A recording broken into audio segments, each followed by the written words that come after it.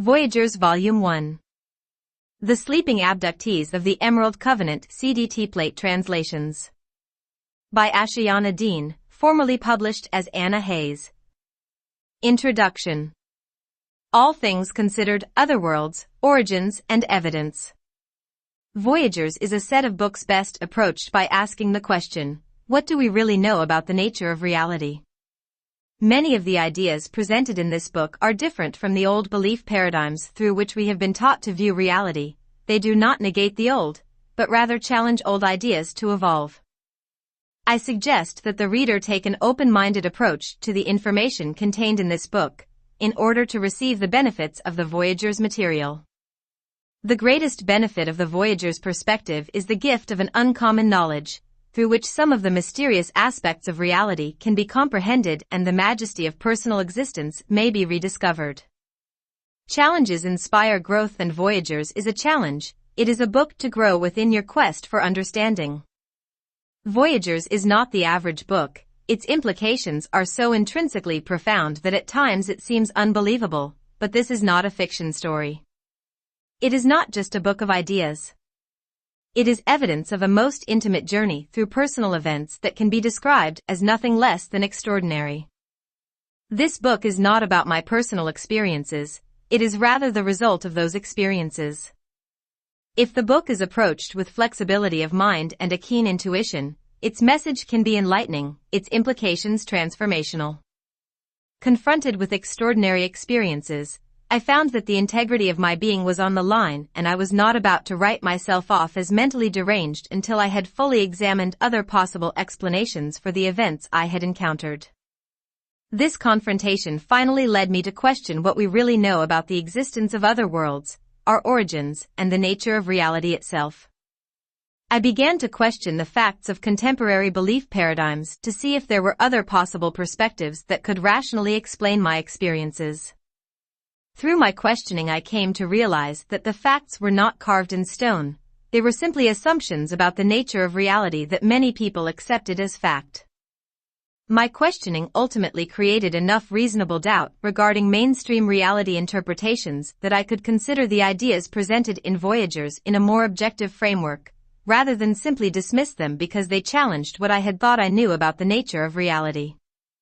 I became receptive to the Voyagers' material. The need to validate my mental integrity was much less important than my need to understand the truth. As I explored the mysteries of human nature, I realized that the Voyagers' material could quite possibly represent a good portion of the mysterious truth about humanity that is presently unrecognized within our modern culture. I began to take the Voyagers' material seriously. Only then did the profound implications of Voyagers really hit me, as I realized that, if this information is valid, we are in a most significant time period. We are approaching an evolutionary crossroads, and through our choices the course of our collective future evolution will be determined. I became grateful for the Voyagers' material as a potential tool through which effective action could be taken. Voyagers is not the entire truth of human reality. It is not the end of the story through which all mysteries will be solved. This book represents a beginning point, through which we can start to comprehend the incredibly complex framework within which human reality takes place. Comparative analysis between contemporary beliefs and those presented in Voyagers led me to realize the potential validity of the new ideas. Once holes in the logic of the old paradigms became apparent, it was much easier to identify the potential logic of the ideas presented in Voyagers. The perspectives offered in Voyagers were equally as rational as those promoted through contemporary belief paradigms. I made peace with the Voyagers' material. Peace came as a result of understanding how the ideas in this book could literally be possible, and in realizing that this possibility implied that humanity's evolution had a greater purpose, meaning, and cause than we presently suppose. I hope the reader may understand the evolutionary promise implied by the Voyagers' worldview. It is a promise that reminds us of the majesty of our divine nature and reaffirms our connection to a sacred creation. In the remainder of this introduction, I will share some considerations concerning contemporary belief paradigms that helped me to recognize the potential validity of the Voyagers' perspective. It is not my intention to challenge or negate the validity of popular assumptions, but I hope to offer some additional insights into these assumptions and to provide possible alternative perspectives through which the facts can be viewed. The following considerations and conclusions represent my personal perspectives. I do not ask you to accept my opinions as your own, but only to consider them as potentially interesting points of view through which greater understanding might be gained. The ordinary extraordinary. In our contemporary world, we are progressively presented with more and more experiences and occurrences of an extraordinary nature. Over the past 20 years alone, it seems as if the extraordinary has taken on a life of its own. People now routinely report extraordinary experiences, such as psychic phenomena, out-of-body episodes, near-death experiences, hauntings, channeling of disembodied spirits, visitation by angels, sightings of UFOs and abductions by aliens, to name a few. All of these events share a common implication of the existence of unseen worlds, or other worlds, as I like to call them. Never before in recent history have these events reached such mass proportions. It is difficult to label such experiences as aberrations of a disturbed mind when masses of perfectly normal people begin reporting extraordinary encounters. Perhaps the current increase in extraordinary events will inspire us to re-evaluate our perspectives on reality. If we look toward history for answers, we may find more explanations than we might suppose. Other worlds, re-evaluating the past. Consideration 1. Do ancient records suggest the presence of visitors from other worlds? Throughout the mythologies of ancient cultures, from indigenous tribes to ancient Sumerian, Egyptian, Greek and Roman civilizations, we are presented with accounts of extraordinary visitations by gods and demons from other worlds. The visitors from elsewhere were both feared and worshipped by ancient man, and the foundations of most ancient cultures were built upon a literal acknowledgement of unseen worlds. In contemporary times, we have dismissed ancient recorded accounts of otherworldly visitations as the superstitious folly or imaginative fantasy of a primitive peoples, much in the same way that we attempt to invalidate the extraordinary experiences of people today, by viewing them as mental aberrations. Our scientific communities tend to view the otherworld beliefs of contemporary humans and ancient cultures in symbolic terms, considering them to be representations of psychological archetypes of the times, rather than as valid evidence for human contact with other worlds. Conclusion 1. It is quite possible that ancient records included both symbolic and literal representations of reality. Our contemporary interpretations of ancient records may not fully reflect the actualities those records were intended to describe, and our potential misrepresentation of ancient events may cause us to misinterpret the extraordinary events of today. What if the ancient mythologies were, at least in part, a colorful presentation of literal events? In our current societies, we record and capture the essence of our cultural events through various media, from news reports to drama, comedy, fiction and non-fiction, to the arts. Ancient peoples might have been doing precisely the same thing when they etched out odd flying craft and helmeted visitors in their cave drawings, or wrote of their elaborate dramas with angels, creator gods and visitors from other worlds. It would be easier to remain complacent within our interpretation of these ancient events as imaginings of the primitive mind, if we were not presently being confronted with precisely the same type of extraordinary encounters within our contemporary society. Consideration 2. Is the belief in the literal existence of other worlds a minority perspective? Growing numbers of contemporary humans are reporting events of otherworld contact. Over the last 40 years, contemporary New Age culture has emerged, with much of its emphasis placed upon the spiritual worlds. New Age spiritual development frequently includes communication with channeled spirits and contact with ETs. Native American, Aboriginal, and many other tribal cultures have always interpreted otherworlds in literal terms. The majority of our ancient races left evidence suggesting that contact from elsewhere served an integral role within the very structure of their sociological organization. From the polytheistic, pantheistic, pagan and monotheistic religions of the ancients, through the rich historical tapestries of cultural mythology and up to the religious traditions we hold most dear today, humans have demonstrated awareness of the existence of other inhabited worlds. The names, locations, and attributes assigned to the other worlds differ between cultures. Christianity and Judaism refer to other worlds in terms of heaven, hell, and purgatory. Ancient Grecian myths described them as Olympus, the abode of the gods. Tribal cultures and New Age ideologies identify the other worlds in terms of various dimensional levels and sometimes as identified planetary systems in our known galaxies. Regardless of the terminology and categorization used, the common belief in the literal existence of other inhabited worlds remains the same. Conclusion 2. The majority of collective humanity has validated within their belief paradigms the existence of unseen worlds inhabited by intelligent beings that periodically interacted with human culture. Within the traditional, New Age and indigenous religious communities of the present day and throughout the ancient civilizations of historical record, the collective majority of humanity has always acknowledged the literal existence of the unseen otherworlds and the reality of visitors from elsewhere. Whether the visitors are viewed as angels, demons, spirits, or ETs, the underlying implication is that mysterious visitors from other worlds interact with Earth and human culture. Consideration 3. How did the ancients know of other worlds if contemporary science has yet to prove their existence? Our contemporary scientific paradigms attempt to refute the existence of other inhabited worlds, based upon two primary assumptions. Conditions supportive of evolved biological life have yet to be found within local planetary environments, and planets showing evidence of past or present civilization have not been found.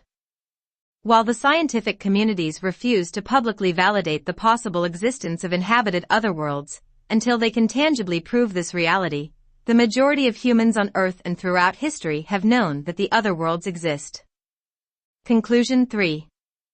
Knowledge of the otherworlds did not come to our historical masses through technological validation, scientific hypotheses, or mathematical calculation.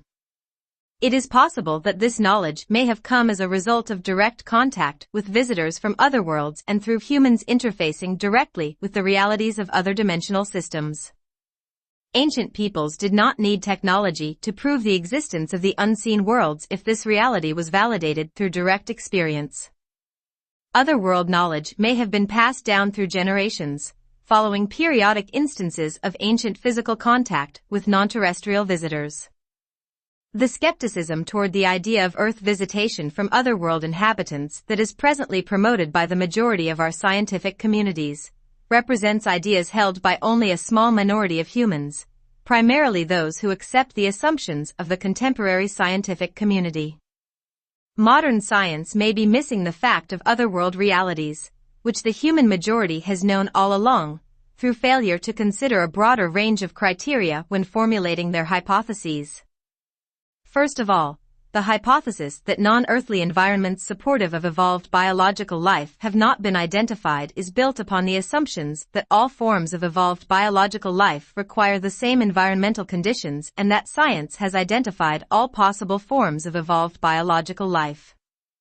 The fact is, there may be types of highly evolved non-carbon-based biological life forms, such as silica-based biology, of which science is unaware, and other types of biology may require other types of environmental conditions. Planets assumed to be uninhabitable could actually support subterranean, surface or etheric civilizations of evolved life forms that are not yet known to exist. Secondly, and of most importance, the hypothesis that evidence of past or present civilizations has not been found on other planets is built upon two unlikely assumptions. All planets and galaxies in the universe can be perceived, located, and identified through modern technological instrumentation. The existence of all possible worlds can be theorized through contemporary mathematical computation. Our scientists have not yet seriously considered the possibility that inhabited otherworlds may not only exist on other planets in other star systems, but that they may also reside within other dimensional reality fields that differ from our own, within unrecognized parallel universe systems, or that visitations could occur through intertime structures that allow interface between various periods of spacetime. Quantum physics theory presents new possibilities for validating the existence of parallel, interdimensional and intertime worlds, but our scientific understanding of such realities is in its infancy. The facts are, other worlds, supporting advanced civilizations, may appear unseen from today's scientific perspective because they exist in dimensions, or fields of frequency, unknown to contemporary science. They may exist in parallel universes, which quantum physics theory is only beginning to suggest. Non-terrestrial visitors, reported throughout history, could originate from these unseen worlds or may visit Earth via time travel through unidentified intertime structures. Contemporary mathematical computation may not possess the sophistication to factor multidimensional reality systems into workable theories, from which clear hypotheses as to the locations of other worlds can be drawn. These possible explanations for the apparent invisibility of other inhabited worlds are equally as valid as the scientific assumption that such worlds cannot exist simply because science has yet to discover them. Other worlds may not exist for science, but they have always existed for the general human collective. Blinded by scientific interpretation. Consideration 4. Does scientific dogma distract us from other potentially valid reality interpretations? We often fail to see other potentially valid perspectives regarding inhabited otherworld existence because of our contemporary acquiescence to the dictates of scientific expertise. Blinded by the shining accomplishments the sciences have achieved, we tend to overlook the larger body of subject matter that science has yet to comprehend. In Western culture especially, we have allowed the glamour of the scientific dynamic, with its nasty habit of negating the reality of anything it cannot yet define, dissect, reduce to mathematical computation or place under a microscope, to create our belief paradigms for us. Too often we accept the assumptions of the scientific experts as fact, even if those assumptions are incomplete or serve to negate our personal experience and understanding. Contemporary humans have allowed themselves to become conditioned to blindly accepting the hypotheses of the scientific community, when the scientific community itself often negates its previous assumptions with the discovery of new insights. In the world of science, the facts frequently change, yet the general public often accepts scientific fact as absolute truth. Conclusion 4. We have placed our sciences on a pedestal, and in so doing we have disempowered our own abilities to assess conditions of reality and to scrutinize the value of scientific hypotheses. As long as we place the reality interpretations of the scientific machine above our ability to think for ourselves, we will remain blind to other possible interpretations of reality, which may have equal or superior value compared to the assumptions of the scientific majority. Science has its place within an evolving culture, but if it is allowed to become the ruler, dictator, and governing force of the private mind, the wisdom that comes to us by way of the soul may be extinguished. Scientific paradigms traditionally do not recognize the validity of the soul. Readers of a scientific persuasion may substitute, in the above sentence, the concept of the superconscious mind, for the term soul, as the modern science of psychology is beginning to recognize this idea. In truth, the superconscious mind and the soul represent the same level of higher identity, and there are levels of identity that exist beyond this point. We have accepted the scientific assumption that ancient recorded accounts of otherworld contact represent the symbolic folly of a less developed, primitive mind, and thus we discount the possible implications of those ancient records.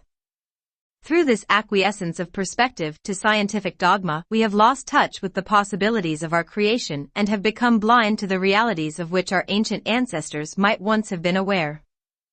Invalidation of the unseen worlds and denial of the evidence that supports their existence represents a specialized digression rather than an evolution of our conscious awareness. We have achieved simple scientific and technological prowess, while sacrificing a greater cognition of ourselves, the cosmos and the divine, awareness our ancient ancestors might very well have possessed. Consideration 5. Were ancient human cultures more evolved in mind technologies? Under the influence of popular scientific ideology, we have learned to view ancient human races as primitive compared to our own, because they apparently lacked sophistication in externalized mechanical technology. We rarely consider the possibility that some ancient peoples might have possessed a higher level of evolution regarding mind technologies than that which is presently demonstrated in the contemporary human. Many present-day experiences of an extraordinary nature are categorized as mental problems, when in truth they may represent evidence of a more evolved consciousness that was ordinary during ancient times. Conclusion 5. It is perhaps a greater sophistication in technologies of mind and resulting attributes of perceptual expansion that allowed the ancients more open dealings with otherworld inhabitants. Many of the rituals and spiritual practices of old could represent intuitive comprehension of the direction of subtle energy and hidden forces, an art that contemporary science is only beginning to hone through the use of the rational mind and external technologies. If we viewed ancient cultures with more respect for their inherent mental integrity, we might discover the logic behind some of their spiritual beliefs and practices and realize that such practices might have advanced scientific validity at their core. If we begin to validate the contours of the ancient psyche, we would begin to comprehend more about the workings of the contemporary mind and would perhaps not jump to the conclusion that people are mentally disturbed simply because they have extraordinary experiences. We might discover that extraordinary experiences are the result of perceptual evolution. Once we collectively advance to a more evolved state of consciousness, extraordinary experiences, such as contact with inhabitants of other worlds, might become quite ordinary.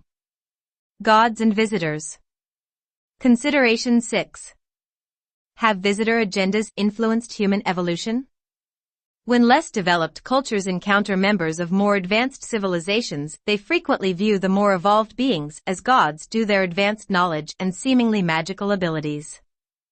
If our ancient cultures were indeed visited by members of more evolutionarily advanced races from other worlds, it is quite likely that such visitors would be considered as gods. Ancient polytheistic and pantheistic religions could very well have been built upon the dramatic visitations of advanced interstellar, intertime or interdimensional races that literally took place within the life experience of our ancestors. Such visiting cultures could have laid the conceptual foundations for ancient spiritual belief, reducing their advanced spiritual and scientific comprehension into simple terms more easily understood by a less developed civilization. Monotheistic religious traditions, which remain strong within our culture today, could likewise have been brought here by advanced, visiting races from the other worlds. The visitors may have depicted themselves as gods in order to establish an attitude of reverence, obedience or subservience among ancient populations or to bring to us their own spiritual and scientific knowledge in ways that we could understand. Perhaps the great theological discrepancies, still apparent within contemporary religions that have their roots in ancient ideologies, have resulted from diversification among ancient visitor races. Each race, having a worldview of its own, may have at different times dispensed teachings that reflected their particular understanding of the cosmos. Through the passage of time, the original teachings were propagated within various aspects of human culture, laying the foundations for the great spiritual and theological perspectives that have molded our civilizations up to the present day. It is quite possible that ancient cultures and the direction of human evolution itself have been directly influenced by a visitor presence and that such influences continue today through discrete visitor involvement. This contemporary influence may have a direct effect upon the course of our future evolution. Conclusion 6. Visiting representatives from other world cultures may have directly influenced the evolution of human culture on Earth. Our religious belief systems of today may have their roots in other world cultures. The development of our present scientific paradigms may also be influenced from behind the scenes by contemporary otherworld visitors. It may be no accident that scientific paradigms have evolved in a way that attempts to negate the possibility of visitor presence. Perhaps visitors allow us to evolve primarily on our own, observing from afar while periodically influencing the direction of our evolution. Some visitors may have agendas toward the human populace that depend upon our ignorance to their existence. If we were being covertly manipulated or directed toward a hidden evolutionary goal, it could be to the benefit of the visitors to remain undetected.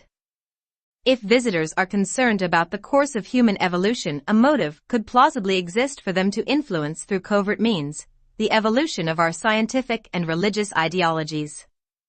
Scientific and religious organizations form the foundations upon which our mass cultural belief systems are built. If our scientists and clergy were secretly guided, via various means of covert visitor infiltration, to follow specific perspectives about our origins and the nature of reality, perspectives that lead us away from considering the idea of visitor involvement with Earth, visitors could direct the course of our evolution while remaining invisible to our people. Covert visitor influences may have existed from the time of human beginnings on Earth, continuing discreetly up to and including our present time. If the visitors are benevolent in nature, then such evolutionary guidance might have our best interests at heart. But if some visitors held malevolent motives, our continued survival could be at stake. This interpretation of human evolutionary history is not often promoted through present-day scientific or religious culture, but the visitor influence theory is potentially equally as valid an interpretation of human evolution as those offered and endorsed by the contemporary expert majority.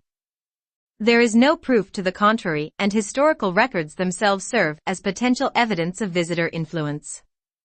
The possibility that ancient cultures were directly influenced by otherworld visitors and that the course of our evolution up to the present day might have been directly guided by a covert visitor presence is a potential of our evolutionary history that our culture has barely explored. It is no less an intelligent approach to exploring our evolutionary history than to assume that ancient peoples independently and imaginatively created elaborate depictions of otherworld involvement due to the ignorance of the primitive mind and that contemporary people experiencing contact events are simply mentally unstable. We may have been covertly guided, throughout various portions of our evolution, to negate the possibility of visitor presence, or to worship visitors in terms of conceptualized gods, so our race would remain open for manipulation and direction by visitors from other worlds. It may do us well to consider this possibility now, as instances of extraordinary visitor encounters make a resurgence within contemporary society, because the intentions of all visitors may not have the best interests of human evolution at heart. As long as we negate the possibility of visitor presence, we will not explore the implications of how such a presence might affect us now or through the course of our future evolution, and we will be completely unprepared to handle ourselves effectively in the face of visitor encounter. Visitors and human origins. If we view ancient records in terms of a potentially literal, albeit colorful, interpretation, we can see the plausibility of the visitor contact theory. If visitors were present throughout our history, perhaps they have indeed charted, guided, and influenced the path of human evolution all along. This possibility leads to greater considerations. Consideration 7. Is there a genetic connection between humans and otherworld visitors? If visitors interacted with us periodically and influenced the course of our evolution throughout history, it would seem that the visitors had a vested interest in the development of the human lineage on Earth. One plausible reason visiting races would be interested in our development is that our races were somehow connected. This connection could be genetic. What if the truth of our origins on Earth is not the accidental collision of elemental space dust and its resulting evolutionary progression, as suggested by some scientific schools of thought? What if the Father God created man on Earth theory, that is promoted by most monotheistic religious doctrines, is a simplification of a greater creation dynamic? For all we know, the Father God of our monotheistic creation stories could have been a biological ET or a non-terrestrial etheric entity from other worlds, who gave us our creation stories to help us understand our inherent spiritual connection to the cosmos. What if we were put here to evolve, by an elder race of interstellar, intertime or interdimensional visitors, as the propagation of their genetic heritage? Conclusion 7. Human lineage could very possibly have originated through an older race of extraterrestrial, ET, other-dimensional, or intertime otherworld visitors. If our true ancestors are non-terrestrial in nature and are more highly evolved than contemporary humanity, then our genetic heritage may be richer than we have imagined and our evolutionary potentials may be greater than we suppose. Our original home and the purpose for our existence may exist within the other worlds. Considering the possibility of non-terrestrial human origins does not negate our beloved spiritual teachings, but rather suggests that our creation stories fit into a larger picture. Otherworld origin does not imply that we have been created by other races alone. It suggests that we may be the continuation of elder races who were also created through a divine source. It would simply imply that our divine source had created greater diversity of form than that which is apparent on Earth. God's creations would thus include the ET, other dimensional, and IT, intertime, inhabitants of the other worlds, as well as human and other life forms on Earth. The idea of non-terrestrial origins does not intrinsically conflict with our religious teachings.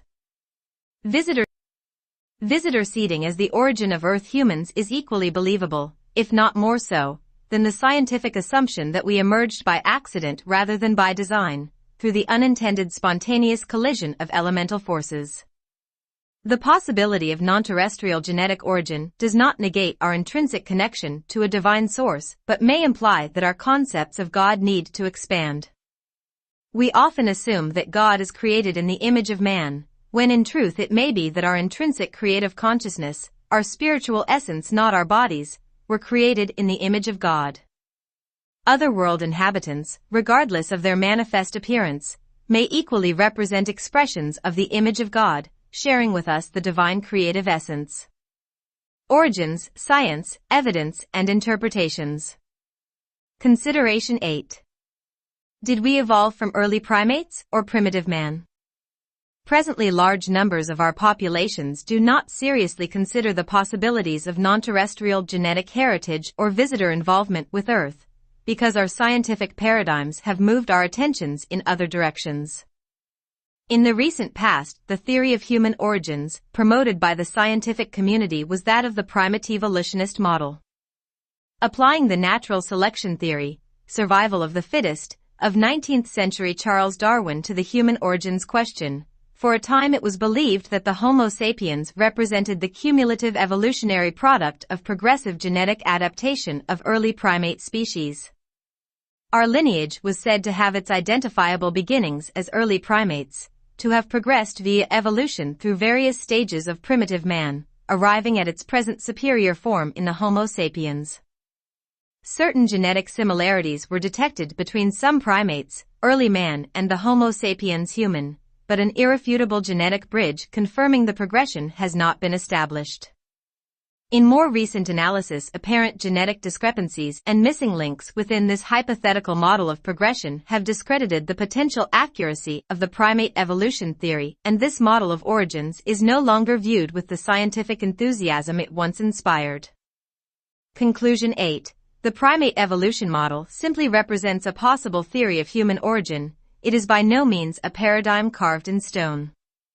The truth of the matter is that our scientists are still guessing. They do not yet know the facts of human origins, and they can offer us only assumptions using their present body of knowledge. Through genetic analysis and archaeological discovery, the sciences have unearthed various pieces of evidence related to the evolution of early human culture. The facts of historical evidence of our origins are simply these. We have certain genetic similarities to various early hominid and primate species. Remains of primitive man have been found during periods when Homo sapiens was not evidenced on Earth, and Homo sapiens remains are evidenced after species of primitive man had apparently disappeared. These facts can be interpreted in a variety of ways, from attempting to fit them into the primate evolutionist model, to considering the possibilities that the Homo sapiens and primitive man species were independently seated here, at different times, by visiting races from other worlds. Genetic crossbreeding between an earlier otherworld Homo sapiens race and earthly primate forms could easily account for the genetic similarities between certain primate, primitive hominid, and Homo sapiens species. We may not be the descendants of primitive man, we might very well be its progenitor.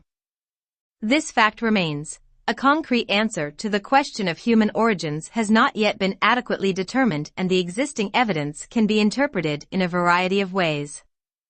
If we add to the equation a literal interpretation of ancient historical records depicting otherworldly contact, some of which include stories of the gods coming down to interbreed with human females, the cumulative evidence points more strongly to visitor involvement with our lineage than to the hypothesis that we are the product of primate evolution. Mysteries. Consideration 9. Could otherworld visitors be responsible for some of our unsolved mysteries? Visitor presence could account for some of the ancient and contemporary mysteries we have yet to solve. The emergence of sophisticated early Sumerian culture. The astronomical knowledge possessed by the primitive Dogon tribe of Africa, whose contemporary descendants claim their ancestors received this knowledge from ET visitors from the Sirius star system. 1. The obvious mathematical and architectural achievements embodied within the Great Pyramid of Giza, Egypt. Did primitive humans really devise the sophisticated mathematical relationships of form that are demonstrated in the pyramid's construction? Were they able to calculate measurement with such precision that stones are fitted together tightly enough so as to rival the abilities of modern technology? Did they really carve and haul those massive blocks of stone by hand, with only the aid of primitive building technologies? The ancient Nazca lines of Peru too.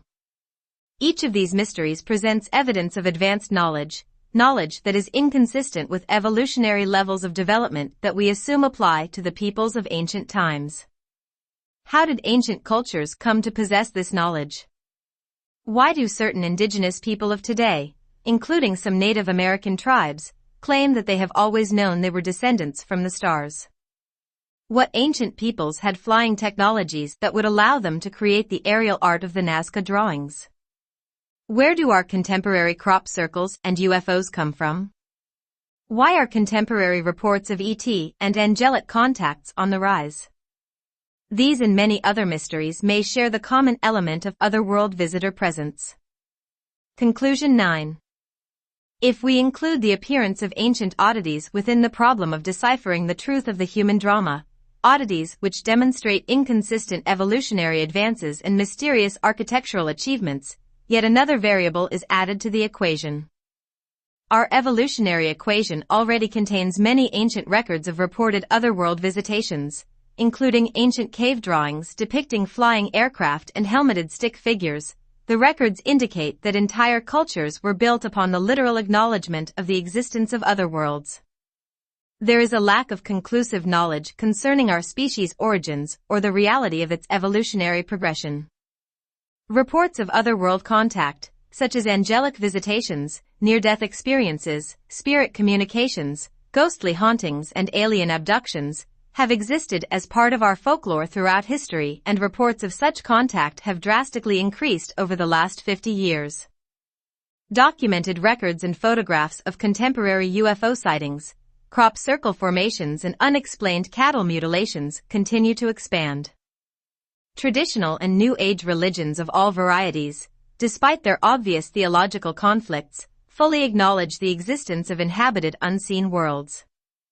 Native American, Aboriginal, and other tribal cultures have always validated the unseen worlds, and many have acknowledged the star people as progenitors of the human lineage. What about the bodily scars and scoop marks apparent on some people claiming to be alien abductees, or the circular impressions left on the ground that are occasionally reported following UFO sightings or abductions? Recent medical revelations have included the surgical removal of physical implants from the bodies of several people claiming to have had ET encounters, implants created through an advanced technology not yet available on Earth. Are physical implants the product of imagination? Perhaps the mysteries of the massive stone heads on Easter Island, the technical artistry of the Mitchell-Hedges crystal skull, and the face on Mars NASA photo also fit into the category of visitor evidence? The Great Pyramid of Giza and the Sphinx, with its curious resemblance to the face on Mars, might also represent remains of a visitor presence. Along with this persuasive physical evidence, we have records from ancient times throughout our known history indicating otherworld contact, and we have literally thousands, if not hundreds of thousands, of contemporary eyewitness accounts of UFO sightings and visitor contact or abductions. How can we expect to solve the equation of the human drama while blatantly ignoring the body of evidence that suggests otherworlds and their visitors do indeed exist? How can we rationally ignore this cumulative evidence and assume that all of the cultures throughout history and all people experiencing extraordinary phenomena today just don't know what they are talking about? How can we ignore the potential connections between various elements of physical evidence and the correlation between the physical evidence and the subject accounts of witnesses throughout the ages? Why would we want to ignore or deny this information? It is illogical and irrational to ignore this evidence. Many people assume that there is no evidence to support the theory of otherworld visitor contact. This is an erroneous assumption, for the fact is that quite a bit of evidence exists to support the contact theory. The idea that no evidence exists could be part of a propaganda program, orchestrated via covert visitor infiltration into human culture, that is intended to conceal visitor manipulation and activities from human view, by convincing the masses that visitors cannot and do not exist. This is a scary thought, but it should be addressed as we explore the possibilities and implications of visitor presence. There is no more concrete proof to support evolutionary theories that negate or ignore the possibility of visitor presence than there is for the contact theory. Substantial evidence is lacking in either case, but when existing evidence is viewed collectively, its many pieces placed side by side, a convincing picture of probable contact emerges. Many people may challenge the idea of visitor contact with a prove-it attitude, using scientific or religious perspectives to refute the contact theory. The truth is that both contemporary science and religion cannot prove their own origins theories, precisely the theories they use to negate the possibility of contact. The argument is a stalemate and will remain so, until we irrefutably discover life on other planets or the visitors make their presence on Earth undeniably known. Missing evidence, particle transition, and time. Consideration 10. Why isn't there a greater amount of physical, archaeological evidence of ancient visitor contact? It is possible that remains of an elder Homo sapiens race or evidence of ET, IT, intertime, or OD, other dimensional, visitor presence have not been found on Earth due to destruction of evidence through geological Earth changes, such as pole shift or other cataclysms. It is also possible that the evidence is here but has not yet been discovered. Another reason we haven't found physical remains other than ancient records and mysteries could be that members of visiting races returned to the other worlds from which they came. Before leaving, they may have made an effort to destroy, remove, or conceal evidence of their presence, in order to keep their activities hidden from the general human populace. It is rumored that this tactic is certainly used today in regard to visitor involvement with covert human governments. Perhaps the visitors held agendas toward human development throughout history, which required concealment of their presence from all but a few. One plausible reason for the seeming absence of archaeological evidence supporting contact has not yet been considered. It is the most likely reason for the absence of evidence, but it is also the most difficult explanation to understand. It is a scientific dynamic known as particle transition, a dynamic which is not presently understood within the scientific communities of Earth. Particle transition is part of the natural evolutionary cycle of planetary bodies and can be understood through advanced applications of Keylontic morphogenetic science, as further detailed in the latter portions of this book. In brief, a planet evolves through a fixed multidimensional frequency scale, following certain time cycles and time continua inherent to its dimensional system. In Earth's evolutionary cycle, a 26,556-year time cycle holds 6 smaller time continuum cycles of 4,426 years each. Earth's progression through this fixed structure of time is synchronistically intertwined with the evolutionary cycles of Earth's antiparticle double/parallel Earth. During the 6 time continuum cycles Earth passes through in its larger 26,556-year evolutionary cycle, Earth and its double literally trade places. Our particle Earth spends 2 time continuum cycles within the antiparticle universe, while during the same period, parallel antiparticle Earth spends 2 continuum cycles in the particle universe. This is done through complex dynamics involving the reversal of electromagnetic polarity and shifting of the angular rotation of particle spin. During the two continuum cycles when the planets switch places within their respective universes, any matter constructions created on those planets will be composed of particles or antiparticles inherent to the universe within which the planet is stationed. Objects and biological remains of civilizations taking place on Earth while it is in the antiparticle universe will be composed of antiparticles. As Earth passes back into the time continua cycles of the particle universe, most matter constructions and remains from Earth's parallel universe period will remain within the antiparticle universe. Remains of activity taking place on the antiparticle parallel Earth while it is in the particle universe will likewise remain in the particle universe. As the planets simultaneously transition back to their home universe, the remains of one planet will appear within the physical particle base of the other planet.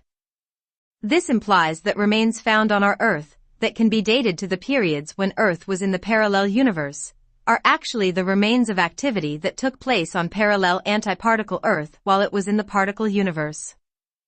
Our Earth's remains from that period would not be found here. They would exist within the particle base of parallel Earth in the antiparticle universe. Other world races visiting Earth while the planet was in the antiparticle universe would leave evidence of their activities within the grounds of parallel Earth. We would not be able to unearth these remains until our particle Earth passed back into the antiparticle universe, following the successful completion of its 26,556-year evolutionary cycle. In the present 26,556-year time cycle, Earth passed into the parallel antiparticle universe in 13,474 BC, remained there for two time continua cycles, 8,852 years, then returned to the particle universe in 4622 BC. Our Earth's archaeological remains from the time period of 13,474 BC through 4622 BC would not be found on our Earth, they would exist on parallel Earth. Archaeological remains found on our Earth that can be dated to the period of 13,474 BC to 4622 BC would actually represent the remains of civilizations and life forms that existed on parallel Earth during this period of time. The particle transition process of multidimensional planetary evolution is very complex and utterly alien to our scientific communities, yet it is a cohesive model, consistent with the structure and mechanics of 15-dimensional physics that are introduced in Volume 2, Voyagers, Secrets of Amenti. If this model accurately illustrates the hidden dynamics of planetary evolution, the seeming absence of visitor or elder race evidence on Earth can be easily accounted for. The remains exist, but most of them are contained beneath the soils of parallel Earth. Remains that vanish when Earth transitions back into the particle universe can be rediscovered when Earth once again passes into the antiparticle universe, at the completion of its 26,556-year time cycle. Within Earth's natural time cycle passage, the present cycle would end in 4230 AD, at which time various types of missing remains would become available for discovery. Due to events described in Volume 2, the opportunity for some such discoveries may present itself between 2000 and 2017. This is a very brief review of the basic concepts involved with the particle transition theory. The mechanics involved are much more sophisticated than I have described. I don't fully understand these dynamics, but I find the theory absolutely fascinating. It is the most intelligent hypothesis I have come across to account for a lack of physical evidence supporting ancient visitor involvement with Earth. This theory would completely revolutionize our studies of archaeology and ancient history. Our mythologies regarding advanced early civilizations, such as Atlantis and Lemuria, could depict actual realities as well. The remains of pre-4622 BC Atlantis might be hidden beneath the waters of parallel Earth, perhaps awaiting our discovery between 2000 and 2017. Conclusion 10. Whether non-detection, natural destruction, intentional concealment, particle transition, or a combination of all of the above are responsible for the apparent lack of ancient physical contact evidence, much evidence is still available if we begin to view ancient records with a bit more integrity. Mysterious cultural advancements of the ancients also support the validity of the visitor contact theory. The information from the past, coupled with the growing phenomena of extraordinary experiences today, offers a convincing body of evidence to support the idea of the existence of other worlds and the premise that visitors from elsewhere have periodically interacted with Earth throughout history and into the present. Evidence to the contrary is no more conclusive, it is only more popular, due to the old interpretations of our scientific and religious communities. Evidence to support the premise that other inhabited worlds exist throughout the cosmos and that visitors from these worlds have interacted directly with Earth can be found through closer examination of our past and through objective observation of the extraordinary events that are presently unfolding within our contemporary global culture. Hypothesis. Through analyzing the evidence upon which our contemporary belief paradigms are built, I was able to see some of the illogical conclusions negating the possibility of visitor presence that have been traditionally drawn from existing evidence. I have become aware of other potentially valid interpretations of this evidence that support the idea of past and present visitor involvement with Earth. My ultimate conclusion is that other worlds do exist. So do the visitors, and they are beginning to make their presence known in our contemporary world. I believe that some of the other worlds exist within physical solar systems that are part of our observable galaxies, but that the majority of them exist within parallel, other dimensional and other time reality systems that our scientists have yet to discover. I have grown to accept the theory that we are not alone in the universe and never have been, as evidence suggests that visitors from more advanced cultures from other worlds have interacted with human evolution from the time of our inception on Earth. It will be quite some time before the scientific majority endorses this perspective, but regardless of their skepticism, the reality of extraordinary events and visitor contact will continue to take place around us. We have a choice between blindly accepting the incomplete conclusions offered to us through the expertise of contemporary science and religion, or to open our minds and venture forward to explore the unknown realities on our own. We have a right to explore available evidence, to interpret that evidence in our own way and to draw our own conclusions. If we expect to understand what is really taking place on Earth and how contemporary events are connected to our ancient past, the right to explore becomes a personal responsibility to do so.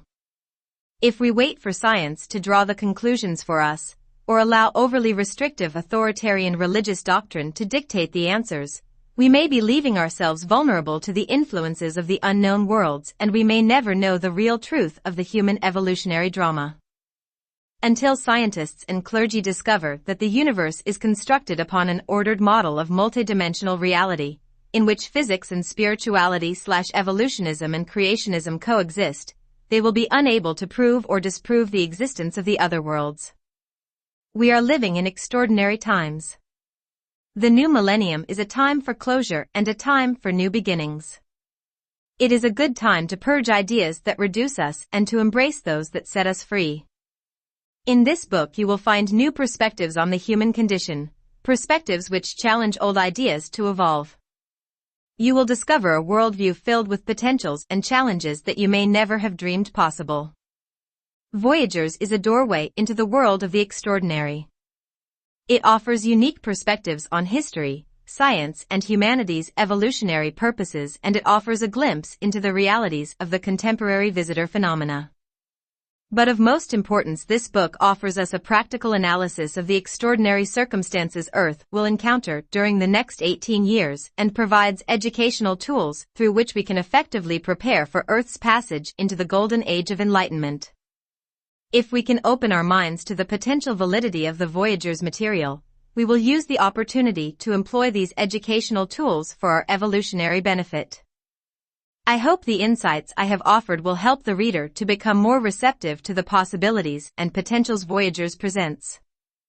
These insights helped me to grow from skepticism and self-doubt to realization and self-renewal. Perhaps for you they will do the same. The Golden Age of Enlightenment is dawning, and it offers us a golden opportunity to re-evaluate our reality, to reinvent ourselves and to come full circle, reuniting contemporary knowledge with the wisdom of our ancient ancestors. It is a time when the past and present come together, the result of which will decidedly direct the course of our future evolution. Voyagers, by its very nature, is an extraordinary series of books. It does not merely contain the speculations of a human mind, but rather offers us a unique perspective on the human condition as observed from an objective bird's-eye view. I was quite relieved that, in analyzing available evidence, I was able to convince my skeptical, rational mind to validate the existence of a visitor presence. If I hadn't been convinced, if there was not enough evidence available to override my personal disbelief, I would have misinterpreted a lifetime of extraordinary experiences and negated the integrity of my personal perceptions. The evidence was there, only the pieces needed to come together. The information contained in this book is further evidence of an active visitor presence on Earth today. The production of this book is the result of a 27-year physical and communicative relationship that I have been privileged to share with members of an organization of visitors from the other worlds, who refer to themselves as the Guardian Alliance. Contact Intruders. In 1969, at 4 years of age, I had my first conscious initiation into the contemporary world of extraordinary events, as I was physically abducted from my driveway in broad daylight by a small gray being with large black eyes. It soon became apparent to me that visitors from elsewhere were far more than creative expressions of the imagination. Following this event, I endured 3 years of ritual abductions in which I was physically taken from my bed at night and transported to a silent spacecraft, escorted by a trio of identical gray beings. During my encounters with the Greys, I was subjected to frightening experiences and medical procedures that I did not understand. Aboard the alien craft, I learned that the Greys worked in subordination to various other types of non-human beings. In positions of authority were ominous creatures that resembled large, upright insects, similar in structure to spiders and wingless moths. The administrators who directed the activities of this menagerie were tall, black-robed beings with heavily boned faces and deep blue skin. Many years later I would understand that this plethora of zoological wonders represented various subspecies within an ET/interdimensional race based primarily in the Orion star system. In their dealings with Earth they are known as the Zeta Reticuli, their primary race strain being the blue-faced Zephelium, the administrators and directors of the lower-ranking subspecies of Zeta.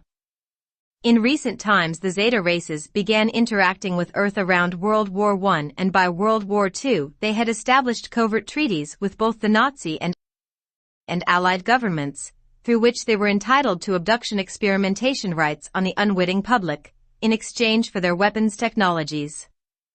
Since the 1980s the Zeta have joined forces with their ancient adversaries, the Dracos, a reptilian hybrid race whose ancestry is also traced to the Orion star system. Both the Zeta and the Dracos races share a common hidden objective of claiming sovereignty over the territories of Earth. Collectively I refer to legions of the Zeta Dracos Alliance and any other visitors from elsewhere who hold agendas that are detrimental to the evolution of humans, as the Intruders. Between the ages of 4 and 7 years I did not understand such things, nor did I comprehend why this malevolent group of beings had invaded my life, striking terror into my heart. I would never have come to understand these events had it not been for the intervention of another group of benevolent visitors that collectively refer to themselves as the Guardian Alliance. Guardians. I first met representatives of the Guardian Alliance when I was 7 years old. While I played alone one afternoon in my grandmother's yard, I was physically approached by yet another gray being, but this one had bright blue eyes, rather than the standard-issue black-eyed grays I had encountered during 3 years of repeated intruder abductions. Unlike the other grays, this being demonstrated kindness, and I was told that I no longer had to be frightened of my malevolent abductors because another group of visitors would ensure my protection from this point forward. Following this event, the rate of my nightly visitor abductions increased, as the intervening group began taking me to children's circles aboard their spacecraft, where my education into the world of the extraordinary began. The Zeta Greys were not in charge of the organization called the Guardian Alliance. Many members of the GA appeared to be quite human, but they possessed knowledge and abilities far beyond conventional human development. Other members of the GA included the regal Lyran Syrian whites, an elder, pale-skinned hominid Syrian race frequently called the Founders, the Ethian, large, white graceful beings of high spiritual development, which resembled upright praying mantises, the Ranthunkiana, tall, thin light-emitting beings with translucent white skin, almond-shaped eyes of various hues and kinky white hair, skilled shapeshifters and highly advanced spiritually, the Brno, advanced beings from the highest dimensional worlds that appear as tall, luminescent figures with elongated heads and large eyes, when they physically manifest, the Queventelier, large, long-haired ape-like beings of great intelligence and sensitivity, who are occasionally glimpsed on Earth as they monitor Earth's environment for guardian purposes, and the Turanusiums, tall, beautiful humans with elongated heads and skin/hair colors representing all of those apparent on Earth plus some in pastel hues. There were many other species involved with the Guardian Alliance, from the various hybrids created through intermixing of these species, to the vast, formless, sentient conscious entities who direct the Guardian Alliance, entities that exist beyond the scope of dimensionalization. The Zeta members affiliated with this organization represented defectors from the Intruder Zeta groups that had been given political asylum by the GA, in exchange for their commitment to honor and uphold GA agendas and to follow GA protocol. I learned that the GA was a cooperative organization through which an enormous variety of different interstellar, multidimensional and intertime species and races worked together to assist in the evolution of developing cultures throughout the multidimensional universe. The GA represented a smaller, specialized group within a greater guardian organization called the Interdimensional Association of Free Worlds. During my childhood, I did not understand the complex political dramas taking place between the various races of interstellar visitors, and I was not informed about the various Earth agendas held by guardian and intruder races until I was well into my adulthood. Throughout my childhood, the GA repeatedly took me, via consensual nightly abductions, to educational facilities aboard their motherships. There I was exposed to a variety of educational subjects, such as 15th-dimensional physics, bioenergetic healing modalities, the elder race human history, spiritual teachings of the law of one, and I was trained in the rudimentary dynamics of Keylontic morphogenetic science. I was trained to become a biophysical translator of the universal symbol code language known as Keylonta. During my years of education with the GA, I was treated with the utmost of kindness, respect, and unconditional love, and I grew to admire their members for the incredible wisdom, knowledge, and spiritual grace they demonstrated in all of their activities. Interaction with the GA became my secret life that I was not permitted to speak of during my usual human interactions. The Guardians explained to me that, due to present human ignorance about the presence of visitors from elsewhere, I would be persecuted and misunderstood should I try to share my knowledge of the GA. Until I was of an adult age, I was to remain silent about my contact to protect myself from the interference of a well-meaning but ill-informed psychiatric community that was not in the least bit prepared to handle cases of visitor involvement effectively. I understood the warnings of the GA and knew that if I began speaking about my experiences, I would be mislabeled and diagnosed as having psychological problems, because our culture does not yet possess the knowledge through which these experiences can be rationally understood. I was consciously aware of my contact experiences throughout childhood and into adulthood. I have never been placed under hypnosis to retrieve memories of these events. My childhood memories of contact events still remain quite clear. My memory of visitor interaction during adolescence is still somewhat fuzzy. I do remember numerous episodes of contact, but it seemed that the intruder visitors had once again appeared on the scene. Some of my adolescent memories involved abductions by humans dressed in military garb, in which I was forcibly taken to underground military-like facilities and subjected to interrogation and rough handling. This period of my life was very confusing due to obvious gaps in contact memory and the seeming re-emergence of the intruder visitor presence. Through the GA, I have learned that during my adolescence the intruders had attempted to reclaim their specimen, once again subjecting me to forced abductions, experimentation and memory repression and mind control technologies. The GA continually intervened. During this period in my life, I did not understand that I had become an unwitting pawn in a game of ET politics. The mind control technologies used by the intruder forces and their human cohorts made clear sequential memory of the adolescent encounters nearly impossible and also affected my ability to clearly remember contact with the GA during this time. In January of 1983, at age 18, I had a near-death experience, following which clear contact with the GA resumed and the intruder presence once again vanished. I have since learned that during the NDE event the GA had removed intruder implants from my body and bioenergetic field and once again released me from intruder manipulation tactics. Later in 1983 the intruder group that had been involved with my prior abductions had, along with numerous other intruder groups, defected from the Zeta Alliance, seeking political asylum with the GA. Asylum was granted and the intruder group involved with me was assigned to off-planet GA re-education facilities. The GA no longer had to contend with this intruder group interfering in their relationship with me, and my reluctant involvement with the intruders and the secret government had come to an end. After the NDE, I was able to receive direct, remote telepathic communications with the GA, as well as contact through the dream state. The instances of direct physical contact with the GA dwindled as the lines of direct subtle communication progressively opened. Telepathic dialogue with the GA was soon replaced by a strange form of contact through which I would receive large bodies of communicated text that would open up in my mind like a form of psychic email.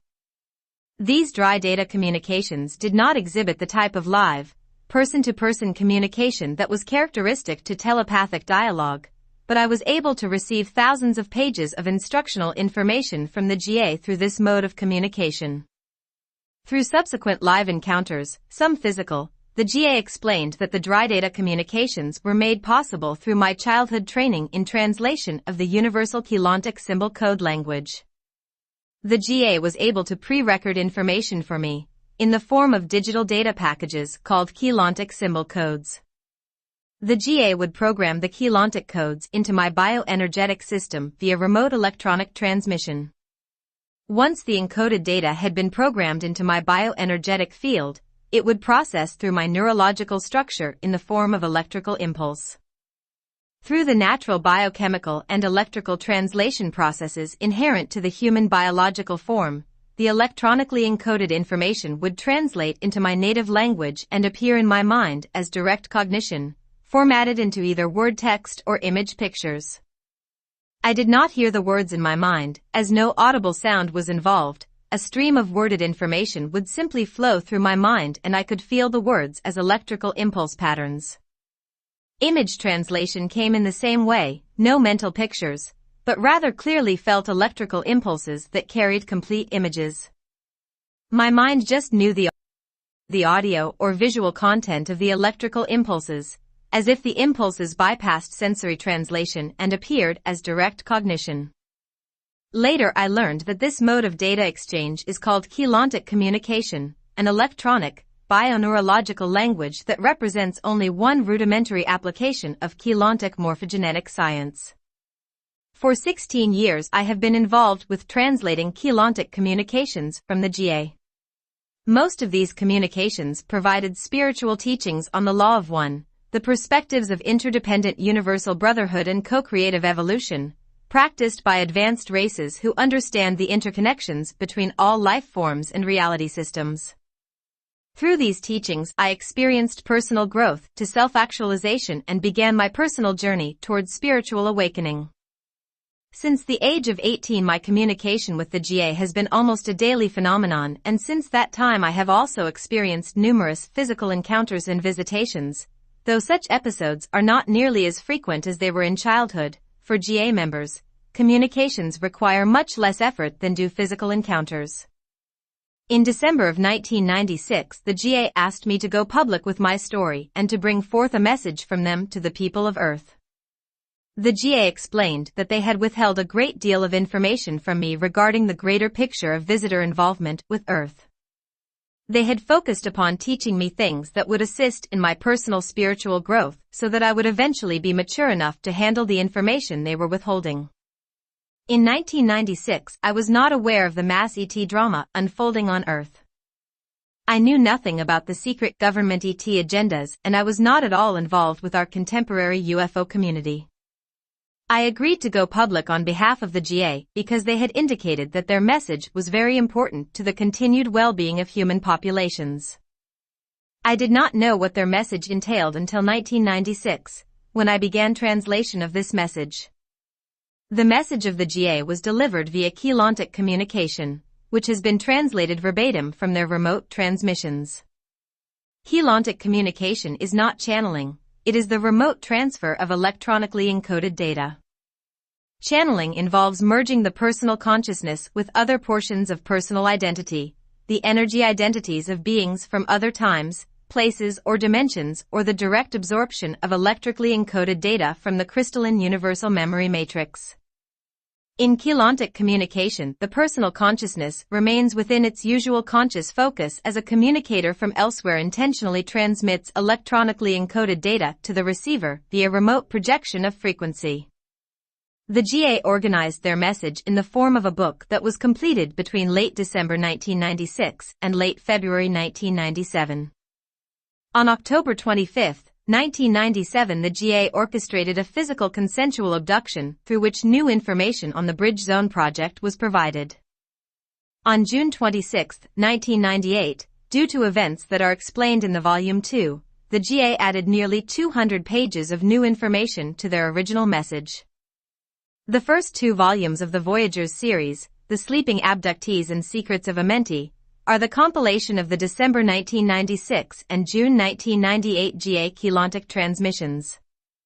It represents the first official GA message to the people of contemporary Earth. It is their message, presented in their format, using their words.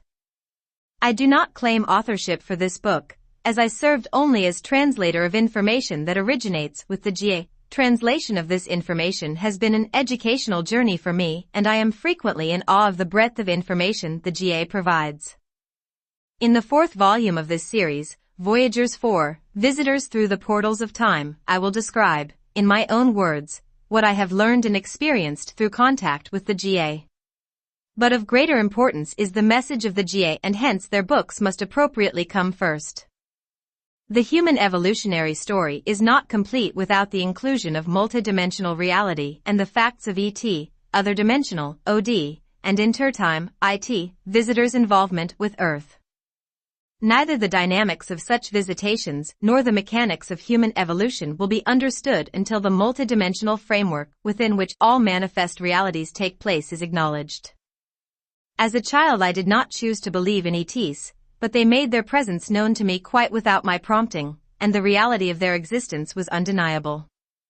I am convinced that the presence of ET, OD, and IT visitors has been an ongoing, yet relatively hidden part of the human story since our earliest beginnings on Earth. Groups such as the GA have always been aware of this fact, and they are quite familiar with the myriad of different interdimensional spacetime locations from which visitors may come.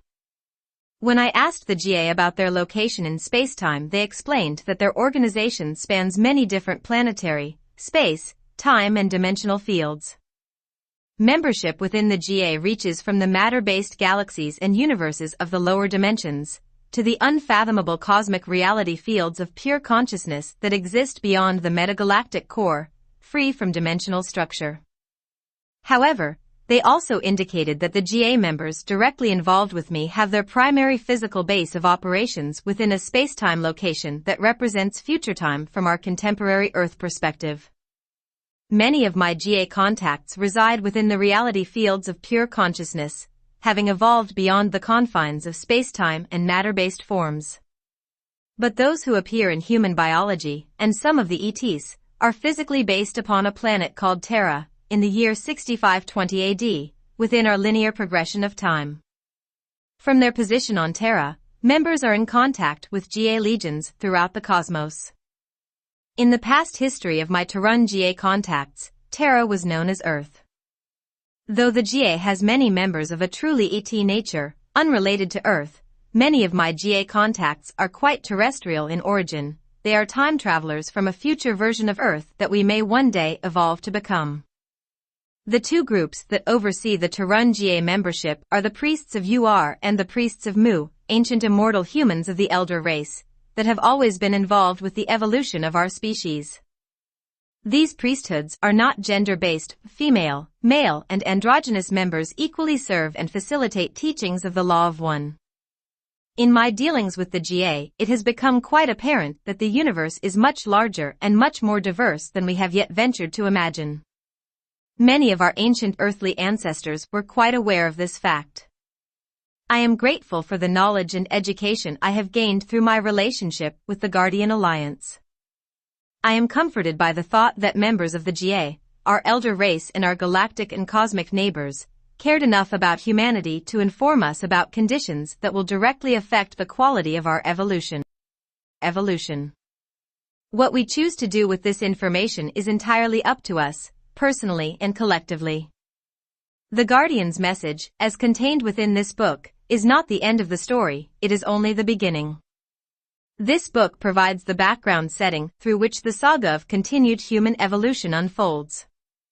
I personally believe that events on Earth are occurring as the GA has indicated.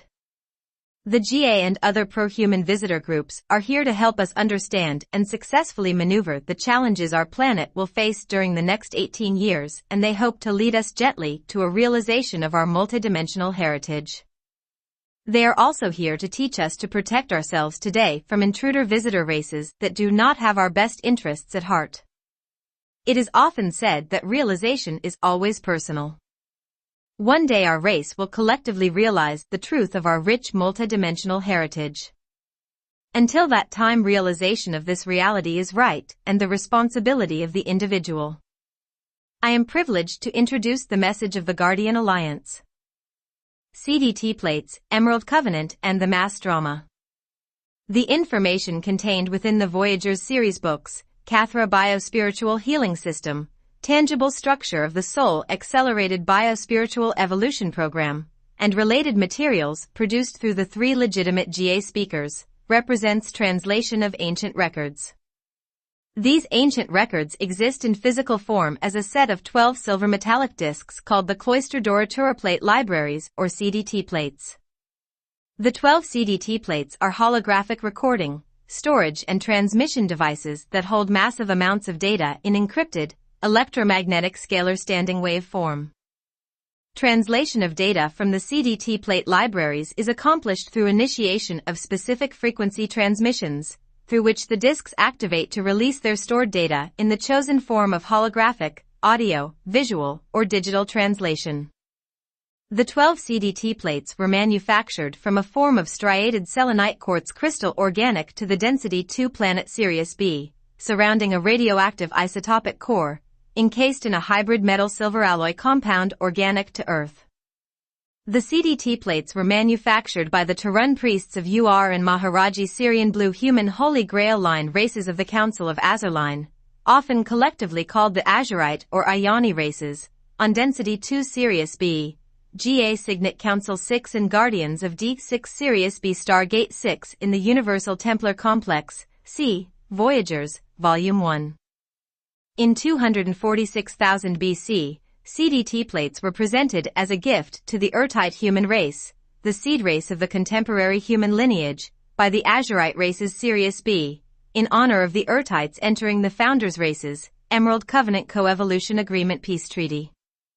The CDT plates contain massive encrypted tomes of practical physical and spiritual evolutionary advancement teachings, presented to the races of our 15-dimensional time matrix by the density 5, dimensions 13 to 15, Elohia Elohim Emerald Order, Seraphi Seraphim Gold Order and Braharama Amethyst Order Melchizedek Cloister Brno, the 3 primary founders races in our time matrix. The teachings contained in the CDT plates cover the full evolutionary history of life evolution in our time matrix since the last life wave was seeded 950 billion years ago up to the present. Time is simultaneous in nature. Past, present, future exist as multiple sets of interconnected cycles of evolutionary development that form manifest probabilities of possible experiential action. The CDT plates also contain future records of the many various paths of evolutionary development of human and interdimensional, intergalactic, intertime races, which emerge from free will choices rendered in our present space-time continuum. Of the existing probable futures, or primary time vectors of evolutionary development that exist as future experiential potentials. Our present moment choices determine which line of probable evolution we will perceive in manifest form as a future continuum of time emerging from our present space-time coordinate. Most valuable to our present time, the CDT plates contain extensive educational records pertaining to Founder's race creation mechanics, universal unified field physics, and Law of One, Inner Christ, Sacred Spiritual Science Ascension Merkaba training. The CDT plates also contain the history and details of the Founder's Emerald Covenant Co-Evolution Agreement Peace Treaty, humanity's historical relationship to the Emerald Covenant. As designated by the Emerald Covenant Restatement of 246,000 BC, the CDT plates contain the teachings of Masters Templar Mechanics, Planetary, Galactic and Universal Star Gate Mechanics, DNA Template Bioregenesis and Cathra Core Template Healing Technologies. These Masters' teachings were originally provided to the angelic human race of Earth in order for humanity to fulfill its original creation commission as guardians and keepers of the Universal Templar Complex. The CDT plates have served as an intrinsic part of human evolution on Earth since they were given to the Earthites in 246,000 BC. The first written translation of part of the CDT plate library was rendered by the Earthite human race of Earth, upon receiving the CDT plates in 246,000 BC. The first written CDT plate records were a collection of large books, collectively called the Maharata, pronounced Maharata, translates into the Inner Christos dispensations. The Maharata text was a collection of over 500,000 pages of condensed text transcription, spanning 590 volumes. The Maharata transcriptions were handwritten on a form of durable textile paper resembling crisp, semi-translucent vellum that was in common use at this time among the Tarun civilizations of Density 2. The volumes of the Maharata were compiled in large format, embossed leather-bound books through a hand-rendered process that resembles contemporary perfect binding. The original Maharata books were transcribed in the Anahazi language, the first spoken written language form of the Density 4 Emerald Order Elohe Elohim Anahazi, feline hominid, Founder's race, out of which all other external language forms in our time matrix emerged. The 12 CDT plates were kept on Earth in the protective custody of the Earthite human lineage, until the Temple Wars and resulting pole shift of 208,216 BC. Just prior to the 208,216 BC pole shift and decimation of the Earthite human culture, 10 of the 12 CDT plates were retrieved by the Sirius B Azurite races and placed under Azurite Universal Templar Security Team protection. The CDT plates have always been coveted by many interstellar races, not only for the practical knowledge they contained, but also due to their dual purpose in relation to obtaining manual access to the 12 primary stargates of the Universal Templar Complex. The 12 CDT plates are part of a larger apparatus that included 12 corresponding, larger silver discs called the Signet Shields. The 12 Signet Shields, manufactured at the same time as the CDT plates, are a technology through which the 12 primary stargates of the Universal Templar Complex, which span the dimensional fields and galaxies of dimensions 1 to 12, can be manually activated and opened. The 12 CDT plates, designed for interdimensional frequency transmission capacity, can be used to manually activate, from remote locations, the Signet Shields and their corresponding universal stargates. The 12 CDT plate discs are the activators for the 12 Signet Shields. In the wrong hands, the CDT plate Signet Shield technology could bring universal devastation to this time matrix, and so the CDT plates remained under the highest security possible. On behalf of the Emerald Order Melchizedek Cloister Elohe Elohim Brno of Density 5, and their primary guardian universal service organizations, the Azurite Universal Templar Security Team, the IAFW, and the 12 Signet Councils of the GA, CDT plate Signet Shield protection had been commissioned to the Azurite races, the Sirius B Council of Azurline. The Earthite human lineage of Earth was entrusted with protection of the CDT plates and Signet Shields in 246,000 BC, when humanity was officially appointed as active co-guardians of the Universal Templar Complex through the Earthite's entry into the Emerald Covenant Restatement. The GA Signet Council 6, Council of Azurline from Sirius B reclaimed 10 of the 12 CDT plates under their protection in 208,216 BC. 2 of the 12 CDT plates and all 12 signet shields fell into the hands of various competing human and fallen angelic legions on Earth during the course of human evolution since this time. In the 1600s, the Azurites secured one of the missing CDT plates. In November of 1999, the last of the 12 CDT plates, once called the Tables of Testimony by the Knights Templar races, was retrieved by the Azurites from a contemporary Freemason family line through which possession of the CDT plate had been passed from Atlantean generations. The 12 signet shields still remain buried in various hidden locations on Earth. Since the times of the 208,216 BC cataclysm, the Azurite races of the Sirius B Council of Azurline have periodically offered dispensations of knowledge translated from the CDT plates to the evolving human cultures of Earth. Translations of the CDT plates were the first foundations of all legitimate spiritual teachings among all races of Earth, before the genuine CDT plate translations were repeatedly compromised, destroyed, and distorted into religious control dogmas by competing factions of corrupt human power elite and fallen angelic visitors. Each time the Azurites offer return of CDT plate translations, 3 CDT plate speakers incarnate through the Maharaji race line Council of Azurline from Sirius, into the human indigo child Grail line on Earth, see the IAFW, Azurite Security Team and the MC Ayani Master Council on page 162, to serve as the 3 CDT plate translators or speakers. The first CDT plate speaker is trained for the position from childhood through physical contact with the Azurite races and priests of UR, and serves as mentor for CDT plate speakers 2 and 3. The 3 CDT plate speakers are always contemporaries and work closely and cooperatively together, collectively presenting on Earth the translations of the CDT plates to which they are commissioned over a 12-year period of time. The tradition of selecting only 3 CDT plate speakers who are entrusted members of the Emerald Order incarnate in human form is a security measure that has always been employed by the Azurite races in order to protect the integrity and intended purity of CDT plate translations. In Atlantean times, the most commonly known third CDT plate speaker was a Nibiruyan Anunnaki Atlantean by the name of Thoth. In 22,340 BC, Thoth was entrusted by the Emerald Order Melchizedek Cloister and Azurite races to bring oral translation of parts of one CDT plate into specific segments of Atlantean culture. During this time, Thoth defected from the Emerald Covenant in favor of Nibiruyan Anunnaki Dominion agendas, translating portions of the CDT plate into written form, in a text that became known as the Emerald Tablets of Thoth.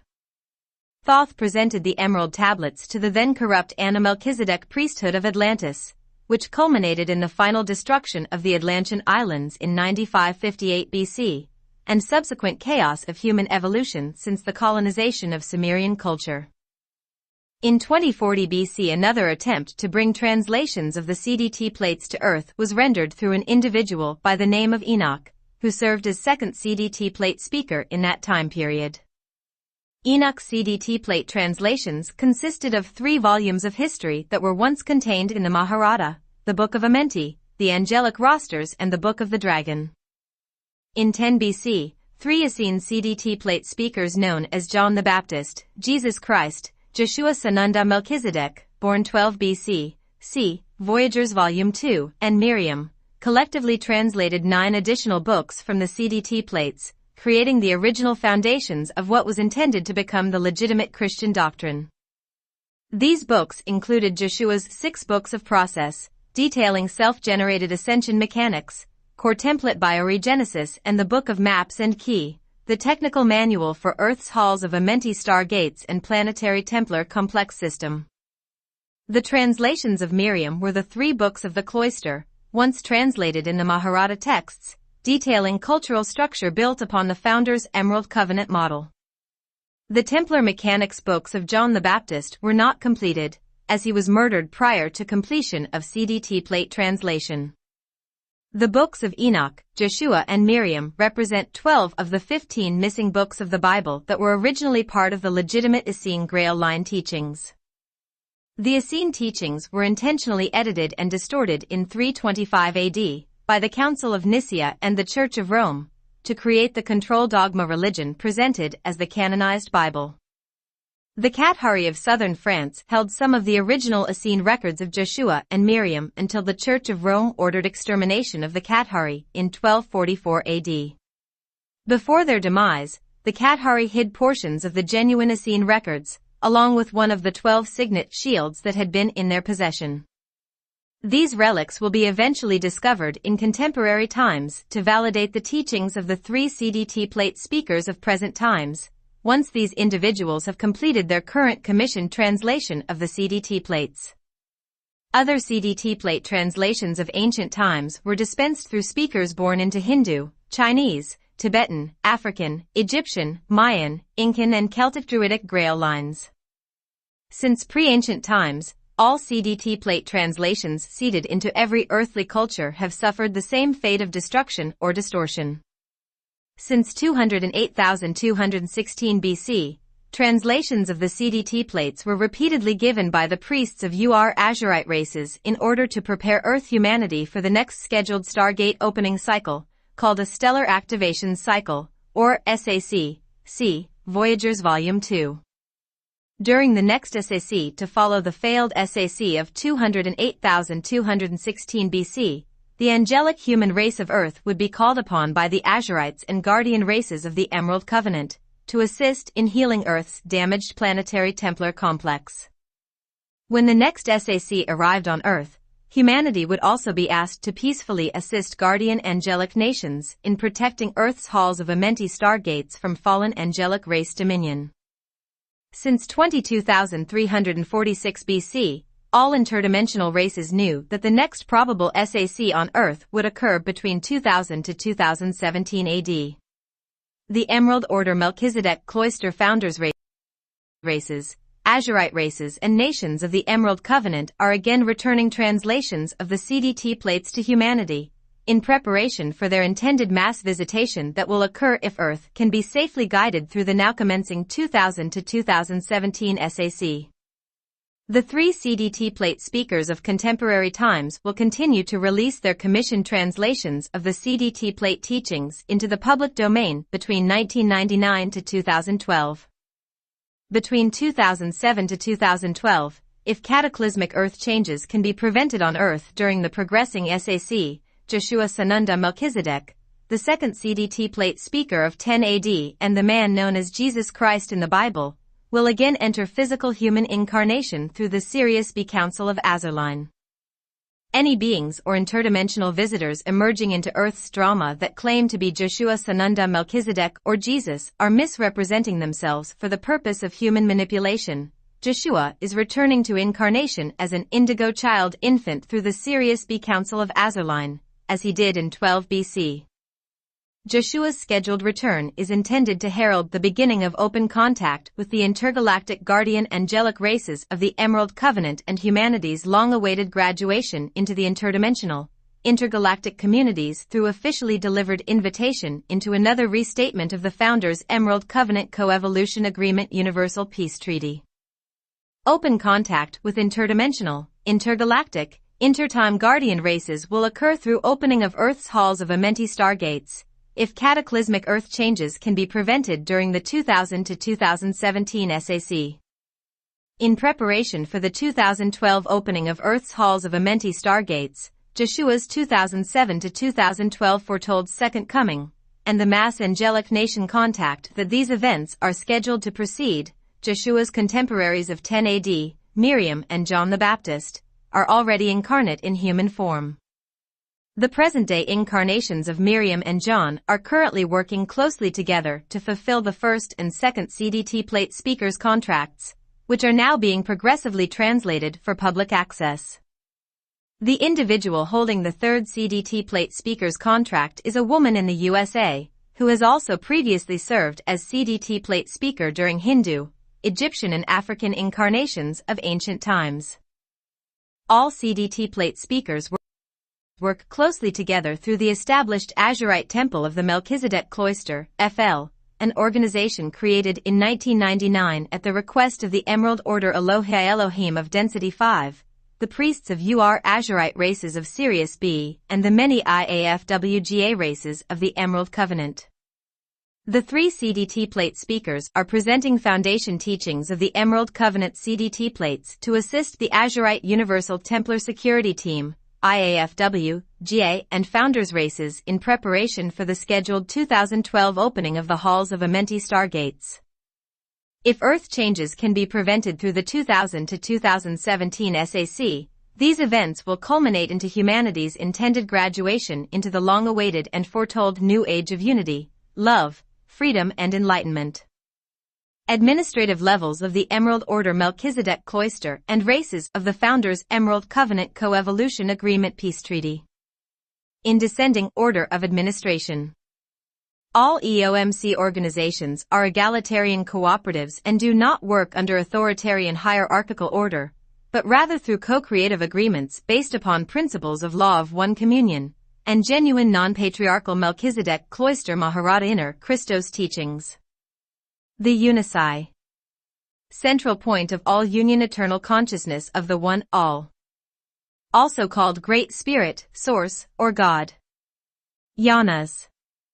Eternal collectives of consciousness projected by Source God to form the 3 primal sound field, the Kundera, of the energy matrix, beyond our 15-dimensional time matrix, from and through which the conscious life field of our time matrix is seeded. Last seeded the current life wave into our time matrix 950 billion years ago. Also called geomantic entities, ultraterrestrials, the cosmic trinity, legitimate, ascended masters or collectively the Melchizedek Cloister Order of the Unici, Melchizedek Cloister Ayani Elder Council or our cosmic family of consciousness. Grandianas Yanas of the first primal sound field, the Akkadic level of the energy matrix first individuation of Source. Also called the Emerald Order Yanas or Blue Flame Yanas. Wachayanas Yanas of the second primal sound field, the polaric level of the energy matrix second individuation of Source. Also called the Gold Order Yanas or Gold Flame Yanas. Ramyanas Yanas of the third primal sound field, the triadic level of the energy matrix third individuation of Source. Also called the Amethyst Order Yanas or Violet Flame Yanas. Brunot Order Founders races. 3 eternal gestalts of consciousness projected by the Yanas to form the 3 primal light fields the Krasha, of dimensions 13, 14 and 15, in our 15-dimensional time matrix. The density 5 antimatter spherical thermoplasmic conscious light radiation fields of the Krasha are the point of consciousness entering manifestation in the form of light radiation. Also called Rishi, Solar Rishi, Metaterrestrials, or collectively the 3 founders races of consciousness, our universal family of consciousness or the universal trinity. Emerald Order Elohim, first light manifestation of Source consciousness, projected from the Blue Flame Grandianas Akkadic energy matrix sound field. Seated Anahazi feline hominid Elohim, Christos founders race 950 billion years ago on density 4, D12 pre-matter planet Lyra Erematina via Universal Star Gate 12. Royal House of Erematina Ayani Grail Line and Orifim Turanusium Angelic Human Grail Line primary founders. Density 5 MC Ayani Master Council appointed by Yanas as primary guardians of our time matrix. Founders of the 15-dimensional interdimensional association of free worlds, Azurite Universal Templar Security Team and Guardian Alliance Universal Service Organizations and the Emerald Covenant Co-Evolution Agreement of 950 billion years ago.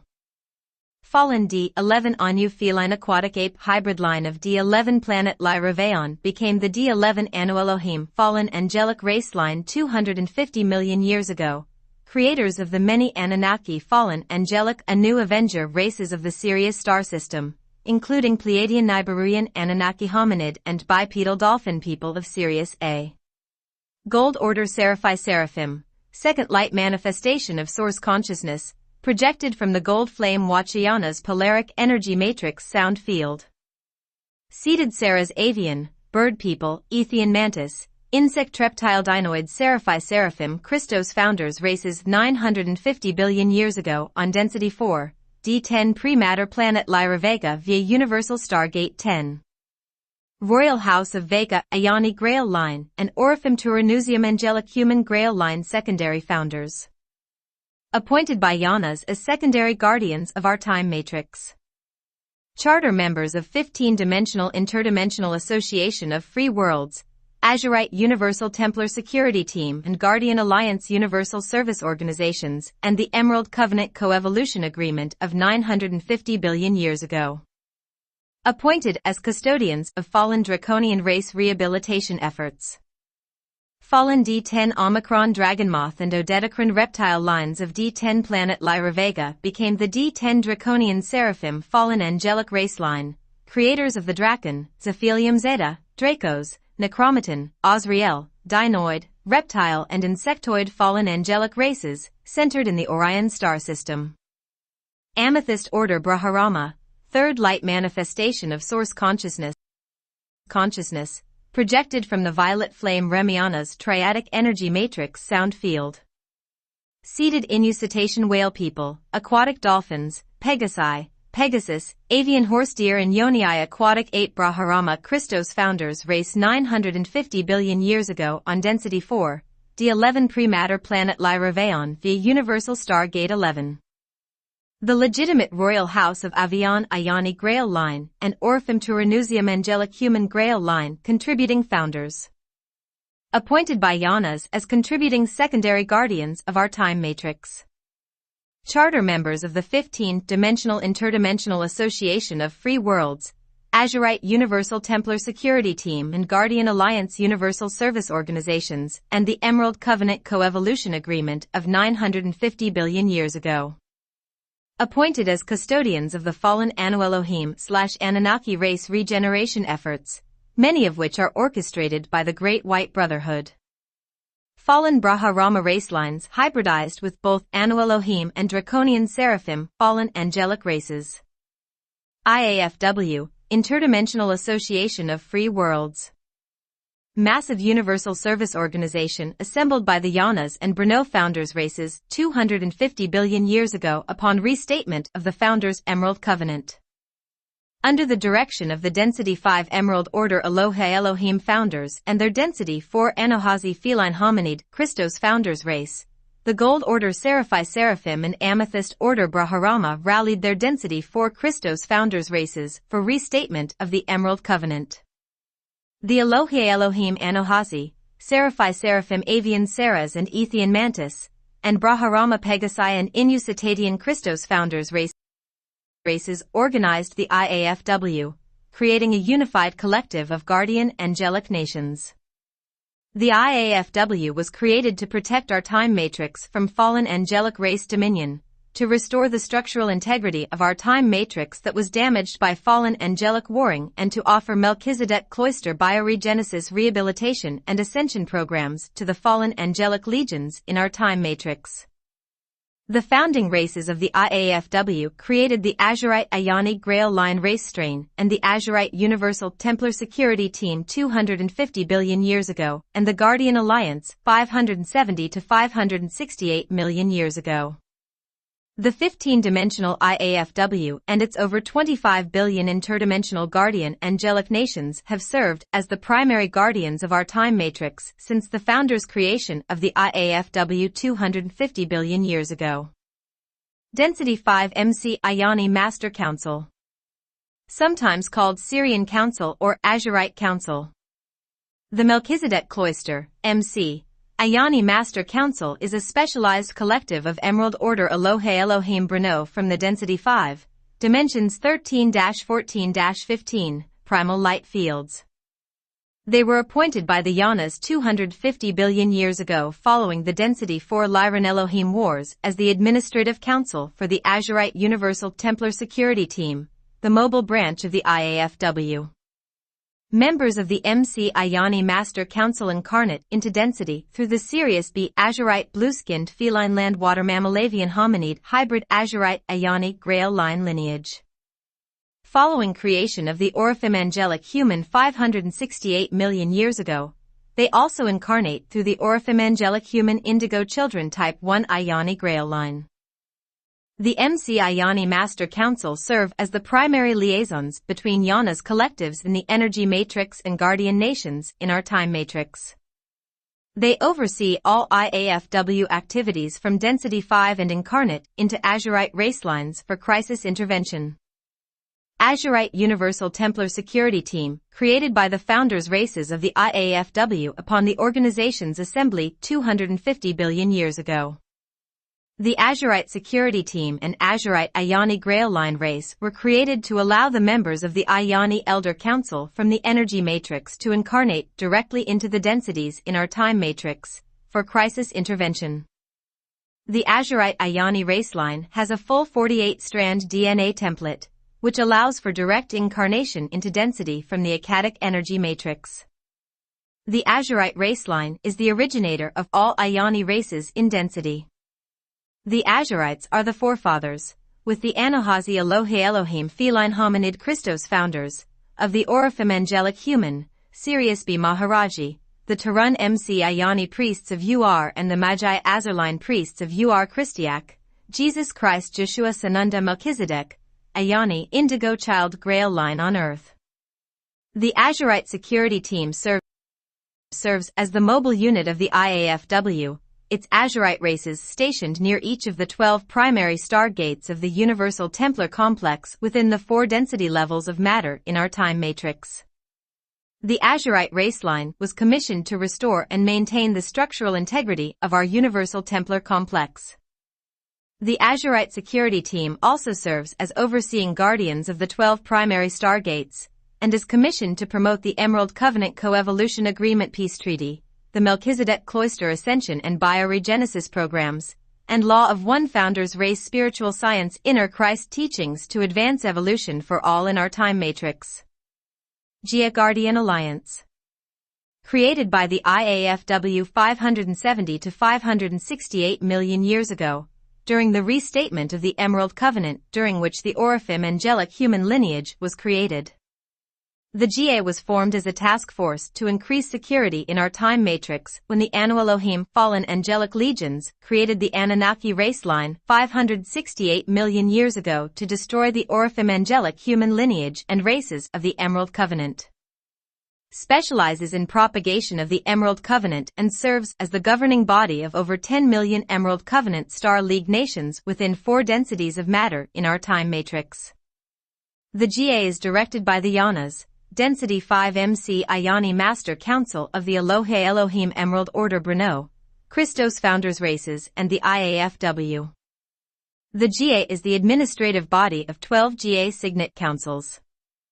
Each of the 12 GA Signet Councils is appointed by the Yanas and IAFW to serve as the primary guardians of one of the 12 Universal Stargates, SGs, in the Universal Templar Complex.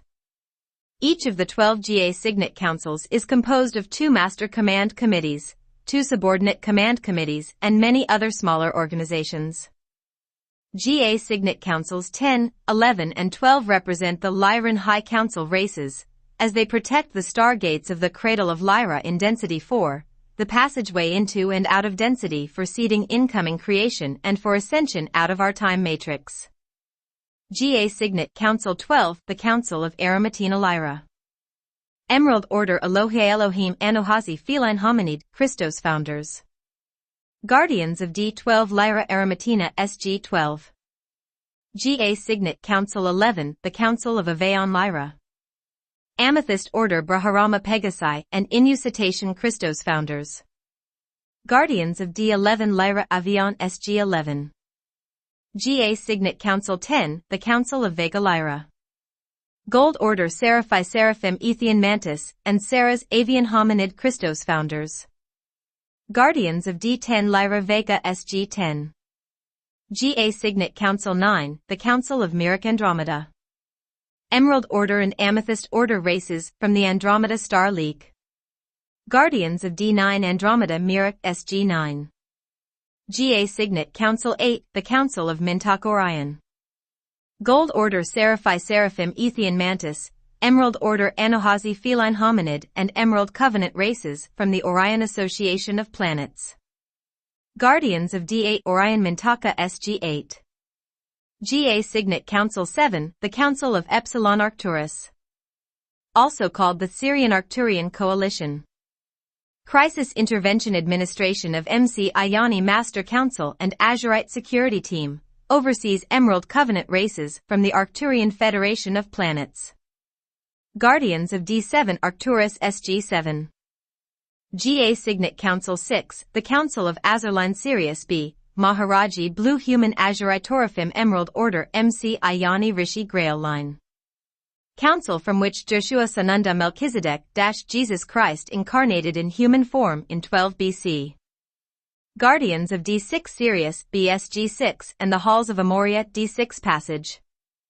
Presented Urtite Humans of Earth with 12 CDT plate holographic disc records of the Emerald Covenant Maharata Inner Christ teachings in 208,216 BC.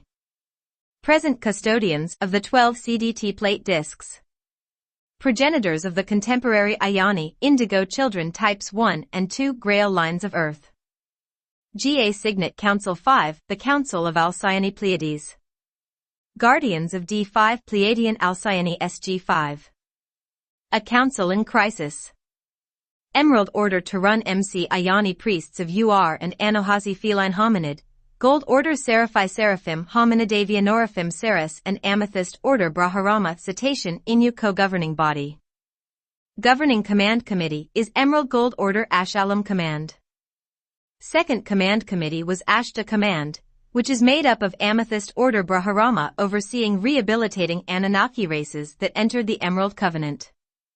Once included Syrian and Nibiruyan Anunnaki organizations participating in bioregenesis through the Emerald Covenant. Anunnaki branches of the Alcyone Council are referred to as the Ruby Order Anu Elohim and Anunnaki. Ruby Order groups include the Nibiruyan Councils of 9, 12, and 24, the Pleiadian Nibiruyan Anunnaki, Galactic Federation, Archangel Michael Collective, Ashta Command and the Anna Melchizedek Legions. Many Ruby Order Emerald Covenant defectors, including Galactic Federation, Ashta Command, the Archangel Michael Matrix, Anna Melchizedeks and the Pleiadian Nibiruyan Anunnaki were responsible for manipulation and digression of the earthly angelic human lineage since 25,500 BC. These groups temporarily rejoined the Emerald Covenant during the 1992 Syrian Pleiadian agreements, and entered the Guardians' July 5, 2000 Treaty of Altair. On September 12, 2000 the majority of these groups defected from GA Signet Council 5 Alcyone Council to join the United Resistance with Draconian Fallen Angelic Legions in promotion of the Earth Pole Shift agenda. Some groups accepted amnesty contracts from the GA and IAFW, remaining in the Emerald Covenant. It is very difficult for humans to detect what agenda affiliation these groups may now have. Caution is advised in contact or channeling communication. GA Signet Council 4, the Solar Council. Intended Guardians of D4 Sun Soul SG4. Guardianship entrusted to the Nibiruyan Council of 9 by Alcyone Council in 148,000 BC. In 25,500 BC Nibiruyan Council of 9 defected from Emerald Covenant sharing Soul SG4 control with the D11 Anu Elohim Fallen Angelic Legion. The Solar Council Fallen Angelic Legions have progressively infiltrated Earth culture since 25,500 BC. In 22,326 BC the MC Ayani Magi Azurline Priests of UR from D6 Sirius BSG6 attempted, but failed, to secure Soul SG4 under Guardian protection. Pleiadian Nibiruyan Anunnaki Fallen Angelic Legions intend to use Soul SG4 and Battlestar Nibiru to create pole shift between 2003 to 2008. Emerald Covenant Guardian Angelic races will attempt to secure Soul SG4 from Nibiruyan Dominion to avert the pole shift Armageddon drama that the Fallen Angelic Legions desire to manifest. GA Signet Council 1, 2, and 3. The Amenti Planetary Templar Security Team and Inner Earth MC Priests of UR. Universal Star Gates D3 Earth SG3, D2 Inner Earth SG2, D1 parallel Earth SG1 and Earth's halls of Amenti stargates are under guardianship of the MC Ayani Master Council of Density 5, directed through the Sirius B Maharaji Council of Azurline, the Lyran High Council, GA Signet Councils 12, 11 and 10, and the Inner Earth Brainawa and Melchizedek Cloister human race, Shambhali and Samrama mixed cloister human races, and the Ayani Grail line races of Inner Earth. Inner Earth is presently caught up in the surface Earth drama. United Resistance is focusing most of its attentions on attempting to seize the Inner Earth protected stargates from Guardian protection. The outcome is yet to be determined, and will be greatly influenced by humanity's participation in the drama. The Intruders, top to bottom, Syrian Anunnaki, Dracos, Draken and human hybrid, Zephelium, administrators of Zeta, Zeta Grey Regelian, Retilia, Zeta and Dracos hybrid, or EBE. The Guardians. Some types of Guardians, top to bottom, Zionite, Ethian, Lyran Syrian Elder, Queventelier Turanusium 1, Azara, hybrid Zionite human, Jonathan, one of the priests of UR, Dralav, Arcturian, Amara Zeta Grey, Renthunkiana. Chapter 1, UFOs, Visitors, and the Interior Government investigating the UFO. We shall begin this discourse with the subject of UFOs, or unidentified flying objects. We are referring here to those reported sightings of seemingly mechanical-type vessels of transport that have no apparent terrestrial origin. In this category we shall also place other airborne phenomena of related characteristics, but those which lack the elements of mechanical-type vestiges. The latter are usually described as light formations, reportedly witnessed both at close range and great distances. Both types of UFOs have at times appeared in radar tracking, as well as having many eyewitness reports of sightings or encounters with such yet unexplained phenomena. Photographs and film have at times captured images of both types of UFO presence. In attempting to explain the origins of such phenomena, it is necessary to broach the issue of human physics. Some understanding of the nature of time, matter and perception is required if sense is to be made of these events. In regard to the solid object UFOs often witnessed and documented, suffice it to say that these objects are existing, at the time of encounter, within the range of perception of three-dimensionality. That is, these objects are functioning within the same time-space continuum as other objects within the Earth's subjectively perceivable and measurable reality.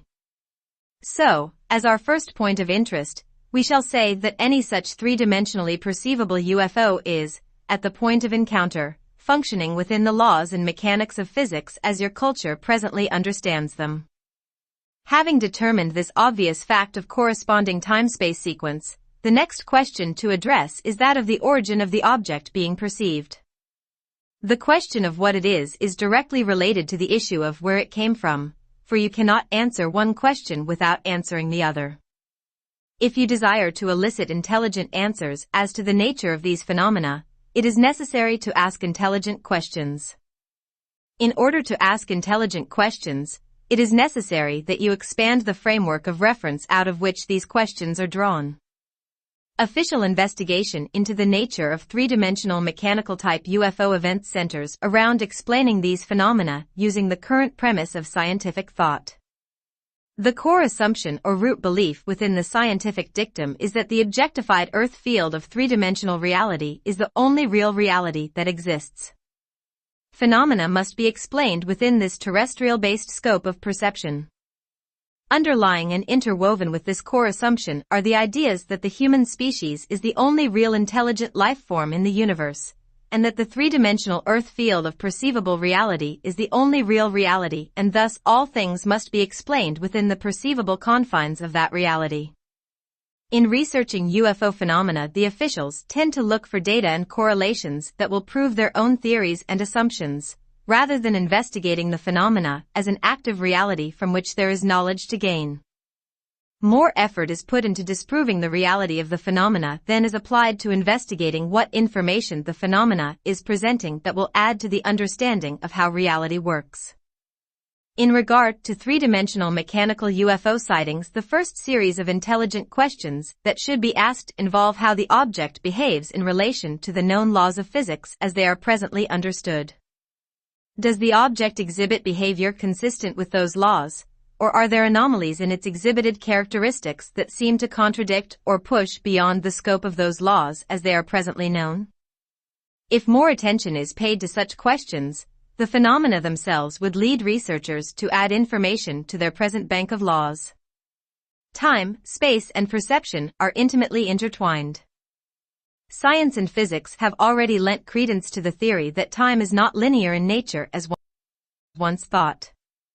The mechanics of quantum physics present a solid argument for the curvature of time and the possibilities of times coexisting in overlay formation, one sequence of events being superimposed over others and each functioning within their own coordinate pattern or frequency band. Within these theories are the realities that will give your science the ability to expand its framework of understanding enough to begin asking the right questions in regard to three-dimensional UFOs. We are presenting this information to you because it is time for humanity to take its head out of the sand and face the realities that are everywhere presenting themselves. The appearance of three-dimensionally perceivable UFOs of the mechanical type should lead first to questions of whether or not the object behaves in accordance with known physical laws or whether it exhibits properties not consistent with laws of solid matter. Did it display erratic movement patterns or maneuvering abilities seemingly superior to those of known vessels of transport in the Earth system?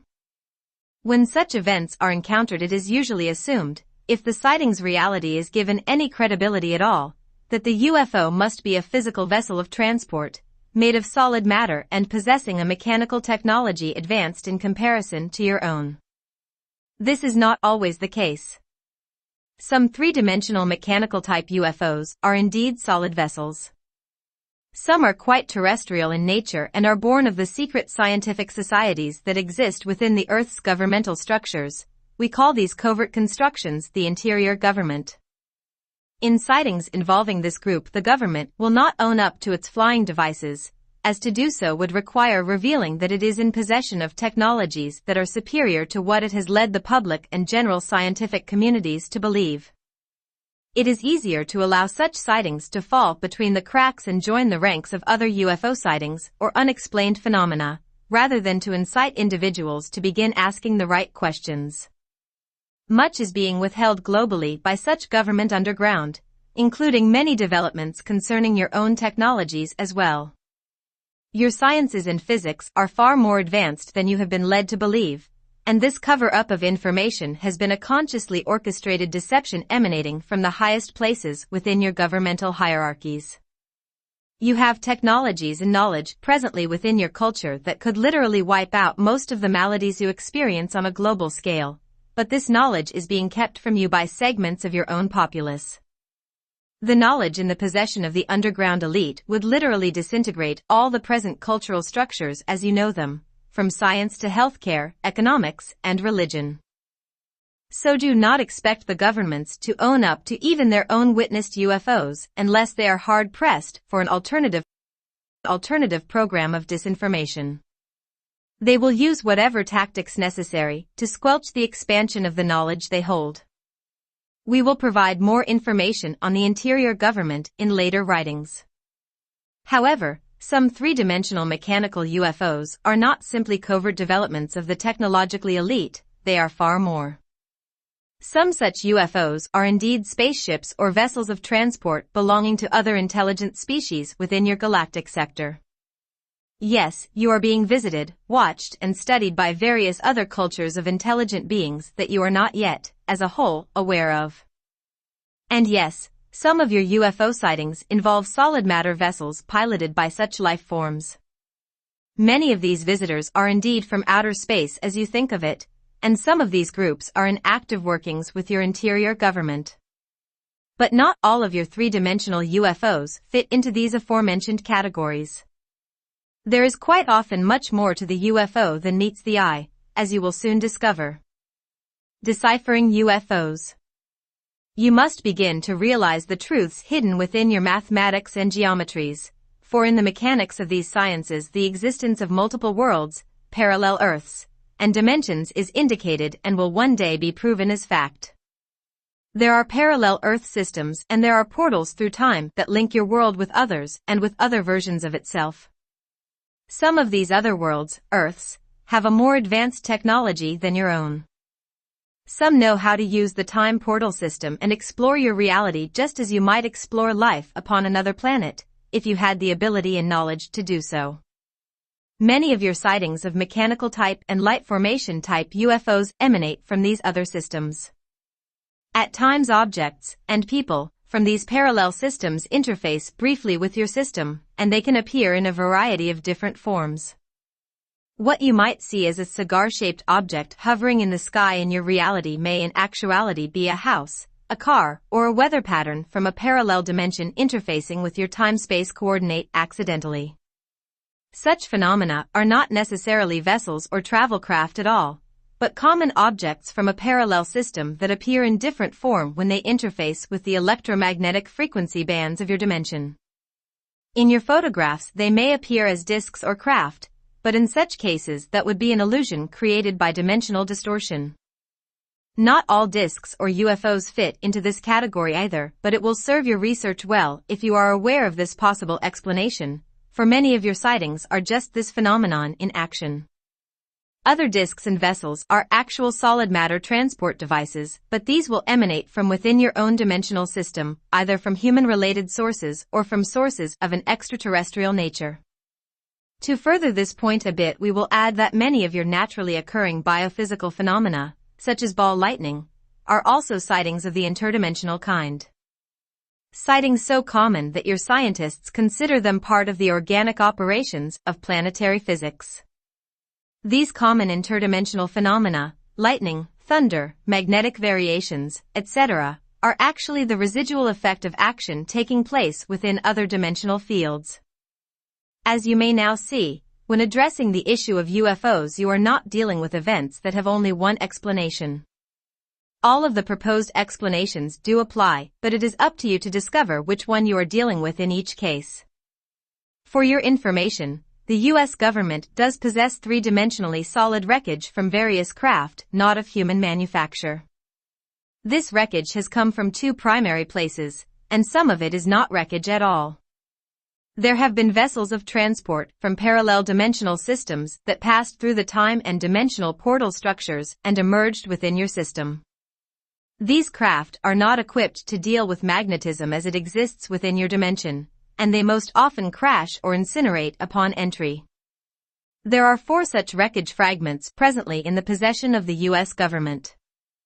2 of these originate from systems parallel to your own and 2 have come from third-dimensional systems outside of your Milky Way galaxy. The wreckage of these 4 aforementioned vessels is the least of which your government is attempting to hide. There exist several hundred other vessels of advanced technology harbored by the U.S. government alone, many more globally, but these were not the result of reconnaissance. The vessels and instrumentation we speak of were traded, presented as a gift from those whose culture created them, a culture your government has been aware of since 1926 and actively involved in negotiations with since 1934. Wake up, humans! If you continue to believe without question the information concerning UFOs and extraterrestrial life presented to you by your government and media, you will effectively render yourselves blind and powerless over the true reality within which your lives are couched, a reality that you need to be aware of before you allow yourselves to fall victim to the disinformation that has been hand-fed to you for generations. If you think that your human species is alone and superior within the universe, you are in for a rude awakening. Within the next 50 to 60 years of your time, the reality of which we speak will become painfully obvious to many of you, even to those who choose to keep their heads in the sand and pretend away the existence of extraterrestrial and multidimensional reality. Your awakening does not have to be painful, not if you are prepared, not if you are informed. And so we seek to make available to you the information you will need in order to make a smooth transition into multilevel intergalactic consciousness, the next stage of growth upon the pathway of human evolution. Types of UFOs. The three-dimensional mechanical type UFOs we have discussed thus far can be placed into the following 4 categories: those belonging to covert government operations who will maintain a policy of non-disclosure and denial regarding sightings of their crafts. Those representing interdimensional anomalies from parallel systems that appear as vessels but in actuality represent other phenomena as they appear when interfacing with your system. Actual craft from other dimensions that emerge through the time and dimensional portal systems. Actual craft belonging to human or extraterrestrial cultures that emerge through the time portal system from locations within the third-dimensional universe. In all of these cases, the craft appear physically solid, some having material wreckage left behind as validation of their existence. There have been photographs, film, radar and eyewitness accounts of all such phenomena, though rarely are your sightings researchers able to make distinctions between these categories unless obvious visitor presence is indicated. There are other categories of UFOs related to these which need to be addressed. Quite often there are reports of encounters with UFOs that do not have the characteristic physical vessel structures as mentioned above. Often reports of paranormal activity also fall into this category. Frequently sightings of this sort are dismissed as naturally occurring atmospheric anomalies or mental aberrations. We are referring here to the sightings and encounters of phenomena that appear as light-form manifestations. There is a wide variety of such displays ranging from simple flashes or sheets of light, witnessed both indoors and outdoors, to large appearances of spherical light forms, singularly or in group formation, that appear as three-dimensional energy forms. Often when these are photographed they appear as UFOs, though usually a vessel or solid mass source of light emanation cannot be found. Some encounters involve the appearance of such light form activity which then manifests into a solid mass vessel sighting or an odd experiential journey on the part of the witness. These light form sightings are much easier to discount as insignificant as they breach the boundaries between the seen and unseen, the physical and ethereal, the real and unreal. There are many more accounts of such encounters than you realize, but most often they go unreported or easily discounted by scientific and governmental communities. Witnesses themselves frequently discount their own perceptions as quirks of vision or imagination. Though some light form activity can be explained in terrestrial terms as naturally occurring or psychological phenomena, many of these encounters are not so easily explained. We would like to shed some light on the subject for you. Previously we described the type of UFO in the solid matter category that was in actuality a manifestation created through the interface of your system with a parallel or adjacent dimensional world. Some being actual vessels, and others only appearing as such as they passed through your system's frequency bands. Not all of these interdimensional phenomena appear as solid objects when they are within the electromagnetic patterns of your world. More often than not, light, flashes, forms, pulsations, movements, will be the indication that an interdimensional interface has occurred. Again, as with the solid object sightings, not all of these represent an intentional visitation by some intelligent force. Many are simply part of the mechanics of physics as they operate within a multidimensional reality system such as your own. Physics your scientists are just beginning to discover and are far from comprehending. However, just because some of the interdimensional manifestations are not purposely directed by sentient life forms does not mean that all of them are accidental and intrinsic to natural laws. Some such interdimensional phenomena are indeed directed purposely by intelligent beings from other systems, both of human and non-human origins. Some of these manifestations involve the interdimensional time portal system directly and allow humans in other dimensional worlds or time-space coordinates to interact with and study your system. In these cases, your UFOs are actually human earthlings, but they have their home in a dimension closely adjacent to your own. Some would be from your past, some from your future, and some from alternate presents. But not all such visitations would be from those in human form. Extraterrestrial visitation. There are other highly intelligent non-human species residing in your universe. For your comfort, we suggest that you get used to this idea as soon as possible. Of the light formation sightings we mentioned, most do not fall into the two groupings we have discussed. Most are not accidental dimensional interface phenomena or natural atmospheric anomalies, nor are they intentional interdimensional probes sent by sentient life forms in other dimensions. Though some light formation sightings do fall into these categories, most fall into a third category, a category you might loosely call alien visitation. In choosing this term, we are implying that most of the light formation sightings witnessed in your times are the direct result of extraterrestrial involvement with your planet. Within your own universal structure, in your three-dimensional band, there exists an enormous variety of sentient, intelligent life. Your scientists will not find much evidence of these cultures until they break the primary codes of your three-dimensional time structure. There are time zones within your universe, as well as multiple dimensions of those time zones. Though the mechanics of these two systems are intertwined, they represent two separate areas of study. The time portal system, as we call it, involves a system of interlocking passageways that keep in motion a set of locks or gates between time elements in your linear time structure within your three-dimensional frequency band. The dimensional lock system differs from the time portal system in that its mechanics operate and maintain the dimensions and frequency bands themselves, linking multi-dimensional universes, not just time zones within the same universe/dimension. The visitors. In terms of your alien visitors, or extraterrestrials, we are referring specifically to those visitors who approach your reality from within the time portal system. That is, they are not interdimensional so much as they are intertime, emanating from different time coordinates within your three-dimensional interstellar system. So most of your light-form UFOs are indeed extraterrestrial intelligence interacting directly with you. There are 7 cultures, world cultures and their various subcultures, within your three-dimensional time portal system who possess the knowledge and technology necessary to interact with Earth in such a way. 2 of these cultures are primarily responsible for all such visitations: light formation, solid mass and crop circle events. The remaining 5 are not involved with your planet or galactic system. Of these 2 world cultures, one group is more advanced than the other in terms of brotherhood. Zeta Reticuli. One group has presently been identified in your culture, and within the inner circles of those who investigate such visitations, this group has become known as the Little Greys or Zeta Reticuli. Others call them the Lizzies, referring specifically to the Reptilia subspecies of Zeta that have a more reptilian-like appearance when manifesting within your system. Though technologically and intellectually astute, the Zeta generally do not possess the spiritual development necessary to forge strong bonds of brotherhood with other life forms.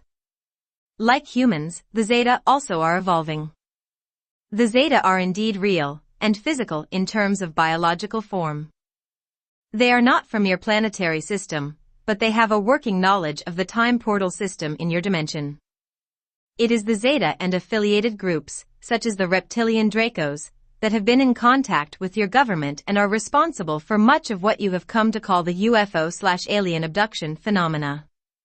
Little Greys. The Zeta represent more than just the little greys, those small grayish beings with large black eyes. There are various subspecies of the Zeta prototype, some more hybrid-like in appearance, some resembling other forms not at all organic to your system. There are lizard-like Zeta in numerous colorings and sizes. There are Zeta that more closely resemble your insect kingdoms, particularly that of the arachnid, spider-like, though somewhat larger than your earthly versions. Other types of Zeta have been described by your witnesses as blues, browns, and silvers, all of which possess some human-like or dwarf-like characteristics, and who represent a group of Zeta mutations created through their experiments in genetic engineering. The blueskin Zephelium are the administrator caste of the Zeta, governing all lower-ranking Zeta castes. The Zeta are a fragmented species and their customs and policies differ widely among the various groups. Ethian. Often seen appearing with the Zeta, especially with the grays, browns and blues, are the tall skeletal-like beings that upon closer inspection resemble in structure your earthly praying mantis insect. These beings are usually whitish or golden in color and can stand up to 12 feet tall. These beings are known in some circles as the Ethian. Ethian are not of the Zeta species, but often work with them and assist humans in their encounters with the Zeta. They also work with those from other dimensional systems. The Ethian are not organic to your three-dimensional frequency band, nor are they from parallel or adjacent Earths. Rather, they originate from galaxies existing within the dimensions of adjacent Earths, which places them in our interdimensional/extraterrestrial category. Ethian work with humans and other sentient life forms both in your dimension and in others, and throughout the time portal systems in those dimensions. They represent a species superior to that of the Zeta, and come as emissaries of peace and growth toward brotherhood for all species. The Ethian always work as teachers. When they appear with the Zeta or other three-dimensional extraterrestrial groups, the Ethian are with them but not of them.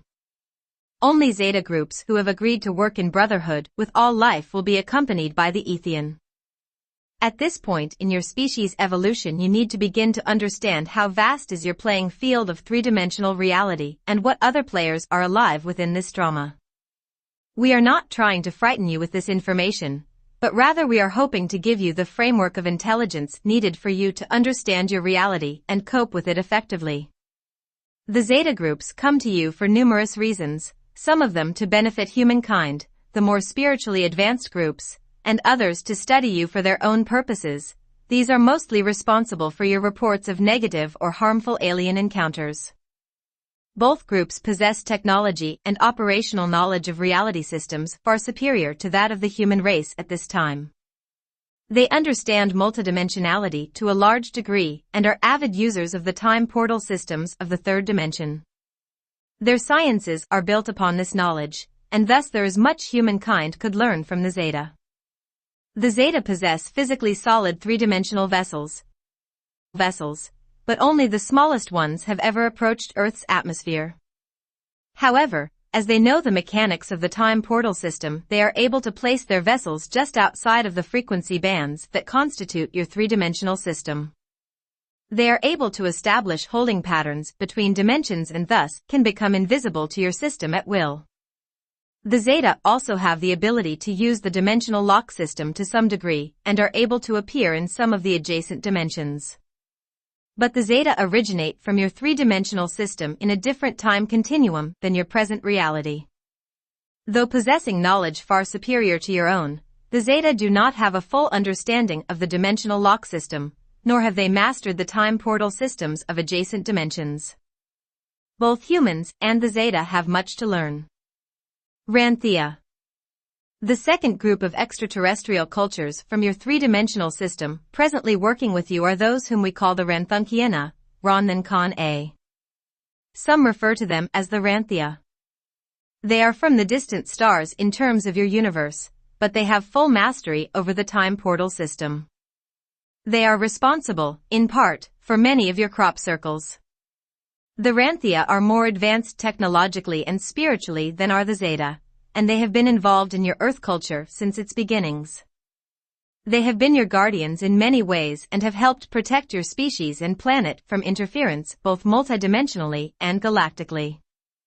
The Ranthia also possess the ability to park between dimensional frequencies so as to appear invisible to your world. Like the Zeta, the Ranthia often appear in your system as light formations, especially those that manifest in spherical form. Unlike the Zeta, however, the Ranthia are not fully matter-based, biologically speaking. They possess the ability to manifest in physical form within numerous dimensions when desired, but they are not confined to a reality with matter densities as strident as your own. They are masters of hologram as are the Zeta, but the Ranthia have superior abilities in this regard. The physicality of the Ranthia could be compared to what in your system appears as water. That is, their organic form has the properties of fluidity you associate with the element of water. They can take on many forms because of this fluidity of form, yet they are a conscious, sentient, intelligent race of beings. Many of the visitors presently involved with Earth, both interdimensional and those of the time portal system, have the ability to bend the laws of physicality as you know them. Many of them are shapeshifters and can modulate the dimensional frequencies and time portals sufficiently so as to manifest to you in whatever form they desire. The Zeta and Ethian use this ability quite often in dealing with humans, taking on animal forms, human forms, or those of solid objects. Zeta are the least skilled in this area as they lack certain bioenergetic characteristics, the emotional body energies, that are required to fully master the art of transmutation. They can link forms and partially transmute, but to do so causes excessive drain upon their own biological systems. Most often the Zeta will remain physical and use simple frequency modulation tactics to scramble the brainwave patterns of those viewing them. They are there, but they can interfere with the human's bioelectrical system sufficiently enough to make themselves appear invisible, ghost-like, or disguised in other forms. We will discuss this perceptual interruption tactic in greater detail within the pages to come. The Old Zeta Agenda. There are a large number of Zeta involved with research upon your planet, and some of them possess agendas you need to become aware of so you do not fall into their plans as they desire. Your interior government has been working with the Zeta on some of these agendas, but even they do not realize what is being orchestrated. The interior government itself is being tricked and used manipulatively into facilitating the Zeta plan. The Zeta Agenda, as we call it, does not simply involve your dimensional system alone. As we have explained, the Zeta have limited access to interdimensional passageways. Your three-dimensional Earth system is not the only system the Zeta are interested in exploring. The Zeta are a driven race, driven by a vision and a purpose which stem from their home planet. This planet's name is insignificant to you as its location cannot be charted within your time-space continuum using the mechanics you presently have available. On their home planet, the Zeta evolved within their own time continuum to a point of technological sophistication superior to your own. Their cultures were not originally structured like human culture, as they possessed a more centralized community model. They did not think independently for centuries of their evolution, but operated as individual units of a collective mind.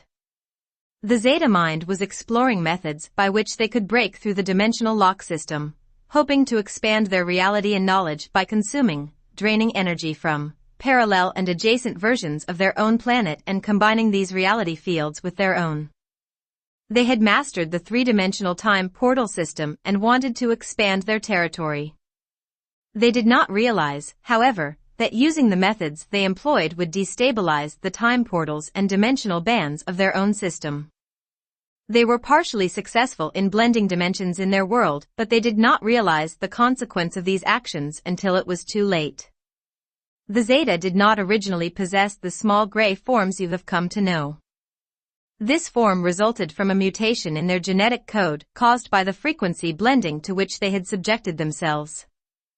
This mutation intensified over numerous generations, the form weakening, losing strength and agility, losing power, until the time came when they could no longer tolerate the atmospheric conditions of the planetary home for which they had been intended.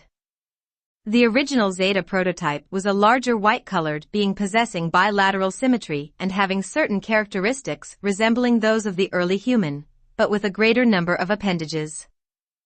The wide variety of Zeta forms now existing are the result of uncountable genetic experiments. There are many similarities between your Earth reptiles and the original Zeta form, particularly those of the early reptiles that roamed the Earth. As each successive generation paired, they progressively lost the ability to naturally procreate their species. They became genetically neutered. The dimensional merger that they had forced also caused irreparable damage to their planetary structure. They had set in motion the death of their planet and its dimensional counterparts. These events, from the perspective of your time continuum, are occurring in what you would perceive as your future. The Zeta then have gone back in time to your time continuum, and others, in hope of finding answers and solutions to their dilemma. Part of their own time portal system collapsed because of these events, so they are unable to access their own portals directly. They cannot thus access the past of their planet before the destruction as they had originally hoped. The Zeta entered your time continuum because of the proximity of Earth's time portals to their own and also because the Earth has certain environmental elements the Zeta need for survival. oxygen-based air systems, water systems, and the presence of elements such as zinc, plutonium and iron-based minerals. However, the carbons in your environment proved to be toxic to the Zeta, and those interacting with your system found themselves in accelerated states of deterioration. Original Zeta Agenda and the World Wars. We have given you information about the Zeta so that you may begin to understand their motives for involvement with you. Their original purpose involved accessing other dimensional versions of their planet and time continuum by going through your time portals, as they had destroyed their own. If they could move through the dimensional portals of Earth and into a parallel system, then access their own past planet and time continuum from there, they hoped to reconstruct the pathways to their own three-dimensional time continuum, to reattach their three-dimensional zone to the interdimensional grid. They had not planned to interact with you for any period of time. Their plan was good in theory but not in application, as the Zeta soon discovered. Though they possessed much knowledge of how the time portals worked in a three-dimensional system, they did not have such mastery over the time portals in other dimensional systems. Large groups of Zeta became trapped between dimensions and stuck in your time/space continuum. They leaped into your system from the third dimension, moving backward in time. They accessed certain other versions of your continuum, but were unable to leap from there into their own other dimensional time continuum. The Zeta were a dying race trapped in time very far from home. The Zeta began to look for other alternatives. They became involved with experimentation in your Earth dimension and in some others. Meanwhile, the health of the Zeta was suffering. The carbon-based elements present to some degree in all of the Earth dimensions was rapidly declining their species. On your planet, the scope of the Zeta involvement accelerated just after your First World War. The environment was being speculated at this time. Attempts were made at raising the Zeta's biological tolerance level to the carbon elements, but these experiments were met with little success. By the time of your Second World War, the Zeta had devised a plan of genetic crossbreeding. They became interested in creating a Zeta-human hybrid, a mutation, in the hope that such a form would allow the continuation of their species within the three-dimensional Earth and adjacent systems. At first, other life forms were studied: cattle, rodents, lizards, birds, etc., other Earth species, but these experiments were not successful and produced a variety of sorry creatures that the Zeta later destroyed. Finally, the human species was approached as a last resort. There would obviously be more difficulty with experimentation involving humans directly. For a period of time, corpses were used for these experiments as they attempted to link the human DNA with that of the Zeta. These experiments also failed. During your Second World War, the Zeta came into communications with humans directly. They are in part responsible for the final activation stages of the atomic bomb. You must recall, we explained that the Zeta were capable of shapeshifting to some degree, and they specialized in the art of perceptual interference, being able to alter human perceptual frequency enough to appear in whatever forms they chose. Using these tactics to establish contact and to infiltrate the human governmental systems, agreements were formed between the Zeta and the US, British and German governments. The Zeta were not particularly concerned at the time with the outcome of World War II. They'd sold out to the highest bidder, so to speak. The Zeta had great interest in the Nazi experimentation with genetics and were supportive of their agenda of creating a superior race. The Zeta would let the humans help them create a genetically superior human prototype, which they would then use to create the Zeta-human hybrid. Zeta interest in the Hitler regime began to dwindle over disagreements concerning the Nazis' anti-Semitic policy.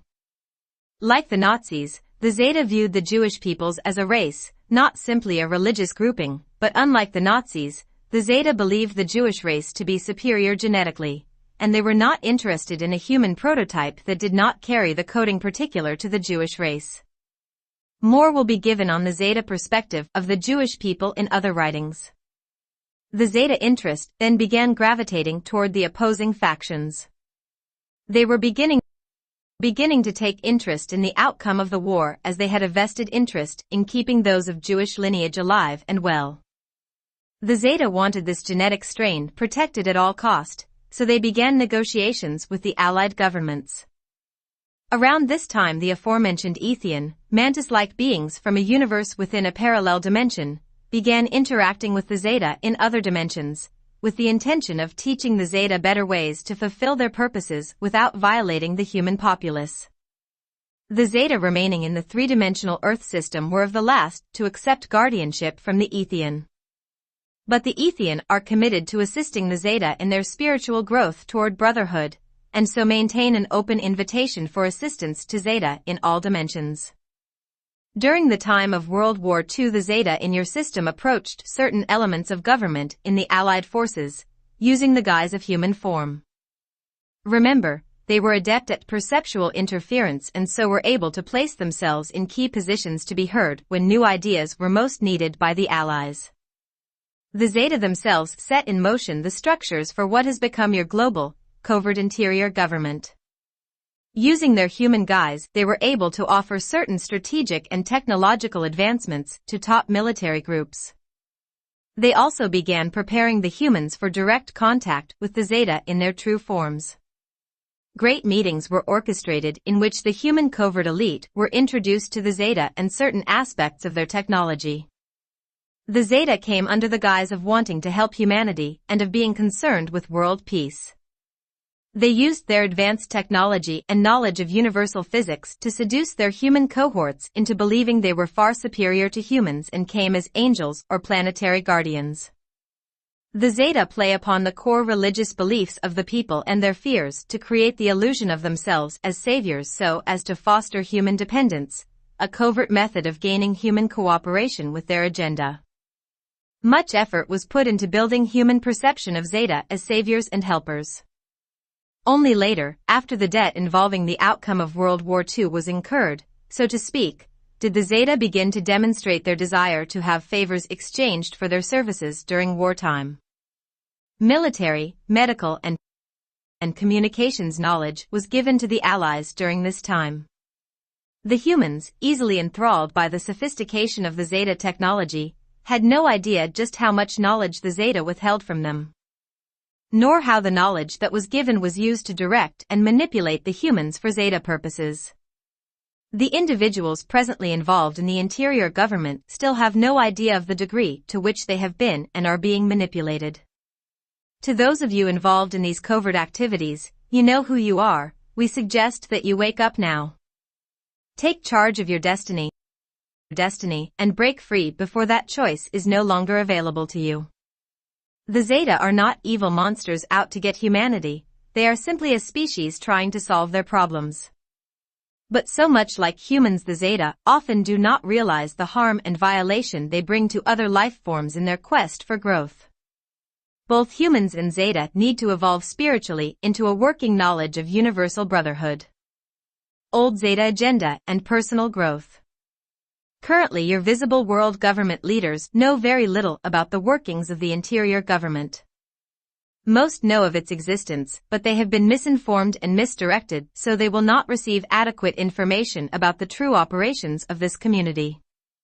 The individuals who do have direct knowledge of the covert group have agreed to perpetuate the debunking activities set in motion by the covert group at the Zeta's insistence in hope that they will be let in on the secrets.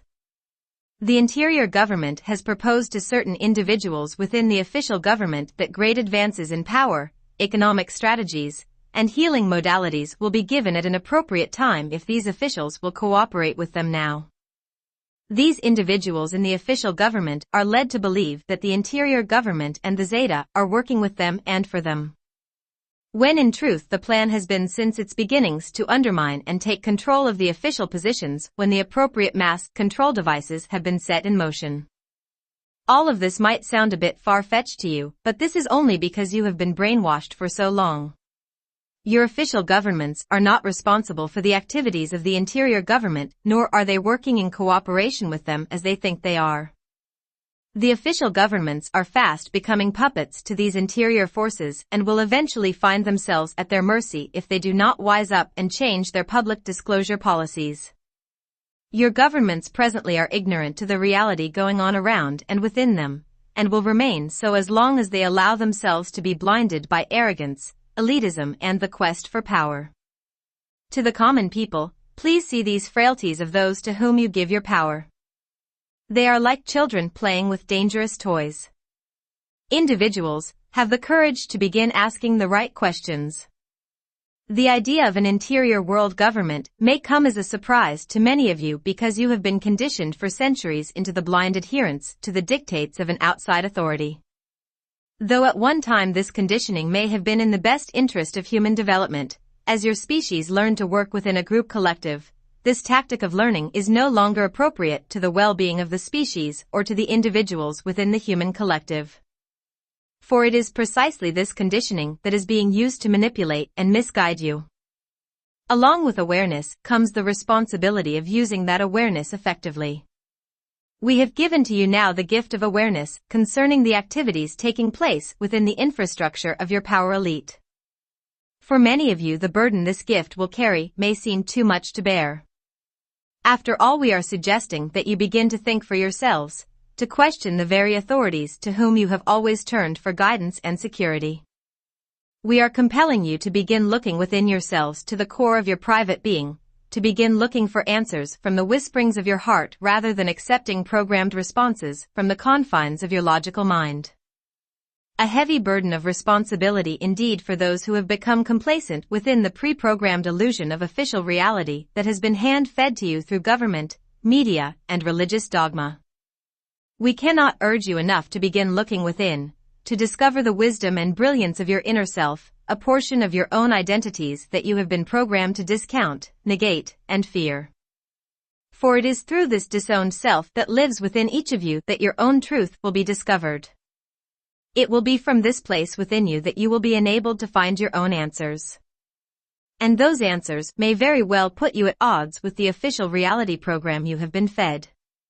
Taking the time to look at the beliefs and ideas that constitute your moral, ethical, and perceptual codes will be well worth the investment, as then you will gain mastery over the contents of your conscious mind, rather than allowing that mind to be directed by the whims of those outside of you, those who may or may not have your best interest at heart. As you temporarily sacrifice the sense of false security and pat answers given to you by the official program, you may take comfort in knowing that you are gaining the priceless acquisition of self-sovereignty. Through self-sovereignty, true personal security and clear answers will be found.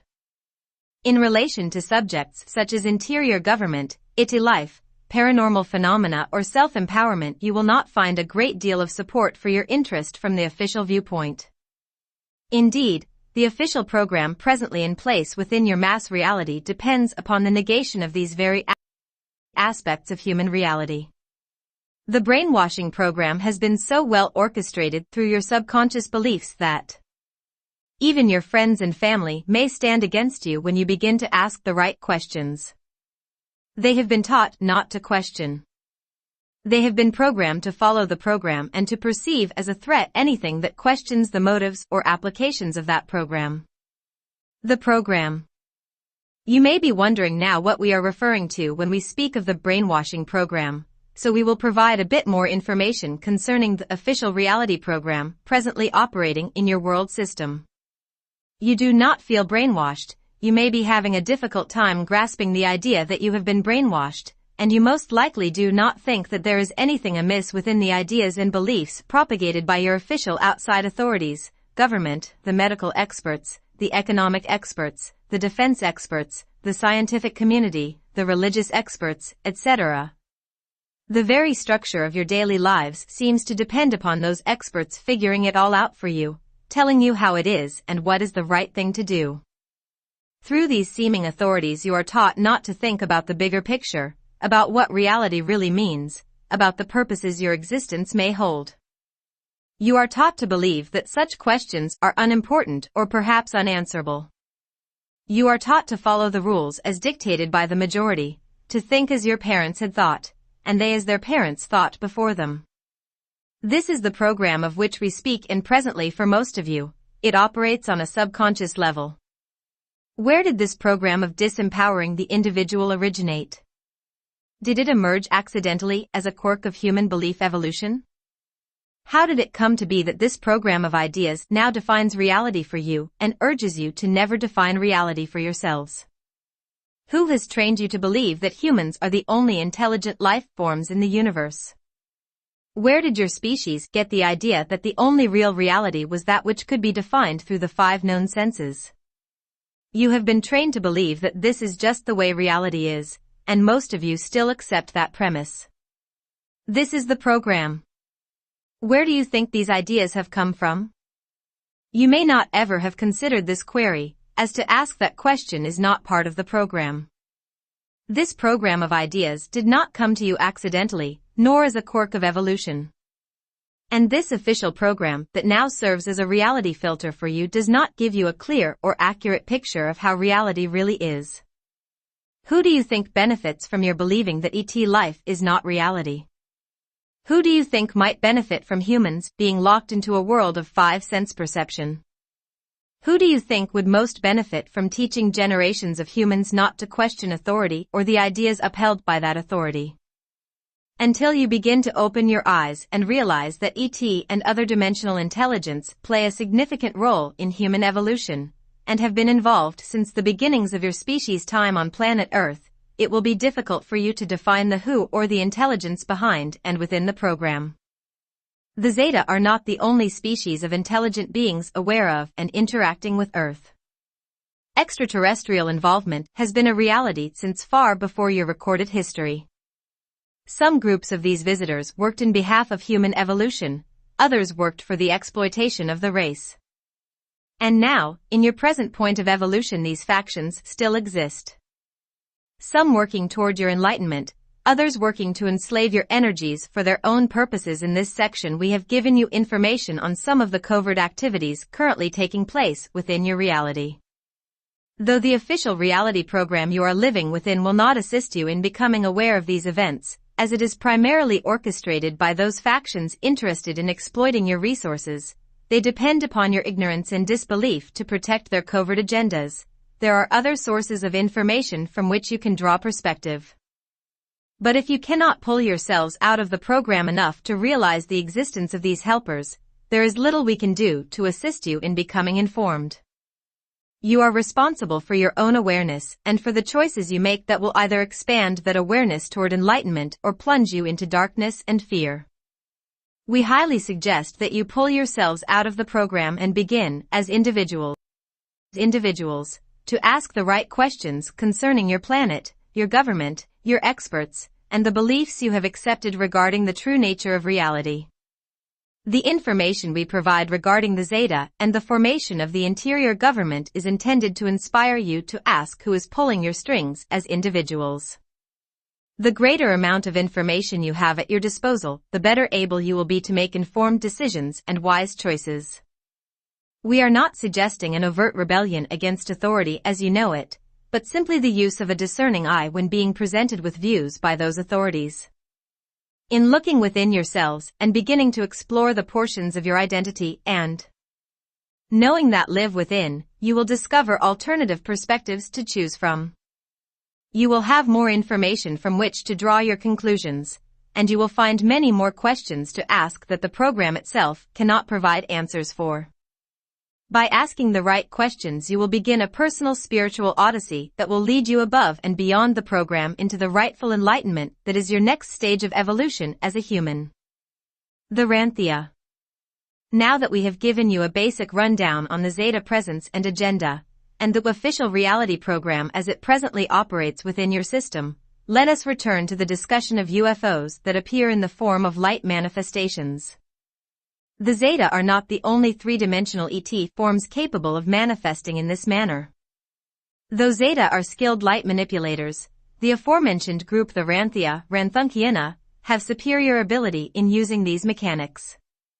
Whereas Zeta usually create manifestations of form in conjunction with light phenomena, the Ranthia regularly make their presence known through light phenomena alone. That is, the Ranthia most often do not create illusions of three-dimensionally solid forms. The Ranthia also greatly interact with humans during the human dream state and altered states of consciousness. They are aware of the Zeta agenda, and like the other dimensional Ethian, are attempting to teach humans, Zeta and others, ideologies and technologies that will help these collectives work toward the peaceful evolution of all concerned. The Ranthia originate from a three-dimensional time coordinate in which the matter density is far less than that of your Earth system. They are highly evolved both technologically and spiritually from a three-dimensional standpoint. They are able to see the far-reaching implications of what is now transpiring within your system. The Ranthia now come to offer their knowledge and assistance, and to intervene in the Zeta plan if possible. The Ranthia are also masters of illusion, and they understand the workings of the human bioelectric circuitry and the electromagnetic mechanics of the planet. They will provide information and assistance to those who desire to learn. Unlike the Zeta, the Ranthia must be asked to intervene. They cannot impose their assistance or contact upon humans or others without invitation. This is part of their own ethical code, which honors the free will of all life, and they will not violate this premise. Not all beings have reached this level of spiritual maturity. Some Zeta groups who have agreed to accept the teachings and guidance from the Ethian are now being led into agreements with the Ranthia. The Ranthia and Ethian are attempting to shift the Zeta paradigm and agenda to a model more conducive of peaceful evolution by offering enlightenment and alternative solutions. Humans are being put in the precarious position of having to take charge of their own destiny and learn what is needed to play their part in working toward enlightened brotherhood. Presently, the masses are ill-prepared to fulfill this leadership role effectively. The Ranthia and Ethian desire to work with humans, to educate them and teach them what is necessary for fulfilling their part in this multidimensional/intergalactic/intertime scheme. But it is often quite difficult for these helpers to interact with humans as the present belief structures perpetuated by the official program render their attempts at communication void, or suspicious at best. In your culture, little is understood about the nature of interdimensional and intertime communications. The methods by which these events take place are largely misunderstood, and so it is this issue we will next address. What is the method by which such communications come to you, and from whom do these communications emerge? Chapter 2, Keylontic Science and Abduction. Interdimensional Communication. In your present culture, there is much fear and misinformation surrounding the occurrence of multidimensional communication. Superstition and science both have added their share of negative interpretation of events of this nature. Popular consensus would place such events of communication into the categories of intentionally contrived hoax or into that of mental deficiency on the part of those receiving such communications. Religious factions, on the other hand, most often place such events under the category of demonic activity or attribute such communications to the work of some evil force. These ideas and misinterpretations are a direct result of the official reality program and its brainwashing. So much effort has been put into devaluing and negating the method of communication of knowledge that the true value of the knowledge is lost. This is unfortunate, as it leaves the majority of the human populace thinking that such communications do not really exist as such, or that if they do exist they are of some evil or malaligned source. This makes it quite difficult for other dimensional and other time helpers to offer their assistance to humans directly, as so few of you are receptive to the method by which that assistance is offered.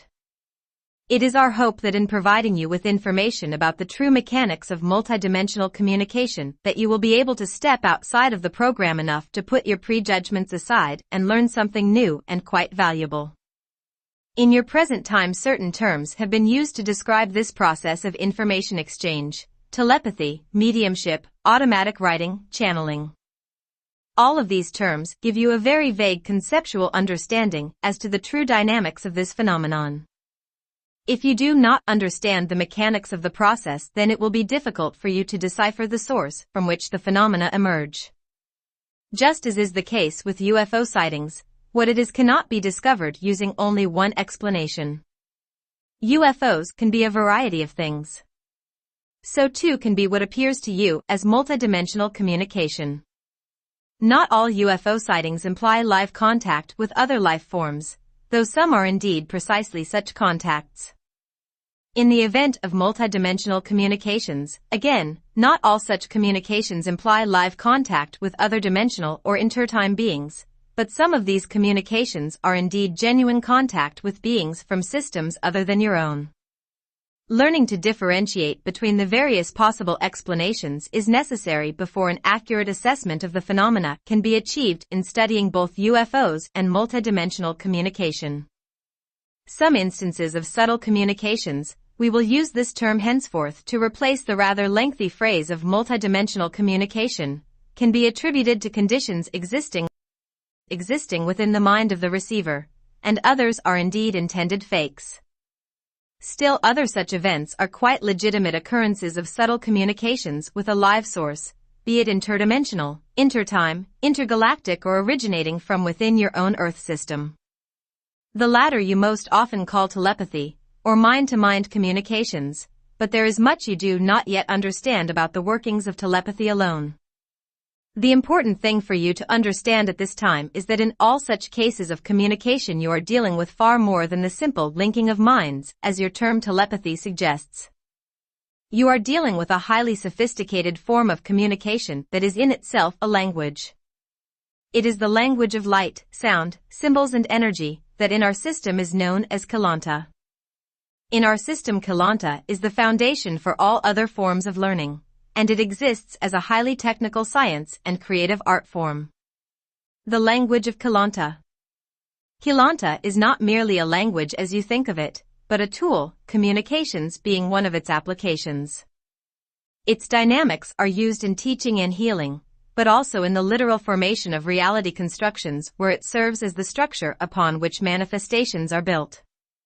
The codes of the time portal system and the dimensional lock system are found within the workings of Keylonta, and it is also the method used by those wishing to communicate with your world through those systems. We will provide you with much more information on the language of Keylonta and its applications in other writings, but for now we simply desire to familiarize you with this dynamic so that you may begin to evolve your ideas about the nature of subtle communications. The point we would most like you to understand is that Keylonta, like any language, is a tool. In and of itself it cannot be judged as good or bad, godly or evil, helpful or detrimental to the human collective. It is a tool which can be used to convey meaning. The intention and skill with which that tool is used will determine its value. It is time that you put your fears and superstitions aside and begin learning the language of the stars, the language of your ancestors, the language that will allow you to evolve into multidimensional beings who possess technologies and wisdom beyond those now available to the visitors presently interacting with your Earth system. Do not let the official program rob you any longer of the knowledge that is your birthright and inheritance. Now that we have given you some information on the method by which the helpers, and others, communicate with you, we will offer some insight into why this method of contact is presently selected, as opposed to other alternative means of contact such as mass landings of spacecraft. For reasons that should be obvious to you, those wishing to assist or make their presence known to you cannot viably set a mothership down upon the lawn of the White House and schedule a press conference. Indeed, if the visitors were able to hold off the Zeta and the interior government, not to mention your official government, long enough to stage such an event, their message and intentions would be lost amidst the panic and hysteria that such an event would generate within your ill-prepared masses. The interior government, Zeta, and official governments have done such a good job at programming the masses into fear and disbelief reaction patterns that it would literally be useless to the visitors to attempt to reach you as a collective. The public has been brainwashed into denying the validity of their own perceptions and those of their fellow humans. For this reason visitors, both of the helpful and harmful kinds, attempt to contact individuals or small groups of individuals that show some sign of receptivity to their intended contact. The non-helpful visitors will often choose those whom they believe are easily manipulated through the Keylonta codes. For centuries your people have been taught to subjugate their own authority and have delegated their ability to perceive clearly to objective authority structures such as government and religion. All of you have a right to know the truth about the conditions that directly affect you. Unfortunately for you, your governments do not agree with this premise. So as a collective you are quite certainly ill-prepared to meet directly ET visitors, no matter how benign their agenda may be. Part of the reason that many advances have been withheld from the general scientific and public communities is that this knowledge would give individual citizens the power to better direct their own lives, their health, their economic standing, and their own protection. If the public had access to such abilities, the governments could no longer use such tactics as fear and intimidation to elicit blind obedience. They would lose control over their people and their people's resources as the people gained control over themselves. So the official program lie has been created and perpetuated to keep each of you in the dark, fearful, and dependent upon the approval and support of outside authorities. You have been brainwashed and betrayed, and that also applies to those of you who think you are responsible for creating and maintaining the official program. Most of you have lost sight of the fact that alternative perspectives exist. Most of you have lost sight of what you have lost in succumbing to the program's tunnel vision. Some of you, in reading these words, will know the truth as these ideas move through you, you will simply know. And at first you will probably find anger, and beneath the anger fear. For if what you have been brainwashed into believing is not truth, then what is true? It will feel as if you are upon a precipice overlooking an endless abyss, and you will not know where to turn, or whom to trust, or where to look for answers.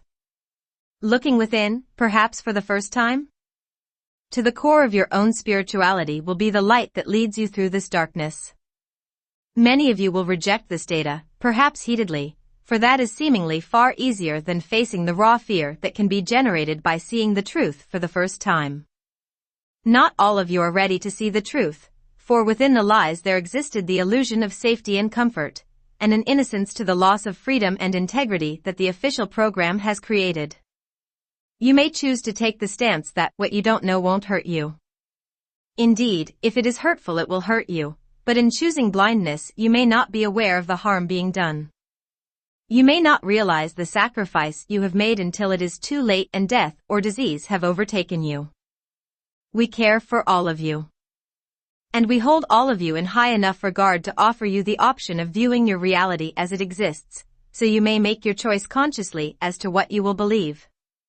We exhibit far more personal respect and honor for you than do your governments and religious organizations who employ codes of discrimination, elitism, secrecy, and the withholding of knowledge and resources. Knowledge is intended for the many who are open to receiving it, not for the few who seek to use it to control, disempower, and manipulate the many it was intended to serve. Many humans within positions of power need to learn this simple lesson. It is the gift of knowledge that we offer you. Can you accept the gift? And so we have explained to you some of what you are up against in your evolution toward enlightenment. We have given you an idea of who the players are, where they come from, and what agendas they hold. Now we will let you know the rest of the story about the greater realities taking place within your present time, for those who are ready, for those who chose to know what is taking place within the universe around them. Subconscious symbol codes. We have explained to you how the Zeta, Ethian, Ranthia, and other time portal and interdimensional groups are able to create perceptual interference or sensory interruption in humans, and how these tactics are presently being used in regard to some of your UFO abduction experiences. The aforementioned Keylonta codes, which govern the activities of the subconscious symbol codes contained within human DNA, are used to implant and orchestrate these sensual deceptions. All of these groups are capable of creating such events because they understand the mechanics of the human bioelectric system and its operations within the living organism. If they did not understand the relationships between form and energy, they would not be able to use such technologies, nor would they be able to maneuver within the time portal and dimensional lock systems. If they did not know the language of Keylonta, they would be trapped within their own reality and time-space systems, just as your species is presently trapped within the three-dimensional Earth system. They are able to traverse other reality systems and to direct their own biologies because they know things that you and your scientists do not yet know. Because such cultures possess this knowledge that yours presently lacks, they are able to manipulate your biology and your perceptual field and thus your consciousness. Literally all of the groups mentioned use this knowledge to interact with you, some for the purposes of helping you to grow, others to keep you from evolving into your full potentials. The human biology speaks a language quite different than that of the conscious mind, as you understand that facility. It is a language that you have consciously forgotten, the language of energy relationships, Keylonta. It is the foundation upon which all of your languages and modes of perception are built. We have come to refresh your memory and to remind you of your native tongue, so that you may once again begin consciously using the language contained within your cellular structure. The language of living knowledge is contained within every molecule of your three-dimensional, matter-clad world. You had help in forgetting this language, and so now it is appropriate that you should have help in remembering. The Zeta Agenda. In order to understand the Zeta Agenda and the dramas unfolding within your universe, you must have some idea of the workings of Keylonta. It is the language of the symbol codes, subconscious from your perspective, the intrinsic, interior geometric electric and magnetic structures that create the foundations for all form and structure within the dimensional systems, a language of light, sound, pulsation and vibration of energy. And the method by which form is created and maintained within your system. It represents the living codes of matter and all biologies built upon them. The Keylonta codes set everything from the type of body you will manifest through the genetics of your biology to the very chemical, hormonal and energetic functions which keep that body in motion. It is the key to your known and unknown universe. The Zeta, as well as the helping ET groups, are aware of these codes and how they can be used in relation to the human organism and the Earth system. The Zeta have, from the beginnings of their interaction with you, used the Keylonta codes to direct and manipulate human perception. It is through these codes and an active knowledge of their usage that the Zeta are able to manufacture the perceptual interference and sensual interruption previously mentioned.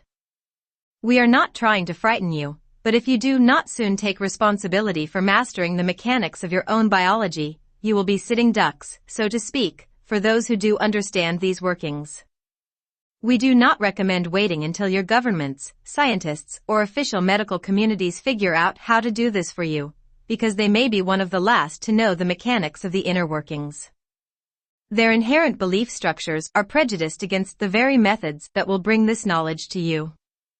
Responsibility for biological mastery lies with the individual, each individual, for only the intrinsic life force within each organism has full access to the code combinations unique to its form.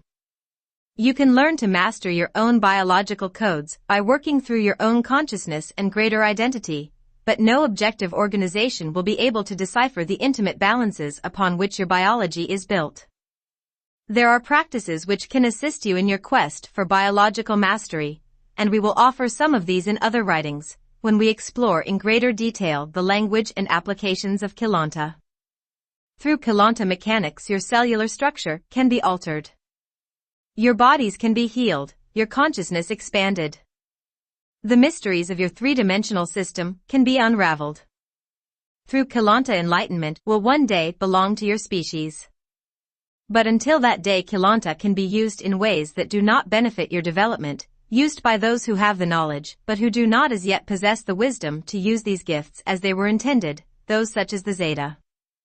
These codes are presently being used in a number of ways by various time portal and interdimensional groups, such as ourselves, as we communicate with you. Keylonta is the language for communicating through the time and dimensional portals. Though you receive these communications in the language most familiar to you, and in the linear progression of thought and word that is characteristic of your time-space coordinate, the true communication is passed on first to your cellular structure. It is placed into your DNA codes as minute electrical signals. We transmit our communications through the interdimensional portals, then fine-tune our transmission through the time portals into your time-space coordinates. We are able to transmit large amounts of data into a vast area in this manner. This information is then translated to your level of perception through those individuals whose bodies have the ability to pick up and synthesize advanced, compared to the average operational frequencies of your present time, electrical impulse patterns. All of you have translation abilities to some degree, but some of you are more genetically predisposed to this ability. Our communications come to you from another dimension, through a time portal system of an Earth that exists parallel to your own. Our culture lives within that parallel system, but in its own time portal frame it is placed within the future of even that Earth version. These Keylonta transmissions, coming from this distant place, will reach those in various dimensions and time coordinates who are ready to translate them. These communications will become available to those who are in need of the knowledge contained within them. It is our hope that if you can become aware of Keylonta mechanics, enough of you will be enabled to develop the tools you need to counteract the harmful ways this knowledge is presently being used to manipulate you and keep you blind. We cannot win the game for you in relation to your dealings with the Zeta and other groups, but we can offer the tools of knowledge you will need to effectively direct your own destinies. Now we will explore how the Zeta and other self-interested groups are using Keylonta to mislead you. Perceptual interference. Keylonta is the means by which the Zeta are able to create perceptual interference. They have the power through these mechanics to literally create mass hallucinations. We do not favor this word of your English language, but instead prefer to use the word hologram, for its meaning is closer to the actual reality that is taking place. The term mental hologram may give you a better idea of the concept we are trying to convey. Through manipulating the impulse codes intrinsic to the human biology, literal reality pictures can be created for the unsuspecting human to perceive. We are not speaking here of mental images or simple hallucinations, but rather actual three-dimensional reality overlays that emerge into the surrounding objective environment. These contrived reality pictures can be coded to emerge as past memory or as present-time three-dimensionally objective experience. Unlike a simple hallucination, the reality picture not only affects the individual or group that is being altered, but will also affect anyone coming into the encoded perimeters of its boundaries.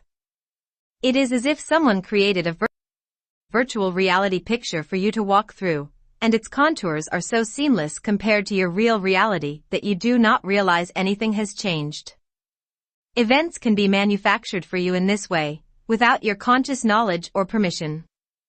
In such cases, what you don't know could very well hurt you, and you might not be aware of what harm is being done. We refer to these reality pictures or experiential overlays as holographic inserts. It is time that humans became aware of the existence of such technologies, for they have been used throughout your history to alter and bend the nature of your historical development. Holographic inserts. Holographic inserts work in a number of ways. First of all, in order to create them, a working comprehension of the relationships between biology, energy, and perception is required. Humans in your system presently do not have such a working knowledge. When the mechanics of energy are understood, as they are by groups such as the Zeta, it is quite easy to impulse the base DNA codes of humans to carry an altered or contrived program or electrical imprint. As the base DNA code is electrically altered, the entire physiology of the individual on the chemical and hormonal level is altered.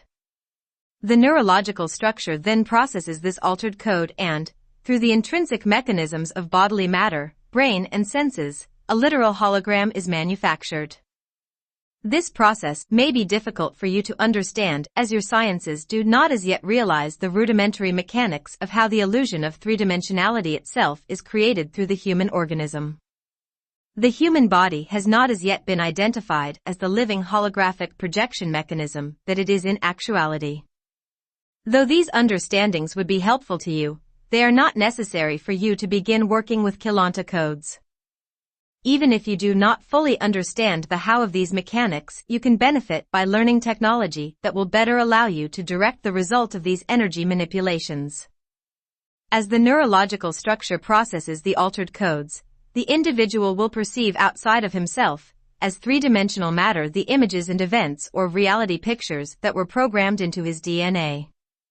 Some of these codes can be contrived to become permanent additions to the original DNA base code. This process can be used to assist humanity in reaching great levels of spiritual enlightenment, physical health and beauty, and mental and emotional expansion. But it can also be used to create horrific traumas upon the human biological organism and the consciousness that depends upon this organism for its three-dimensional life. Holographic inserts are presently being used against you by the Zeta and other groups. If you can learn some of these mechanics through Keylonta, you can stop them from manipulating you. You can protect yourselves and keep your perceptions clear. And you can grow. Events have already been set in motion to begin using holographic inserts on a mass level. This is part of the aforementioned Zeta agenda. Individuals have been tested and experimented upon for some time as the appropriate processes were fine-tuned. The Zeta are now ready to begin using holographic inserts on a mass level, starting with small groups and later moving into whole collectives.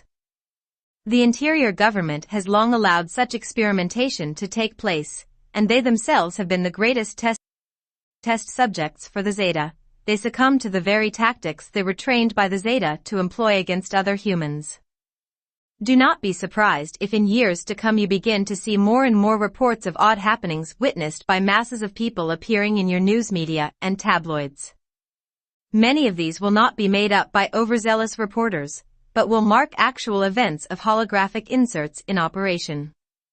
Next, we will discover how holographic inserts have been used in relation to what you call the UFO abduction phenomena. Mechanics of visitor abduction. We have explained to you in the beginning of this writing the different categories into which UFO phenomena may fall, some being benign manifestations of natural phenomena, others being intentional or unintentional contact with sentient beings from your or other systems. We have explained to you that what appear to be solid matter physical objects are at times illusions created as other dimensional phenomena interface with your three-dimensional system. If one were able to control and direct the movement of an object through dimensions or time portals, and were familiar with the different forms that object takes within the various dimensions, it is possible that alterations could purposely be made to objects by moving them through dimensions. That is, the form of an object in one dimension could be changed by moving it into another dimension for alteration, then returning it to its original dimension where the other dimensional alteration would appear as a change in form. This process is called transmutation of form, and it is accomplished through dimensional transmigration. Familiarity with this concept will facilitate your understanding of the nature of the UFO abduction phenomenon. If an object existed in the form of a rock in your dimension, let us say, this rock could be moved into another dimensional frequency, altered there, and then returned to its original dimension where the alteration would then manifest as form change in terms characteristic of that dimension. Your rock, for example, could be taken to an adjacent dimension and altered, then re-emerge as a tree when placed back in its original system. How do these mechanics apply to abduction scenarios?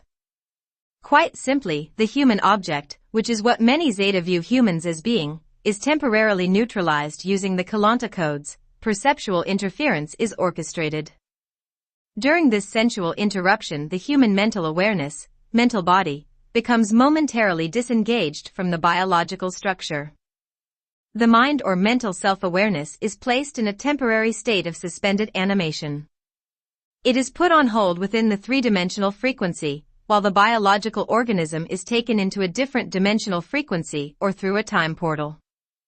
This part of the process is what creates the experience of a seeming separation of bodies, often reported in abduction cases. It seems as though an astral body is being pulled out of a physical body, the same experience known as astral projection. Not all abduction episodes contain this particular feature, but many do.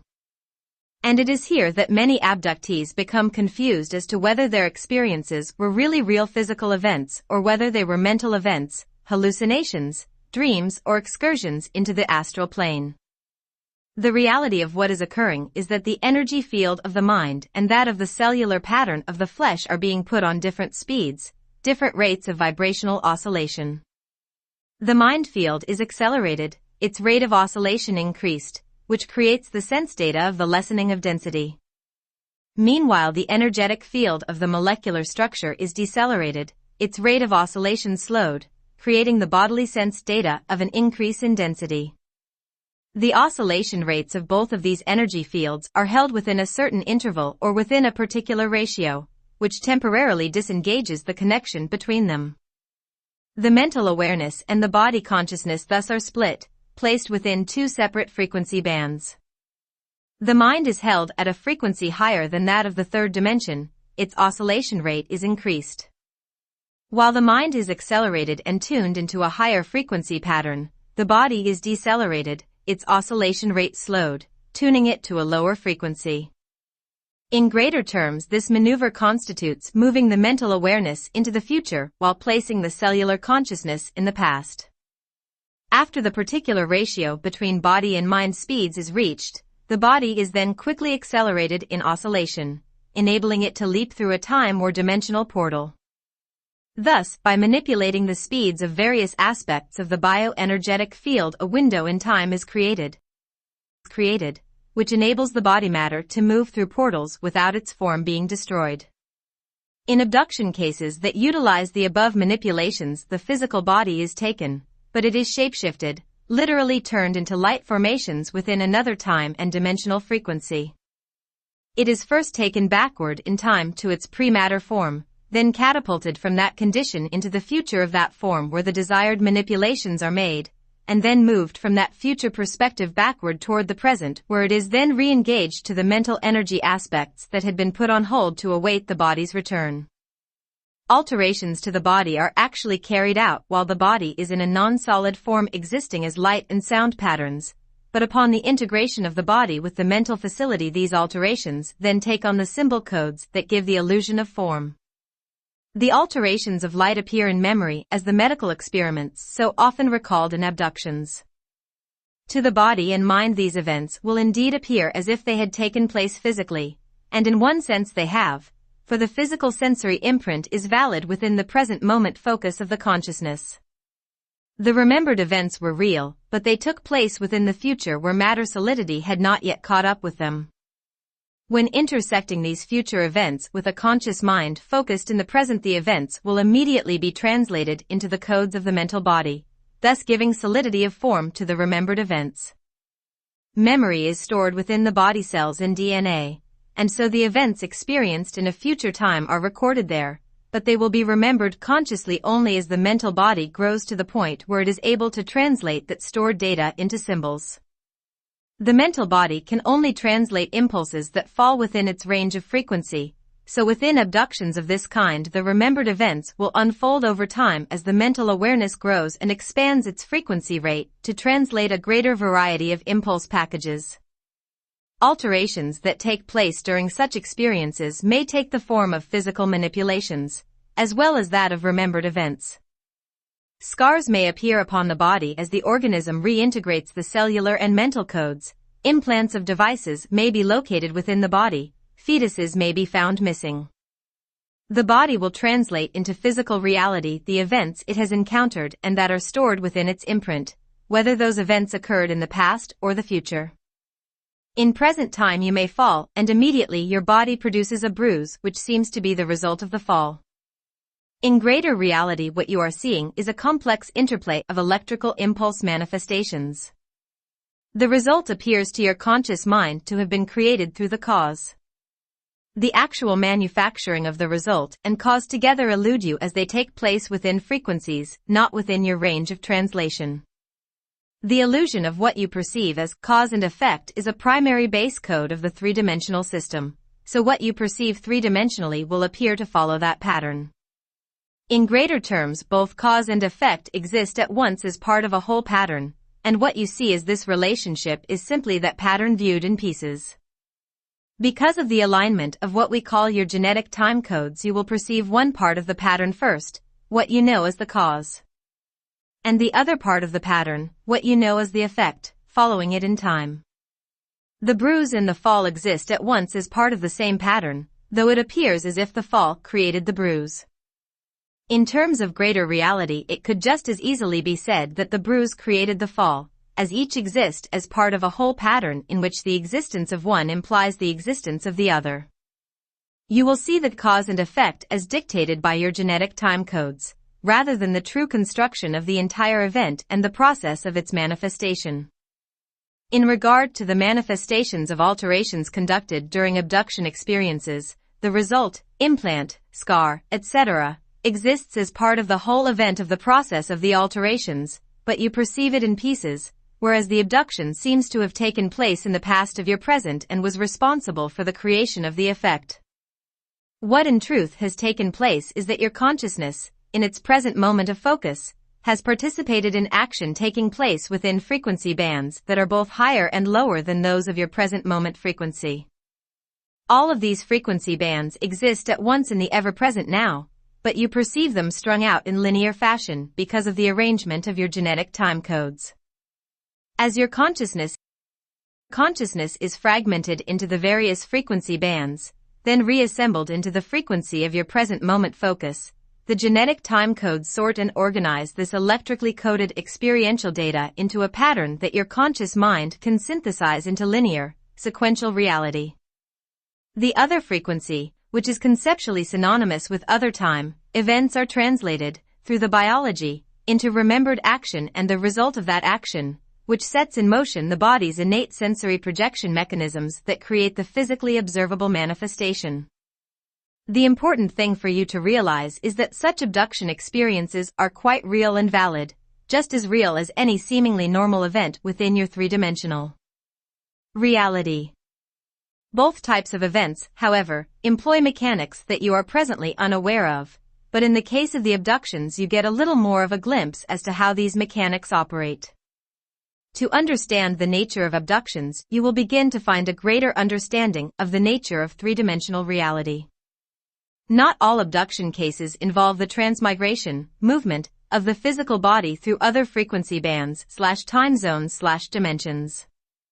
Not all human bodies are able to withstand such process, some would be destroyed or damaged by this type of manipulation. In cases where this transmutation process is employed, the mind will at first have no recall of the events. Missing time is experienced as the body and mind reharmonize their respective rates of oscillation and build the necessary neurological and chemical structures that will allow the flow of energy between them to be reestablished. It takes time in your system for the conscious mind to catch up with the altered bodily imprint. At first, the new imprint alterations do not compute within the mental body, and a mental blank spot is left until the organism rebalances itself. When the mental facility integrates the new imprint, flashes of memory will then come into conscious awareness, most often triggered through the associative process. That is, a sensory perception, sight, smell, noise, etc., will trigger the release of the new memory into awareness. Such memories can also be found through techniques like hypnosis, where the conscious mind is slightly disassociated from its focus within the present moment and is encouraged to traverse cellular memory. Often there will be memory of an odd event, missing time, a UFO sighting, or uncharacteristic emotional or behavioral reaction, etc., surrounding the event which has not yet surfaced into conscious memory. Hypnosis would then serve to assist the mind to translate and integrate more of the new imprint, bringing it to the surface of memory. The event of sequential memory of the abduction returning to the abductee marks the point of integration of the new cellular imprint. The mind has caught up with the experiences of the body, so to speak. It constitutes the return of the full consciousness, which was fragmented during the event, to the focus within the present time, or the return of consciousness to its original frequency band. To integrate the full imprint of such a multi-time event, the human organism literally manufactures new, minute neurotransmitters and nerve networks to accommodate the altered DNA imprint. Your three-dimensional instruments presently cannot record most of these activities, as these instruments are keyed or tuned to only the three-dimensional time coordinate in your particular frequency. You may eventually be able to chart the results, the portion of this activity that does take place within the three-dimensional frequency, of such base code manipulations, but you will not find the cause as it exists outside of the three-dimensional frequency band in which your instruments have their being. Abduction episodes following the format just described would be considered clear-cut abductions.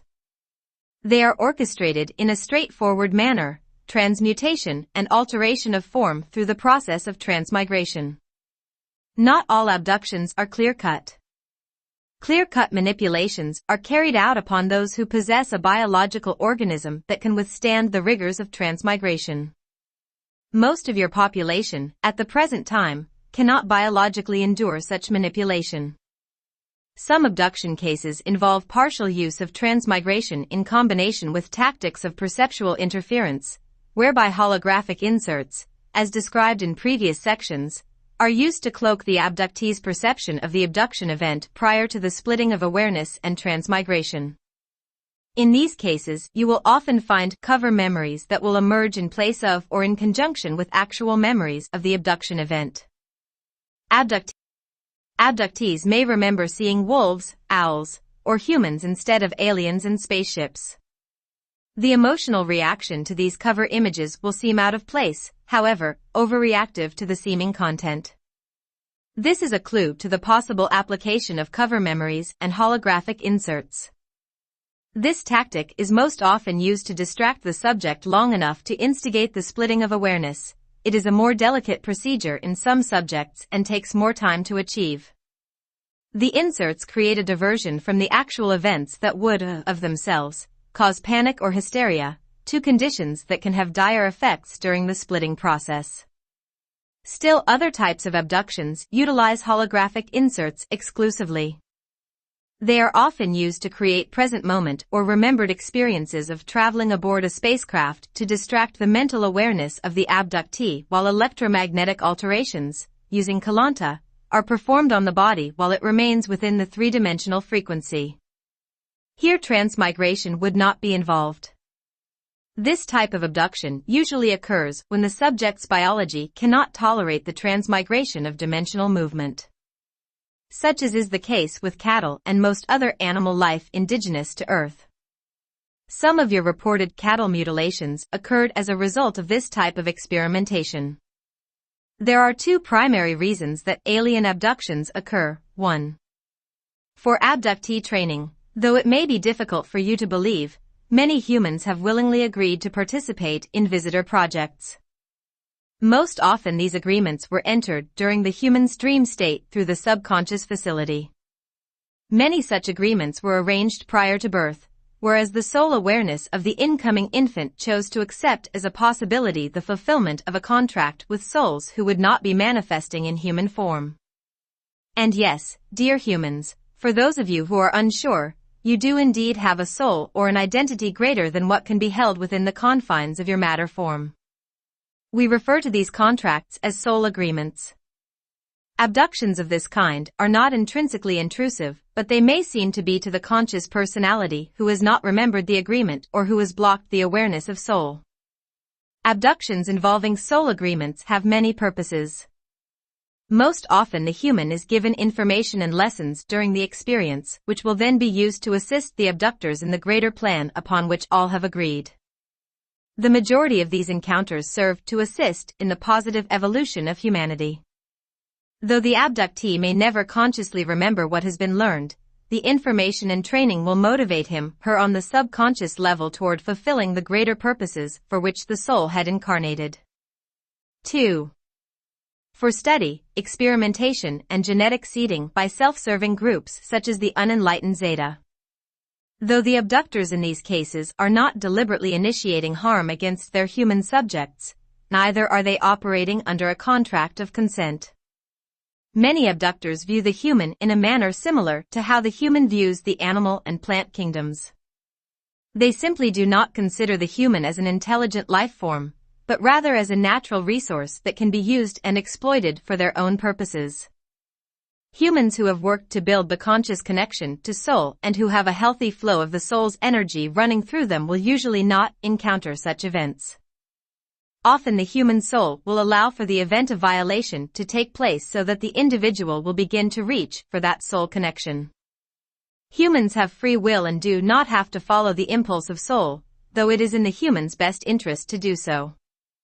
The soul and subconscious awareness will often allow for tragedies from the personality's perspective if the personality has become so immersed in its finite identity that it blocks out cognition of and cooperation with the soul. Abductions that occur without soul agreements are a violation to the human subject. These events can be quite traumatic. You might begin to speculate about how your laboratory mice might feel at the hands of your human scientists. The human is viewed as a thing rather than a being with needs, desires and feelings. Human genetic material is quite valuable to some ET groups, and there are interspecies breeding experiments underway, particularly within the Zeta factions. The Zeta have had some success with this hybrid race and their experimentation continues. Self-awareness and soul awareness are the human's greatest protection from abduction violation. The abductee training encounters are usually perceived by the human as traumatic until the personality moves through the fear of the unknown and actively pursues answers, support and validation of the experience.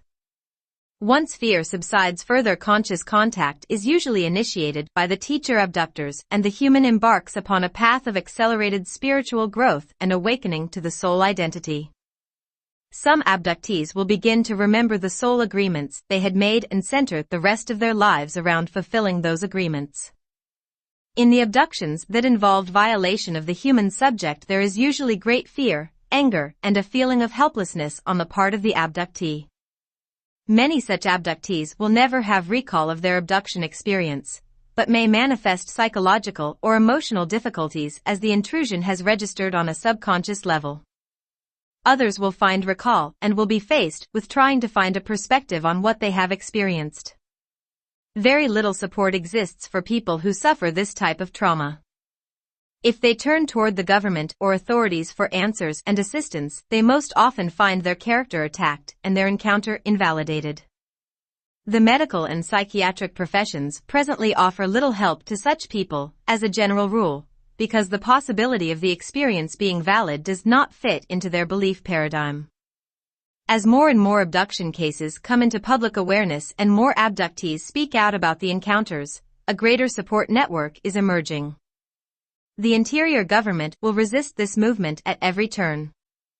The most terrifying aspect of alien abduction for both groups of abductees is that no one seems to have any answers. Even if they can find the support network, most within that network are uncertain as to what they are dealing with in terms of the abductors. Comfort may be found in sharing that uncertainty, but peace and understanding may still seem quite elusive. It is for this reason that we have brought this information to you, hoping to reach those of you who need it most. Those of you who need to understand the reasons and purposes behind the alien abduction experience, we bring to you information that is new to your time, but it is indeed timely. We hope to inspire you to learn more about the nature of your reality and the very real aspect of your reality called alien abduction. Chapter 3: Human Origins and Hybridization. Hybrids. In order to learn more about alien abductions, you must first realize that in most reported cases, the events are quite real and deserve validation. Quite literally, you have been taught, or programmed, to not believe in aliens. The mainstream view still sees the idea of ET life as a joke or product of romantic fantasy. Once upon a time in your history, the masses viewed airplanes in the same way. Once upon a time, only lunatics believed the earth was round. It is time for individuals to begin looking beyond the small scope of their global reality and begin wondering of what greater community might it be a part. Your governments and sciences have been manipulated into debunking and invalidating abduction and UFO sightings experiences by the very beings whose reality they proclaim does not exist. The Zeta and others would like to see humans remain ignorant to their activities, for in so doing they can direct humans in any way they choose. Some Zeta factions are still involved in creating a hybrid race whose ultimate purposes would be to compete with humans for the Earth and her resources. These hybrids already exist, but their strain is not quite strong enough, their masses still too few. If this experiment was to progress unchecked, these beings would misuse the resources of the Earth and violate its inherent integrity, much as the Zeta have violated the integrity of the humans they study. For this reason, and the potential future consequences within the third dimension, there is much assistance being offered to humans, and to the Zeta themselves, for finding better solutions. The greatest threat to Earth and to human life at this time is not a pole reversal, self-imposed nuclear holocaust, depletion of natural resources, or overpopulation. The greatest threat to your well-being is that of manipulation and exploitation by forces that you do not even yet know are real. The Zeta have successfully interbred with human females. There are hybrid babies and children, or what would appear as Zeta-human hybrids if they were within the three-dimensional system. They do appear as such when they are brought into the third dimension to have contact with their human mothers. The hybrids presently cannot enter the third dimension fully, their biology is not yet adjusted to the concentrations of matter density within which the third dimension is cloaked. They originate from and exist within an adjacent dimensional band of Earth. The Zeta are cultivating them within those coordinates, not within the present coordinates of your three-dimensional Earth structure. The hybrids are being cultivated to engage in an intersection with your Earth at a time point 400 to 500 years in your future. There are various strains of these Zeta human hybrid beings, each designed to fulfill certain roles within the Zeta plan. Some appear as large, thin white beings with wispy hair, usually white in color when in maturity.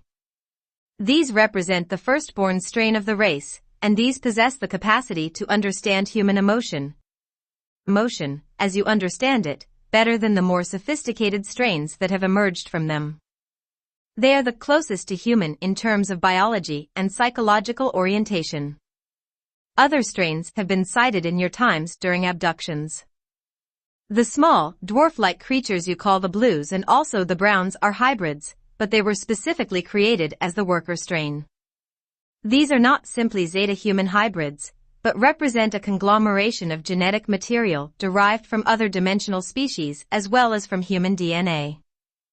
Unlike the Zeta human hybrids, the blues and browns do not possess a high degree of intellectual or intelligence capacity, nor do they harbor within their gene structure a large scope of evolutionary probabilities. They are linked through a hierarchy of centralized minds and are programmed or contoured to serve the needs of those higher up on the evolutionary scale. These beings will often be found in proximity to the whites, the Zeta human hybrids, serving as guards or general soldiers. Zionites. Many experiments continue to be carried out within the Zeta factions, some combining Earth animal aspects with Zeta and other dimensional life forms. There is one other category of Zeta-created hybrids that we would like to mention. These represent the highest strain and they are also conglomerates, created through the genetic fusing of Zeta, humans, and other dimensional ET life forms. We have mentioned previously the mantis-like beings called the Ethian being highly evolved teachers commissioned to assist the Zeta, the humans, and many others throughout your dimension and others. The Ethian have agreed to assist those Zeta who have made a commitment to non-violation of other systems. The Ethian offered their expertise and some of their genetic material to assist the Zeta in continuation of their species through genetic mutation. Out of this agreement yet another strain of hybrid was formed, the Zeta human Ethian strain that we refer to as the Zionites. The Zionite strain constitutes a master race of beings whose abilities and powers reach far beyond the present moment of your Earth history. Indeed, this race was created by splicing together the best of the human strain with other highly advanced genetic material from other systems. The Zeta drew genetic material from the distant past of your species, and they also sent matured hybrids back in time to directly interact with humans. The past we speak of involves advanced civilizations that existed in your past historically but of which you presently have no record. The Zionites are cultivated time travelers. Though their species came into being through the genetic experimentation of the Zeta in conjunction with the Ethian, their strain is unique in its abilities of maneuverability through time. From their points of origin in a dimension of Earth adjacent to your own, and running along a time continuum parallel to that of your present, the Zionites have fanned outward in time within your third dimension and also within other dimensions. There are planets within your universe upon which Zionites can be found, and there are large groupings of them working with the Ethian in their home systems. Though in your present terms they could be considered a fledgling race, you must realize that, because of their intertime abilities, they are also a fully matured race simultaneously. They exist as a part of your future in your three-dimensional world, but they are also a part of your past. Through the Zionites' involvement with your ancestors, they are also part of your heritage as humans, and they have had a tremendous effect upon the development of your species. Turanusium prior to your recorded history, there did exist upon the Earth civilizations of humans that would be considered superior genetically to your present human strain. These beings had interaction with others from the stars in your terms. The original human prototype contained genetic materials gathered throughout the galaxy. The human prototype was not of Earth in its original construction. Humans originated on Earth's fifth-dimensional counterpart planet Terra. The Zionites were one of the star groups whose genetic material was supplied to create the original human prototype. The race of humans of which we speak is called the Turanusium. Their biologies emerged 560 million years ago, YA, from combining various species of animal-like life forms indigenous to Terra during those times with other, more advanced genetic strains from other planetary and other dimensional systems. Terra was viewed as a nursery of sorts, where this new human hybrid could develop and gain sovereignty over the life forms upon the Terra. The human prototype was intended to become the custodian and guardian of Terra, and to enjoy open intergalactic and interdimensional exchange with many other civilizations. For a period of time this development occurred and the new species, humans, evolved graciously. There came a point in time, however, in which the species began a path of de-evolution. The humans, Turanusium, began interbreeding with the other indigenous life forms.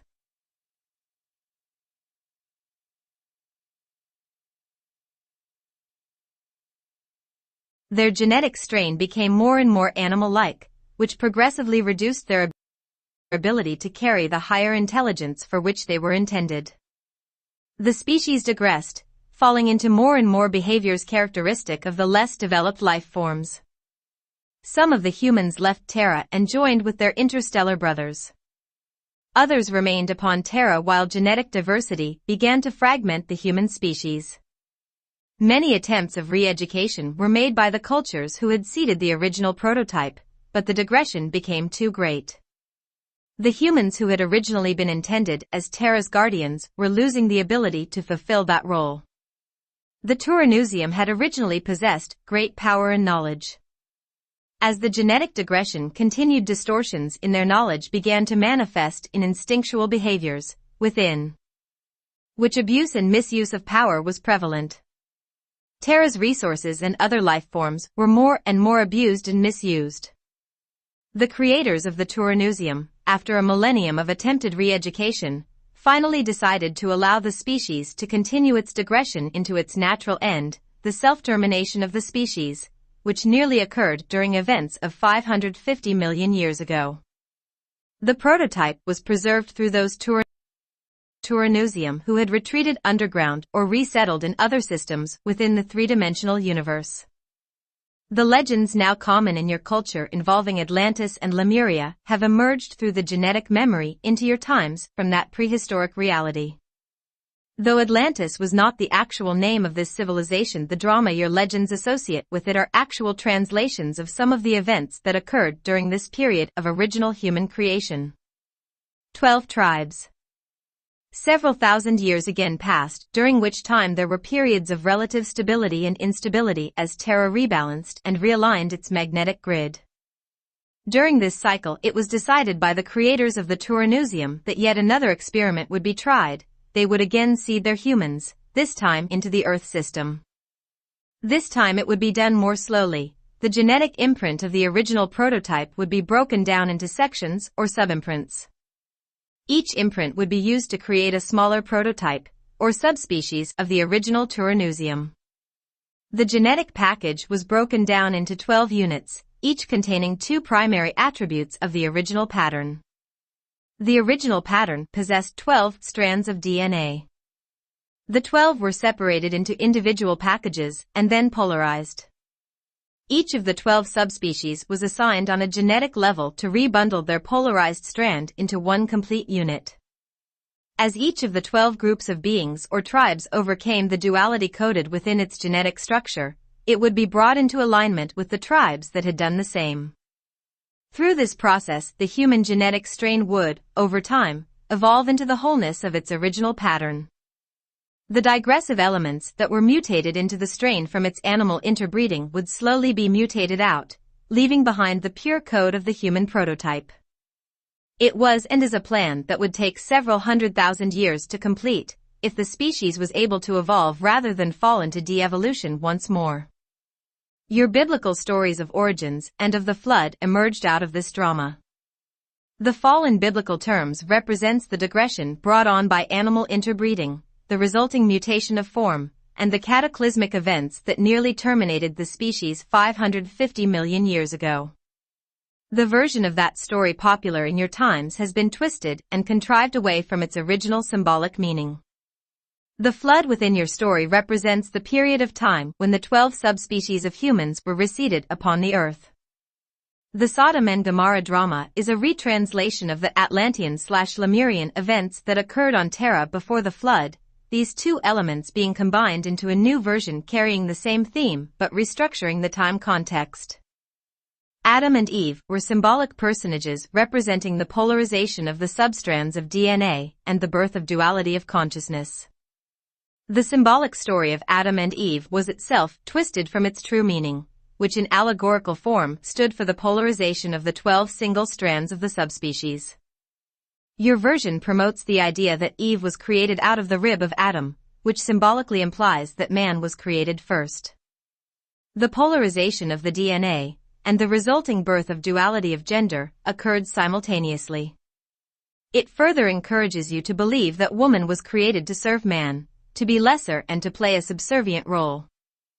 These distortions were purposely given to you to keep from you and suppress the power and wisdom held within the female form and consciousness. Through this distortion, the polarities or duality within each of the 12 subspecies could never be overcome, and thus the completion of human evolution into its original exalted form could never be actualized. Just as the original creators of the human prototype desired to see the fulfillment of the species as guardians of the earth and Terra, there also exist forces of great power that do not wish this plan to succeed. If humans are able to fulfill their evolutionary blueprint, the earth and many other reality fields will no longer be free for exploitation. They will become protected by a species equal in power and greater in knowledge than those who wish to misuse these realities. It is from this interdimensional conflict that your concepts of good versus evil and God versus devil emerge. One group of advanced beings wish to see humans evolve into wholeness, equality and co-creatorship, while another group of beings desires to stunt the evolution of humanity so it can continue to utilize its resources for self-serving purposes. The latter group has come to represent the dark or evil forces within the collective human unconscious, while the former has emerged into your mythologies of the gods. Because of this cosmic conflict, so to speak, attempts have been made by both sides throughout your history to train the evolving humans. One set of teachings will lead humans to evolve, the other to digress. The ploy of distorting the helpful teachings has been used repeatedly throughout your species' development by the forces that do not wish you to succeed. Much of your present teachings are so contaminated by these distortions that the true meaning of the original teachings has been lost, or applied in a way that creates the opposite effect for which the teachings were originally intended. During your recorded history, much information was given to assist humanity's development. Your speculations about ancient astronauts bringing knowledge and technological advancements to Earth cultures are quite accurate. This method of assisting your culture was indeed employed often in your historical development. Certain cultures were able to interact directly with the travelers from other systems. One such group is the ancient Egyptians, another is the Melchizedeks, the group that has fragmented to become those affiliated with the Christian and Jewish faiths. The predecessors of your Celtic and Druid lineages also had involvement with interstellar teachers, as did many others. At one time or another, the teachers interacted with all human subgroups, helping to form the basis for their mythologies and creation stories, their psychologies, and their technologies. The group of teachers we would like you to become familiar with are the aforementioned Zionites. The Silicate Matrix. The Zionites interacted directly with your ancient Egyptian cultures, and prior to this they were heavily involved with Sumerian culture. Not only were these cultures gifted with knowledge, but they were also imbued with the gift of interstellar seeding. Zionites would often interbreed with the humans, adding the potentialities of their genetic code into that of the evolving humans. Certain groups of these special humans were seeded, and that genetic seed was dispersed among the races through further interbreeding within the 12 human tribes. The Zionites traveled back in time, giving to your species the code of transmutation. We refer to this genetic package imbued by the Zionites as the silicate matrix or the crystal gene. The silicate matrix contains the original 12-strand DNA code structure of the original to-run human prototype, the Turanusium. It presently exists within a number of humans as a latent genetic code sequence that must be brought into activation. Once activated, it allows for the progressive transmutation of form.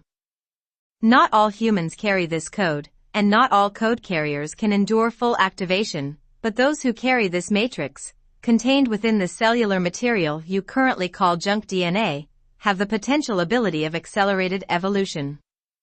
They possess within their genetic makeup the latent ability to transmute cellular structure, which will one day allow them to traverse the time portals and interdimensional passageways without deterioration of their biological form.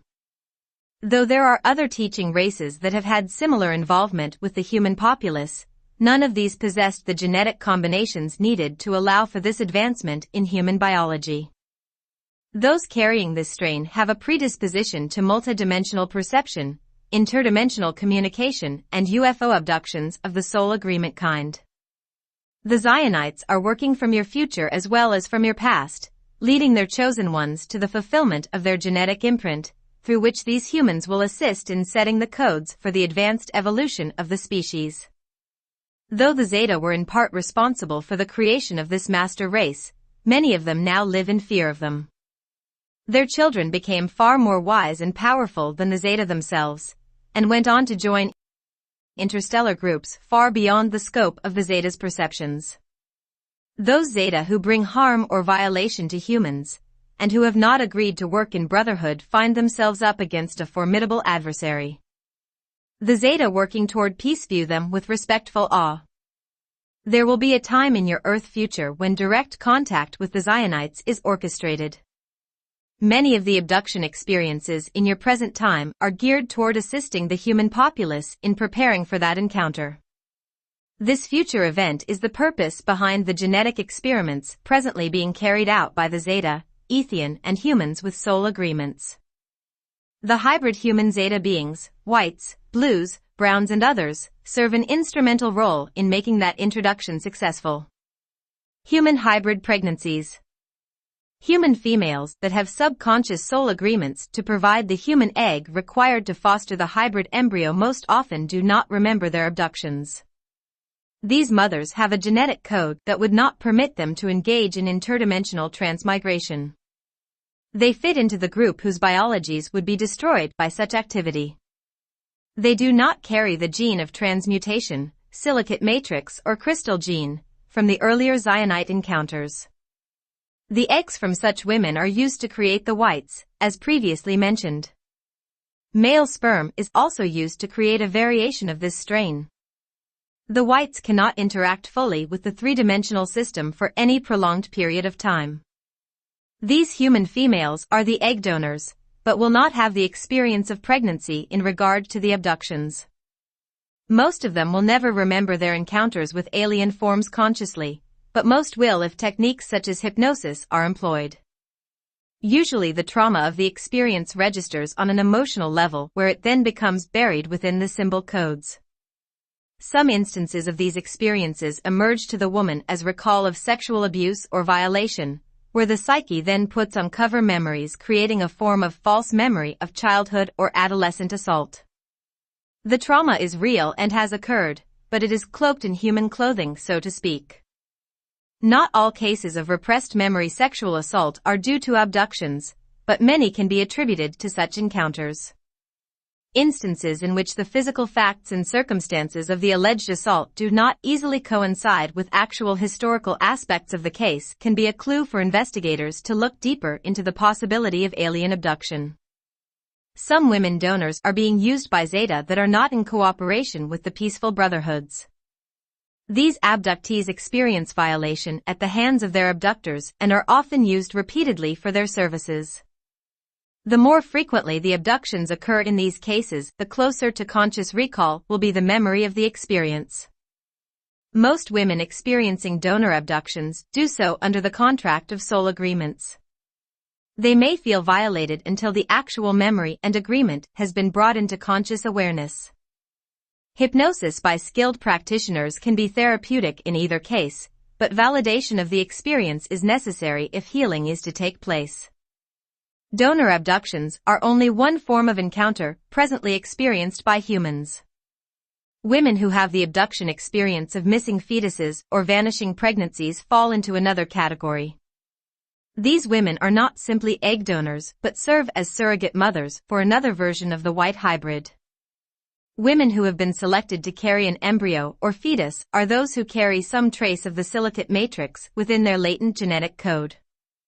Their bodies are able to endure some degree of transmutation, even if it is only the small amount of acceleration in body vibrational rates needed to accommodate the hybrid fetus. Like the donors, these women usually experience abductions that take place within the third-dimensional field, in which holographic inserts, perceptual interference, and cover memories are utilized to distort or block memory of the event. However, because of the trace of the silicate matrix within their gene code, they are able to sustain the beginnings of pregnancy involving a hybrid fetus. The hybrid fetus develops in its early weeks and months in the same way as the human fetus would mature. It carries a slightly higher cellular oscillation rate than that of a human, but this difference is so minute that the fetus would appear to you as no different than that of a human. As the fetus develops, certain vibrational patterns within the genetic base code begin to change, making the fetal pattern more and more incompatible with the body resonance of its host. At some point, the fetus must be removed and transferred to another dimensional frequency where its development can progress.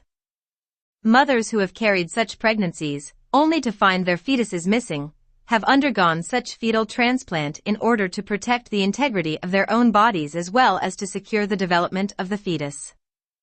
It would help for these women to know that the children are not being stolen from them. If the hybrid fetus were allowed to mature within its human host, either the mother's body would miscarry the fetus, treating it as foreign material, or more often, the fetus itself, in its thrust for life, would quickly deplete the body and energy of the mother. Only hybrid fetuses are ever taken. Those produced through human conception are never used in relation to the enlightened Zeta. Stealing human fetuses is not a tactic often employed by the abusive Zeta factions either, as their interests move in other directions. Carrying the hybrid fetus beyond the first trimester, or slightly into the second trimester in rare cases, would disrupt the hormonal balances within the female. Muscle tissue would rapidly deteriorate, as would bone structure and certain vital elements within the bone marrow. The developing fetus would act as a cancer within the woman's body, rapidly destroying cellular integrity. The hybrid fetus is hardy, the human body of its host far more fragile, so the continuation of a pregnancy involving the hybrid would end the life of its mother. Great care is taken during soul agreement abductions to protect both fetus and host. The duration of these pregnancies is a clue to the degree to which the silicate matrix has been found present within the mother's genetic code.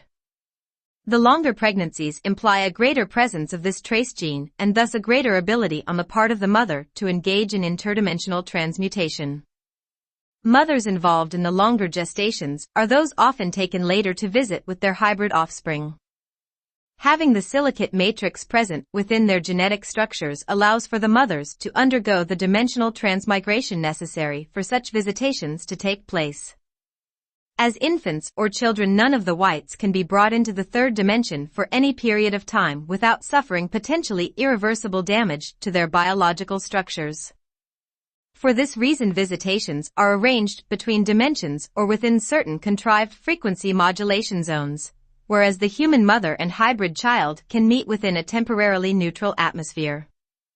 Though visitation with the human mother is usually in the best interest of the child's development, the meetings are arranged only when to do so would also benefit rather than traumatize the mother. As more human surrogates learn of what is taking place within their abduction experiences and make peace with the process, so to speak, more mother/hybrid child visitations will be offered. Women abductees who feel they are ready can request such a visitation by making their desire known just prior to sleep. The visitation may take place during the dream state or another consented abduction arranged in which the mother's wishes can be carried out. The enlightened Zeta have no desire to create trauma for human females, and they are willing to assist these women in understanding the purposes behind their encounters.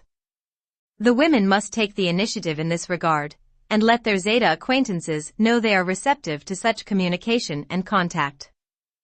Again, requesting contact prior to sleep or during practice of meditation or focused solitude are the most effective methods of communicating this intention. Abductees are continuously monitored by the Zeta, and the request will be observed and acted upon if appropriate to the needs of the woman.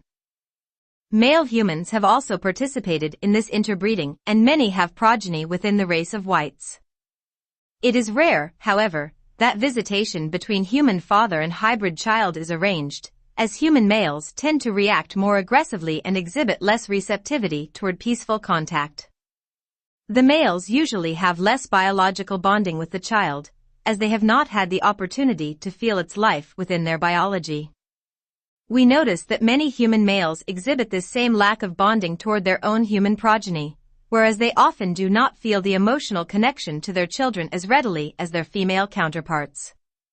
Human males tend to view children as the propagation of lineage, taking the possessive stance of authority over them rather than viewing their children as individuals with whom they are to build sustaining emotional bonds. Such bonding usually takes place later in life, after the child has grown, if it takes place at all. Not all men view their children in such a way, and many more emotionally aware males are quite able to establish bonds with their offspring, even from conception. These more matured males are more likely to be offered the opportunity to visit their hybrid progeny than are those who exhibit bonding difficulty or overly possessive attitudes toward their children. Many women share these attitudes as well. We are not simply picking on the males of your species. But because human women have developed a greater emotional sensitivity, as a general rule within your culture, because of the gender-related beliefs prevalent in your times, the women are more often able to cultivate attitudes that are more accepting, trusting, and conducive to nurturing. There are exceptions in either case, and attitude is everything when it comes to parental visitation between human parent and hybrid offspring. Borontolism. The hybrid whites created through fetal transplant have the ability to enter into the three-dimensional frequency bands for short periods of time. They carry a stronger human imprint than those derived from egg donor conceptions, which allows for certain advantages. These beings possess the strongest emotional imprint of the hybrids and are thus better able to understand, interact, and utilize telepathic communications with humans. They will one day serve the role of intermediaries when Zionite contact is made with the human populace. They will also serve as teachers and helpers to those humans who agree to assist in the accelerated evolution of the human species.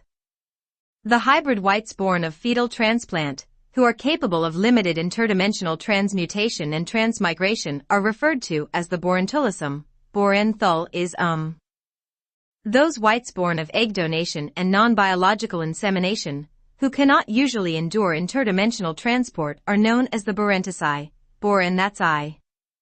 Both hybrid strains are highly intelligent, with a strong mathematical leaning and great ability to comprehend the workings of universal physics and advanced sciences built upon that comprehension. Both represent pure strains of human Zeta hybrids, those two races being the only contributors to their genetic makeup. Their base strain was formulated out of the genetic materials of the little gray Zeta and the human genetic imprint, used in various combinations.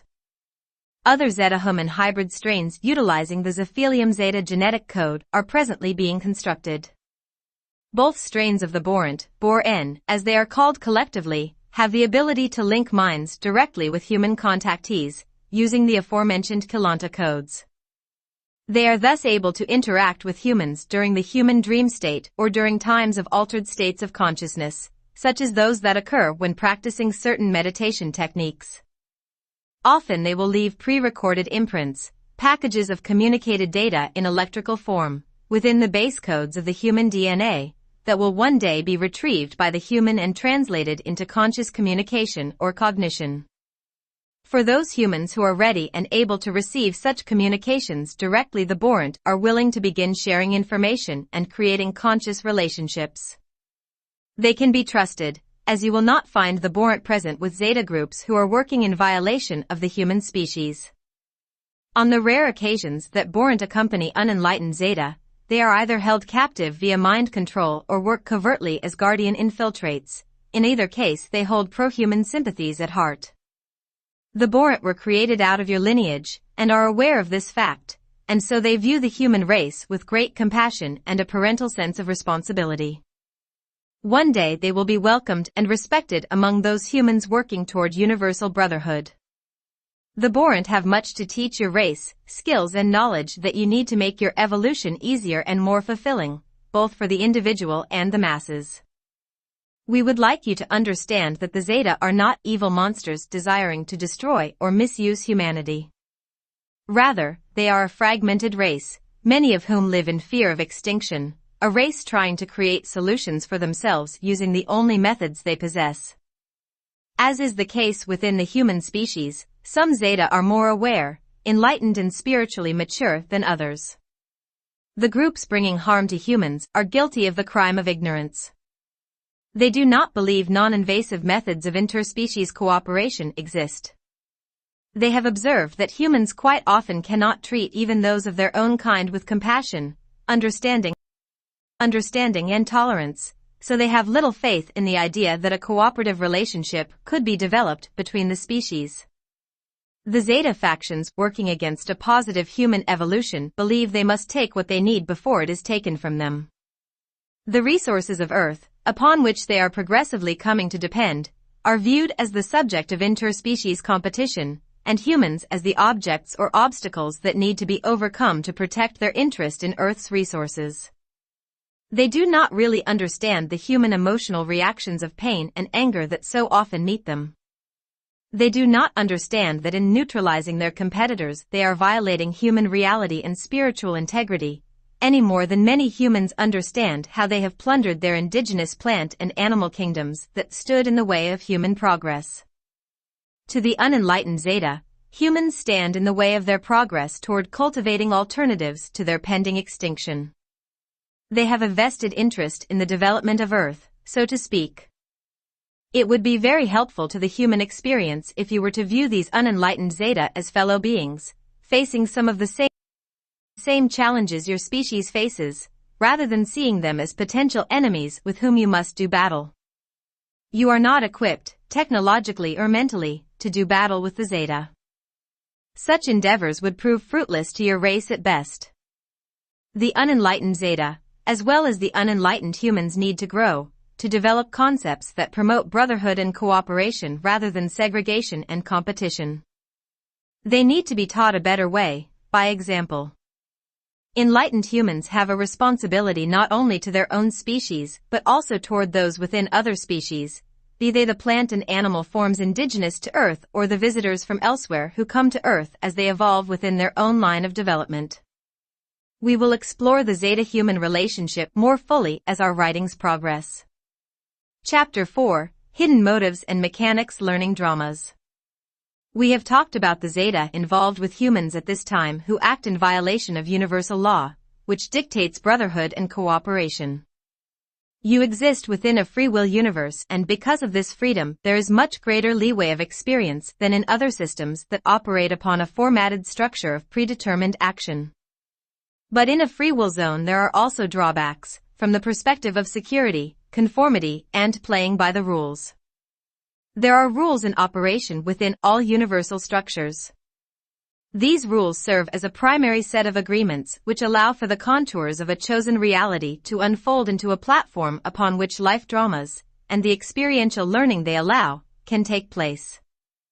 In a free will zone, one of the rules or base agreements is that participants within that reality have the choice to play by the rules or to ignore them, creating their own versions as they go along. The rules within your particular system prescribe brotherhood, cooperation, and harmony between all portions of reality. But the rules also have designed for you a polarized universe, wherein all things exist within a duality of perception. It is this feature of your system that allows for the experience of free will to take place. Duality allows you the choice of breaking the rules or following, of working with the flow of natural evolution or against it. Each choice will provide for you a consequence of action, or seemingly so from your focus of perception. In greater terms, each choice will show you a manifest translation of the ideas you entertain. If those ideas move with the flow of evolution, you will experience a perceived state of ease, feelings of lightness and pleasure, and you will expand or grow into ever greater reality fields. If you are moving against the flow of evolution, you will experience the opposite of these conditions: tension, heaviness, displeasure, and contraction, as you digress into ever smaller fields of reality and identity. Both paths exist simultaneously, one implies the other. They exist together as parts of a greater whole that is dimensional reality. Your choices will determine experience while you are in a polarized system, and thus you learn to make better choices. The Zeta, who inflict their experiments upon humans without consensual agreements from the soul identity of the human, are making a choice to move against the flow of evolution, just as those humans who violate the free will and birthrights of brotherhood of their co-inhabitants of Earth are choosing to digress. Violation ultimately breeds the same, though the action/consequence ratio may be spread out over time, where the balance of universal law is not easy to detect. The law of reciprocity, or what goes around comes around, is one of the rules within your universe. It applies directly to all that you do and all that you experience, but in your present state of evolution, most of this balancing takes place upon a subconscious level. Because of this, many things may seem senseless to you. You may witness violation of yourself or others and wonder at the seeming unfairness of the universe or God. Many of you view death as the ultimate victimization, especially for those who appear to be victims of an untimely or unjust demise. You are seeing the surface of events, and without knowing the greater dramas those surface events are linked to, it can often appear that they are without cause or purpose. In viewing from the surface only, you may easily misunderstand the seeming rules, or lack of them, that allow such apparent violations to take place. Three-dimensional reality can seem quite threatening, unjust, and chaotic when viewed from the surface. Perceptions provided by your 5 known senses point for this is an illusion, very real from your perspective, that seems to be true because the true justice, purpose, reason, and order behind events, and the true mechanisms of universal law, are hidden from your view. You do not have all of the puzzle pieces, to use an analogy, and so it is difficult to make sense out of the picture. As your race evolves and its perceptual range expands, more puzzle pieces will be found, and as you grow you will begin to see a very different picture of the universe than the one you presently hold. You will discover the order behind the chaos, the justice within the injustice, and the reality behind the illusion. One day you will come to master the experience of three-dimensional reality and will no longer find yourselves trapped within its confines. But until that time you are dealing with duality, free will, choice, and the responsibility of learning how to direct your choices wisely. The Zeta and all others within the dimensionalized systems are learning these basic lessons, in their own way and through their own path of development. Learning can seem difficult when moving against the flow of evolution, or it can be achieved with ease when moving within the flow. Zeta and humans share many of the same lessons, and they will play, within your three-dimensional drama, great teachers to each other, and will eventually learn the consequences of maneuvering within the structures of universal law. The consequences can be a great delight, or they can seem quite treacherous. Either way, learning takes place, and that is why the soul awareness allows for consequences to be experienced. When identity becomes integrated and the human, or other biological being, grows to encompass the soul awareness, the need for treacherous outcomes declines. Souls, as groupings of identities, are also learning and reaching for integration of the greater identity structures of which they are a part. The greater the amount of integration of awareness that takes place, the less treachery is experienced. All life forms share a common goal of growth and expansion. Impetus toward growth is one of the primary rules within your universe. Growth into comprehension of the mechanics of brotherhood is a rite of passage all will eventually pass through. When the interconnectedness of all things is recognized as one of the basic universal laws, the cognition and practice of brotherhood will be achieved. Though the Zeta generally are advanced in intellectual growth and technological achievement compared to the human, many of them possess no greater spiritual awareness than the average human of your time. Many Zeta fall behind humans in regard to true spiritual cognition, for they do not possess the biological systems that allow for the characteristic you call emotion. Emotion is far more than you realize. You use this term to describe the perceived result of a subconscious process organic to your form, but you rarely glimpse the reality of that process in energy terms. Emotion is the product of the seventh sense, which can be called cellular absorption. We will detail the mechanics of this sense in other writings. It is the ability, present on a cellular level, to filter energy and frequency, create energetic imprints of that filtered energy and translate the imprints into packages of perception that are then used to feed information to the other senses.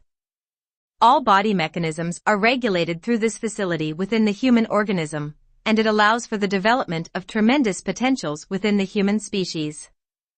The Zeta biology is set up differently. As we previously described, the Zeta presently involved with your system are mutations from their original form. That mutation occurred as a result of their experiments in dimensional blending. Originally, they did possess a sense facility similar to that of the human emotive structure, which allowed them greater freedom to connect with the universal energy grid structures that support the third dimension. With the mutation, they lost this ability. They became trapped within their own biology, and their soul identities became severed from the greater structures from which they had been created.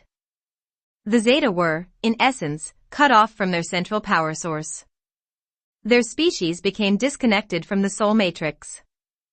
The tree of life. All beings within the dimensional systems enter those systems through a webwork of interconnected energy strands. There is a precise pattern to systems entry, just as your computers have precise codes of access to their operations. If you imagine the structural growth pattern of branches upon trees, you can get a rough visual representation of the energy webwork we describe. The tiniest bud is connected to the whole through a system of intricate relays or branches. Nourishment is sent to the bud via this pathway, replenishing and sustaining all of the many buds that grow upon the tree. The energy webwork of which the soul, and all of its personalities, is a part can be compared to the network of branches in the tree's energy distribution system. Like the bud, the soul exists as one expression or aspect of the greater network out of which it grows. The personalities or incarnations of the soul can be compared to the leaves emerging out of the bud. They are birthed, grow, and die only to be replenished and born anew within the next cycle of the seasons. As the leaves exist as part of the tree, each taking up a different placement in space but existing together simultaneously following the cycle of the seasons, so too exist the personalities of the soul. Viewing placement in time for the personality as you view placement in space for the leaves and tree will help you to understand the nature of time and identity. It will also help you to better understand your distorted concept of reincarnation. Humans are connected to a soul that exists as part of a greater network of life. We refer to the entire network as the energy matrix. The world within which the tree grows in our analogy. The tree in our analogy would represent an energy, a structure we call the time matrix. As the tree exists within a world, the time matrix exists within the energy matrix. The leaves on our tree exist within and emanate out of the bud, just as the personalities exist within and emanate out of the soul. In our analogy, the bud would represent what we call the soul matrix or Dora matrix. Just as the leaf implies the existence of the bud and tree, the fact of your existence implies the existence of a soul matrix and energy matrix system. The Zeta are also part of such a tree of identity. Their species, like your own, would represent a bud upon a cosmic tree, in terms of our analogy. We explained before how the Zeta inadvertently collapsed the time portal system surrounding their home planet. You could compare their portal structure to a branch on the tree. If a branch is dismembered from the tree upon which it grows, not only will the branch wither and die, but so will the buds and leaves that depended upon that branch to transport nourishment and life force energy from the tree. There is an intimate connection between the time portal system and the genetic code of all life forms within it. When the time portals are damaged, the genetic imprint of biological life is altered, mutated from its original pattern. When the Zeta disengaged their time portals from the main grid of the time matrix, it caused their mutation. Their biology no longer carries the appropriate codes to allow them to link into their source. They lost the ability to experience emotion to a large degree, and the emotional facility can be compared to the branch systems of our tree. The Zeta are able to draw energy from their souls, but their souls can no longer draw energy from the time matrix, energy matrix, or source. Once the leaves fall, the bud can no longer renew itself if it cannot draw energy from the tree. The Zeta are as leaves and buds stunted upon a withering branch that has been severed from the tree. A dying race unless they are able to once again mutate their biological strain into the time matrix and the energy matrix system. Through genetics, they are attempting to create what could be compared to a splice, taking their fallen branch and reintroducing it to another tree in hope that the splice will take. Their home tree exists within another forest, an area in the galaxy they can no longer return to as the road of transit has been destroyed. If you can understand a bit more about the nature of your own reality and the matrices we have mentioned, you will be more prepared to comprehend the plight of the Zeta and why they have interest in your race.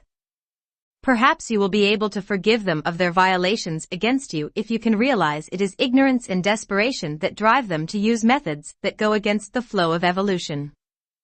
Just as forgiveness and re-education are the most appropriate means to deal with fellow humans who cause others violation, so it is too when considering the Zeta.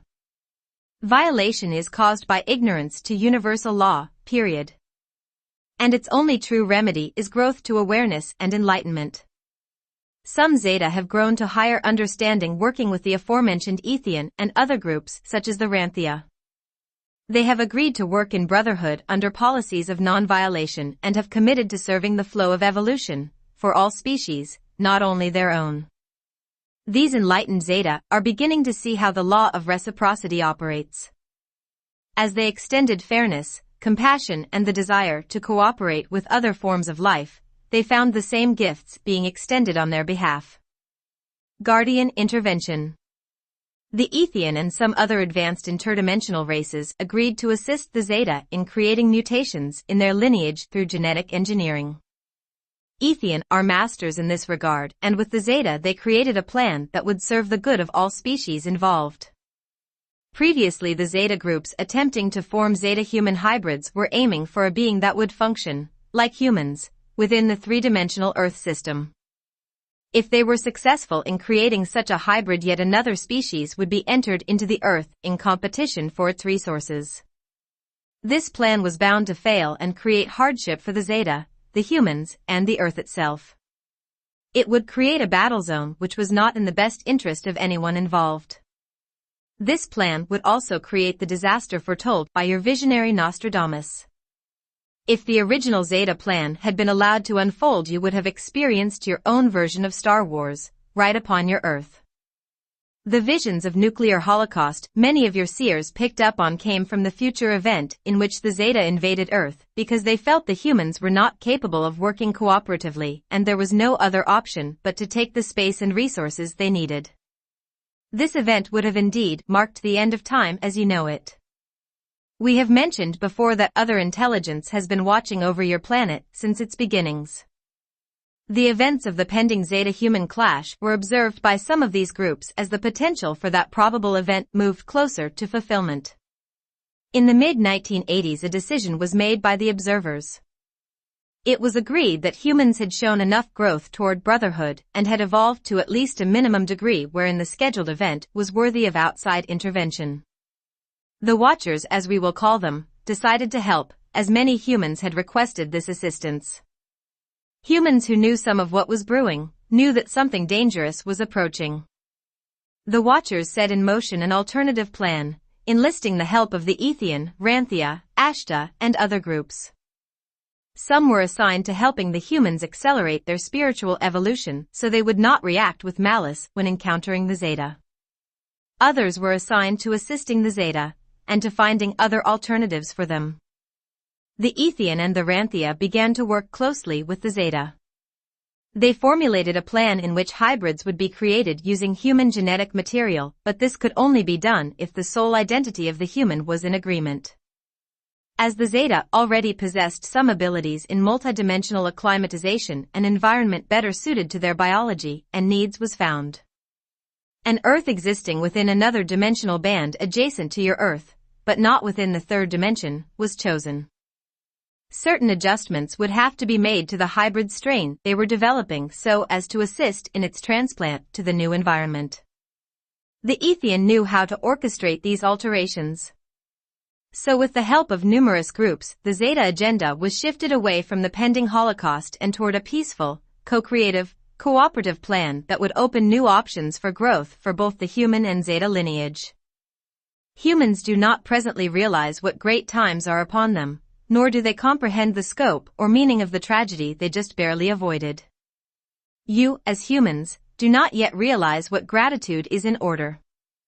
The majority of Zeta in your system now work toward brotherhood, and with the Ethian, Ranthia and others offer whatever assistance they can to humans on the quest of enlightenment. Most Zeta can be trusted, but it is difficult for them to convey this sentiment to those humans they interact with because they are so often met with fear, anger, and violent reactions due to human misunderstanding. Even though most Zeta can now be trusted in their dealings with humans, there are certain factions of the race who have not yet agreed to the new agenda. We refer to these factions simply as the unenlightened Zeta. The unenlightened ones are those responsible for numerous abductions in which pain was caused to the human, not merely frightening encounters and mild testing, but actual physical or mental harm. We are not happy to inform you that quite a few of your mentally ill population became impaired as a result of the activities of the unenlightened groups. Because soul agreements are not involved in such abductions, the Zeta responsible had little clue as to what tactics were useful and what was harmful. They experimented randomly, such as your scientists do with laboratory rats. Some of your missing persons cases are also caused by these intrusions. For a time the unenlightened ones did not comprehend the genetic orientation of the human, and did not know of the aforementioned silicate matrix within some of the populace. They assumed that all humans could undergo dimensional transmigration. Numerous subjects were lost in attempting to transport them into craft stationed beyond the third-dimensional frequencies. Some were actually lost in time, thrown into the past or future of your time continuum, because the relationships between the time portals and the human genetic structure were not understood by these groups. Certain cases, but not all, of spontaneous combustion reported in your present time occurred at the hands of Zeta, abduction attempts that went wrong.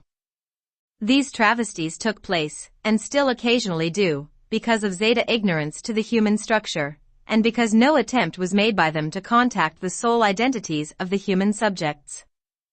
Like many humans, many Zeta do not understand the reality of their connection to soul, and because they do not comprehend this reality in themselves, they do not validate it within other life forms. The enlightened Zeta are learning of these things from the Ethian and Ranthia.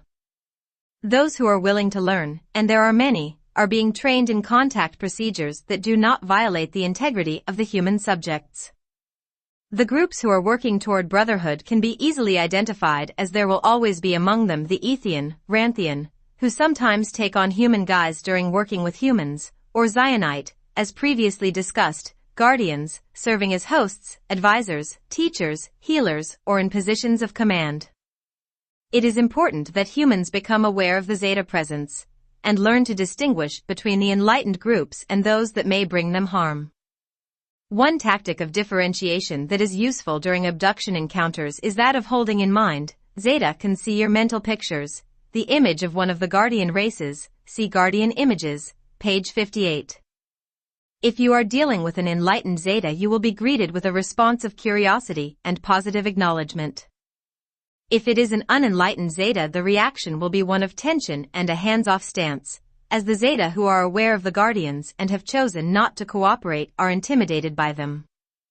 When dealing with Zeta who do not know of these overseers, you may still hold the image in mind and request assistance.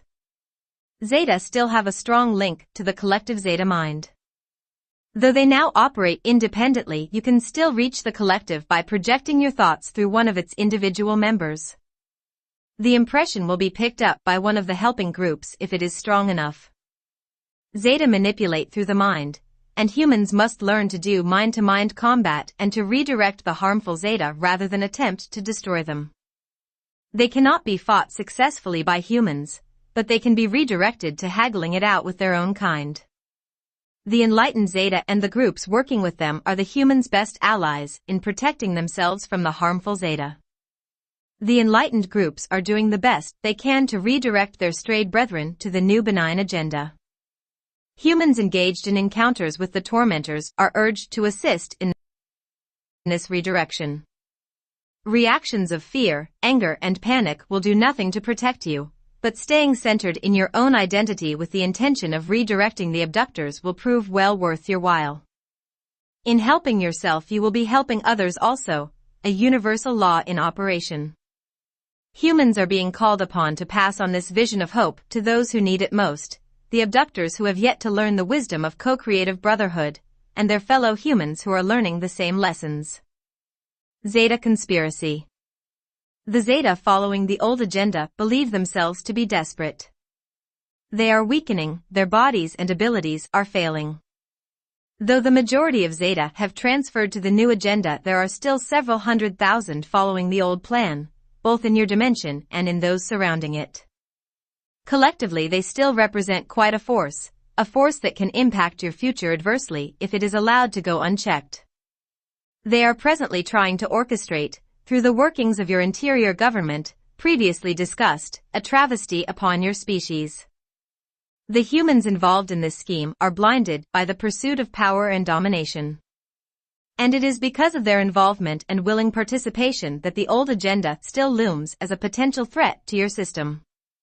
Though much assistance is being offered to your species from the guardian races, the events you encounter will still be the consequences of your choices, individually and collectively. How many of your numbers will blindly follow the dictates of leadership, a leadership that unknowingly grows more and more influenced by the presence of the interior government? How many will have the courage and ability to poke their heads above the programming enough to begin asking the right questions? How many will dare to believe stories such as this, that challenge everything the program has taught you to believe? How many humans will embrace the value of their personal essence and follow it into spiritual awakening? The answers to these questions will determine what reality awaits you as you proceed into the 21st century. Presently, your interior government thinks it is manipulating the Zeta. It has been working with them on the old agenda for several decades. These humans have as their human agenda a quest for world power. These humans think nothing of betraying their own people, as they have done in the past and continue to do, seeing lesser humans, in their minds, as expendable resources and Zeta as tools through which they can bring about their plan of global dominion. You would be frightened if we told you of some of the things that have been and are presently being done. Many of you would not believe us, so conditioned have you become to unthinkingly accepting what authorities and experts tell you.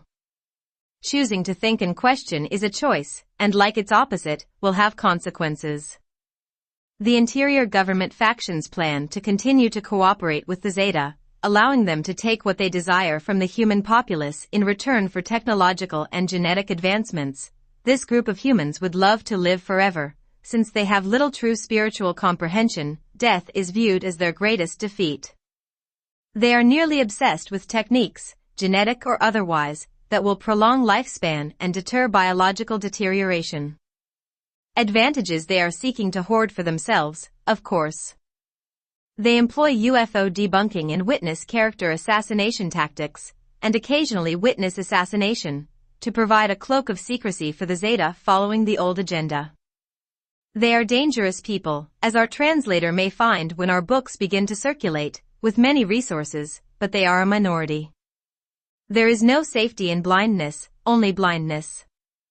Safety comes from awareness and making appropriate choices, informed choices, and that is precisely what the interior government does not want the masses to be capable of doing. They prefer to keep you distracted, and will create all sorts of political, economic, and environmental strategies aimed at fueling controversy, internal conflict and other preoccupations, so the public does not have time or energy to notice that information on many things is being withheld and misrepresented. Be aware of the tactics being used, for they are employed to sidetrack you from the covert agenda that will affect every one of you more than you know. Does availability of money affect you? Does personal security for yourself and loved ones affect you? Does your biological and psychological health affect you? For these are the specific areas through which they plan to manipulate you on a mass level. The old agenda is much larger than you suspect, and it has been progressively employed in stages. This plan is still being carried out by those involved. On the surface you may see still waters, or perhaps a little ripple here and there just so things look natural enough, but did you ever think of what might lurk within the murky depths of the collective world government infrastructure? You have probably been too busy with more important things, just as you have been programmed to be. The interior government has approximately 100,000 key members globally at the time of this writing, no small enterprise. We are referring here to its human members. Many others are involved, but do not consciously know what they are submerged within. Once in, members rarely get out, alive. This may sound like some sort of plot from a communist regime, but it is in operation beneath the democracies of the world also. At least within the dictatorships, the common people know they are not free and can make their choices accordingly. But in the democracies of the world the people believe in the freedoms provided by their constitutions and judicial systems. They believe they are free, and in one sense they are free from knowing that they are being compromised by an interior elite. Free from knowing what they are being subjected to at the hands of these hidden directors. Free to think that they alone are controlling their own destiny as they struggle to evolve within the status quo. Who do you think would benefit the most from having the public believe that UFOs were hoaxes and aliens imaginary? The public? Do you really think your national or personal security is being protected by having the public kept in the dark about the fact that humans are not the only or most intelligent form of life in the universe?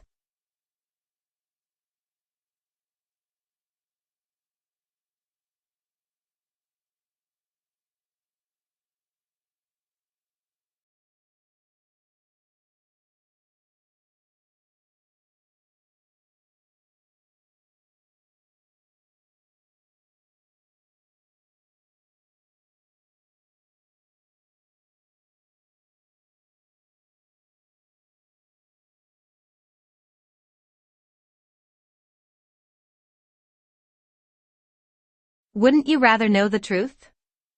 Why do you think the truth is being kept from you? Who would benefit most? Questions you might choose to ponder if you ever have time for such things. These statements may anger many of you, those of you who love your free countries and the liberties they stand for.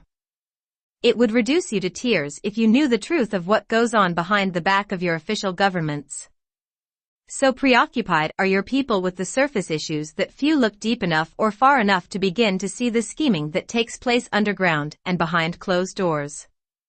Those who get close often disappear, meet with a terrible accident or decide to conveniently kill themselves. We are not joking. We are not exaggerating. Does this sound like democracy to you? In our opinion, it is an indignity to the concept and a desecration to the good-hearted people who would put their lives on the line to uphold their country's virtue. And so we tell you of some of the truths you may not want to hear. Now we will tell you more, for those who desire to understand. The interior government plans to use the Zeta they pretend to cooperate with for their technology and knowledge. And when they feel confident enough in using these new acquisitions they plan to overpower the Zeta in their weakened condition. Then they hope to further implement their plans of directing and controlling global resources. The Zeta, however, are far better at this game of strategic manipulation, and have been covertly manipulating the human element within the interior government since the beginning of their involvement. Holographic inserts. One type of technology that is presently being shared by the Zeta is the artificial creation through mechanical means of holographic inserts, see page 27. Zeta are able to initiate this tactic using mental applications and without mechanical devices. They have not divulged these methods to the humans, but instead convinced them that human biology was not equipped to create that level of implementation, which is only partially true. This covert Zeta and human team is planning to utilize this technology to manipulate and direct large masses of people. And they are orchestrating it in a way that will hit home with the gentlest of souls. Holographic inserts depicting religious personages in dramas have already been employed in small doses, as test runs for the greater applications. Faking miracles, appearances of saints and holy ones, the return of deceased loved ones, all of these personally sacred subjects are fair game to the exploitation of holographic inserts. Plans are in the making to stage dramas using the traditional as well as New Age belief systems. True miracles and visitations will also be occurring as this century closes and will continue well into the next. How will you know which events are real and which events are being manufactured to manipulate the populace? How will you know who or what to believe when you won't even be able to fully trust what your five senses are telling you? Is there a way to detect a holographic insert or to protect yourself from being victimized by them? We will address these questions and more in the following sections. If our perspective seems radical to you, upsetting and unsettling, we apologize. It is hoped that you can understand the concern and indignation on your behalf from which we speak. There are many beings, both human and otherwise willing and able to assist you in your growth and spiritual development. There are many positive agendas taking place within your external government, scientific and religious communities that provide needed assistance, growth opportunities and support to the public. And there is a wealth of kind-hearted, just, spiritually aware people throughout your world whose dedication, love and wisdom serve to uplift and inspire your species toward fulfillment of its vision of brotherhood. These positive forces, combined with a treasury of support behind the scenes from within the multidimensional and multi-universal systems, continue to move humanity forward in its evolution despite the efforts of the interior forces to thwart them. You are progressing well in your development toward enlightenment, and we commend you. If we did not fully believe that humans were capable of fulfilling the role for which they were created, the role of Earth Guardian and conscious co-creators of reality, we would not labor to bring you information you will need in your journey to success. Unlike those who attempt to hold you back, we do not underestimate your intelligence, your fortitude and your ability to become responsible for the direction in which your destiny unfolds. We believe in your innate goodness and honor you for the noble beings that, in truth, you are. Let us remind you of that nobility so that you may rediscover the beauty of your race and allow that beauty to burst forth into the universe, renewing all that it touches. May you, yourselves, be renewed in resurrecting the majesty of your multidimensional being. Next, we will explore the current interior agenda of holographic inserts and how these will be used in an attempt to direct you away from the truth and integrity that live within you. Frequency fences. The technology of the holographic insert holds great promise for furthering the development of your species. This ability, even if it was mechanically created, would revolutionize every aspect of your society. It would also begin to open your abilities to traverse your localized time portal system. The Zeta have not provided the data necessary for the time portals to be activated. They do not want the interior government or any other humans to have access to a working knowledge of these systems. Instead, they have provided some information to the interior forces to appease them, but this data is distorted and incomplete. So the interior as well as the exterior scientific communities still struggle with sending things back in time and making them disappear. Some progress has been made in the case of the latter. The Zeta are utilizing the interior's greed for power. They are helping to orchestrate the utilization of holographic inserts on large masses of people. Though the interior government thinks the Zeta are assisting them to put in place certain mass frequency control devices that will eventually have the power to scramble selected human brain wave patterns, thereby blocking out frequencies coming from sources outside of government control, such as those transmitted by ET and other dimensional groups, and also the frequency patterns emanating from the personal and collective soul matrix, but the Zeta are in actuality working toward orchestration of a different plan. Zeta are helping to create this frequency fence, but not in order to assist the interior government in creating a docile and obedient populace.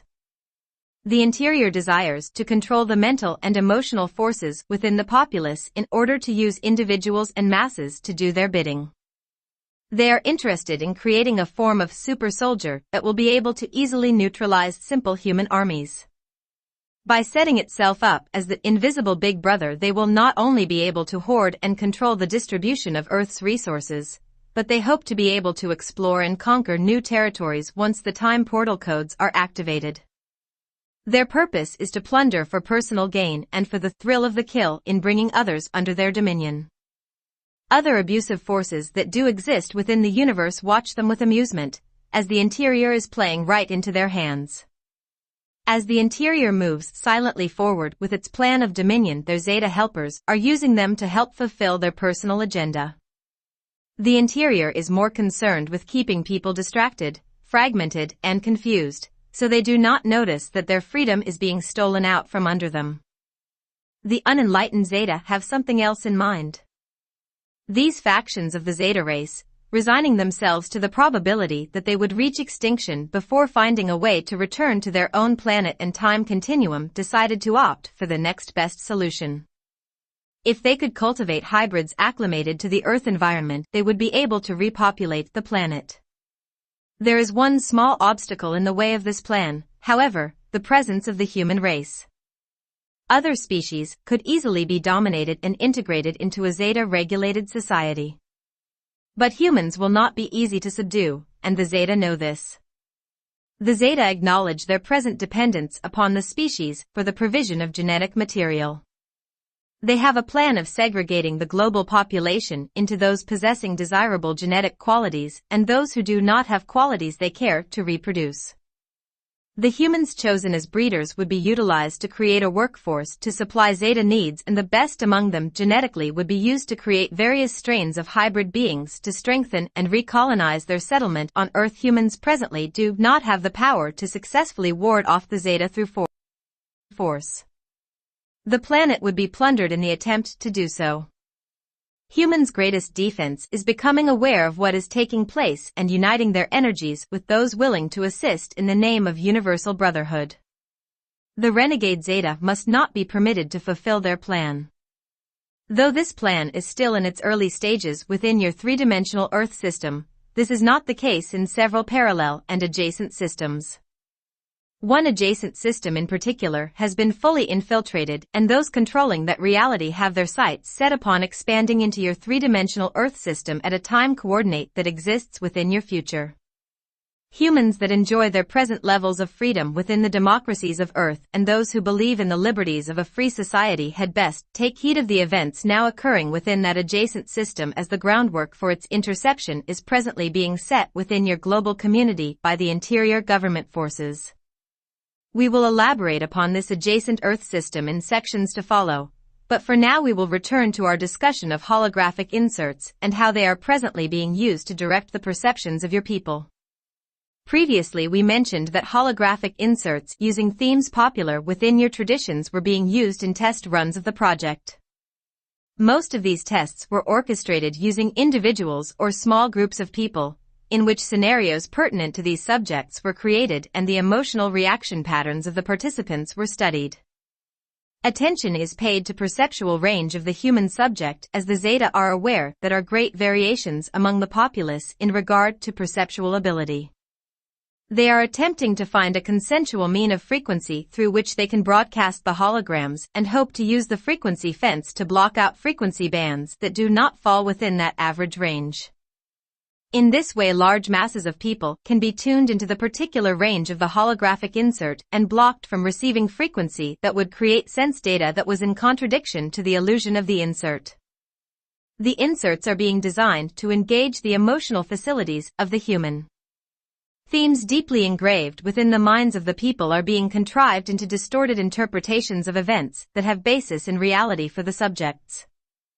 As Zeta have time portal access, they have been able to monitor some of the activities of the other ET, interdimensional, and guardian groups who are planning to create encounters with humans for purposes of helping the populations to grow and evolve successfully.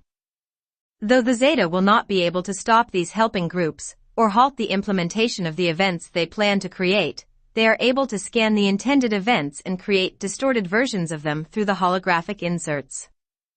Over the next 20 years, alignments of certain key time portal structures are occurring, following the cycle intrinsic to your planetary placement within the galactic grid. These alignments make it easier for data to be entered into your system from other times and other dimensions. Many of the helping groups intend to use this opportunity to introduce new information and technologies that will assist in the evolution of your species. The Zeta and the Interior are aware of this, and they do not want this information to be made available to the masses as it is intended. They are planning now to raid certain of the positive agendas, creating misleading holographic inserts that will direct the perceptions and thoughts of the populace away from the applications of the positive agendas. The Zeta are using images, scenarios and personages held sacred to the traditional religions to divert the people into submission, subservience and blind obedience to the official and covert governments. Philosophies that rely upon congregational following of authorities, in which people are taught to trust the leader's interpretation of spirituality above their own spiritual comprehension, a practice coloring most of the world's traditional religions, are primary targets for manipulation using holographic inserts. The Christian and Jewish faiths, along with some Eastern practices and traditions popular within the South American continent, have been singled out as primary testing grounds for the implementation of holographic inserts on a mass level. People who blindly follow the dictates of these traditions and those who lead them are especially vulnerable to holographic manipulation. David Koresh and the Waco, Texas, Branch Davidians and Marshall Applewhite and the Heaven's Gate Group are two such organizations that have been manipulated by the unenlightened Zeta through holographic insert technology. The inserts have been and will be used to lead people away from the true divinity that lives within them and from any true spiritual connection. The desired result of this manipulation is to sever the actual energetic connection of the individual to the personal soul matrix and reconnect the individual to a group mind network existing within another dimensional structure. The Zeta are well aware of the multidimensional operation of the collective mind, as their own species existed for centuries under such a structure. Though the mechanics of this endeavor are complex, the concept is simple. All people exist as individualized embodiments of a greater energetic identity. This greater identity can be viewed as the portion of their conscious awareness that is too large in energy volume to fit into the limited confines of the body structure. The body, and the consciousness focused within it, exist within this greater pool of energy, and it is this energy that creates the body, sets the autonomic body processes, and continually feeds the body life force energy. There are certain structures that link the body, mind and emotions to this soul matrix of energy. See error, reference source not found. It is possible, for those who understand how to manipulate the subtle energy bodies, to splice an individual from one soul matrix into another matrix, and disconnect the bioenergetic circuitry from the original soul. This process can be used to assist individuals under certain conditions, but it can also be used to disable them from connecting with their greater identity and innate spiritual connection. When used in negative applications, you could view this process as soul robbing, as the physical embodiment is stolen from its original soul matrix. This is precisely what the Zeta have in mind as part of their agenda. By linking those selected from the human populace into a false matrix, part of the original Zeta collective mind matrix, humans would be easily controlled, as the false matrix would continually sustain certain holographic inserts, making them appear as permanent features of reality. Any essentially illusional reality could be sustained in such a way, and the humans involved would have no idea or memory indicating that anything was out of order. As the individual becomes disconnected from its original soul matrix, all memory contained within its DNA and cellular pattern is wiped away, as it is the soul matrix that acts as the programming device and storage house for human memory. When the human is fully connected to the false matrix, the original connection to the soul can then be disengaged, and the new matrix will program the DNA and download the memories purposely programmed into the false matrix. At this point in the process, there would be a brief lapse of all memory, and a minor disability in short-term memory functions, while the cellular code begins to process its new set of instructions. There may be trace memories from the original soul program that arise to awareness in ghost image form, which will occasionally create severe mental disturbances for the human subject. Pieces of memory from the old program may emerge spontaneously from cellular residue and interface with the operational instructions from the new program, distorting the electrical impulse patterns to the brain, as well as the chemical balances of the human biology. In severe cases, the individual will be unable to hold a consistent present moment focus in time, and will flip back and forth between a multitude of identity fragments that represent pieces of memory from both residual traces of the old soul matrix, not only memory bits from the individual but also from the entire bank of identities stored in the soul matrix, and fragmented pieces of the new program and the entire contents of the Zeta collective false matrix. The human biology is not designed to assimilate such an onslaught of inconsistent electrical data and will be biologically unable to process the memory fragments into a coherent focus of identity in time. Should the unenlightened Zeta plan from the old agenda reach fulfillment, your populace would literally be robbed of its individual and collective memory, creating biological puppets that the Zeta could program in any way they choose. In this way, they will be able to take advantage of certain desirable strains of humans while easily controlling them by directing the contours of their individual and mass identities. The complexity of orchestrating a mental takeover on a species level is vast, but it has been done before at different times within all of the dimensions. The aftermath of such a project is always disastrous in the long run, for the planet and local galactic structure as well as for the life forms existing within those systems.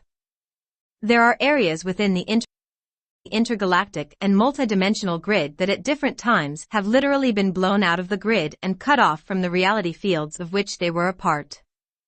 Like humans and other biological individuals, planets and galaxies also possess a soul matrix, of which the soul matrices of all the system's inhabitants are a part. All of these grids or matrices are created through and connected to the time matrix. Error, reference source not found. The time matrix is the energy distribution system which carries life force energy from source into the dimensional systems. When a planet or galaxy is blown out of the grid of its soul matrix, which directly connects it to the time matrix and thus perpetual energy supply, its energy and its evolutionary potentials become finite. The system falls into digression, and as its finite energy quotient is expended, the system has no way to replenish its supply. The existing energy is recycled within the system, but will eventually become negated as the recycling continually reduces the thrust or power contained within its particles. The matter forms within such a system deplete, atrophy and eventually, sometimes over hundreds of thousands of years, implode, their blueprint, and thus the possibility of regeneration or replication, fragmented into unorganized units of energy and consciousness. This fragmented energy is the state of being indicated by your concept of oblivion. It is the condition your religious concept of Hades or hell was intended to depict, in symbolic form. Your concept of purgatory describes the experience of living within a system that was cut off from the grid, before its pending implosion. It has also been used to indicate the state of being for the personality who has become severed from its own soul matrix. Zeta planet destruction. All within the time matrix grid is interconnected, and when a planet or galaxy is blown off the grid, a hole is left within the grid fabric. This hole affects everything within the area of activity surrounding the hole, as energy flowing around the broken grid lines hits blank spots or breaks in the pattern. The grid lines within the time matrix represent time continua, or passageways of linear time sequencing. When energy approaches the hole in the fabric of the time matrix, it is magnetically pulled into the hole. Once it enters the hole, the time sequence organization that it originally carried as part of the time matrix becomes scrambled and the energy is no longer able to re-enter the time matrix from the position in which it first entered the hole. This energy can take the form of an individual in biological form, a personal soul matrix or soul, a planet or galaxy, or the entire galactic soul matrix. When one element from within a given time continuum enters the hole, its own sequential program will serve as a beacon for all other energies possessing that particular coding. This beacon not only broadcasts its signal back into the time matrix through its electrical particles, which act as transmitters, but it also begins to draw in like energy through its magnetic particles, which act as magnetic receivers. The element lost within the hole then pulls in more and more energy from its home system. The holes we are referring to are, of course, the phenomena you describe as black holes. As described in previous sections, the Zeta originally entered your system as they searched for solutions involving conditions that occurred upon their own planet, Apaxian Lao. The conditions the Zeta hoped to remedy are precisely those described above. Through their experimentation with dimensional frequency blending, they created a situation in which a minute hole was ripped into the frequency pattern of the regions involved in the dimensional merge. The intended merger of dimensional fields was not successful as the hole would not allow the area of frequency blending to stabilize into a consistent particle code pattern that would allow for a stable linear time sequence to take hold. The blended dimension reality field was kept open for several hundred years before the Zeta became aware of the hole. A great amount of energy from this blended region fell into the hole and systematically pulled in more and more energy. Black holes will pull in first those forms that possess energy coding that is consistent with the coding of the particles that exist at the site of the hole. That is, the items to first disappear are those whose particle structures are in the continuum, or grid strand, where the break-in pattern has occurred. In the Zeta incident, this particle compatibility emerged within certain elemental components of the outer atmosphere of their home planet. Over centuries there became an obvious depletion of this elemental component within their atmosphere, which is what led the Zeta to suspect that there was a problem with their dimensional blending project. The hole was finally located and identified by observing the rate and form of depletion of controlled samples of the outer atmosphere. The depletion rate was accelerated when the samples were placed in various locations upon the planet. They were able to pinpoint the hole by observing particle movement and following the path of accelerated particle depletion for the element in question. They were able to follow the beacons emitted by the particles within the hole, but only to a certain point at which the beacons, minute electrical emissions, would disappear. It took several generations to discover that these particles were pulling in an exponentially expansive quantity of matter. The particles would disappear as the scrambling of their base-time code structure occurred. The original code was unraveled, its elements dispersed within the reality fields of the black hole. The Zeta realized that this condition was a result of the dimensional blend, and so they hoped that by undoing the blend and closing the mediation zone between the dimensional portals that had been forced open, that they could effectively disengage the black hole. What they did not realize is that once a hole is created, it will continue to exist until all energy that passed through it is reclaimed and restored to its original time sequence organization. They were able to close the mediation zone effectively, and when they observed the area where the hole had been, the hole was no longer there. The Zeta assumed that they had closed the hole when they closed the mediation zone territories in which it had existed. This was not the case. The mediation zone had been created by merging certain frequency patterns of the third-dimensional and other dimensional versions of their planet. The frequency patterns of each were bent slightly until they came into range of each other. Then an artificial frequency splice was added to serve as a bridge between the two frequency bands. This bridge forced open an existing dimensional portal and kept it open as long as the bridge was in place. This is a manipulation process that goes against universal law, as it throws the entire time cycle of which it is a part out of synchronization with the time matrix. The black hole was still encoded within the frequency patterns of both dimensions, and when the bridge was closed, the whole pattern fragmented, changing location within the outer atmosphere of both planets. Again, it took generations to rediscover the continued existence and new location of the hole, and by this time the genetic mutations that this project had initiated began to show themselves. Knowing that the hole was responsible for their declining species, they hoped to retrieve and reorganize the lost energies so as to reverse the genetic mutation and restore health to their species. Though they had the technology to seal off the hole and stop it from pulling energy, they did not do this because the hope of reversing the mutation was within retrieving the energy from the hole and permanently closing the structure. The Zeta could no longer reside within their planet's atmosphere, and so they decided to evacuate and temporarily relocate to another planet within an adjacent dimension to their own, where they could continue with the project of retrieving the energies from the whole. They had not planned on anyone raiding their project, but that is what took place. Other, more advanced groups within the surrounding galaxy knew the danger of keeping the black hole opened. It was pulling energy at an alarming rate and posed a serious threat to the entire time matrix coordinate that was home to the Zeta and many others. The black hole was sealed, a process which took time and accelerated its magnetism. The Zeta home planet and its dimensional counterpart were sucked in, leaving only a small portion of the planetary soul matrix behind within the time matrix.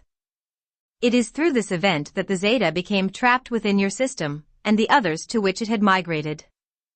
Literally homeless and rapidly declining, they had no choice but to seek other solutions. We hope that this little story about the Zeta will serve as education to your scientists who play with small particle mechanics before they have the knowledge to understand the consequences of their actions. Holographic inserts and matrix transplantation.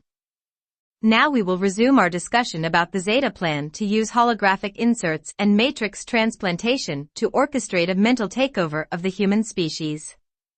When a soul robbery or forced matrix transplant occurs, when the human is removed from its connection to its organic soul matrix and connected to another, for example, the cord of energy that once connected the human to the soul matrix is left hanging, so to speak. This cord spews energy from the soul matrix, just as your finger would spew blood if the tip was severed. If this energy leakage is not stopped, the soul matrix itself would become depleted, as well as the energy structures that feed it, and a large buildup of energy would occur within the planetary grid. This energy buildup would follow the path of the particles carrying its code. The human who had been transplanted to another matrix structure would be natural receiver of this energy. As the biological structure of the human is close-circuited into the new matrix, the energy would then be drawn into the other dimensional Earth version, or parallel universe, and to the individual residing in that system who represents the implied counterpart to the human living within your system. We will not go into the mechanics of universal physics in this transmission, so it is enough that we say here that you have a reflection, double, or doppelganger, as some in your system call it, residing within a parallel system that represents the antiparticle to your particle. This double is often called the light body in your times, or sometimes the shadow. Both terms can be misleading, so we will use the terminology with which we are familiar. We refer to the double as the Dola imprint or Dolus for short. In other writings we will elaborate upon the Dolus and its counterpart. For now, what you need to know to follow our discussion is that the Dolus will be the recipient of that spewing energy from the forced matrix transplant. This errant energy will emerge within a portion of the double's subtle energy bodies. Humans, and other biological organisms, are connected to the soul matrix by strands or cords of energy. The cord runs from the core unit of identity for that person as held within the soul matrix, and extends outward to a sac at its end. Some in your time refer to this sac as the tissue capsule. We call it the nadial capsule or the nadis. The nadis is a literal sac of energy that surrounds your physical body. It contains all of the life force energy you will use in one lifetime as a single incarnation in time and space. The process of growth, in your terms, is the process of bringing the energies from within the nadis through into the biological form, thus expanding that form. As energy leaves the nadis and enters into the body, it must first pass through the two inner layers of the nadis. These inner nadial structures are known in your time as the mental and emotional bodies, and they give to you the qualities of being you know as mental awareness, or thinking, and emotional cognition, or feeling. 5. The errant energies spewing from the severed cord are rechanneled into the Dolus, other dimensional double, through its center point. The excess energy stimulates the opening of the center point within the Dolus. These energies then become a part of the subtle energy bodies of the double, first entering the mental area then filtering into the emotional body. If the physical body of the double does not rapidly expand, which it cannot do if blocks in the mental body are present, to accommodate the new energy. This energy will build up within the emotional body of the double as erratic electrical impulse, which will throw the emotional balance out of whack, and with it the chemical and hormonal balances within the physical body. If left unchecked, this condition will cause acceleration of the aging process as the erratic patterns block the clear flow of energy from the nadis. If the double is able to reactivate the center point, located near the heart region in the physical body, somewhat to the right of the heart, and often called the heart chakra, opening the channel for new energy from the soul matrix to flow in, the new soul energy will reorganize the errant patterns, if it can get through the mental body patterns. Expanding your mind is no joke, it is a very important energy process. The soul energy will then regulate the flow of the errant energy into and through the body, in a way more harmonious to its rhythms. The energy will then pass into the nadis where the body can draw from it within its own rhythm pattern. If the double cannot reactivate the center point, and connect with soul, open its energy systems to that of the soul matrix, the double will experience emotional distress and imbalance, which will lead to disease of the body and early death. In this case, there will be energy left within the nadis that the body was unable to process. The double in the other dimension, the one who received the forced matrix transplant, is no longer available to receive the energy, and so the energy becomes trapped within that dimension, where it must wait until the time cycles allow it to reintegrate with its soul matrix. The identity, individual human, for example, and its doulos, double, exist as one identity package within the soul matrix. There are 12 such identity packages within one soul matrix, each being extended into different time/space continuums within the dimensional system. 6 All of these identity packages, which we call aspects or taurin, exist at once within the soul matrix and time matrix, each experiencing its own line of linear development within its respective time-space location. This group of 12 constitutes the soul family, and the existence of one aspect, person, implies the existence of the other 11 aspects.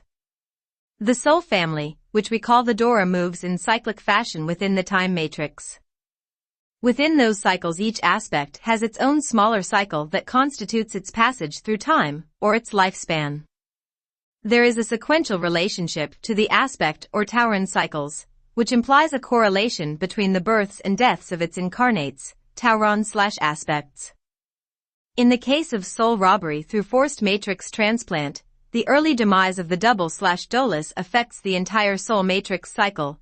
We call the cycles of the soul matrix the ondanct cycles and the smaller aspect cycles the taurin cycles. All of the taurin are accelerated in their rhythms, and all will reach depletion of cellular energy sooner than they would have otherwise. All will thus leave residual nadial energy within their respective dimensions, which will become trapped there unless at least one of the taurin are able to activate the center point and accelerate their physical body enough to allow the residual energies of all of the other taurin to be expanded into their own nadial field. If one is able to perform this feat and complete its own nadial composition, then the soul matrix can move out of the dimensional bands involved. The soul matrix can evolve in this case. The soul matrix cannot leave the dimensional octave it is in until all of its residual energies are pulled back into the soul matrix. So you can see, if the Zeta implement their plan of forced matrix transplant upon large numbers of humans, a vast number of other individuals and soul families/Dora/soul matrices will be adversely affected. They will become stuck within their positions in the time matrix and unable to evolve until those trapped energies are released. Perhaps now you will be able to comprehend the serious nature of our communications. Much is at stake within this human/Zeta drama, most of which humans do not understand. The events and practices we have mentioned in this section all have direct bearing upon the future of your system, and the plan to begin the aforementioned mental takeover is now beginning to emerge within your three-dimensional Earth system. We have explained some of the methods by which this takeover will be orchestrated, from its inception through holographic inserts to its culmination in the Zeta collective mind link-up through forced matrix transplant. This is the plan that humans can help to redirect, by making a strong, genuine connection to their own soul matrix/Dora and learning to handle themselves within holographic inserts and Zeta abductions. These things are already going on around you, whether or not you are aware of them, whether or not you choose to believe that it is true. Those who understand can do a great deal to assist themselves, their soul families and their fellow humans if they are willing to grow, expand and learn. You might wonder how such a massive mental takeover could be pulled off behind your backs, so to speak. It is more so being done over your heads literally, as the manipulations involved are being conducted, to a large degree from dimensional frequency bands that are higher than the range of your perceptions. This is a plan that will take time to implement, so the sooner you are aware of these events, the sooner you will be able to redirect your future. In the following sections we will cover methods by which you can protect yourselves from being brought under the control of the aforementioned frequency fence. We will offer suggestions as to how holographic inserts can be maneuvered and also some clues to look for that will allow you to watch the progression of the events of which we speak.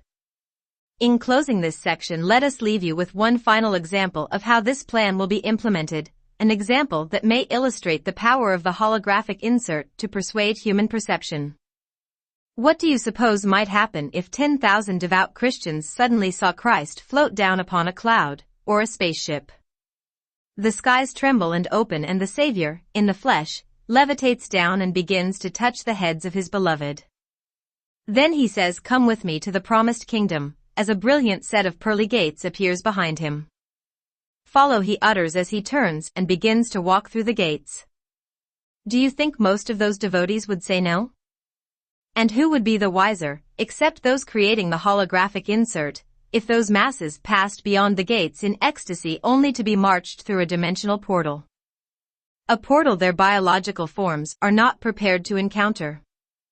Who would mourn those people as they entered the portal and were incinerated upon contact, their bodies destroyed, and their consciousness fragmented into the ethers while onlookers watched them move joyfully through the gates of heaven? A rather ingenious way to evacuate a planet of undesirables to clear the real estate for resettlement.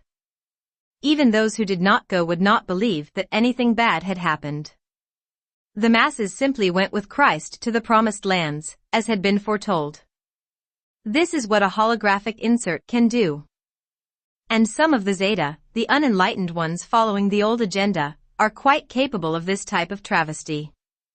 Not only are they capable of this is precisely the type of holographic drama they have planned once the frequency fence is in place. If you find security in the concept of being sheep, then please, make sure you know who your shepherd is. Chapter 5: Awareness, Emotion, and Intuition Awareness. In presenting this material, we are not trying to frighten or mislead you, but we are trying to help those who are ready to become aware. Your true salvation, protection and power will come through awareness, not through subjugation of self to illusions of outside authority. It takes courage to become aware and choose to look beyond the pat answers your culture has offered you for so long. Many of the problems presently facing humans are not created by humans alone. You have been left blind to the outside involvement that has influenced your development throughout history. Involvement of races of beings from other dimensions and other galactic origins. You presently have little idea of how drastically this involvement has influenced your evolution or how fully you have been manipulated. As long as you are unaware, you will not remember what has been stolen from you by certain of these visiting groups, the Zeta being only one member of a larger force, and that is precisely how they would like to keep the situation. Those who care about your evolution, who desire to see your species reach the freedoms, joys and power shared by many within the universe, realize the time has come for you to be informed. And so we offer to you the information you need in your growth to awareness. Holographic inserts are a reality. This technology has been used to direct your race many times since its rebirth upon the planet Earth. Some of your historical facts are actually records of the dramas staged through holographic inserts. In the last section we discussed the use of forced matrix transplants.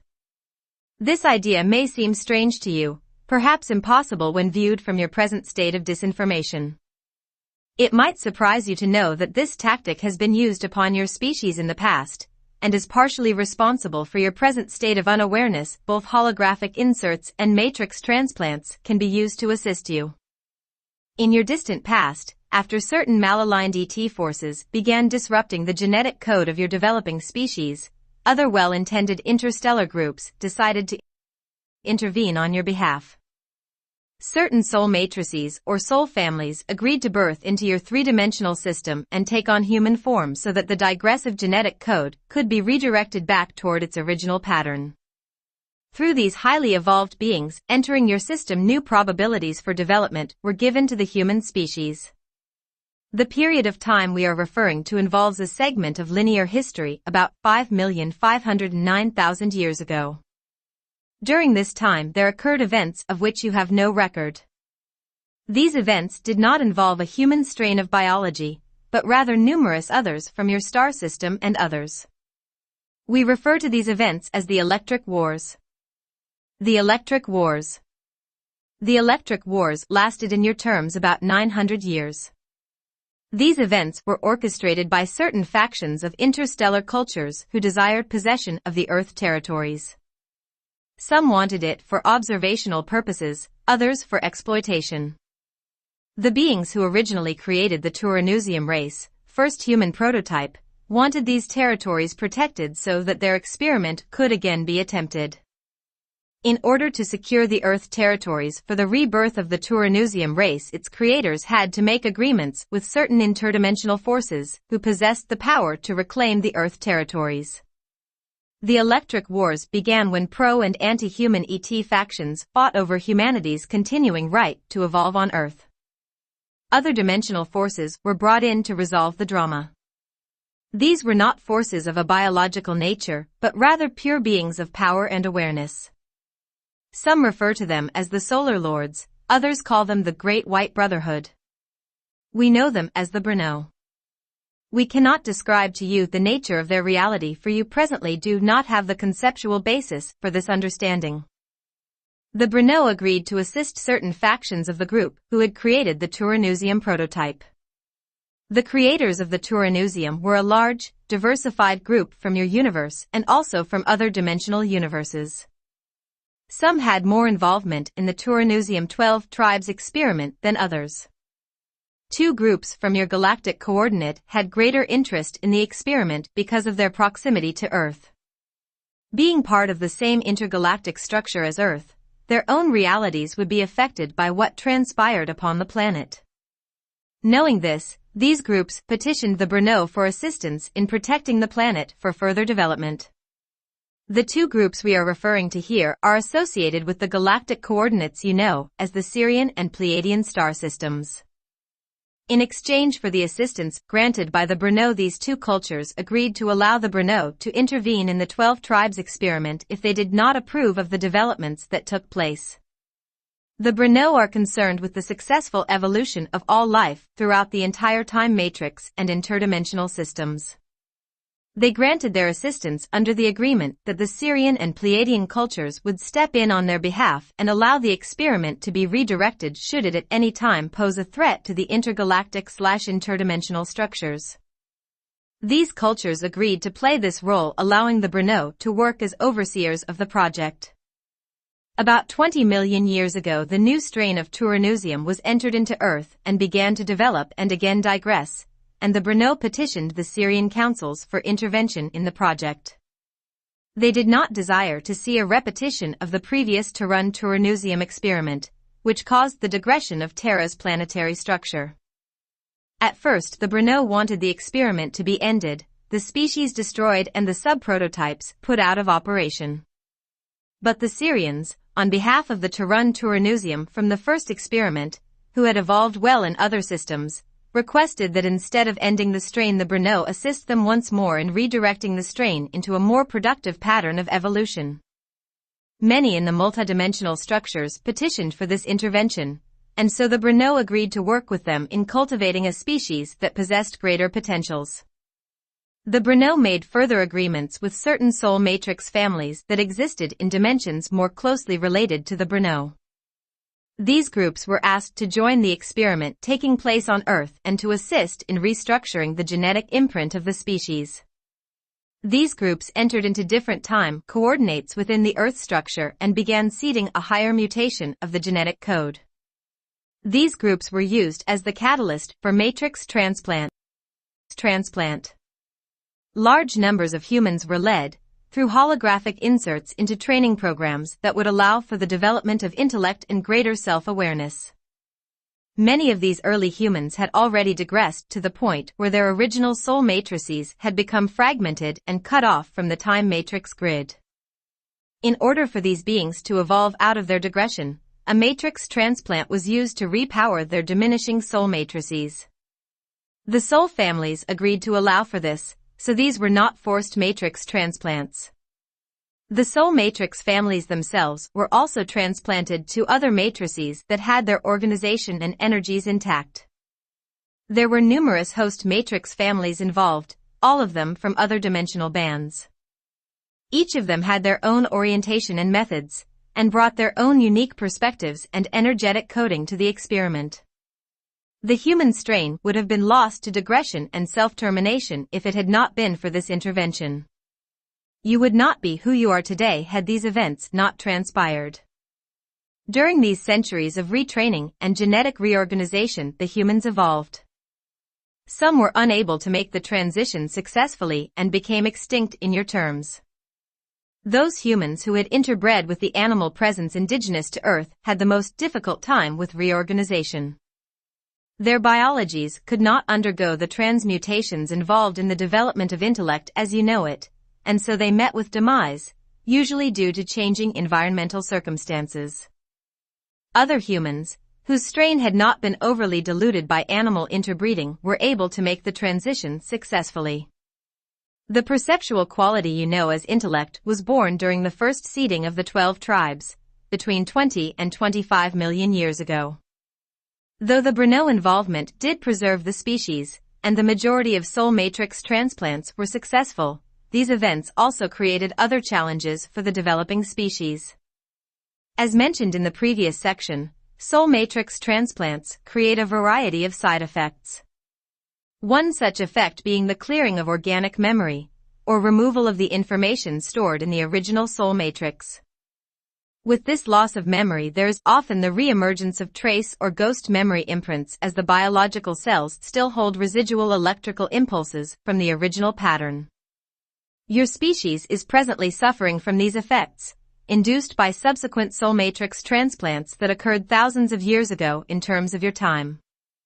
As the species evolved, it was necessary for the new host matrices to create a remembered past for its newly acquired aspects in time. The genetic material that had once linked these aspects to their original soul matrices remained disassembled within the cellular structure of the body, while the host matrices manufactured new memories and new ideologies that were appropriate to the times and stage of development of the species. All of your major world religions were seeded into your culture during this time of transplanting and reorganization of the genetic code. The problem of ghost impressions or fragmented bits of original cellular memory required some framework of explanation to the developing intellect of the species.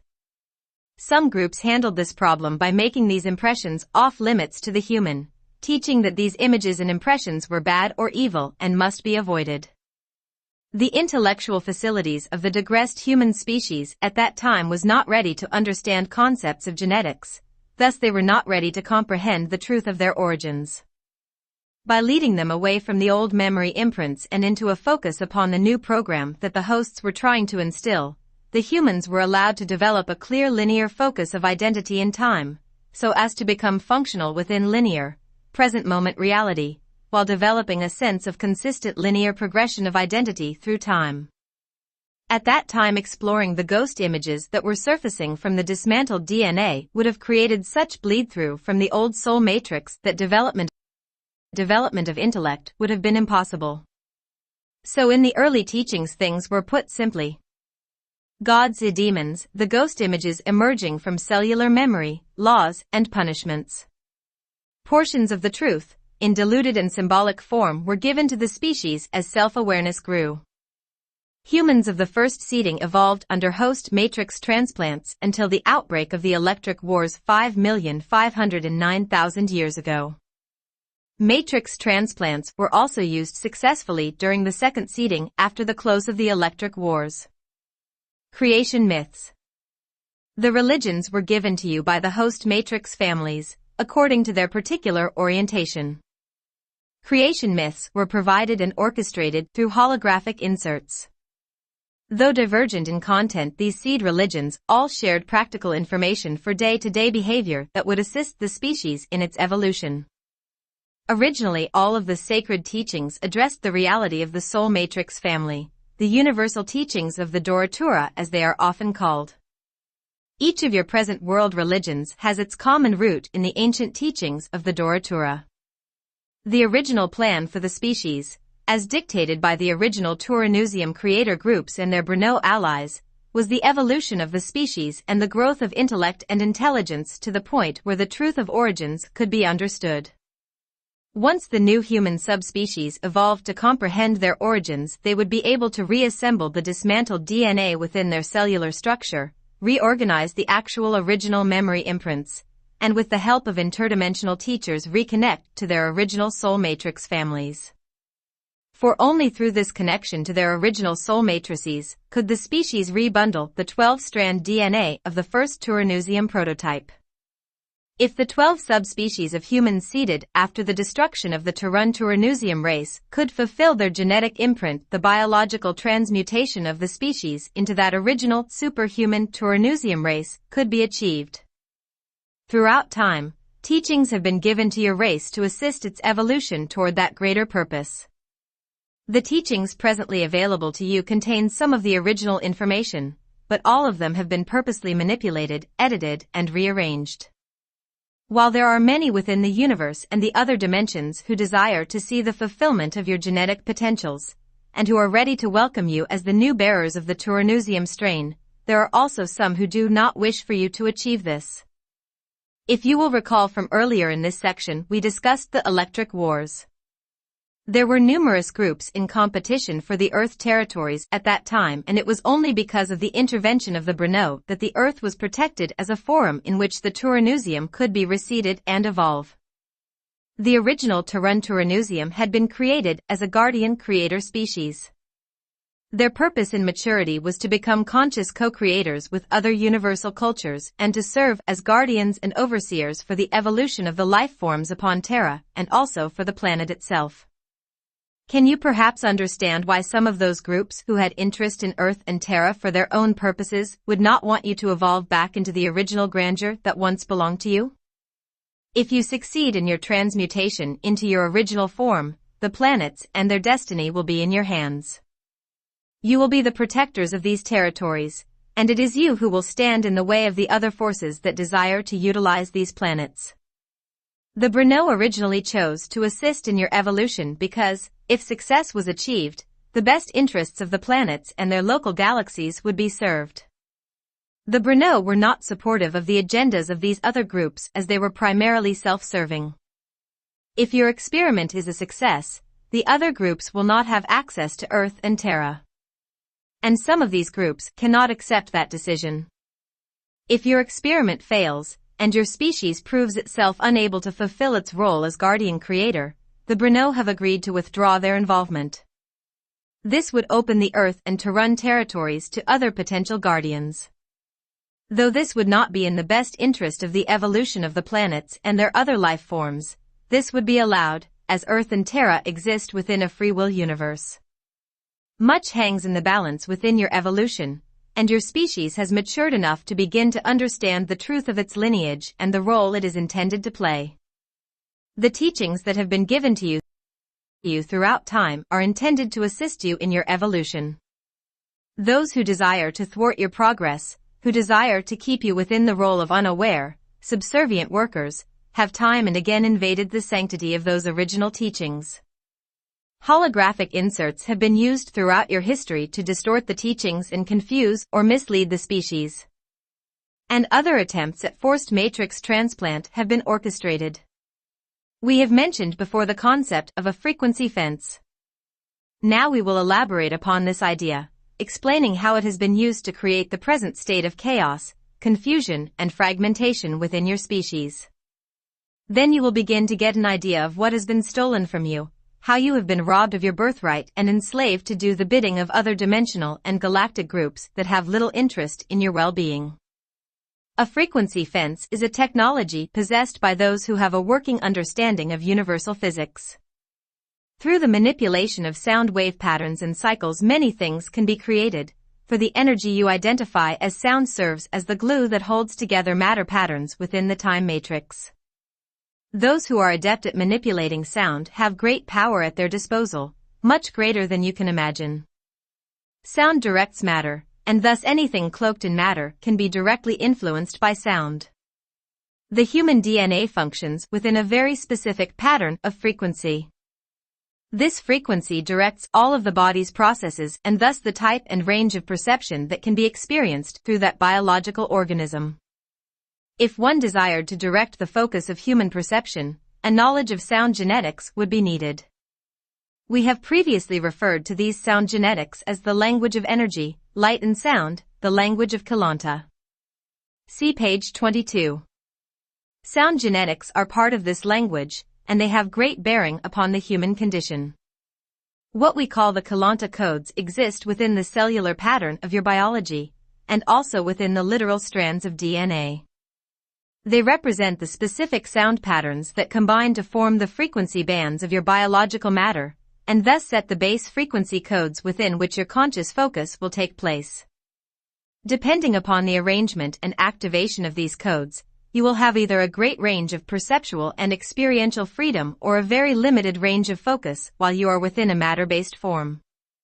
When your species experienced the soul matrix transplants thousands of years ago, the DNA held certain Keylonta code patterns that were set by the host matrix families. They carefully disassembled the original codes within your DNA and replaced these electrified sound patterns with those from their own matrix organizations. Like the interior of your cells, the soul matrices and the time and energy matrices are composed and directed by these organizations of electrified sound particles. These particles are composed of units of conscious energy, and they serve as carriers of identity as well as carriers of the blueprints of matter. The patterns of your original soul matrices were left in disassembled form within the cellular pattern, but were not directly attached to the newly implemented DNA organizations that took place through the processes of the soul matrix transplants. Your original Keylonta code patterns were left within the cellular imprint so that once your species had evolved into cognition of its true lineage, you would have with you the original codes needed to reassemble your connection to the original soul matrix. Once your species became aware of these realities, it would be able to draw these patterns out of their latent and disorganized state and reintegrate them into the active DNA strands. This process of reintegration would take several centuries to complete, but in keeping the old codes stored in your cells, you would have the tools needed to begin this genetic healing. Certain key codes that would link and organize the latent codes to your active DNA structure were removed and stored within the host matrix families. In reaching a certain level of development, physically, mentally and spiritually, the host soul matrix would then set a path of instructions for you to follow, as individuals and groups, which would lead to the retrieval of these stored key codes. Some of these instructions emerged throughout your history within the sacred texts of your major religions and belief systems. As you were led through certain progressions of earthly dramas, you were led closer and closer to the frequencies that would allow you to access the key codes and begin your process of reintegration of the latent soul matrix particles. A portion of the disassembled codes from your original soul matrices has been recently identified by your scientists, who have labeled this subparticle phenomenon junk DNA. This is no junk, but instead part of the heritage that will one day lead you back to the wholeness of your identity. The key codes of access that were removed and placed in storage were kept separate from the base imprint of your DNA, and thus out of your perceptual range, by the employment of a frequency fence. This frequency fence was created through splicing out certain configurations within the stored key codes, then linking together those portions that were taken out, disconnecting them from the stored key codes. This created a literal barrier in minute sound particles that kept your base DNA from picking up the contents of the electrified sound signals that were stored. This is a frequency fence.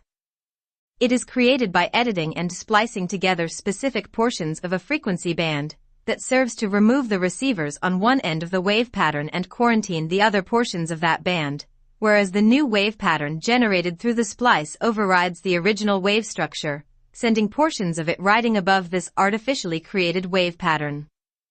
It is a form of frequency modulation, and when applied to the base tones, base sound units of the Keylonta codes of the human DNA effectively creates a perceptual block by altering the electrical impulse patterns and thus the chemical and hormonal operations within the biological structure. The original frequency fence employed by the host soul matrices was used to allow you time to develop as a species, without disabling your physical bodies through excessive frequency input. The matter particles of which you were composed had to expand through time before they would be able to hold the amount of energy contained within the key codes. So as your intellect developed, so did your physical structure. A natural progression to enlightenment would have occurred had there not been uninvited intervention on the part of the groups who desire to see you fail in your evolutionary mission. If things had gone well, you would have developed more rapidly, and you would be well on your way to fulfilling your Turanusium imprint. But instead there were setbacks. About 1 million years ago, during the second seeding, certain of the disruptive groups began to visit your planet in hope of figuring out a way to divert your progression. Some of these beings were related to the Zeta Reticuli, and carried various types of reptilian form. They were highly intelligent but not well suited to the Earth environment. Dracons. The group that created the most disruption within your genetic imprint was a group known as the Draken. The Draken originated from a different planetary system in your universe. When they visited your planet during several periods of the first, second and third seedings, they created certain strains of their own species that could live comfortably within the Earth environment. Combining certain strains of reptilian life present upon your planet, they integrated their own coding into these hybrids. Your dinosaurs were originally vegetarian and quite docile in temperament. Through the Draken experiments, hybrids were created, carrying the more aggressive tendencies of that race. These were the original prototypes of your carnivorous reptiles. The Draken used their reptilian hybrids to monitor human development from their home system. About 1 million years ago, when the Draken had gained enough information through these observations, they began mutating captured humans, seeding the women through rather painful inductions carried out during their frequent visitations. The hybrids that resulted were not what the Draken had hoped for, as they could not survive within the Earth environment and had to be taken to the Draken home planet. The Draken-human hybrids are known as the Draco's reptilian race. Through experimentation upon these hybrid creatures, the Draken were able to access some of the Keylonta code particles that held in place the original human frequency fence. They poked holes in the existing fence, having no idea of the potential results of their actions, which began a process of information leakage from the host soul matrices. The human mind and body were not yet mature enough to assimilate these code fragments effectively, and the fragments began to set in motion activation of the stored original soul matrix codes, junk DNA. This created havoc within the developing human biology, as a resurgence of the ghost cellular imprints began. It was during these times that the aforementioned Zionites, time-traveling Zeta-human Ethian hybrid from the future time coordinates, first intervened, in hope of accelerating the biological evolution of the species by creating hybrids among a select group of humans. These humans were chosen randomly throughout the 12 tribes, and were imbued with the silicate matrix from the Zionite code. This allowed them to synthesize, through a course of several generations, the host matrix code patterns that had leaked through the holes in the frequency fence. During this time, the humans were taught the technologies needed for them to begin their migration underground, in preparation for the Draken Presence extermination program that was scheduled to take place. About 956,500 years ago, the cycles of the Earth pattern were approaching a time of shift, where the magnetic grid poles would partially reverse. Aware of the problem of the Draken upon Earth, the Brno agreed to accelerate this cycle slightly so the Draken monitors would be destroyed by the climatic changes that would occur with the magnetic grid shift. For several hundred years prior to the shift, populations of the Earth were moved underground, the humans as well as numerous forms of plant and animal life. Eventually you will find evidence of this historical period. When the pole shifts and resulting weather changes occurred, the Draken monitor hybrids were destroyed, and the Draken could no longer monitor and manipulate the human frequency fence, as they had depended upon their Earth extensions to carry out this manipulation. Through subsequent events, the Draco's race was banned from Earth by Guardian forces, temporarily removing the Draken problem from the course of human evolution. Through these events, the original plan of human evolution was accelerated as the Zionite crystal gene made its way into the human genetic pool. Your biblical stories of Adam and Eve bore the symbolic coloring of these events, as Eve eating the apple at the seduction of the serpent symbolically represented the Draken forced interbreeding with the human females, and the resulting opening of the host soul matrix, the symbolic tree of knowledge. It was indeed the opening of this bank of knowledge that birthed into human perception the exaggerated duality that is your lineage. The duality of perception created by the fragments of the original soul matrix memories and the new memory fragments emanating through the leaked Keylonta code fragments from the host matrix families. Two sets of memory imprints directing one body. This is part of the challenge humans of your time face in gaining sovereignty over your genetic heritage. While you remain unaware of the contents and processes within your genetic makeup, you will remain vulnerable to those who once again wish to manipulate you away from the true purposes for which you have come.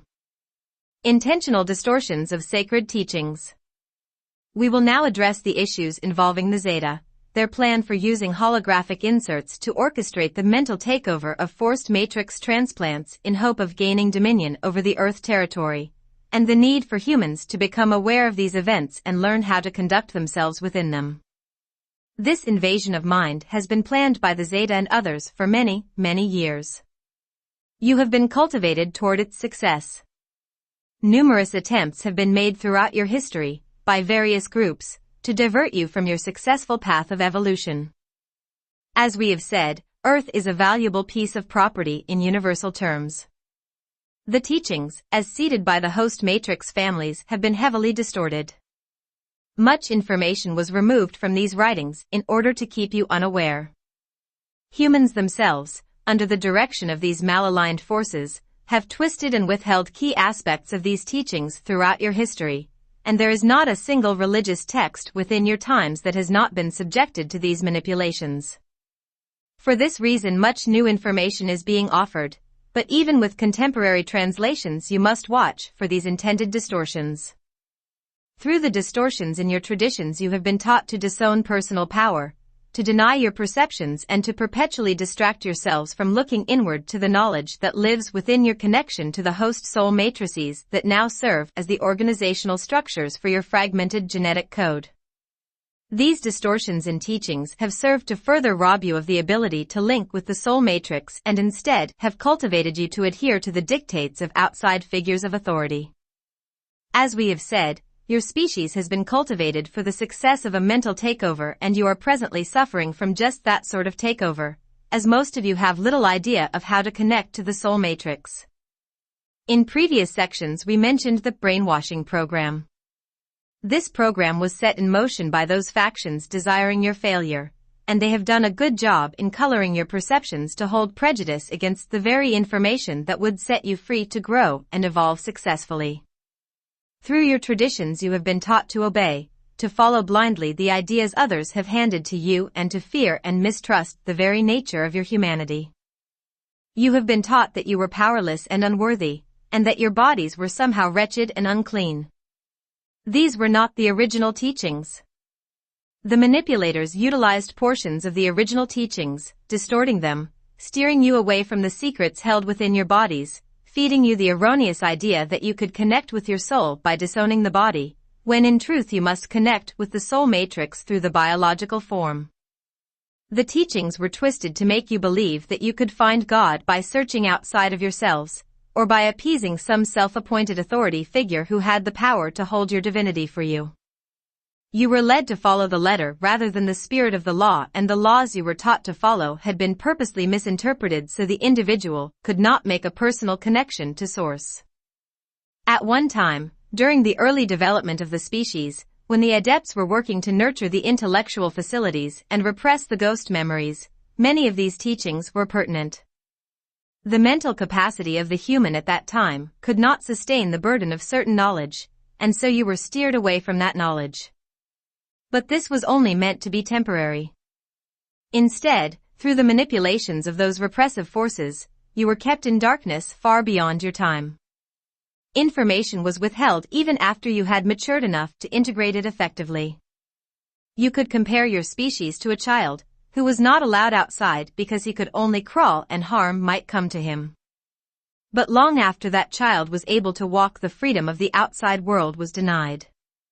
For perhaps now the child could walk away, perhaps in his maturity the child would no longer follow the commands of the parent. And so it has been with the development of your species. Though some of this denial could be attributed to overprotective parenting, to use an analogy, much of it was orchestrated in order to keep you helpless and subservient to those parent figures. Not all of these parents agreed that you should be allowed to mature, and those who did not became the forces working toward your demise. Who were those parent figures that nurtured you in time from innocent beings of pure perception into the thinking beings of complexity you have become in your present time? The group of interstellar and multidimensional beings, of which the Syrian and Pleiadian cultures are a part, who originally began the Turanusium experiment so long ago. And the multitude of species from other galaxies who originally donated their genetic imprint at the inception of this experiment. They are your ancestors and your true forefathers and mothers, who raised you from the infancy of a new species into the adolescence of your present stage of development.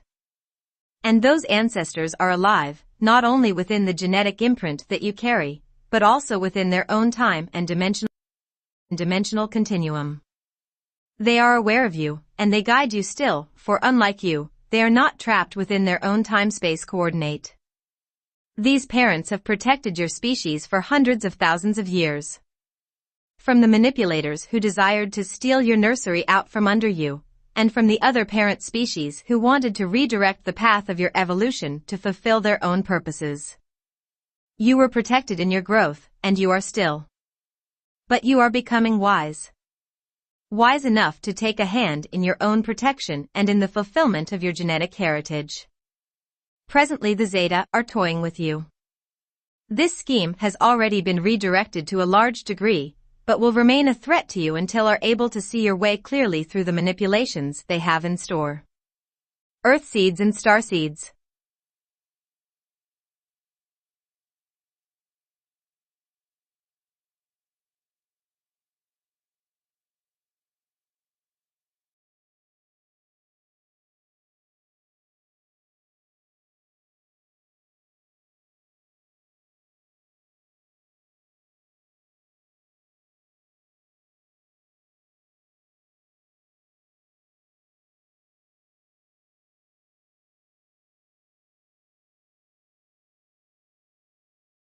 The mavericks among you, the pioneers, will lead the way in your awakening to awareness and empowerment.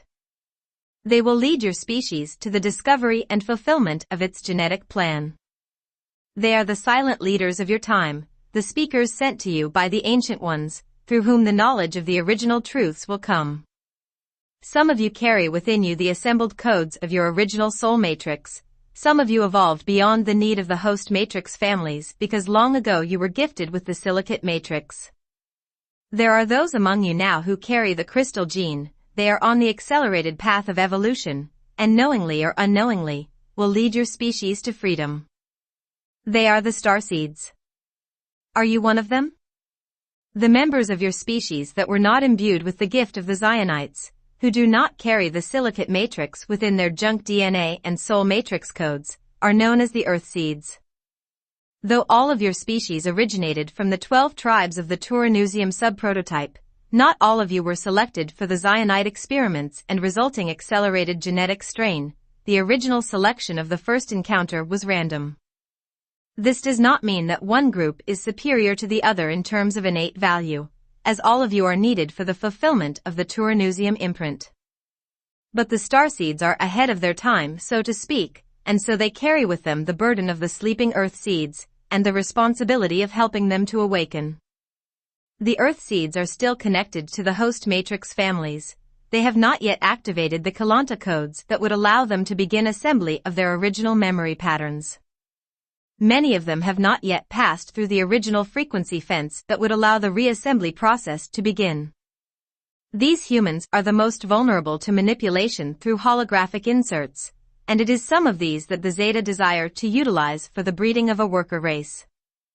The plan for the selected Earth seeds involves the eventual contamination of food, water and air supply with certain elemental components that would repress the emotional facilities and thus cut off the possibility of the individuals to link with their host matrix families. A biological block to the frequencies of the host matrices. Those who are not selected are intended to be removed through dramas created by holographic inserts, such as the Christ drama example we used in the previous section. The Zeta have other plans in mind for the starseeds. The silicate matrix within the starseed genetic imprint is valuable to the Zeta. It is this element for which they search during unauthorized, by the soul matrix, abductions, for they hope to create a stronger, more versatile hybrid through humans carrying this code.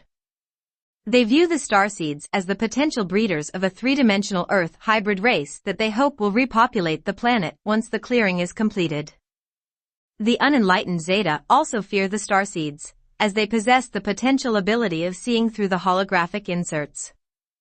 The starseeds also are able to more easily partake of multidimensional communication, which enables them to go above the frequency fence the Zeta are working now to erect within the human DNA code. Remember, the frequency fence is a type of sound technology that utilizes contrived frequency modulation. Because the starseed is already relinked, to some degree, to its original soul matrix, the Zeta cannot perform a forced matrix transplant upon a starseed without first dismantling the soul matrix. This is very difficult to do with the technology they have available. And the starseeds are protected multidimensionally by the Zionites, as well as by other groups, Enlightened Zeta, Ethian, Ranthia, Syrian, Pleiadian, Brno, and many other presences. The starseeds are the greatest threat to the old Zeta agenda, and so the Zeta try to find other ways in keeping them out of operation. Zeta do whatever possible to keep the starseed from awakening to its true identity. A sleeping starseed is not a threat, and is primed for manipulation.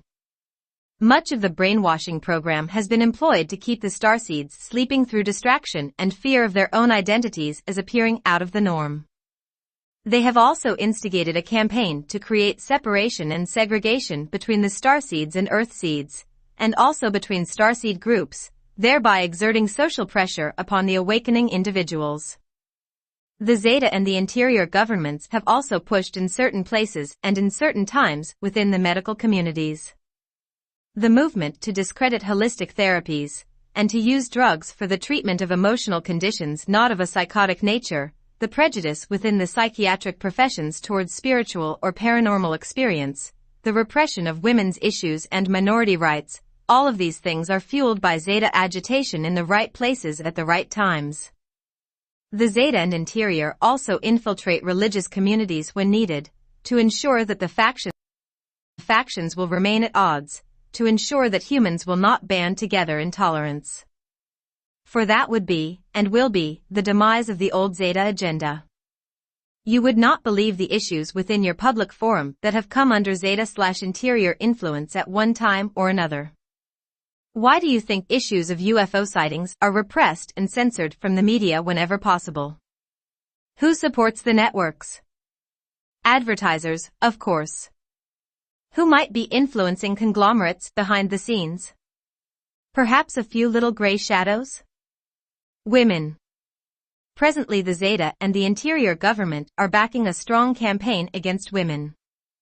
It is being orchestrated subtly, smoothly, so as to go unnoticed. But the programming is present. Playing upon women's innate love for and bonding with their offspring, the interior movement is aimed at reconditioning women to view themselves as breeders first. Rather than supporting the development of the female identity as a balanced force, these subliminal campaigns are playing upon women's guilt, coercing them to feel incomplete if they do not breed, and to feel they must martyr personal identity in order to be good parents. Women are being programmed to mistrust their bodies and especially their emotions. Both men and women have been programmed to repress their emotions and to mistrust their intuitions. It just so happens that the emotional and intuitive facilities are the primary means by which humans can see through and break out of holographic inserts. Have you ever thought about the deeper messages being sent to you through your media? You must understand that the old Zeta agenda calls for women as breeders and men as workers in the orchestration of planetary repopulation. Is it any wonder that they would support and encourage these traditional values? Who do you think might have helped your species to develop traditional values that serve to segregate the genders, pitting them against each other in a power struggle, rather than uniting them in co-creative partnership as they were intended? The idea of traditional values has been purposely promoted to you in distorted form. It has been promoted with an implied subjugation of the female role. This distortion was started thousands of years ago to keep the wisdom of the united genders out of human perception. And the Zeta are now playing upon those themes to further divide you and keep you stuck within the old fragmented genetic imprint. Until you overcome these issues and the petty power struggles they breed, you will not know what freedom is. The traditional roles of the genders were originally intended as a co-creative structure, built upon mutual respect and personal freedom. They were optional roles, not intended to be socially imposed. Men or women who did not want to play these roles to each other and within the society had other legitimate options to choose from. This is not the case within your present world societies. You have allowed yourselves to be robbed of a precious freedom. Only you, as individuals, can return that freedom to yourselves. Soul Matrix Protection. The first and most important thing you can do to protect yourself from holographic inserts and forced matrix transplants is to open your mind and belief system to the reality of the presence of the soul matrix. Whether you are earth seeds or star seeds, the fact that you exist implies the existence of the soul matrix, either the host soul matrix of the earth seeds or the original soul matrix of the star seed. Once you have acknowledged the existence of the matrix, then actively petition this soul family/identity grouping to assist you in strengthening this connection. Reserve some time each day for meditation or prayer, whichever idea you are most comfortable with, in which you focus your attention on making this connection and develop the skill of quieting your mind and body.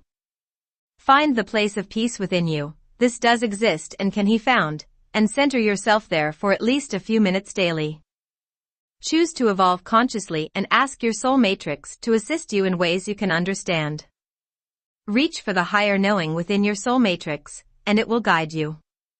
Begin to review your emotional reality and sensitize yourself to those areas of repression. Begin to work through your fears, inviting your soul matrix to assist you. Working with the soul matrix directly can often accomplish more in 1 week than years of psychotherapy, although therapy can be a useful tool when used wisely. Make a commitment to developing your spiritual awareness, and know that if you learn to look within effectively, you have all that you need to spiritually grow. Your spirit is your soul matrix, and you are never without it. The second most important thing you can do to avert holographic inserts is to join together in tolerance with the other members of your species. The Zeta and the interior government use the concept of divide and conquer, so be aware and begin to deprogram yourselves from common ideas you may hold that serve to divide rather than unite people. Outgrow your own prejudice and begin to see the common elements between peoples instead of the differences. Work with your own beliefs and emotions as individuals and come together in groups to support world harmony, peace and brotherhood.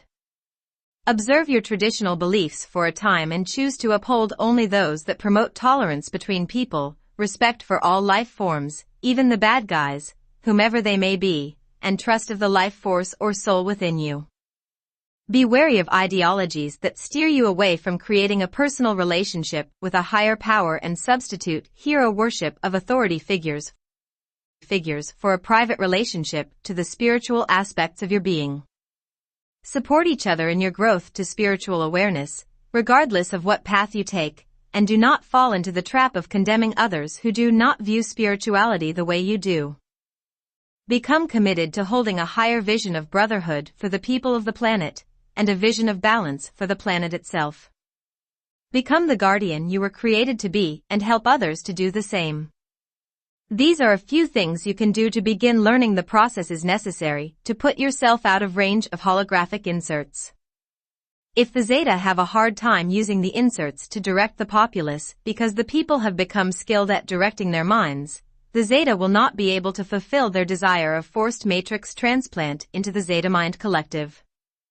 Humans have the power to stop this nightmare before it goes any further. Perceptual freedom is a precious gift. If you are wise, you will not allow it to be stolen from you without a fight. Emotion. Human emotion is the key to human salvation, for it is through the perceptual structures of the emotional facility that truth can be discerned. Holographic inserts cannot be detected through the logical mind, mechanical instrumentation, as possessed within your present level of technology, or the five-sense perceptual data you are accustomed to using. These inserts, however, can be felt, sensed through the emotional and intuitive facility, and can be detected through the use of higher sensory perception, HSP. HSP involves using the seven senses of the human organism that exist at a higher frequency than the five identified senses with which you are familiar. Because these sense facilities themselves exist within the higher frequency bands of the human bioenergetic field, they are able to bring in and translate, through the Keylonta codes, higher frequency data. Some can translate ultra-low frequency also. The energy that links the human to its soul matrix is high-frequency energy. The higher senses of HSP are the facilities used to translate soul matrix information, through the body, into the human awareness. Holographic inserts are broadcast within a certain frequency range, in your case, the range of the average, or mean, of the five-sense human perceptual range, outside of which the matter illusion of the hologram begins to deteriorate. To create mass holographic inserts, the Zeta have to create a frequency fence, by manipulating the Keylonta codes within the human DNA using sound, that blocks out the higher and lower frequency bands, sealing in the human perceptual range to the frequency bands used in the insert, thus disengaging the individual's ability to translate soul matrix data through the body and into conscious awareness. The development of HSP is part of the human evolutionary path, and the body's ability to process the higher frequency information is just emerging into your species on a mass level. Certain Keylonta codes must be activated by energy impulsed from the soul matrix to set in motion the latent codes, within the junk DNA, that will direct the body, through its electrical, chemical and hormonal structures, to translate the higher frequency information. Until these latent codes are activated, the higher and lower frequency energy will simply fall through the gaps within the nerve synapses. The electrical, chemical and hormonal changes created by the latent code activations literally add new impulse receivers to the neurological structure and strengthen the nerve fibers to be able to carry a larger load of electrical impulse. Without these alterations, the human body cannot translate frequency that is outside its translational range. To increase perceptual range, the body must be accelerated in its ability to hold and process electrical data, and these accelerations are carried out through Keylonta code activations orchestrated by the soul matrix according to its inherent cyclical rhythms. This process exists as a natural dynamic of human evolution and is the process by which you evolve over time. These Keylonta code activation processes can be accelerated through conscious applications of Keylonta science. The Zeta and the interior government are aware of this emerging aspect of human evolutionary development, and desire to stop this particular ability from surfacing within the species. If humans evolve naturally, these intrinsic abilities would put humans out of range of mental manipulation. The Zeta chose this period in time to intervene, precisely because of the stage of evolution humans are currently within. Their plan cannot be fulfilled if humans, on a mass level, develop the perceptual abilities and resulting knowledge that would result with the natural evolution of the HSP. And so they enter your time, coordinate and simultaneously stage infiltrations at key points within your past with the intention of severing the natural development of your abilities, thus splicing you into the Zeta collective mind matrix before your emerging abilities allow you to make a strong conscious connection to your own or host soul matrix. Once you have developed the ability to hold a greater amount of soul matrix frequency within your cellular structure, the Zeta will no longer be able to manipulate you to the degree that they presently do. They do not have the technology or power to dismantle the soul matrix families of a large collective. There would be too much interference by the helping groups that exist within the soul matrix levels of reality. In order to infiltrate your planet, the Zeta must bring the human collective under their direction before that collective evolves to a full embodiment of the soul matrix, and it is your responsibility as humans to not allow this to occur. The time cycles of human evolutionary development are not set in stone, so to speak.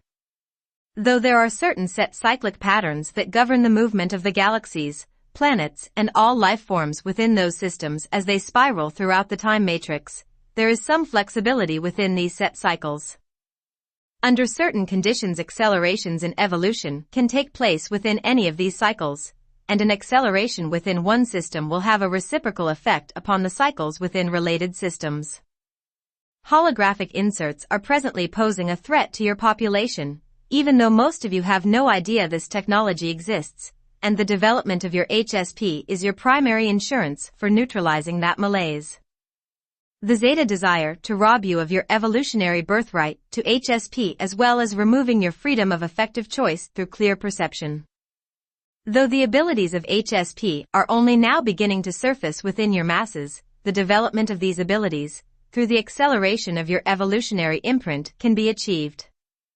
There are methods you can use as conscious individuals to begin this evolutionary acceleration.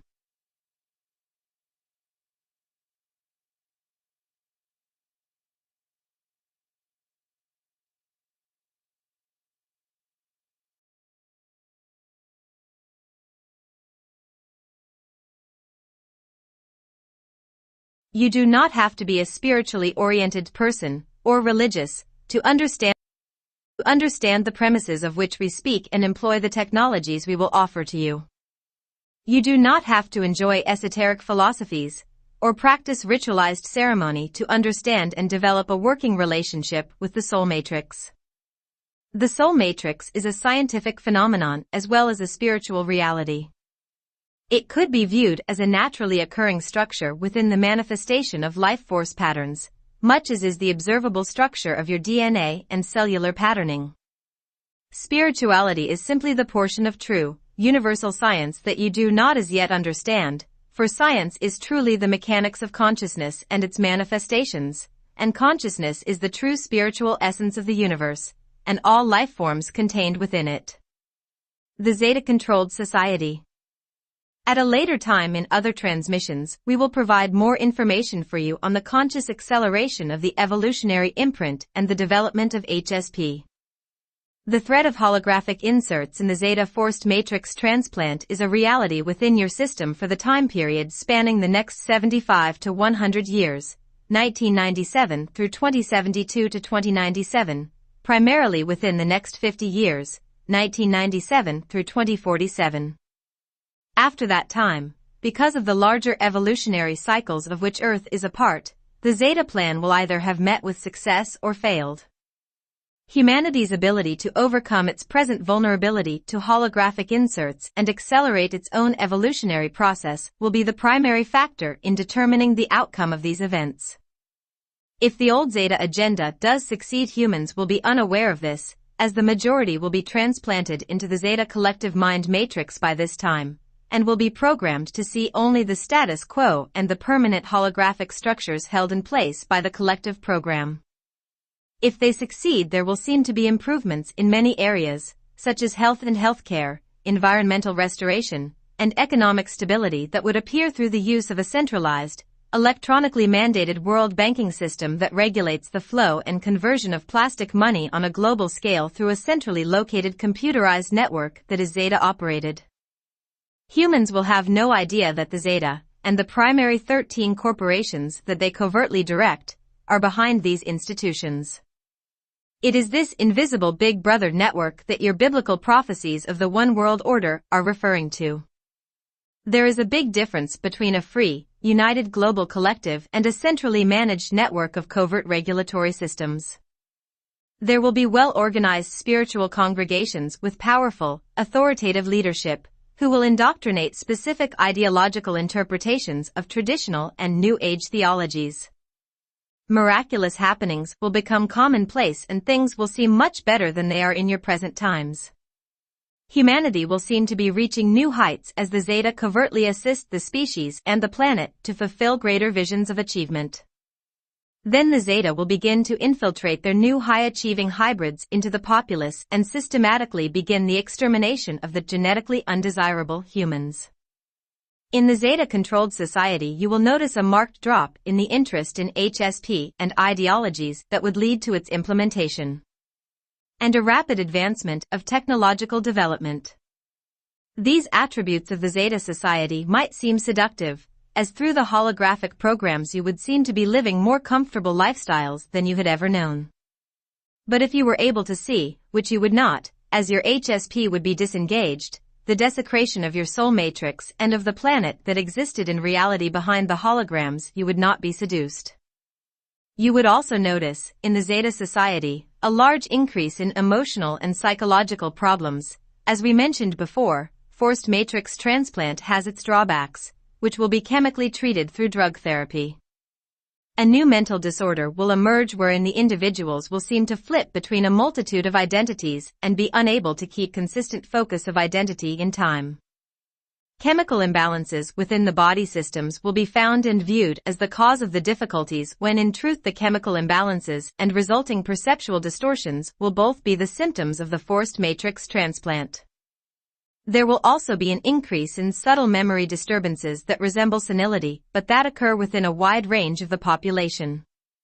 Certain elements will be placed in the water systems of many countries, for purification purposes, that will serve to avert some of these symptoms of the forced matrix transplant and assist the human body in remaining within the controlled frequency structure by repressing the emotional systems.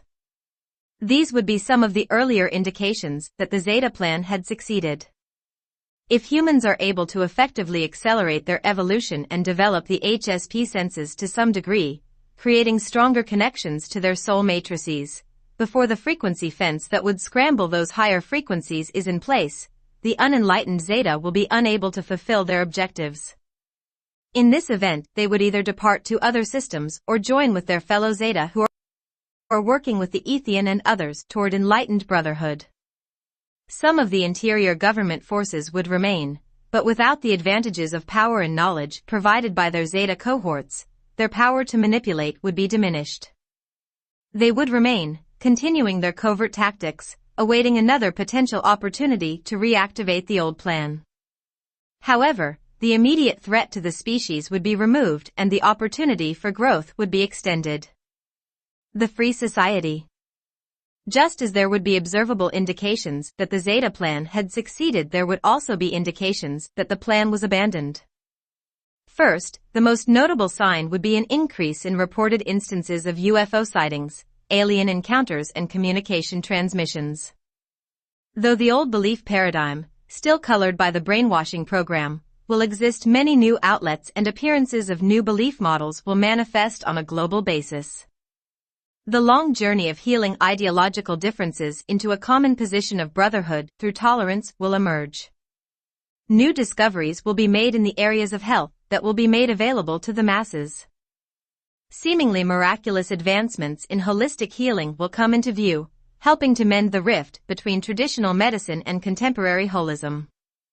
Many new technologies, using the sciences of light and sound, will be created and applied to health, social, economic and environmental problems, and much headway will be made in finding solutions.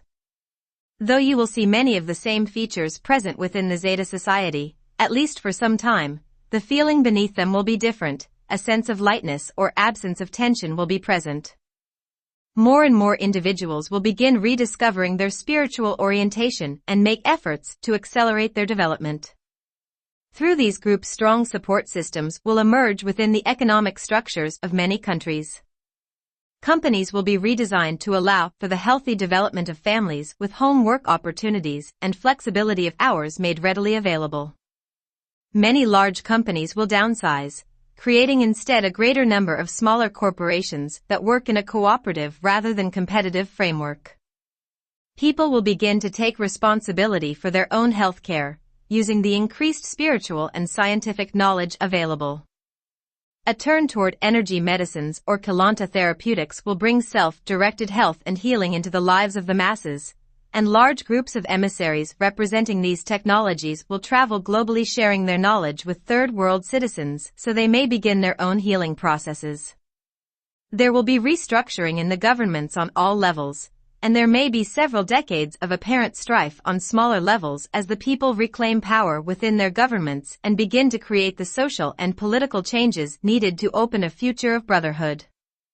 There will be periods of instability within every country as the new ideas that promote successful evolution sweep through the collective conscience of the race, and people will unite through environmental and humanitarian issues. Earth changes, in certain locations will occur as the energies of Earth, like that of its people, reach for higher ground. The Age of Enlightenment will dawn and bring with it many awesome and wonderful surprises.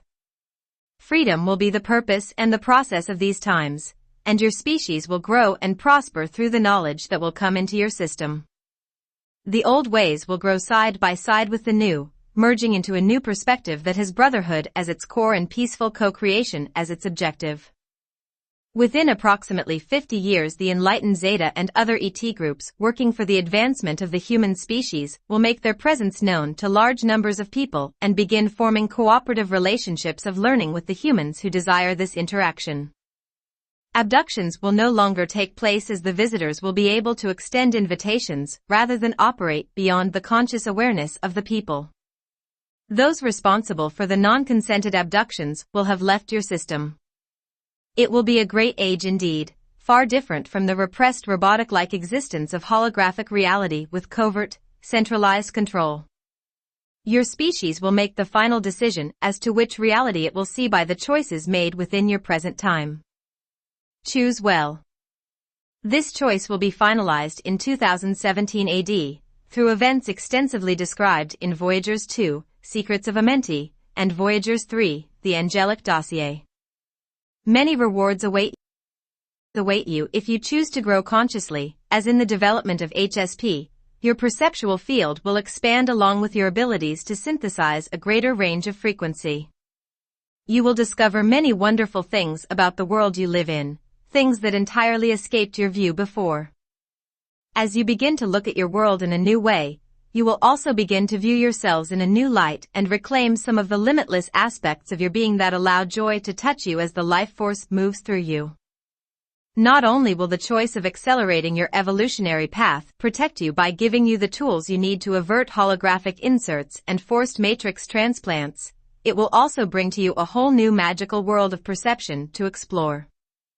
And in this new frontier you will find the solutions to many of your present challenges, both personally and as a human collective.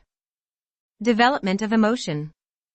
The starting point for development of the higher senses is emotional awareness. For centuries your cultures have taught you to repress, disown and negate emotional reality and experience. Your species has developed a prejudiced perception in this regard, in which the physically verifiable impressions brought to you by your 5 identified senses are considered superior to the more subtle impressions of emotion and intuition brought to you by your higher sense facility. Emotion contained a power, which seemed to possess a life of its own. This power of emotion was perceived as a threat to the developing intellect, for the intellect could not comprehend the reality through which emotion occurred and so could not bring this mysterious power under conscious direction. In the early days, when the 12 tribes were being trained to develop the intellectual perspective, the blocking of emotional sensation was a tool used in order to assist the developing human to focus his 5 sense perceptions outwardly into the objective matter world. Emotion worked a bit differently then, serving as a form of instinctual response such as is apparent in your present-day animals. The instinctual response served to bring data directly from the soul matrix into the cellular consciousness, bypassing the mind as you think of it, creating an interactive response mechanism through which the organism would receive direct impulse from soul that would direct it toward the action in time necessary for the organism's survival. The organism would not have to think about or choose appropriate action responses as they would come automatically from the soul matrix. As long as an organism, be it animal, human, or other life form, had a strong instinctual impulse, it would remain under the full control and direction of the soul matrix. Such beings would not operate out of free will, nor would they possess a sense of personal individuation, but would rather function as individual units of a collective. The human was intended to become a sentient, self-motivated being, capable of choice and conscious co-creation with the soul matrix, rather than an unthinking extension of the soul matrix. So in those early times, the instinctual response of emotional cognition was partially dismantled. This involved deactivating certain Keylonta codes within the DNA pattern, which created a sense of separation from soul for the developing human. The separation allowed for a clearer focus in time and matter, through which the intellect could evolve and from which individualized identity emerged. As with many of the other disengaged codes, those from the original soul matrices that existed prior to the host matrix transplants, these instinctual emotive codes were stored within the cellular pattern and the soul matrix. A small portion of them were left in operation, giving the human access to small amounts of soul matrix data and serving to provide enough instinctual basis to ensure appropriate action in regard to survival of the organism. These remaining codes became the basis for your fight-or-flight biochemical reaction response. The stored emotive codes, along with others, were kept with the human within the cellular structure, so as the organism evolved, those codes could once again be reassembled and integrated into the awareness of the growing consciousness. As humans evolved through time, certain code patterns would be activated by impulse from the soul matrix, and yet another stage of growth would be set in motion. Through these processes of Keylonta code activations, your species expanded from its earlier digressed forms of relative simplicity into the complexity of the present intellectually focused form that you carry. As you grew, so did your ability to synthesize emotional frequency, and greater amounts of these latent codes were brought into activation as you progressed through time. Great power and awareness is stored within these latent code particles, and it is this power that the maturing intellect sensed as it began to observe and define the quality of perception you call emotion. To the growing intellect, emotion appeared to be chaotic, unreliable, and suspicious. The intellect had developed into the logical reasoning power you presently use to decipher reality, but that logic used the assimilation of data from only the 5 senses that you presently know. The sense data and awareness brought in by the 7 other higher senses, or high-frequency senses, was blocked from the logical mind by the biological organism, whose physical apparatus did not possess the mechanisms needed for this higher sense data to be synthesized into patterns. That apparatus would not evolve into the physical structure until the latent codes were activated by the soul matrix.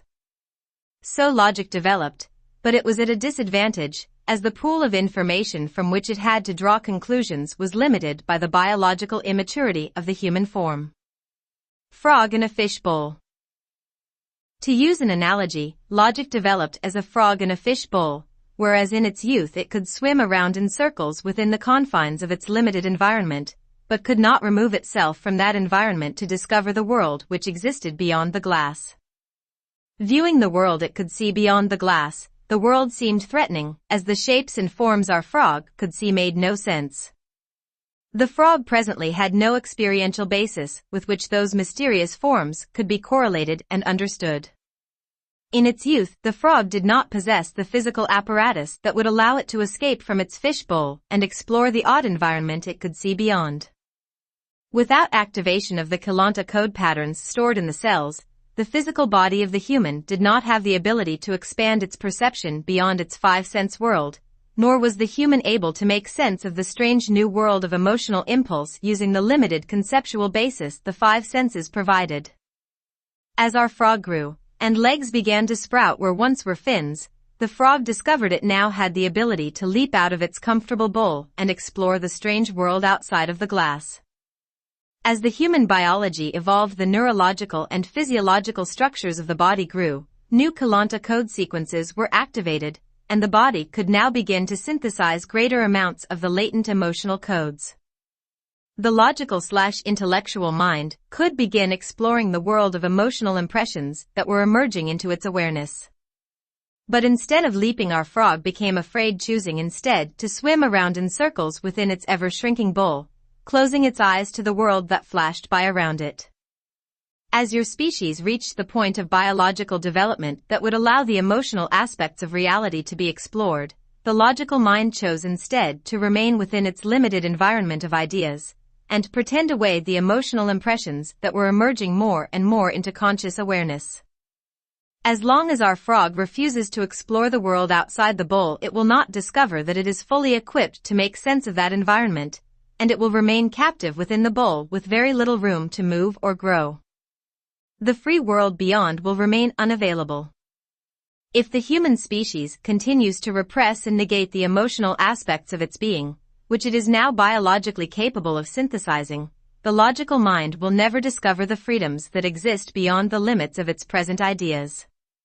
The human will remain trapped within the bowl of duality and five-sense perception, unable to grow beyond the conditions created through that five-sense orientation.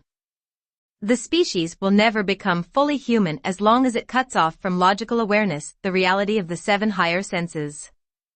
If the species is to evolve to fulfill the imprint and role for which it was created, it must become fully human.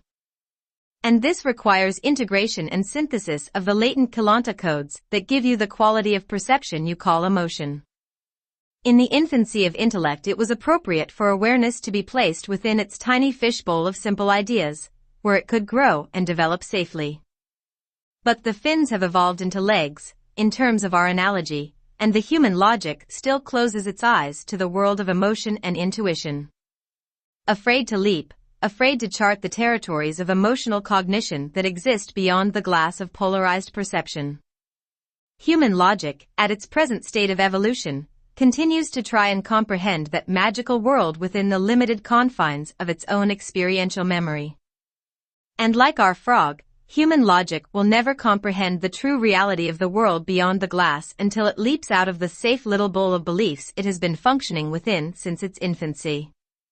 The logical mind and intellect were intended to work together, bringing you a more accurate perception of reality than either could alone. The five-sense perception of the logical mind brings only half of the picture, so you will never understand the true nature of yourselves or your world if you do not put that partial picture together with the other pieces that exist within your emotional heritage. You cannot understand emotion by using the logical facilities alone. How long will you remain as frogs in a fish bowl, swimming around in circles of incomplete logical reasoning? Emotion has its own logic, methods of synthesizing energy and ideas that are unique unto itself. The logic of the mind will bring you conclusions, whereas the logic of the emotions will bring you cognition. Without that cognition, operating subconsciously through the emotive facilities, your logical conclusions would make no sense to your conscious awareness. When you cut off emotional cognition from logical perception, you create an artificial boundary within your identity and conscious awareness. The emotional codes stored within cellular structure were intended to be reassembled and reorganized, as impulsed by the soul matrix, as you evolved through time. As these codes were restructured and assembled into the operative codes of your DNA, your conscious awareness would receive an ever-expanding picture of reality and cognition. The illusionary perceived separation between the conscious biological self and the soul identity would diminish as the codes were progressively assembled, allowing greater amounts of energy, identity and awareness to filter into the physical body and intellectual consciousness. As the latent codes reassembled, the old instinctual imprint of the early human would be combined with the newly developed logical facility, creating a new perceptual modality that would allow for full soul matrix cognition to embody within a physically manifest system. If your evolution had moved along as planned, following the impulses generated through the soul matrix cycles, your physical form and your logical conscious awareness would have merged with the soul identity, creating a fully cognizant being in flesh. But your evolution did not proceed as intended, and there were setbacks, due in part to the manipulation of your genetic code by other ET forces. The violence mutation. At different periods in your evolution, these forces entered your reality, creating distortions within the electrical impulse patterns being sent by the soul matrix. These distortions serve to further jumble the Keylonta code particles within your cells, disrupting the original code activation sequences. There was originally specific order to the dismantled Keylonta codes, and their activation sequences were scheduled, so to speak.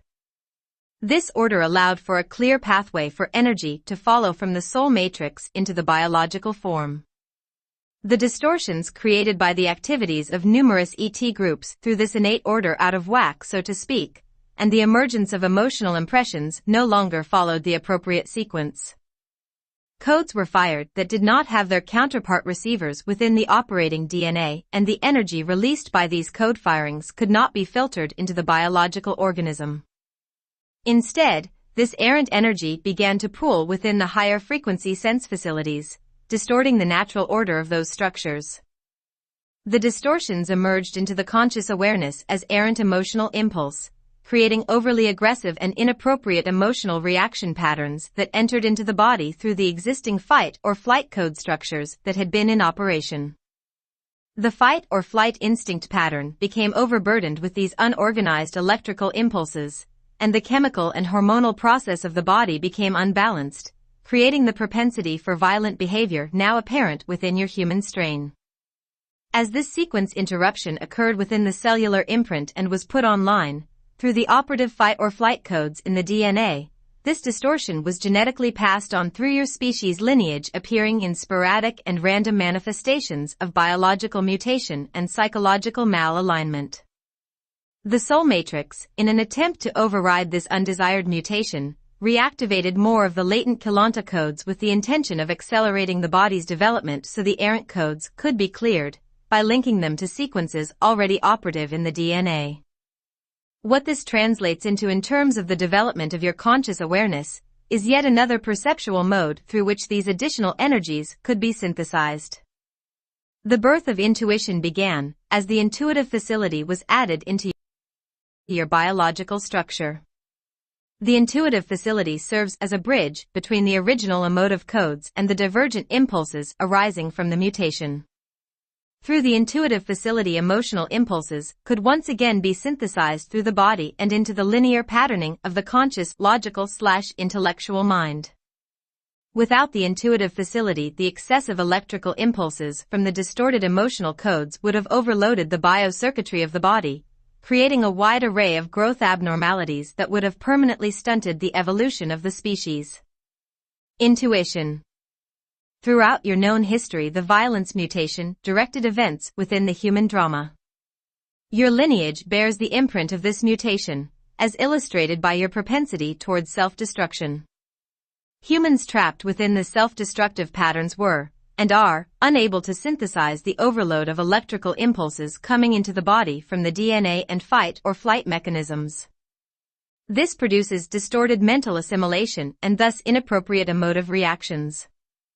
They possess immature intuitive development, and these individuals represent the portions of your genetic strain that have not yet fully manifested the intuitive bridge within their biological structures. The bridge, however, exists as a latent code within the DNA, and thus the self-destructive tendencies of humans can be healed through the activation of those codes and the development of the intuitive facility. All of you in your present stage of evolution are working toward the development and strengthening of the intuitive facility and the synthesis of those errant emotive codes.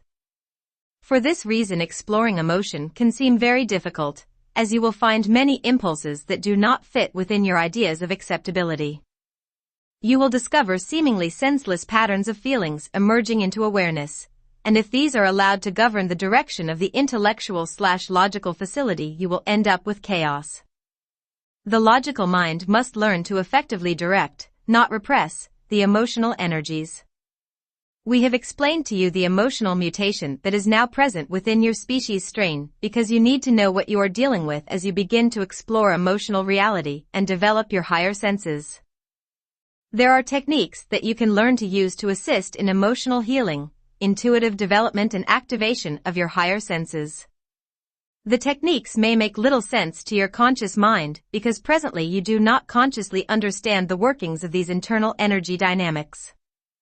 To evolve the emotions and intuitions effectively, you must manipulate the Keylonta codes contained within your cells, and you cannot do this without the direction and knowledge supplied by your soul matrix.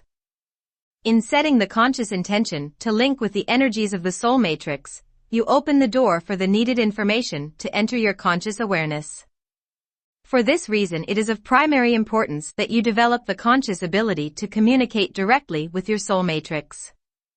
As long as your logical mind refuses to learn the subtle dynamics of energy direction through the mind, you will not be able to bring into your awareness the knowledge you need to effectively clear the emotional energies.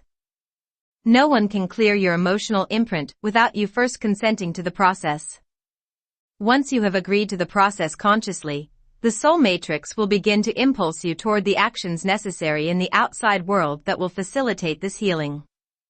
If you are to become whole, if you are to integrate with the soul matrix, if you are to become fully human, you must clear and heal the emotional aspects of your being. Repressing emotion, drugging emotion out of existence, and fearing the power of your emotions will not promote healing.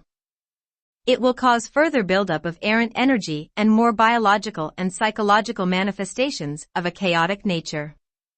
Those of you who have developed your intuitive abilities represent the portion of your species who have begun to utilize the Keylonta codes that were activated to bypass the mutation.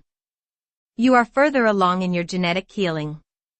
Most humans have operational intuitive facilities that synthesize energy, emotion, and sense data for you on a subconscious level.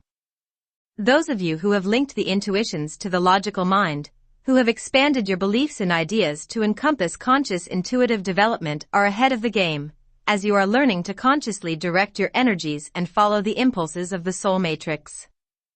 Biologically, you are accelerating in evolution as you are assimilating greater amounts of the Keylonta codes within your cellular structure. You are becoming more aware and knowledgeable than your contemporaries who rely upon the logical facilities and emotional repression alone. You have more power, more awareness, and more responsibility toward the conscious evolution of your species. And your first responsibility is to be healing yourselves through clearing the emotional energies and allowing the energy of the soul matrix to flow into your biological form.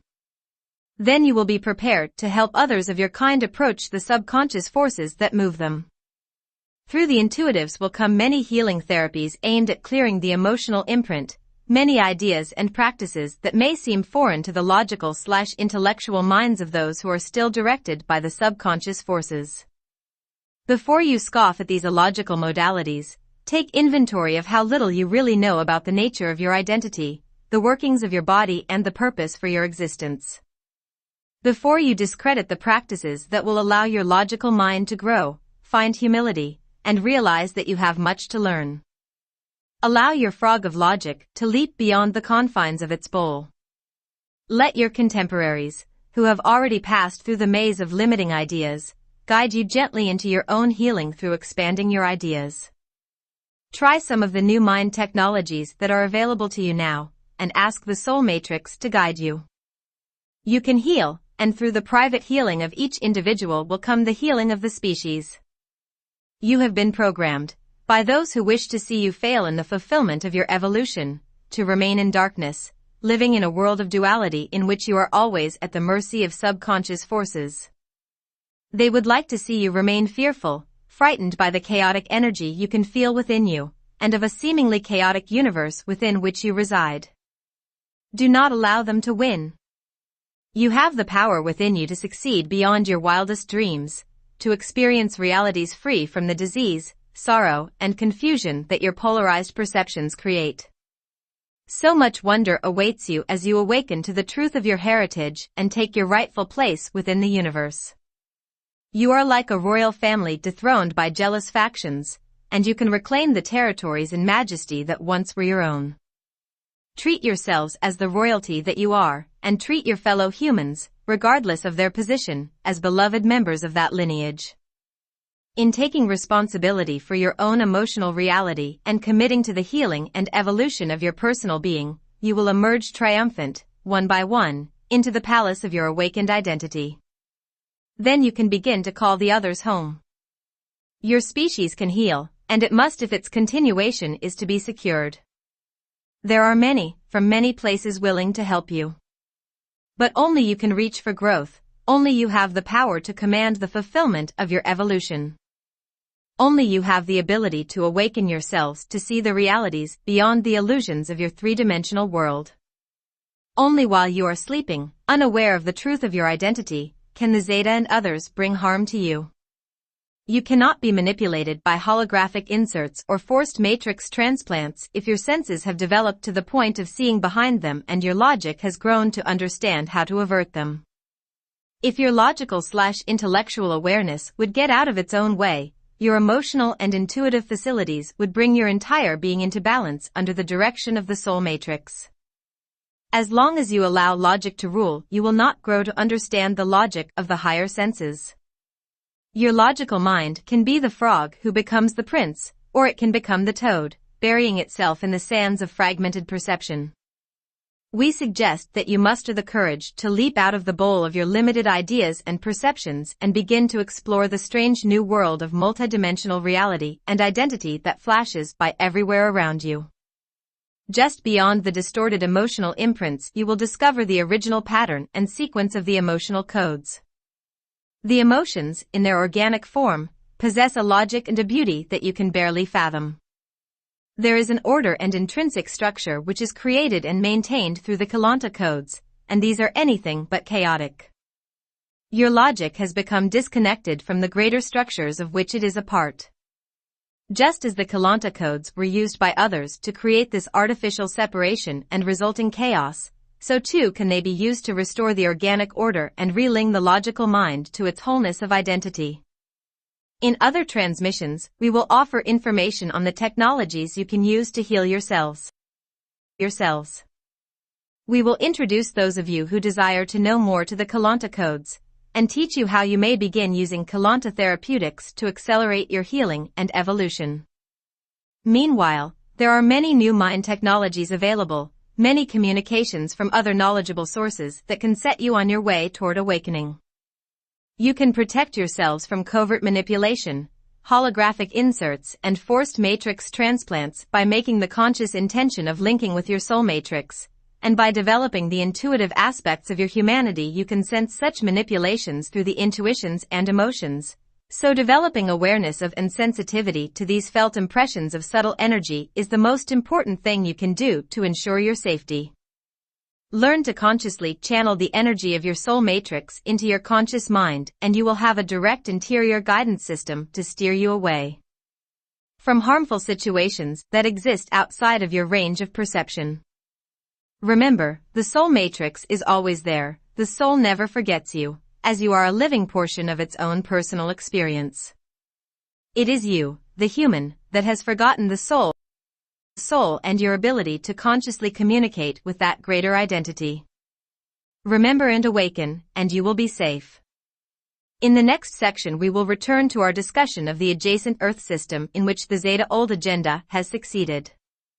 We will take time to discuss this subject because the realities in that system have a direct bearing upon the future of your Earth system. We hope to show you through this information what you can evolve to avoid, and to illustrate the reasons why it is important that you do. Chapter 6: Special Projects Crop Circles. Our discussion on the phenomenon you refer to as crop circles will be brief at this time, enough perhaps to arouse your curiosity about the nature of events, such as this, that you do not as yet understand. The items we are referring to in this discussion are the land-marking formations that have appeared through seemingly mysterious means within many areas of your global community. Our discussion excludes those crop circle formations that have been fraudulently constructed by select humans who desire covert notoriety or whom purposely desire to lead you away from the validity of actual crop circling. Also excluded in our discussion will be the circular and other formations in fields and in other locations that are the result of mechanical contact, such as that of an aircraft or spacecraft from human or ET origins. To those of you who may balk at the concept of ET visitations, we say to you, prepare yourselves, for throughout the next several decades much learning shall come your way. ETs are real, and their visitations should by now be obvious to you. Pay attention and you will begin to see the mounting evidence suggestive of such presence all about you. Genuine crop circles, and the many other than circular symbol patterns, that are emerging spontaneously overnight in your fields, deserts and countrysides are far more than you might at first glance suspect. Those who venture to believe in the authenticity of these formations speculate that they are perhaps landing coordinates for ET spacecraft or messages left behind from stellar visitors who have passed through your system. We will tell you this: these symbol formations are not at all landing pads, nor are they simply dry ET language symbols left behind by some long-gone visitor. They are far more indeed. First, let it be known that the appearance of such a symbol code is the direct indication that ET and/or interdimensional visitor presence is presently and actively taking place within the regions of its manifestation. Where you have crop circles, you most absolutely have active alien operations being carried out within the geography and the populace in and surrounding those areas. The crop circles will begin to fade only when the presence responsible for creating them has left the location, so as long as a crop formation remains visible, you have active and ongoing alien presence.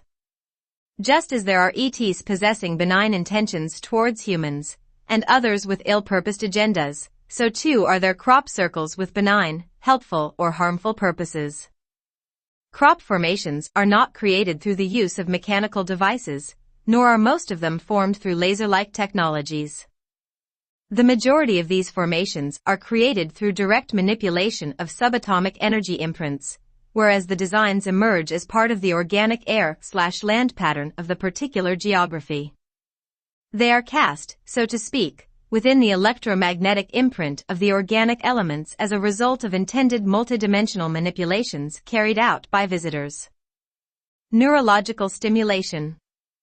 Some crop formations serve the purpose of stimulating or accelerating the subtle neurological structures of the local inhabitants, while others serve to repress, scramble or desensitize those subtle biological processes. Crop formations are one application of the multidimensional language of Keylonta. It is the language spoken by the core of your biologies, and by the very nature of your elemental world itself. Crop formations have multiple purposes. Their primary purpose is to house frequency, or to ground into the location certain frequency bands intended to affect the populace in very specific ways. They are composed of frequency patterns, and they directly affect the frequency patterns of all biological life forms within their intended range of influence. This range can span a radius well over several thousand miles from its point of origin. The formations are often placed in sequential fashion, sometimes thousands of miles apart, but each serving as part of a greater frequency pattern that is nearly impossible to detect from ground-level human perception. Crop formations are your first visible, physical evidence of ET presence presently available to you on a mass level. They are subliminal programming devices being used to manipulate, direct or guide you through the intimate unknown structures of your subconscious minds and biochemical and electrical systems. They are one type of what we know as mass frequency control devices. You are dealing here with technologies light years beyond the scope of your present human abilities.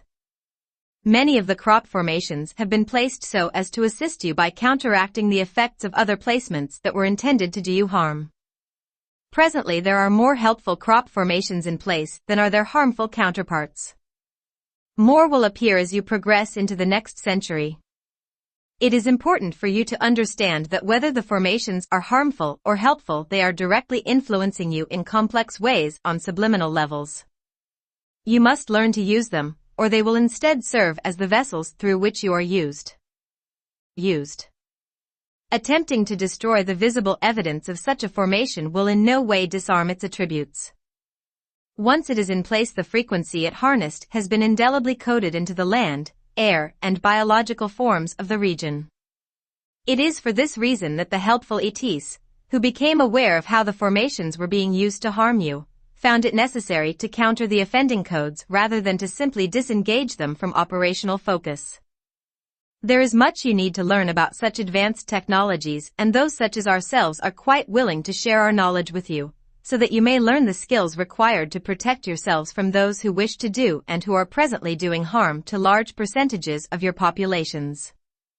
We will offer more extensive data on the mechanics of crop formations at a future time, for those of you interested in learning more about the hidden realities that affect you. We hope this transmission has offered to you some practical insight into the mysterious phenomenon you call crop circles. Adjacent Earth and Zeta. In these transmissions we have discussed the subjects of UFOs and ET and interdimensional visitors, as well as a wide range of related topics that we hope have broadened your understanding or at least aroused your curiosity. All of the subjects addressed are relevant to your continued development and successful evolution, whether you realize this or not. The information on the Zeta Reticuli is intended specifically for those who have encountered this presence, and there are many more of you than you might suppose. Your assistance and courage are needed to help direct the remaining unenlightened Zeta toward their higher vision, as held by the Ethian and other guardian groups. Through the fulfillment of this vision, the Zeta will be able to evolve successfully within another dimension more suitable to their needs, and they will no longer believe they must compete with humans for the territory of your three-dimensional Earth. Helping them to heal and grow will ensure your protection well into the future, as they will have no need to harm you once they realize as a collective that there is another home for them within the universe. Certain among you, the readers, are being called to assist in a special project of sorts, which involves the Zeta, Ethian, Zionites, and the Ramthia. Those of you who carry the silicate matrix/crystal gene within your genetic code, and who have begun to develop abilities in multidimensional perception and manipulation. You will know who you are and if this message is appropriate for you. The rest of you not involved in these endeavors can get a glimpse into some of the activities that are taking place beyond your notice. We have discussed the realities of other dimensional worlds as they exist parallel and adjacent to your own, and how the Zeta are able to travel through some of these other systems. We have reviewed the new Zeta agenda of relocation to an adjacent dimension where they will be welcomed. Many of the guardian groups are working to assist the Zeta in making this adjustment, and humans, those of you who are ready, are being asked to serve as the true Earth guardians that you are by working cooperatively with the other guardian groups to ensure the success of the new Zeta agenda. You are being asked to telepathically broadcast, to the Zeta communities at large, the knowledge of this new option, and use your abilities in mental energy linking to help them align with one of the interdimensional grids assigned to them. You'll achieve this by using visualization and projection of consciousness techniques during times of directed meditation, and after centering in the energies of your soul matrix. Those to whom we speak in this message know what we are talking about. These techniques will seem foreign only to those who have not awakened their higher senses. Some of you are already doing this, and we thank you for your concern and support. There are other elements to this Zeta relocation that we need to address briefly, for those who are awakening to their soul matrix contracts of participation in this plan. The adjacent Earth that the Zeta are being directed to will be a good learning environment for the Zeta. It is a fourth dimension Earth system. This system also has its human, ET, and interdimensional inhabitants. It is a system of much less density than your own, and so the natural laws operate differently than those to which you are accustomed. Many of you, the starseeds, those of you carrying the silicate matrix, are able to access the portals to this system during your sleep state, the sacred dream time, or during altered states of consciousness. Some of you are able to hold focus in this fourth dimensional world and your own world simultaneously, and are somewhat familiar with the lay of the land in this locality. You may be involved with this project during the dream time but have no conscious recall. This reminder will help you to consciously recall some of what you have been up to while you were sleeping. It is to you with dual focusing abilities to whom we now speak. Again, you will know who you are. First, we would like you to understand, if you do not already, that the events in this fourth dimensional world directly affect manifestations within your three-dimensional system. What occurs there will plant the seeds for what eventually manifests within your system. In the world to which the Zeta are being directed there exist structures and forms similar to your own. Just as there are unenlightened forces, often in high places within your governmental structures, these forms also exist with this fourth dimensional reality. The Zeta need your help to integrate themselves into this system, but of even more importance, those working toward enlightenment in that dimension need your help to redirect some of the misguided projects taking place within their world. One of these projects in particular must be shifted, for if it is not, its pattern will manifest in your world, in your future. It is the project of the old Zeta agenda and the secret interior government that we previously discussed in relation to your three-dimensional system. In this fourth-dimensional system, this project has progressed farther than it presently has within your system. In earlier chapters we reviewed some of the aspects observable within a Zeta-ruled society. What is taking place within this fourth-dimensional Earth represents the evolution of that society. In this locality, the invisible Big Brother has done a number of things, which have left the inhabitants of that time-space coordinate without many of the freedoms you presently enjoy. Here, the interior government has chosen to barter the organic resources of their planet to intrusive ET factions within their galaxy. Energy is being siphoned from their planet and their people, and is being directed into other planetary systems. The consequences for them are dire if the project moves forth into their future. Not only will they destroy the planetary balances of their own system, but they will set in motion a chain reaction that will literally cut off this world, and its surrounding galaxies and interdimensional counterparts, from the time matrix grid. They will rip a hole in the fabric of time, so to speak. In the sectors of future time where this has occurred, your three-dimensional system was also cut off from its higher dimensional grid. In that line of probable future development of Earth, the Earth meets an untimely end in the year 2976 AD. The 2976 AD cataclysm is further addressed in Voyagers Volume 2, The Secrets of Amenti. All of us who are concerned with human and universal evolution to enlightenment are helping to avert this probability. We are trying to disconnect your Earth coordinate from the adjacent system that is in peril.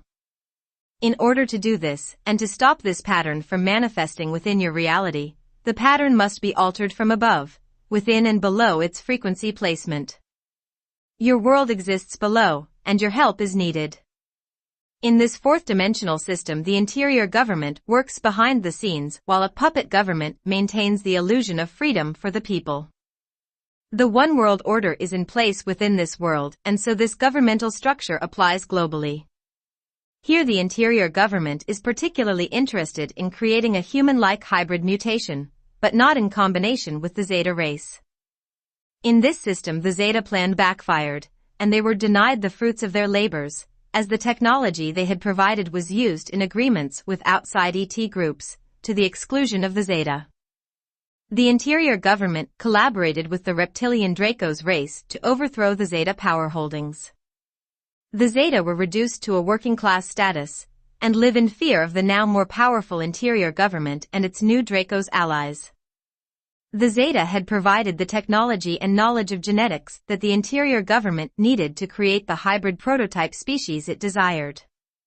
The leaders planned to create these bodies and then re-inhabit them. The hybrid prototype had many physical advantages compared to the human body, or possessed them if you will, along with chosen members of their Draco's allies. This super race was created with the primary purpose of having a biology that was strong and resilient enough to move through the time and interdimensional portal systems without being destroyed. The covert government and its allies are aware of the damage they have been doing to their planet and believe that one day their resources will be expended or contaminated to the degree that their survival will not be possible. Nuclear energy is also used in this fourth-dimensional system, and they have only partially discovered how to neutralize the waste materials. They have violated and disrupted the natural balances of their oceans with waste treatment and realize they cannot continue this process. Using technology of the Zeta, they have instead devised a way of transporting the radioactive materials, in small amounts, into other dimensional systems, through the portals they have accessed. Your system is one of those on their target list for such dumping. This process has not yet begun, in terms of your time orientation, but will be instrumented within the next 40 to 50 years of your time, if your Earth is not shifted out of alignment with this fourth-dimensional time continuum. This time shift is addressed extensively in Voyagers, Volume 2, The Secrets of Amenti. Their method seems ingenious from the outside. Understanding some of the relationships between objects, matter and time that exist between parallel dimensions, their scientists have created a way to transmit radioactive materials from their generators into other generators that exist within a parallel or adjacent time-space coordinate in other dimensions. If this should occur, your scientists would find themselves baffled, as the amount of radioactive waste created in your plants would appear to double, with no increase in power output or source materials. The waste materials would appear to you as being intensified in power, or radioactivity. And your technologies are light years away from being able to decipher how this intensification is occurring or from where the increased radioactivity is emerging. Needless to say, such an event would prove treacherous to your system, as not only are you not prepared to dispose of such intensified waste, but your reactors themselves are not designed to process those amounts of radioactivity. Over time, this stress would cause your reactors to explode. Period. The fourth dimension scientists are aware of this possibility, but they are not concerned with these outcomes for you. Their only concern is in being able to shut the portals prior to your system's reactor overloads, so when they blow their own reactors will not be destabilized in the process. In their plan, your reactors would not overload immediately, as the excess radioactive materials would be filtered into a state of dimensional suspension or suspended animation, then slowly released into your and other systems. Over time, the process would create buildups and more rapid deterioration of your processors. The interior fourth dimension government views this as a good temporary solution to their problems. They do not realize the dire effects and chain reactions it would create for all systems involved. This project must be redirected from your three-dimensional system. We will elaborate upon this as our discussion continues. Part of what is now taking place within that society is the involuntary abduction of women who possess desired genetic strains, and the chemical sterilization of all men and women the government considers to be of a lesser genetic heritage. Children are born by permit only, and many people have been put to death for unlawful procreation. The puppet government runs a campaign of disinformation and propaganda whereby the populace is led to believe that these policies are in the best interest of the global community. As if these conditions were not bad enough, the covert forces have begun the process of mass mutation, while the populace over which it has control has no knowledge of what is being done to them. Contrived chemical elements are added to the water and food supply, the air is drugged with ionic enhancers 7 and inaudible sound and frequencies are being employed to manipulate and control the biological and mental processes of the people. The population has no idea these things are taking place, no idea that slowly their bodies are being destroyed and cut off completely from their soul matrices. 8 Most of the population within this fourth dimensional world is human. The human species within that reality is being destroyed and mutated into extinction as a biological entity. This system is tightly controlled. Individuals in these cultures cannot receive telepathic or Keylonta communications such as you can. Their intuitive facility has been chemically blocked, without their knowledge. Their emotions have been sedated and drained of energy, and their minds have been controlled through the use of electromagnetic interruption. They are slaves without the luxury of knowing it. They think they are free people and they cannot see their own digression. You may feel unconcerned about this information. After all, this world exists in another dimension and you have your own problems. Well, let us tell you this. Your three-dimensional system is one of the coordinates their rulers have in mind for experimentation. They have not yet decided whether your system will be used as a new home when their planet's resources are depleted, or whether you will be used as a dumping ground for their radioactive waste materials. But either way, because you are so closely related in your time portal systems, your area of the dimensional map is a primary target. One part of their plan involves the infiltration of such target systems. Events in your present time directly affect conditions in T-hat future time continuum, and it is for this reason that the unenlightened Zeta currently desire to place your populations under mind control. The connections between your Earth and this D4 system is further discussed in Voyagers Volume 2, Secrets of Amenti. Your system already possesses the interior government and will soon be linking into the World Bank and what has been called the World Management Team. These entities are already a reality within your system. The public will remain unaware as these structures grow in power. Presently they do not possess the power or knowledge held by the fourth-dimensional adjacent system. Most of these manifestations within your system stem from this fourth-dimensional system. They are attempting to infiltrate your system, and if successful, turn it into another version of what they have created within their home territory. You, as relatively free humans, must not allow this to happen. In this adjacent system everything seems beautiful and harmonious to the naked eye. People seem to be blissful, not unlike what a massive dose of a mood-enhancing drug added to your water supply might do for you. The illusion of beauty is a perpetually maintained holographic insert that the humans there believe is reality. As the emotional and intuitive aspects of these people are being controlled, they are unable to feel the true reality beneath the hologram.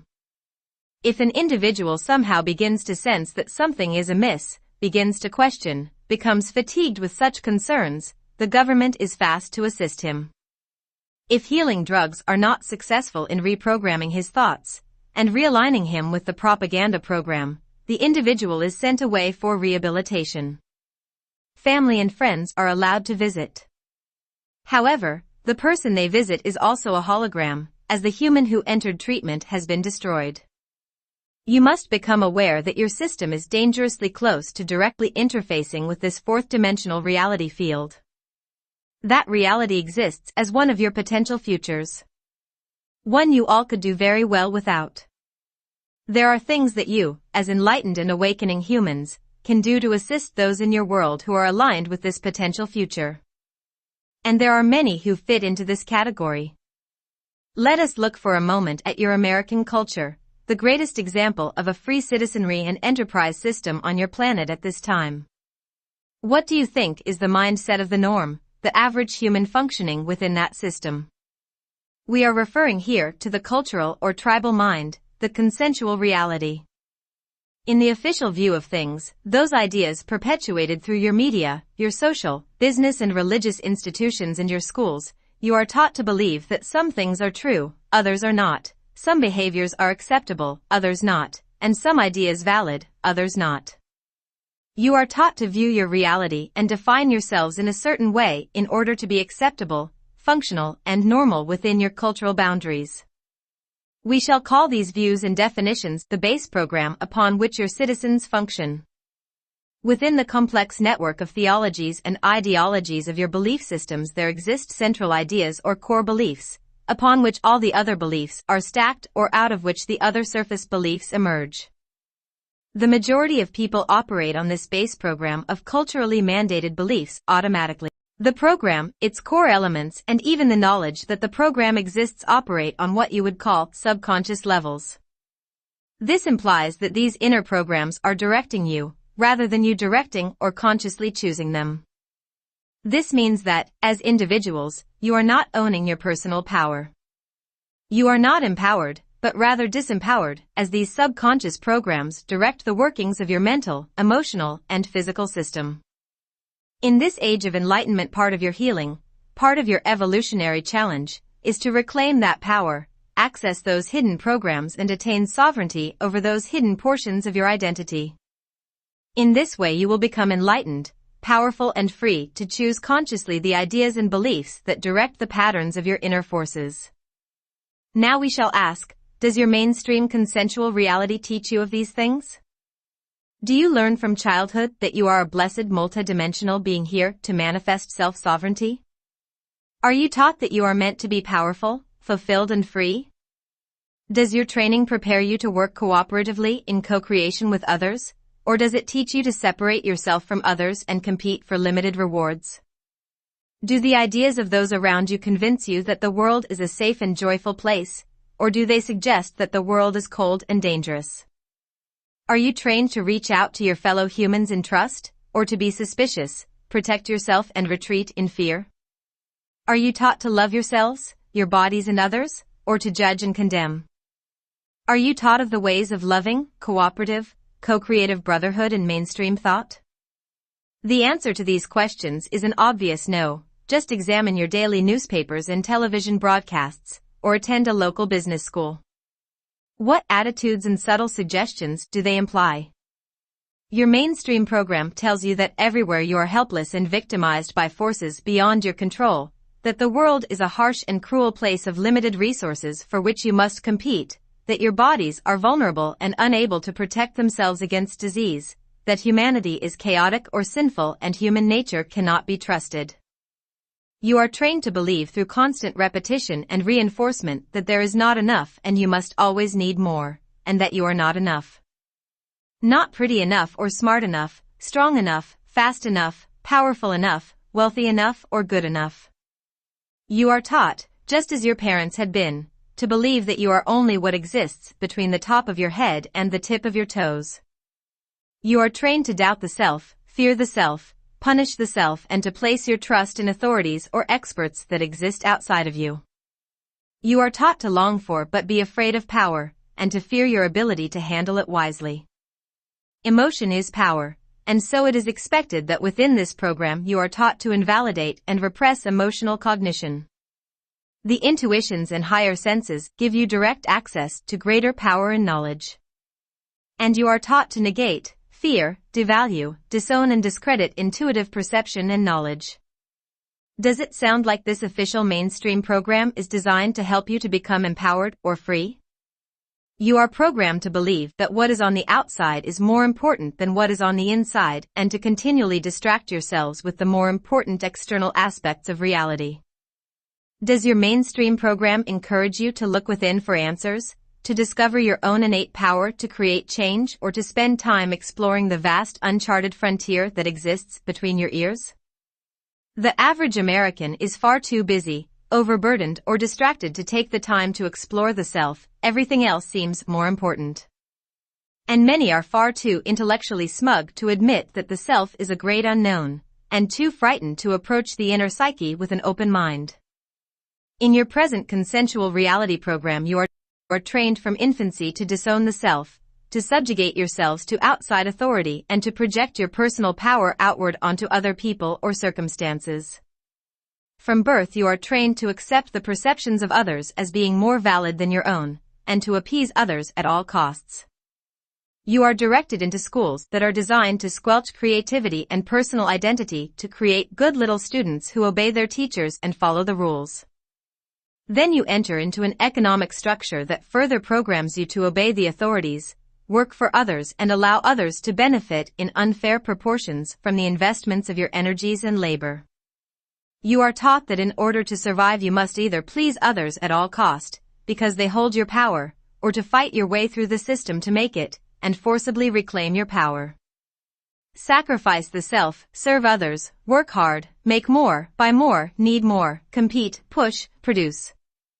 Look at the messages your mainstream reality and its hidden belief program are sending your citizens over and over. Look at how you are programmed to create disease in your bodies and minds, because no one ever told you that you had the power to change the program and make better, healthier idea choices. No one ever told you that thoughts are things that create reality. The base program that people of your time have been subconsciously following has trained you to close your minds, and to fear, judge and condemn many of the ideas and technologies, such as those of intuitive development, that would heal you and set you free. We are simply asking you, for the sake of your evolution, to look at the program. And ask yourselves, does it nurture human potential or does it limit its possibilities? Is it a humane program of ideas that begets brotherhood and harmony, or does it create separation, segregation, and power struggle? Does it allow you to love and honor yourselves and others? Does it teach you respect for all life? It does not. Beloved humans, who do you think is responsible for changing the program? Religions? God? The government? The doctors and scientists? The bureaucracies? These are the very organizations and institutions that stand to benefit most from keeping these self-defeating programs intact. When people can lead themselves, they do not need leaders, and when people can heal themselves, they do not need healers. When people realize that God exists within them and that they exist within that force, they will not need others to save them. Discovering, comprehending, changing and healing the base belief program is the responsibility of each individual whose life is immersed within and controlled by that program. And each individual that can successfully make conscious changes and create a more rewarding idea program makes it easier for the next person to succeed. We have spoken to you of the fourth dimensional adjacent Earth and of the plight of the people living within that system, a reality your mainstream belief program would tell you does not exist. We have done a bit of program bashing in regard to your consensual reality. What do these issues have in common? Where do you think much of your three-dimensional brainwashing base belief program is coming from? It is coming from this fourth-dimensional system. Should it not be just a bit worrisome to you that the majority of people within your first-world countries are subconsciously operating on this base idea program? The lightworkers, those embracing the path of enlightenment who are working toward the successful evolution of the species, of this information age, are bringing healing alternatives to your planet. They offer to you an expanded, less limited, health-giving program of ideas. They will become self-aware, empowered creators who are able to break free from the brainwashing of the old base program. And they will light the way for others to follow. We call them lightworkers because they bring the light of understanding to your species. They will have the courage to break through the old program, creating freedom through mastery and brotherhood through love. Through the new program of ideas they offer, you will be led, if you so choose, out of the subconscious controls of the fourth dimensional system, and in your freedom you will leave a new pathway of thought for those trapped within that system to follow. In helping yourselves, in growing, you will assist those within the fourth dimensional system to grow. Even though you reside dimensions apart, you are connected in ways that you cannot yet understand. And just as their idea programs affect you and your world, so too can your chosen programs affect that reality. And so when we ask you to assist them, we are asking you to take control of the program as it operates within your own private psyche. Free yourselves and learn to create brotherhood and joy while you still have the freedom to make that conscious choice. In doing so, you will affect much more than you realize. In future transmissions, we will introduce you to the Keylonta code technologies so you may begin using these tools as you work to heal your base idea programs. What will happen to those who choose to remain trapped within the illusion of comfort and security offered by the old program? What future might they be headed for? Perhaps a dimensional interface with that fourth dimensional world we described. Could it be possible that the people upon the earth are beginning to sort themselves into categories defined by the focus of their subconscious core belief programs? Each group preparing to meet a version of Earth's future that is consistent with that focus? If you had a greater understanding of universal physics and the operational cycles and dynamics of the time and dimensional portal systems, those questions would be statements, for you would understand the greater evolution of which your species and Earth are a part. Consider this question for a moment. If this was a true depiction of the circumstances upon your planet, which probable version of Earth would you be aligned with? What base idea program do you follow? Have you ever stopped to consider what ideas and beliefs motivate your actions and emotions from a subconscious level? This perhaps is a good time to begin exploring. Those of you who have already developed interdimensional skills and are fluent in the languages of the higher senses are needed to assist those among you who are trapped within the old consensual reality program to redirect the energies of their beliefs. The greatest way to make a difference in the third-dimensional arena is to use your interdimensional mind skills and project your consciousness into the fourth-dimensional field. Simply hold the intention in mind. Where the thought goes, energy flows. From there you can manifest whatever you hold in mind into three-dimensional reality. Hold the vision of freedom and brotherhood and you will create change. The fourth-dimensional world we speak of exists now, in dimensional coordinates different than your Earth, but it also exists as a future reality for some of those now residing upon your Earth. There is a select group of lightworkers in your system now that have come to work on this or similar projects. You will know who you are as you will feel intuitively drawn to this information. If you would like more information or desire to communicate with us, you may request an encounter with the Ranthia during meditation or prior to sleep. We are willing to assist those who desire our involvement. You have been drawn into your reality for a reason. Only you can discover what that reason is and what significance this information holds for you. For those of you who do not feel connected to these special projects, we have allowed you a glimpse into some of the truly amazing things that are going on around you, so that in your quest for personal purpose you may think bigger and reach higher, realizing that you are not limited by the old concepts of identity that you once accepted. You are intended to grow beyond them. Early in our transmission we mentioned that there are 2 advanced ET groups presently working within your Earth system who have the knowledge and power of holographic and portal mechanics. The Zeta and the Ranthia both exist as smaller subgroups within the larger identity of these collectives. The Ranthia could be viewed as the guardians and overseers of the time portal projects, and we are closely affiliated with those who have been called the Keepers of Time, Maya, in your system. We would represent the greater identity Gestalt, having a variety of race manifestations within various reality fields, out of which the Maya collective had emerged into your system. We, the Ranthia, and other time portal guardian groups are beginning to interface with your system once again, as we always do when the cycles of time put your system within proximity to our own. Some humans are also involved in the time portal projects through subconscious, from your perspective, soul matrix agreements. We will give you a clue as to which humans are involved with these endeavors. Those of you who are drawn to, have interest in, or have had direct encounters with the UFO, ET, or visitor phenomena are those affiliated with the time portal projects. Whether your experiences were positive or negative from your perspective, they were intended to teach you many things about yourselves and the elusive worlds of time in which you reside. The first step toward understanding is facing your fear and moving beyond it into the wisdom that shines like a beacon from the other side. In our closing section we have a few comments for your scientists as they become faced with more and more evidence of multidimensional realities. And we will offer a parting message to those of you who have had the open-minded fortitude and courage to follow our winding pathway of information to its natural end. But this ending is in truth only a beginning, for there are many more roads to travel upon the journey to enlightenment. For those of you desiring to continue along your journey, we will provide more information at other times, in other transmissions.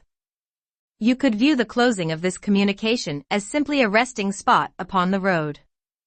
We have the utmost faith in your abilities to pull yourselves through the challenges we have mentioned, and we have no doubt whatsoever that you will evolve through time to emerge as the grand and wonderful co-creative guardian species that intrinsically you are.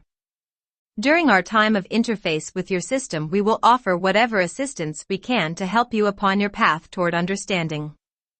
Until we meet again, happy trails to you as you spiral through the matrix of time. Helping Abductees. We have one parting commentary to your scientists and others who are studying the phenomena of UFO/alien abduction. Many of you are going to great lengths to prove that such abductions are not real events but rather aberrations of mind on the part of the abductee. You tend to view the experience as some type of hallucination or symbolic cover memory of terrestrial events. Many of you in the mainstream helping professions attempt to invalidate the experiences, choosing rather to medicate your patients or to apply therapies geared toward rationalizing away the validity of the experience. In viewing the abduction phenomena in this way you are not only denying yourselves the possibility of true understanding, but you are doing a terrible disservice to those individuals who come to you for assistance in finding perspective on real events that have traumatized them because they have no basis upon which to understand their experiences. You are not serving them by invalidating the integrity of their perceptions, but instead you are intensifying their trauma by undermining the abductee's sense of self-confidence and innate ability to heal. In devaluing the reality of their perceptions you are helping them to lose rather than gain control over the experiences which frighten and disturb them. In your privilege of serving your fellow humans you have the responsibility of putting your personal prejudice aside enough to grow, so that you may continue to serve the ever-changing needs of those who come to you for service. Humanity is evolving before your eyes, and with that evolution comes changes in perception and a rapidly expanding field of experience. Scientific thought must also evolve if it is to comprehend the nature of the human experience. Scientists, doctors and teachers, you also must grow and evolve your own ideas, if you are to be effective within your professions. You must learn to learn from your subjects, patients and students as well as serving to guide them. You alone, through the idea framework of your traditions, do not have all of the answers. Through their experiences and challenges you will learn more about yourselves and the nature of the universe in which you live. Though some abduction cases might be contrived mental malalignments and others intended hoax, there are many quite legitimate occurrences of actual ET abductions. If you were to use hypnosis as a primary diagnostic tool, you would find a vast number of such abduction memories surfacing, even from those who have no conscious recall of UFO or visitor encounter. Great numbers of your population have been involved with this phenomenon but have no conscious indication of their involvement. An alarming amount of the mental and emotional problems emerging within your populace can be directly attributed to ET encounters of which there is no conscious memory, but only a residual emotional imprint of the events is stored within cellular memory. These stored emotional imprints of unresolved abduction issues exist beneath the surface of consciousness, creating mental reactions and behaviors consistent with other forms of repressed trauma. Until you realize that visitor abduction is a primary subject to which you should look for cause of psychological and emotional disturbance, you will be unable to resolve the causal elements of the maladies. Instead, you will use drug therapies or analysis to treat the symptoms, but the individual will not be truly healed until the reality of the trauma is identified and brought into the conscious awareness. How can you assist your patients to integrate and thus heal from their experiences when you refuse to believe the framework from which their trauma arose exists? As long as you medicate away the emotional and psychological symptoms of your patients, you will be unable to discover the true nature of their condition. The body itself directly responds to the energy data held within the emotional and subconscious facilities. The memory imprints and subconscious information are stored within the cells in the form of electrical impulse patterns, and these patterns set the manifestation cycles of chemical and hormonal relationships within the body. The chemical and hormonal imbalances and the brain function deviations you see within your mentally disturbed individuals are the symptoms of electrical impulse abnormalities stored within the cells, and these abnormalities arise when the individual is unable to assimilate, for whatever reason, sense data into coherent patterns of electrical impulse that the body is oriented to synthesize. What you repress through drugs, physical manipulations, or psychological diversion will continue to remain within the subconscious mind, and will continue to create within the body and mind the same patterns of imbalance. Until the causal aspects of stored experience are found and brought to the conscious awareness in the form of remembered events and emotive impressions. Though these impressions may seem erratic, there does exist an associative relationship between them, and if attempts are made to bring these erratic impressions into logical, sequential order within the conscious mind, the repressed electrical impulse patterns causing the imbalances will be plugged into the conscious awareness where they can be processed as experiential events and thus released and healed. As the malaligned electrical impulse patterns are assimilated and released through the conscious mind, so too will be the biological, psychological, and emotional distortions that arose through those malaligned impulses. Your traditions have much to learn in regard to the mechanics of the psyche and its intimate relationship to the biological and bioenergetic aspects of your being. Until your scientific traditions begin viewing all aspects of the human dynamic in terms of energy relationships, they will have difficulty comprehending the true mechanics that exist behind the dynamics they observe. When science and religion begin to mend their ideological beliefs, and both come into the scientific awareness of the soul matrix, or extended energetic identity gestalt that is the foundation upon which all matter and identity is built, spirituality, psychology and biology will evolve into the new understandings out of which intelligent holistic therapies can be created. But until that time, human experiential evolution rushes forward in leaps and bounds, and those within the helping professions must catch up with this growth if they are not to become obsolete. For the present time, it would do you well to realize that visitor abduction is occurring on a mass level and it affects large numbers of the population, whether or not you believe that this phenomenon exists as a physically real reality. Rather than wasting time trying to prove it is not real, might we suggest that you direct that time and energy into finding methods with which to deal with this reality effectively? Your practice of hypnotic therapy is a starting point. This method appears to you as unreliable, with inconsistent results only because you, as yet, do not understand the inner language of energy that the psyche speaks. You do not know what to look for, or how to assemble memory and sensory patterns that emerge from within the subconscious mind. You do not yet realize that there are ordered, sequential electrical impulse patterns existing within cellular structure, and you do not comprehend that the physical tissue of the body matter is the storehouse and assimilation facility of the human organism. There is as much memory stored within your little toe as there is stored within your brain matter. The mind is not only located in your head and within the cellular structure of the brain, it is manifest throughout the entire body structure, from a hair follicle to a strand of DNA. Every molecule and particle is imbued with consciousness. Consciousness is not an attribute of mind. Mind is an attribute of consciousness. And consciousness is an attribute of energy. Your subconscious mind is that portion of your experiential identity you have yet to assimilate into your conscious awareness.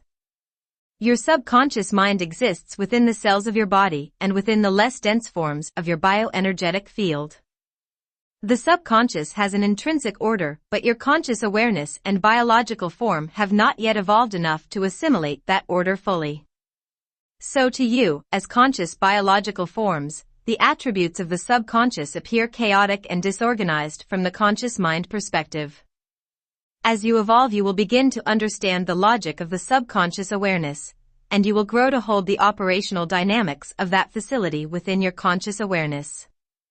And as you grow to understand these things, you will grow to comprehend the reality and meaning of the visitor abduction experience. If you would begin to acknowledge the validity of these experiences, and to employ technologies of hypnosis and biofeedback to retrieve the memory impressions that are being repressed within the body pattern, you would begin to get a clearer picture of what takes place within the abduction encounters. And you will begin to understand how the mind and body work together to create the perceptual experience of three-dimensional reality. You will then comprehend the greater significance of visitor abduction as you will understand the greater reality of the human dynamic. Using hypnosis and biofeedback techniques, you will be able to access from the subconscious the memory and emotional imprints of an abduction. You can use these techniques to design new therapies for more traditional disturbances as well. The body will provide answers to your questions, if you allow it to, and if you are able to set up a method by which the body can translate its information into terms, language, sense perception, or symbols, your conscious mind can understand. Using techniques of hypnotic disassociation induced through hypnotic suggestion, you can ask the body to communicate to you the nature of its malady. You can ask the body of the subject in a natural state of disassociation. Drugs and mechanical manipulation of the brain/body systems disrupt the organic patterns of electrical impulse, to communicate to you whether or not the subject has been involved with visitor abduction events, and whether these events are responsible for the condition of disease the subject has manifested. Using such body talk techniques, you can assist the body to heal the condition by discussing the specific course of action you might take to remedy the condition. You are not simply dealing with a body as of mindless structure of biological functions, you are dealing with an intelligent awareness that represents the portions of your greater mind that your logical/intellectual mind has not yet assimilated. The body knows and remembers far more than you do, and it knows what is needed for its own healing. Your challenge is to train the logical awareness to communicate directly with the body consciousness, and to set up a method through which that communication can take place. Even in cases where there is structural damage to the brain, body talk techniques may still provide helpful data on the condition and treatment of the individual. Mental illness can be sidestepped by the doctor, whereby a direct body communication can be set up during the natural dream state, but it is necessary for the subject to be drug-free for at least 36 to 72 hours. Treatments for many psychological, emotional, behavioral or physical conditions can be devised using body talk techniques, and such techniques are far more conducive of healing than are treatments designed to repress the symptoms. If your scientists would venture to explore the abduction phenomenon further, and begin taking random samples of the population into controlled experiments of hypnotic regression, biofeedback and body talk, you would be amazed at the regularity with which abduction memories will surface. Most individuals who have been abducted have no conscious memory whatsoever of the experience. And those who do represent a small portion of the abductee population. You will often find 7 out of 10 randomly selected subjects will have subconscious evidence of visitor abduction. Point 10. In conducting such experimentation, you could easily supply yourselves with overwhelming evidence of the ongoing extraterrestrial involvement upon your planet. You could prove the realities of which we speak to you, and perhaps then you could design methods that would assist rather than further traumatize those having such experiences. For once you prove to yourselves the reality of the abduction experience, you will be faced with the challenge of diagnosing what type of abduction has occurred. The type of abduction will tell you many things about the genetic reality of the subjects, and will also indicate the appropriate methods of treatment for the subjects, on an individual basis. Forced abductions, those that do not involve the subconscious/soul matrix consent of the individual, require different handling than do those of a consented nature. In forced abductions, the biological and psychological integrity of the individual has been violated. The entire system, conscious and subconscious, has been traumatized. This type of intrusion often involves the use of mind technologies, such as the aforementioned holographic inserts or forced matrix transplants. These devices can scramble the memory imprints held within the body, creating the emergence of cover memories, abductions that are cloaked in human form. Memories of alleged past abuse may first emerge, involving humans known or unknown to the individual. There will be some fuzziness of remembered perception in these cases, or sequentially incorrect memory fragments. By looking deeper, beyond the apparent human drama, actual memory of the abduction event will arise. The body talk techniques work especially well in these cases, because the body awareness will not release to the conscious mind data that it is not yet ready to assimilate. If the body senses through its own reasoning facilities that the personality is not ready to effectively deal with the experience, it will not release the memory in its true form. However, if the body is asked by a well-meaning facilitator, it will reveal information about the nature of the emerging memories and whether it is using cover memories to disguise actual events. In forced abductions, not only has the memory been potentially manipulated by the abductors, but often the Keylonta codes within the cellular structure have been altered. This occurs during the procedures of forced matrix transplant, when the abductors attempt to disconnect the human from its organic bioenergetic structure, as described in previous sections, in order to plug the human into an artificial matrix or to disengage the human's higher senses. The actual cellular codes that serve to store and organize memory become distorted because of this biological distortion. Techniques of body talk may not be successful as the literal biochemical relationships within the body have been short-circuited. Mental, emotional, and physical abnormalities may result from this, depending upon the degree to which the Keylonta codes have been altered. In researching and treating cases of abduction, it is important that you learn to distinguish between the types of intrusion, for the appropriate treatment will depend upon the category of abduction. Not only will you need to be able to diagnose the difference between a non-abduction or abduction, and a forced or consented abduction, you will need to know whether the forced abduction involved only cover memories and holographic inserts or whether a forced matrix transplant was attempted or carried out.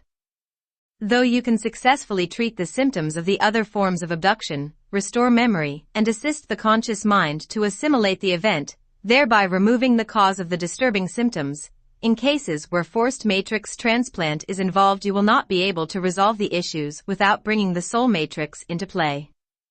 In these cases, you are best to refer your client to those who are skilled in multidimensional communication and interdimensional manipulation, for these intuitive skills will be required if healing is to take place. The subject of healing from forced matrix transplants is beyond the scope of this transmission. Using techniques of hypnosis, biofeedback, and body talk, 11 you can discern whether an abduction has taken place, and if so, what type of abduction you are dealing with. Because it is the symptoms of emotional or psychological disturbance that bring the possibility of abduction to your attention, and because visitor abduction is now at epidemic proportions among the people in your times, especially within certain geographical locations, you would be wise to devise screening techniques as mandatory preliminary evaluation prior to any psychiatric endeavor. Just because you do not yet hear about abductions on a regular basis does not mean that they are not occurring within massive portions of the population. They are, but repression of conscious memory of the event is a symptom characteristic of the abduction. Often the first indication that such intrusion has occurred is the manifestation of psychological, emotional, or behavioral deviation, as the personality and subconscious facility attempt to assimilate the emotional trauma of the experience. If you knew how many problems of manic depression, substance abuse, neurosis, psychosis, and many other physiological disorders can be directly traced to visitor abduction, you would be truly amazed. 12 Visitor abduction cases must be handled differently than non-abduction cases if healing is to be achieved, as suppression of the symptoms will only worsen the condition. Unlike other forms of psychological disease that result from the repression of traumatic experience, abduction reactions cannot simply be drugged out of awareness or circumvented. Most trauma of terrestrial experience is isolated around certain key memories from the past. The events that caused the trauma in the first place are no longer a part of the present moment reality of the individual. The events are not reoccurring. This is not the case with abduction. All abductions begin in childhood, as the human is prepared on the subconscious levels for manipulations that will occur as the body matures. There are no exceptions. Not all subjects will find the full sequence of memory dating back to the childhood events, but most will. The abductions are performed in scheduled fashion following cycles inherent to the dimensional portal systems, and to the intrinsic cycles of development within the human. They reoccur within a certain preset time schedule. Once abduction has been initiated, it will continue, following the cycles, throughout the lifespan of the individual. Repression and suppression of the earlier abductions will only serve to intensify the buildup of the emotional imprint around the experience, creating further imbalances within the body and mind. The only cure for the post-traumatic stress symptoms that are the result of visitor abductions is the retrieval and assimilation of the experience into the conscious awareness, and providing a framework of understanding along with an effective course of action for the personality. These will allow for the abductee to face the fear of the unknown, and to become empowered, realizing that certain actions will promote less traumatic experiences that can be understood by the individual. The individual will no longer feel powerless over the experience, nor become trapped within the emotions of fear, anger, apprehension, and rage that result from being disempowered. Healing can occur, through which the abduction experience may become viewed as an opportunity for learning and growth, rather than as an intrusion and personal violation. Most abductions are carried out under the mandates of soul agreements. When humans evolve to a greater conscious connection with the identity gestalt from which their identity is created, they will become aware of these agreements and realize that no violation has occurred, as permission was granted by the individual on a subconscious level. Through growth, understanding will come, and with understanding, peace. In cases of forced abduction, in which these subconscious agreements were not made, the individual has been violated, and will benefit, once the true memory has been restored, by therapies such as those used in treating cases of rape or other personal victimization. Releasing of the emotional imprint of the trauma and establishment of effective tools for empowerment for the individual will promote natural healing as the personality assimilates the experience over time. In the forced abductions, there are methods by which the individual can prevent further violation, but that subject again is beyond the scope of this transmission. We will offer insight into this subject for those who are interested during another transmission. But the first step to gaining control over the occurrence of forced abduction is making a valiant effort to create a conscious connection to your soul matrix, within whatever spiritual orientation you are most comfortable. For your further understanding, we will offer to you the following insights on the abduction experience. As we have mentioned, abductions are reoccurring and cyclic. There are certain stages of development of the human biology that are most conducive to the genetic experimentation being carried out by the Zeta abductors. In human females, when the hormonal changes associated with adolescence begin, certain arrangements of the Keylonta codes within the DNA take place, which allow for the successful retrieval of the female genetic matter contained within the egg.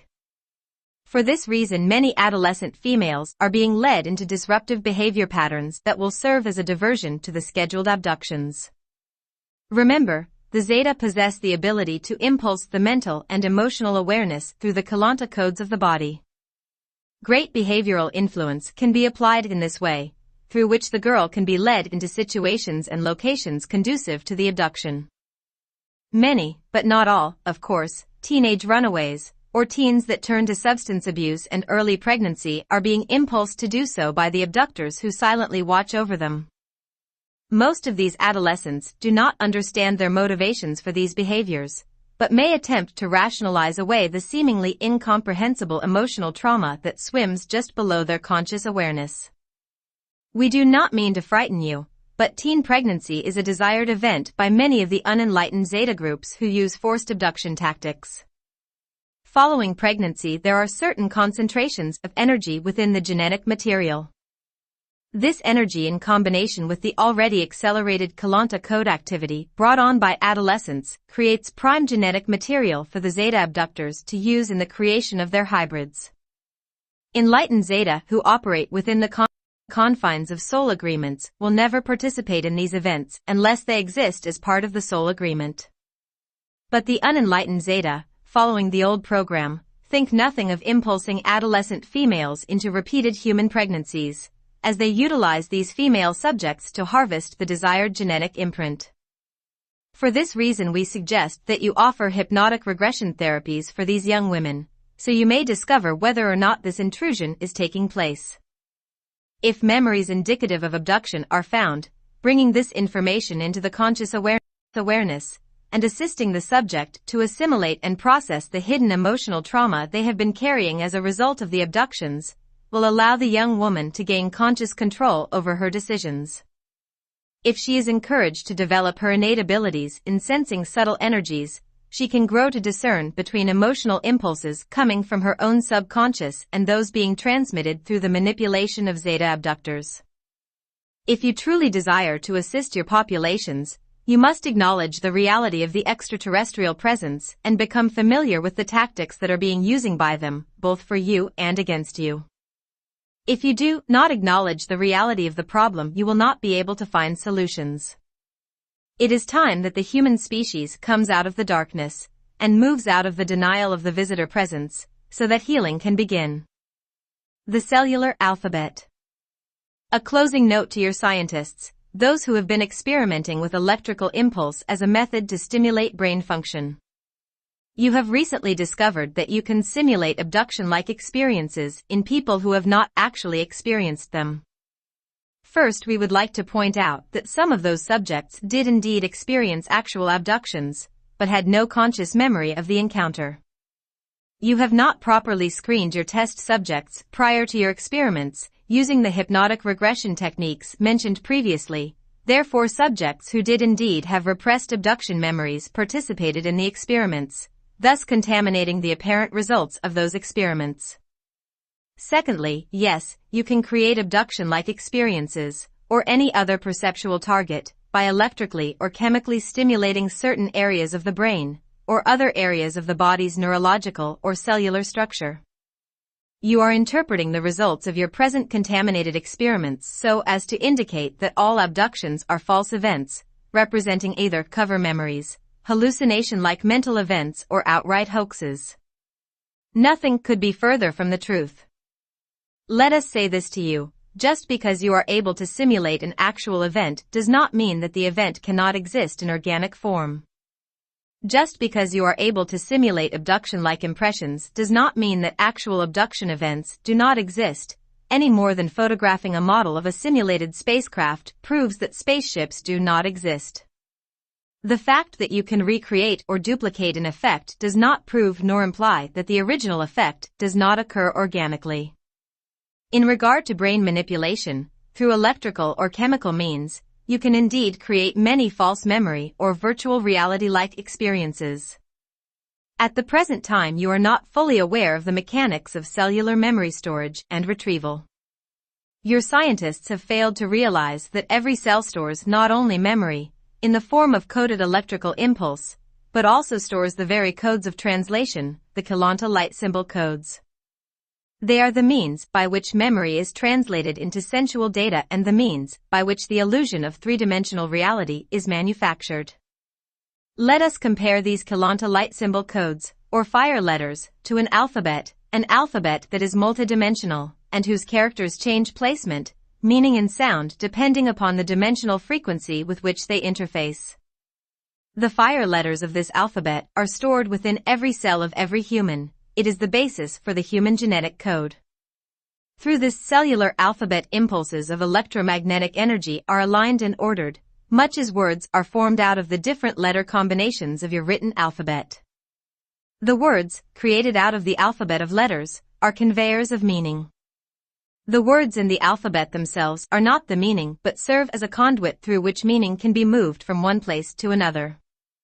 The alphabet then represents a tool, which creates a medium through which ideas and perceptions can be shared or projected. Now, in terms of your cellular alphabet, it too serves as a tool and conveyor of meaning. The fire letters represent fixed electromagnetic codes, patterns of sequentially arranged electromagnetic impulses, that can be arranged in many ways to form words, or electromagnetic code patterns, that can potentially carry a wide variety of meanings when put together in specific ways. Just as a written alphabet holds the potential to convey very simple meanings or more complex ideas, so does the cellular alphabet have the potential to convey simple or complex meanings. The cellular alphabet is designed in a way that allows for many sentences to be created at once. The electromagnetic codes can be arranged in numerous ways simultaneously to create multi-layered meanings, each sentence making a statement in its own right. But when put together with other sentences, the elements convey a larger meaning that is greater than the sum of its parts. The cellular alphabet speaks through numerous languages simultaneously. It is as if the singular alphabet can be used to create words and sentences in French, English, German, and Spanish, as an analogy in our example, all at once, each sentence conveying meaning to the people, or parts of the organism, that happen to speak that particular language. In the case of human biology, each of your 5 known senses 13 would represent a collective that speaks one of those languages.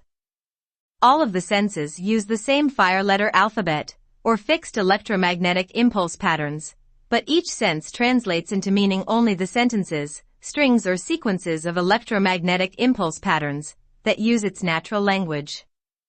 As the biology receives these electromagnetic meanings, each sense then further translates that meaning into other language forms that the conscious human mind can comprehend. In this way, the sense data of your perceptual experience is brought into your conscious awareness. The senses serve as language translators, translating the sentences from their native tongue, the original electromagnetic impulse sequences that were picked up by the individual sense facilities, into a form from which your conscious mind can draw meaning. The visual senses will send the meaning cloaked in images, the hearing sense will send meaning dressed in sound, and so on for all of the senses. Each sense sends one aspect of meaning to the conscious mind via the chemical, hormonal, and neurological systems of the body, all translated into language that the conscious mind can interpret. These sentences of meaning sent by the senses arrive in the conscious mind simultaneously, creating a collective interpretation of meaning the human experiences as perceived reality. The meaning of this reality is greater than the sum of its parts. At every step, the translators of the base fire letter alphabet and the fire letter alphabet itself remain as meaning conveyors only. The meaning flows through the channels of perception, but the meaning is not locked inside of the alphabet or its word combinations. When you stimulate certain brain areas, such as in the fake abduction experiments, you are manually operating certain random parts of this biological translation system.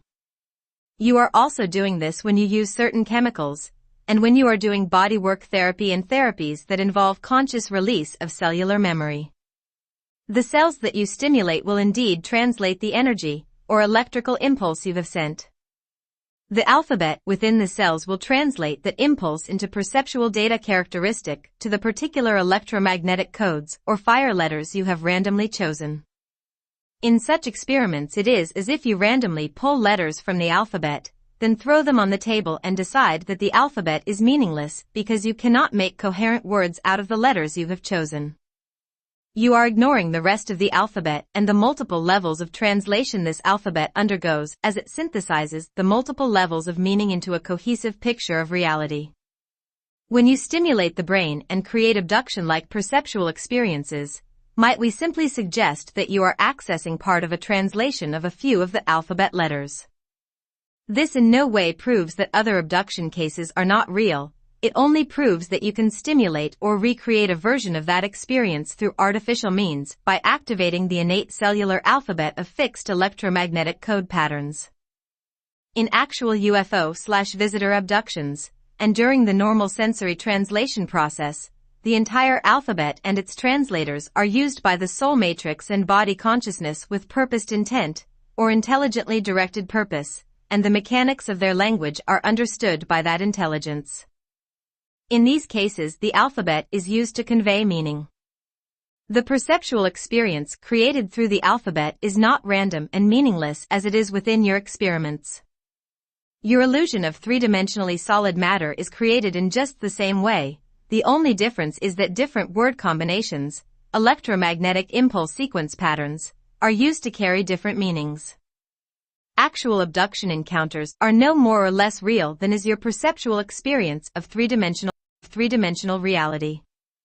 Both involve the translation of experiential information that organically exists as particle groupings of electromagnetic energy into symbolic experiential representations of the reality that exists as energy patterns. We repeat, your experience of three-dimensional matter is no more real or valid than the experiences encountered during actual visitor abductions. Period.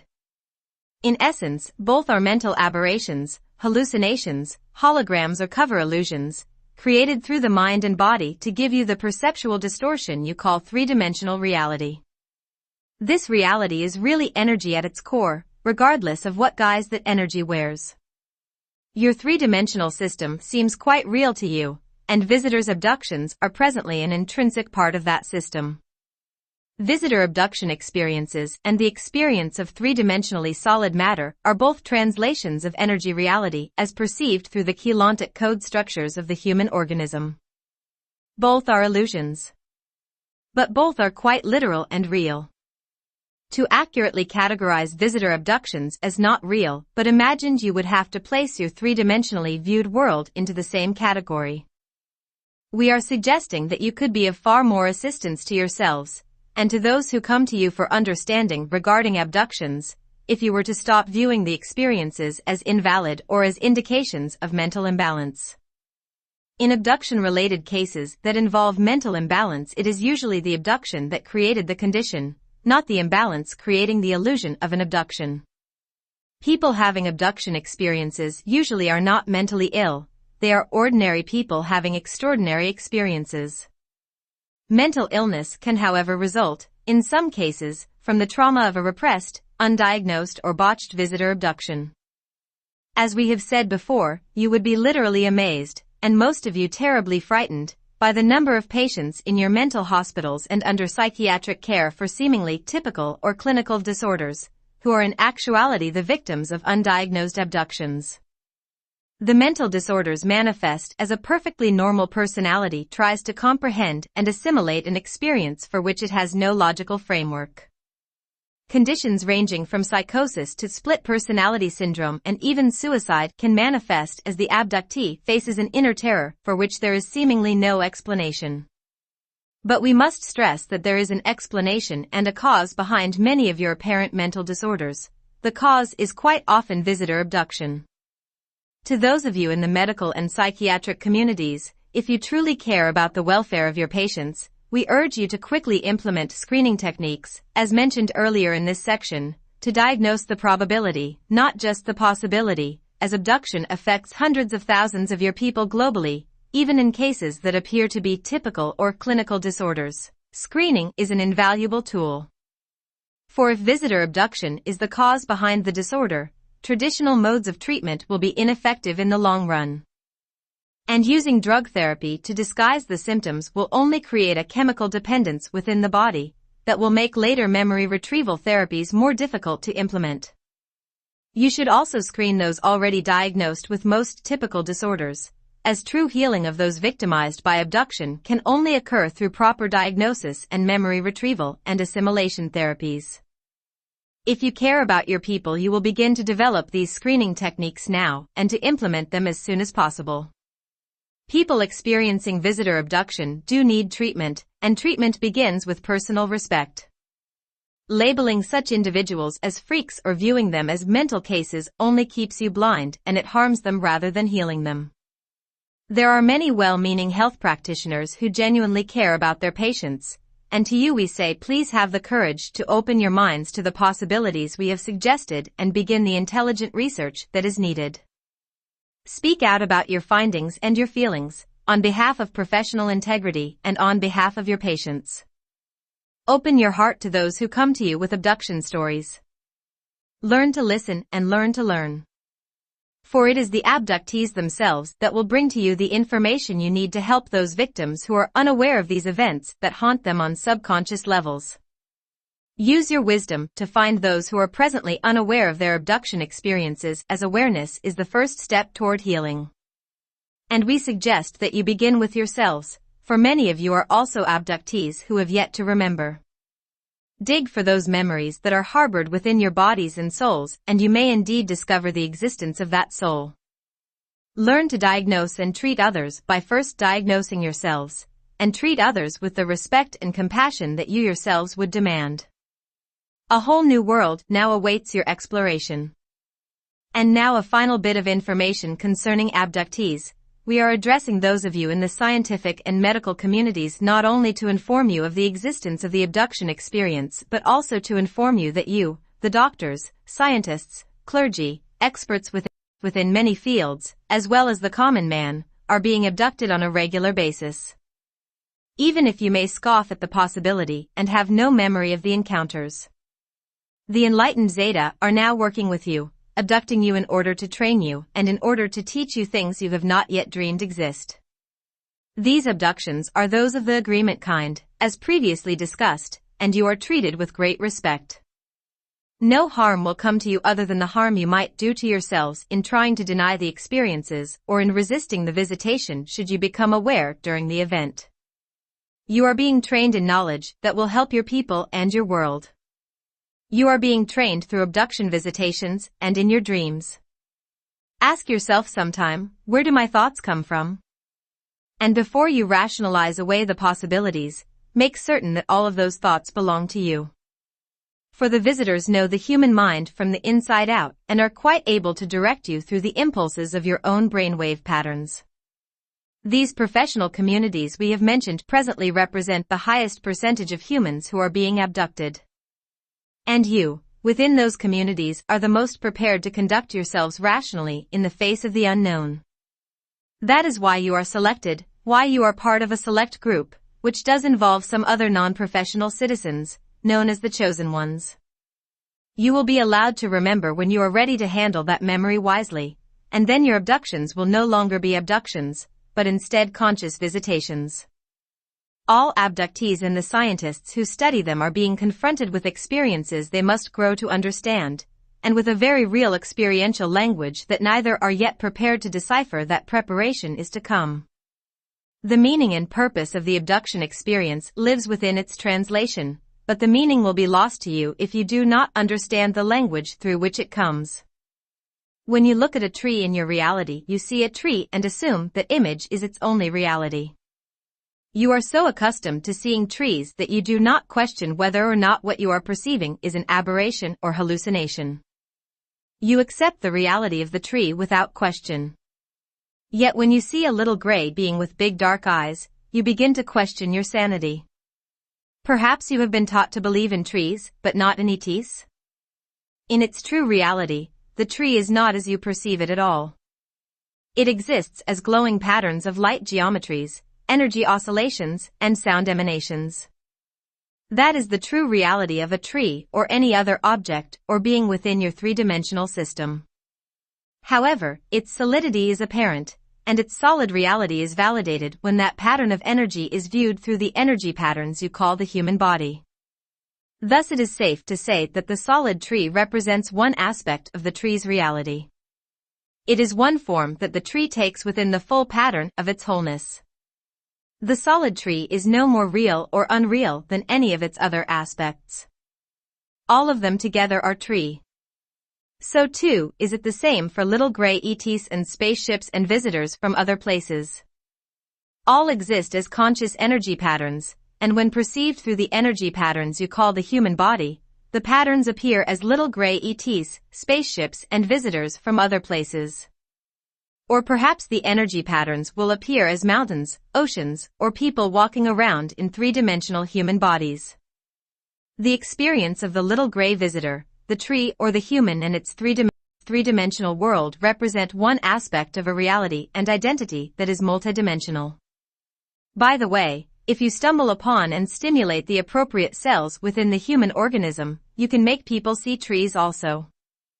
Does this mean that all trees are figments of your imagination? That is a very loaded question.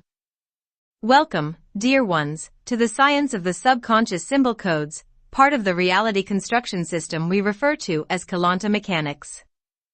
We will offer more on these mechanics in other transmissions. Until then, happy decoding to all of you, and may your journey to understanding reap many rewards. Swihena Tunes Ranthunkiana Matrix Ranthia Transmittance Pattern December 21st, 96 to January 22nd, 97. Chapter 7, Levels of Identity and Components of Mind.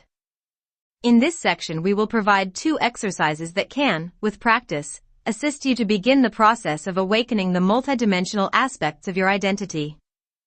In Exercise 1, Error, Reference Source Not Found, the monitor technique is geared toward developing mental focusing ability while in the dream state and to train the mind and body to begin organizing dream experience into sequences that are recognizable to the personality.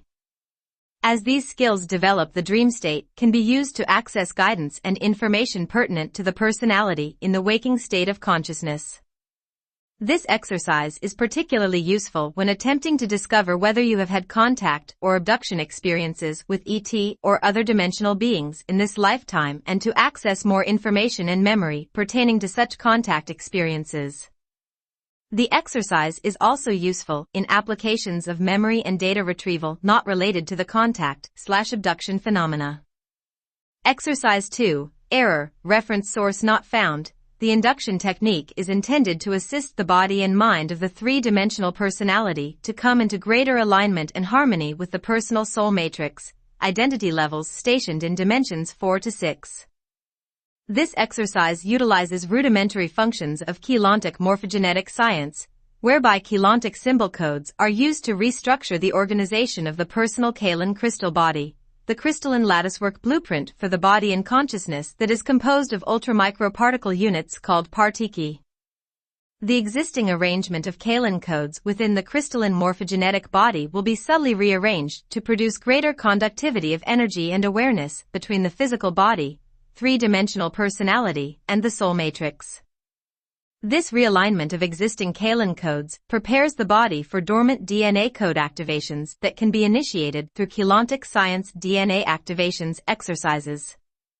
This exercise does not activate dormant DNA codes, but prepares the body to better synthesize later DNA activations, thus it is considered to be a Keylon code pre-activation exercise. In using any form of hypnotic or consciousness expansion technique, it is important to first have a rudimentary understanding of the multidimensional mental processes involved in such manipulations of consciousness. You do not have to understand the complex workings of the brain and neurological structure to create a working comprehension of the mind and the attributes of consciousness associated with that facility. It is, however, useful to have a basic model of the structure of multidimensional identity in order to gain sovereignty over the processes associated with the multidimensional mind. For this reason, we will provide the following model of multidimensional identity and a brief introduction to the components of mind associated with these identity levels. Using this framework, you will be able to begin learning to direct multidimensional energy into effective transformational patterns on a conscious level. At your present stage of evolution, much of these energy-directing functions take place on levels of awareness that are beyond your conscious view. As your consciousness evolves, these functions will progressively come under your conscious direction. The 6 primary levels of identity and the 4 components of mind. The mind is an attribute of consciousness. The mind does not produce consciousness. Consciousness is not a product of mind, but rather the mind is a structure of energy that consciousness creates and uses in order to participate within realities that have their basis in differentiated perception. Perception itself is an attribute of consciousness and mind. It is the product of consciousness using the facilities and structures of mind. The mind is the portion of your identity that allows you to experience individuality. The mind exists as a large conglomerate of electromagnetic energy units called particuli, which span multiple dimensional fields. Consciousness itself does not possess form other than the units of electrotonal energy of which it is composed, particuli, but consciousness uses form constructions such as the mind to create the experience of differentiated perception. The form construction of the mind is created through organized groupings of particuli units or electrotonal units of consciousness. The form construction of the mind has multiple levels that correspond directly to the form construction of the 15-dimensional universe. Dimensions exist as smaller unified fields of energy within the larger structures of the universal and cosmic unified fields. Like the structure of the mind, the cosmos is also composed of organizations of particuli units that form a crystalline matrix upon and within which all differentiated forms and identities are created. Dimensions are smaller organizations of crystalline particuli structure that form distinct bands of frequency, patterns of electromagnetic, light, sound and scalar waves, that serve to arrange consciousness in ways through which perception and dimensionalized creation can take place. The structure of the mind is interwoven with the greater structures of the cosmic unified field. Both the structures of the cosmos and the structures of the individual mind are composed of the electrotonal energy substance of particuli units, units of electrotonal consciousness, and thus the structures of the cosmos and its inherent universes can be viewed in terms of the universal and cosmic mind. The individual mind exists and takes place within the dimensionalized construction of the cosmic mind. In simple terms, the individual mind is composed of consciousness that manifests as electromagnetic microparticles that travel in dimensionalized bands of frequency and which create the contours of manifest form and identity. The bands of frequency that form the mind structure are composed of particuli units that group to form interwoven fibers or strings of particuli called particuli grids. Particuli grids further group to form kalons, the crystalline structures that form the blueprints for identity and matter manifestation. The kalon blueprint is the morphogenetic field, form-holding template, upon which the structures of the mind and body are built. Within the greater construction of a 15-dimensional universal matrix, the personal identity possess a 15-dimensional morphogenetic field, of kalon body, that energetically connects the individual identity to the universe and to the cosmos. In universal structure, the 15 dimensions are grouped into triads of 3 dimensions each, forming 5 interwoven, overlaid reality fields that are called harmonic universes, HU. Each individual mind has a level of triadic identity, or 3-dimensional identity, stationed within the frequency bands of the 5 harmonic universes. The portion of mind that is known as the earthly identity represents the portion of the mind that exists within harmonic universe 1, the portion of personal consciousness that is stationed within the frequency bands of dimensions 1, 2, and 3. This HU1 triadic identity is one of 6 primary identity levels that exist within the cosmic unified field. The 6 primary levels of multidimensional identity are as follows: Triadic Identity 1, the Tauron, the incarnate matrix, HU1, composed of frequency bands from dimensions 1, 2, and 3. Includes the subconscious, instinctual, and reasoning mind. Represents the individual mind matrix, or personal logos. Triadic Identity, the Dora, the soul matrix, HU2, composed of frequency bands from dimensions 4, 5, and 6. Includes the astral mind, the archetypal mind, and the angelic, or celestial, mind. Collectively called the superconscious mind. Represents the race mind matrix.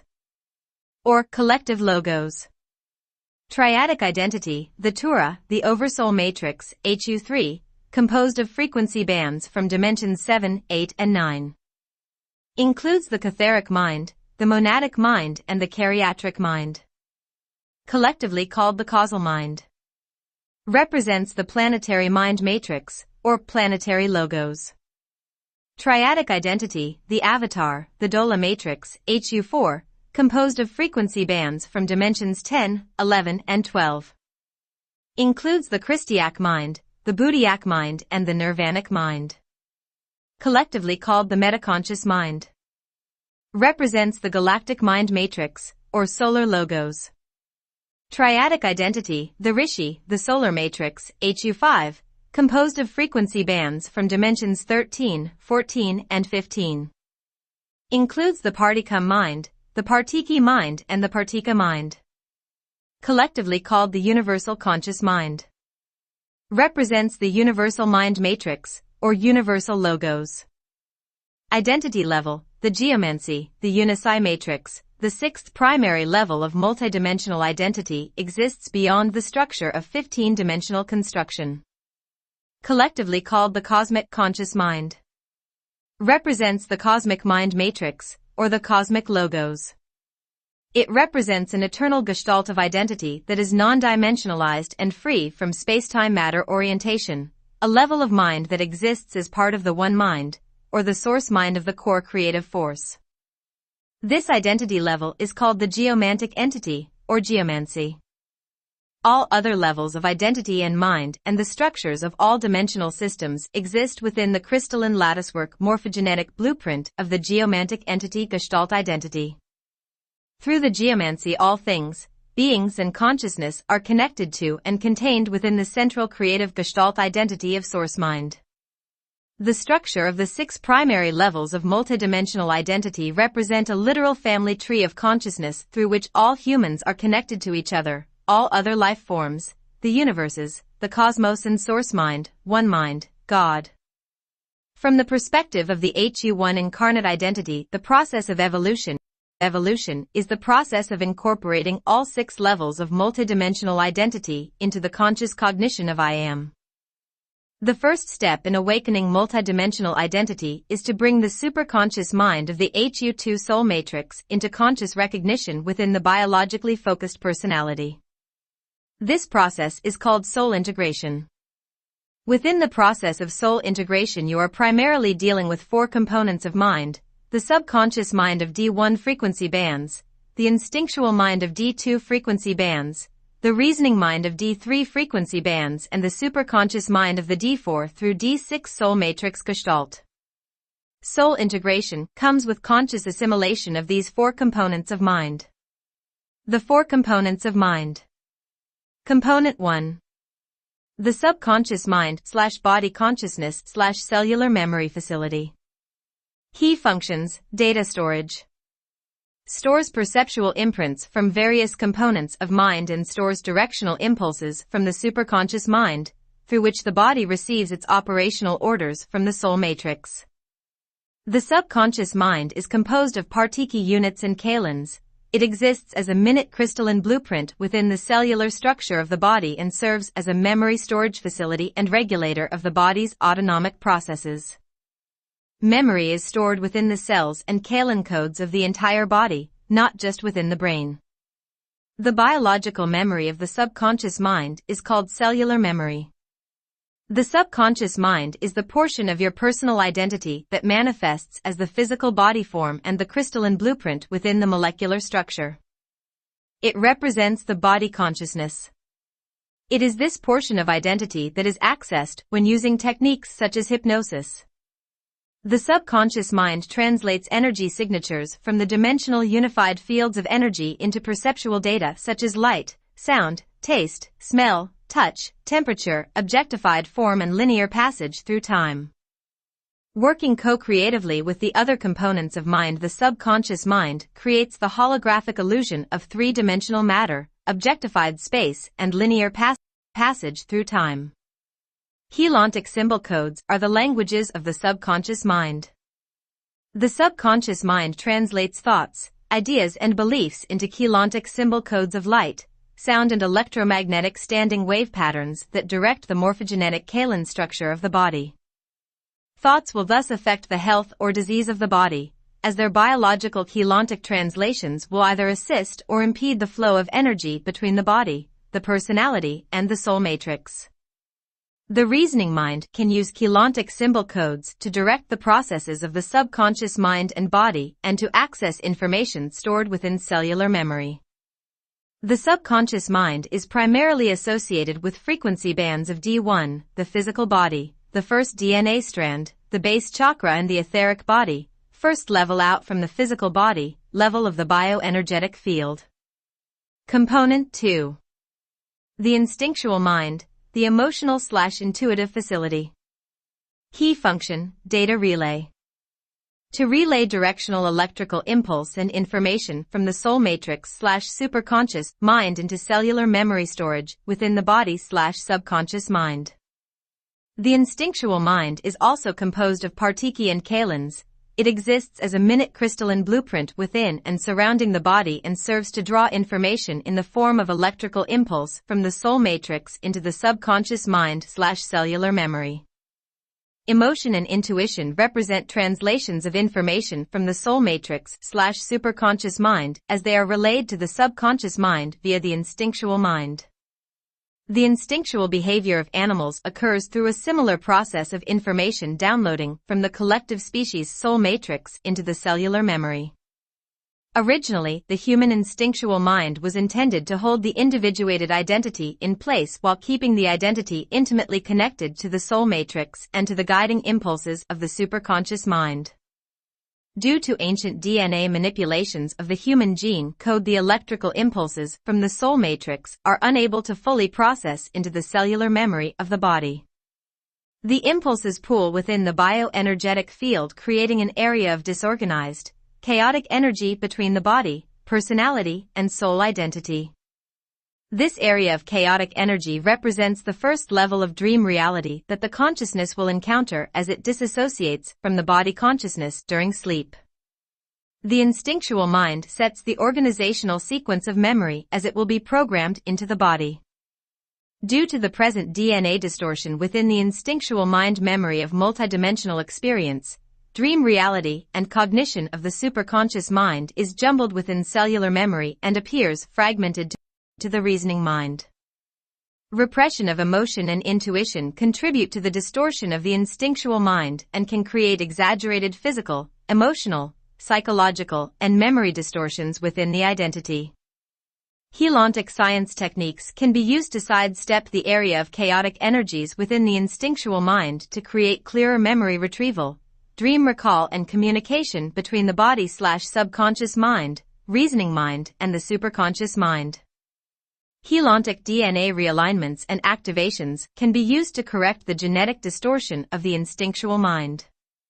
The instinctual mind is primarily associated with frequency bands of D2, the emotional intuitive awareness, the second DNA strand, the second sacral chakra, and the emotional body, second level out from the physical body, level of the auric field. Component 3. The reasoning mind, the logical/rational facility. Key function, data assimilation, translation, and manifestation. Assimilates electrical impulse data from other components of mind, translates these impulses into patterns recognizable to the waking personality, and assists in the holographic projection/manifestation of electrotonal Keylon codes from the cellular memory into externally perceivable reality.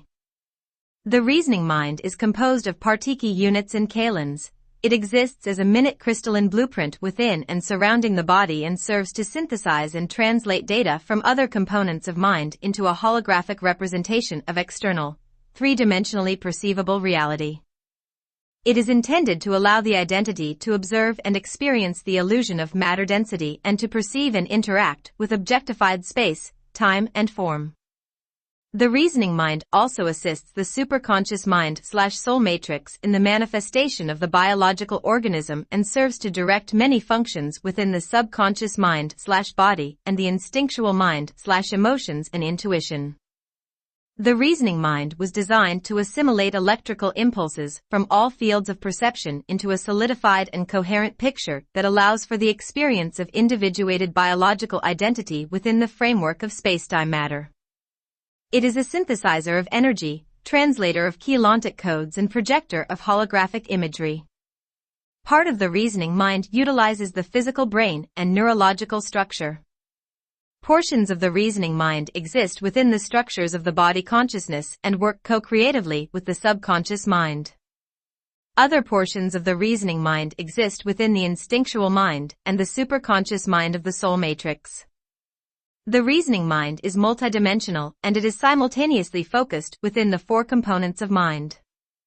It represents the organizational aspect of mind through which perceptual data from all components of mind can be brought together into a cohesive reality picture. The ego/conscious personality represents the portion of the reasoning mind that is primarily focused within the frequency bands of the third dimension, which looks out upon the illusion of matter spacetime. The dream self/higher self and the astral self represent the portions of the reasoning mind that are interwoven with the superconscious mind within the soul matrix.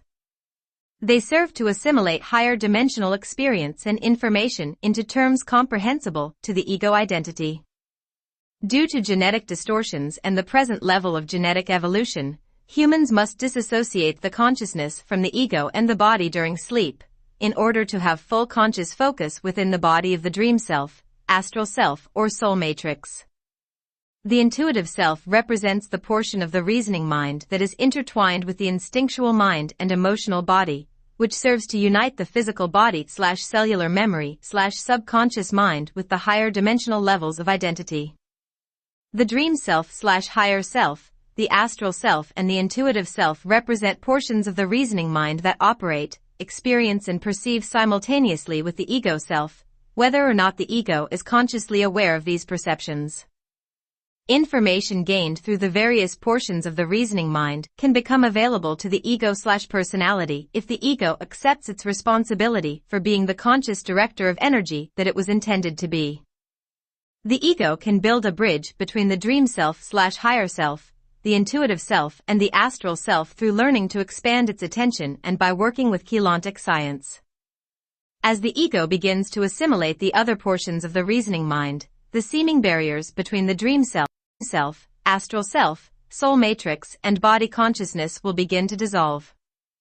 When fully assimilated, the reasoning mind will have conscious multidimensional perception and the ability to direct the subconscious and instinctual minds, and the physical body, emotions and intuition that manifest through the lower minds, through conscious interaction with the superconscious mind of the soul matrix. The reasoning mind is primarily associated with the frequency bands of D3, the logical rational mental awareness, the third DNA strand, the third solar plexus chakra and the mental body, third level out from the physical body, level of the bioenergetic field. Component 4. The superconscious mind, the group soul matrix. Key function: creation of experiential templates and individual identities in HU1. Serves as the creative intelligence behind the manifestation of individuated identities and experiential events in HU1. The superconscious mind/soul matrix is composed of Partiki units and kalons. It exists as a minute crystalline blueprint within and surrounding the matter body in HU1 and HU2 and serves as the creative intelligence behind and within sets of 12 physical bodies/identities/incarnates that exist in different spacetime locations within HU1. The soul matrix is composed of dimensional frequency bands 4 to 6 and it holds the templates for biological manifestation, life purpose and experiential dramas within the lower dimensional fields of HU1. The superconscious mind of the soul matrix replicates itself through electromagnetic fission, then fragments the replica of its consciousness into sets of 12 individuated identities that become singular biological incarnational identities, which are simultaneously placed within the spacetime fields of HU1. each of the 12 identities in an HU1 set or soul family are directly connected to each other and to the original superconscious mind through the morphogenetic keylontic structure of the soul matrix. The soul matrix holds the developmental evolutionary blueprint and memory for each of its HU1 incarnates and serves to guide the HU1 incarnational personalities to their highest evolution through information communicated via electrical impulses sent into the HU1 body through the instinctual mind. Within the soul matrix, the memory of the purposes and intentions for each individual HU1 life is stored, as well as the memory of the greater purposes and intentions for the set of 12 simultaneous incarnations. Each HU1 incarnate has free will and can choose to override the impulses sent to it by the soul matrix, but the highest evolution and greatest fulfillment of the incarnate comes from following the directives of the superconscious mind. The superconscious mind represents the creative and organizational component of mind through which the individuated identity is imbued with purpose, intention, motivation, and the literal life force energy through which the HU1 body is sustained. Embodiment of the soul matrix through the evolutionary process of soul integration allows the lower dimensional components of mind to fully assimilate into an advanced state of consciousness through which the identity recognizes the plural nature of its simultaneous existence in various dimensions and space-time locations. The soul matrix identity manifests as a singular, less dense matter body within the frequency fields of HU2 and experiences its HU1 incarnates as cellular memory of its smaller, simultaneous manifestations that exist in HU1. The incarnate identity was designed to expand back into the soul matrix identity following death or transmutation of the HU1 physical body. The soul matrix and superconscious mind connect the HU1 incarnates and the HU2 soul body to the higher dimensional levels of identity and to the original geomantic entity gestalt that exists eternally beyond dimensionalization. The soul matrix, superconscious mind connects directly to the oversoul matrix causal mind of HU3, dimensions 7, 8, and 9. The superconscious mind represents the portion of your personal identity that holds the awareness of who I was before I came here and why you, as a consciousness, chose your particular incarnation. It is connected to the astral identity, the group incarnational soul, and also to the race mind, species mind, and planetary consciousness, as well as to the mind networks of you and your incarnational selves that exist within parallel universe systems. It represents the collective consciousness of your archetypal identity that knows itself as a singular being composed of many within the less dense matter fields of harmonic universe 2. The superconscious mind contains the D4 astral mind, the D5 archetypal mind, and the D6 angelic, celestial, mind.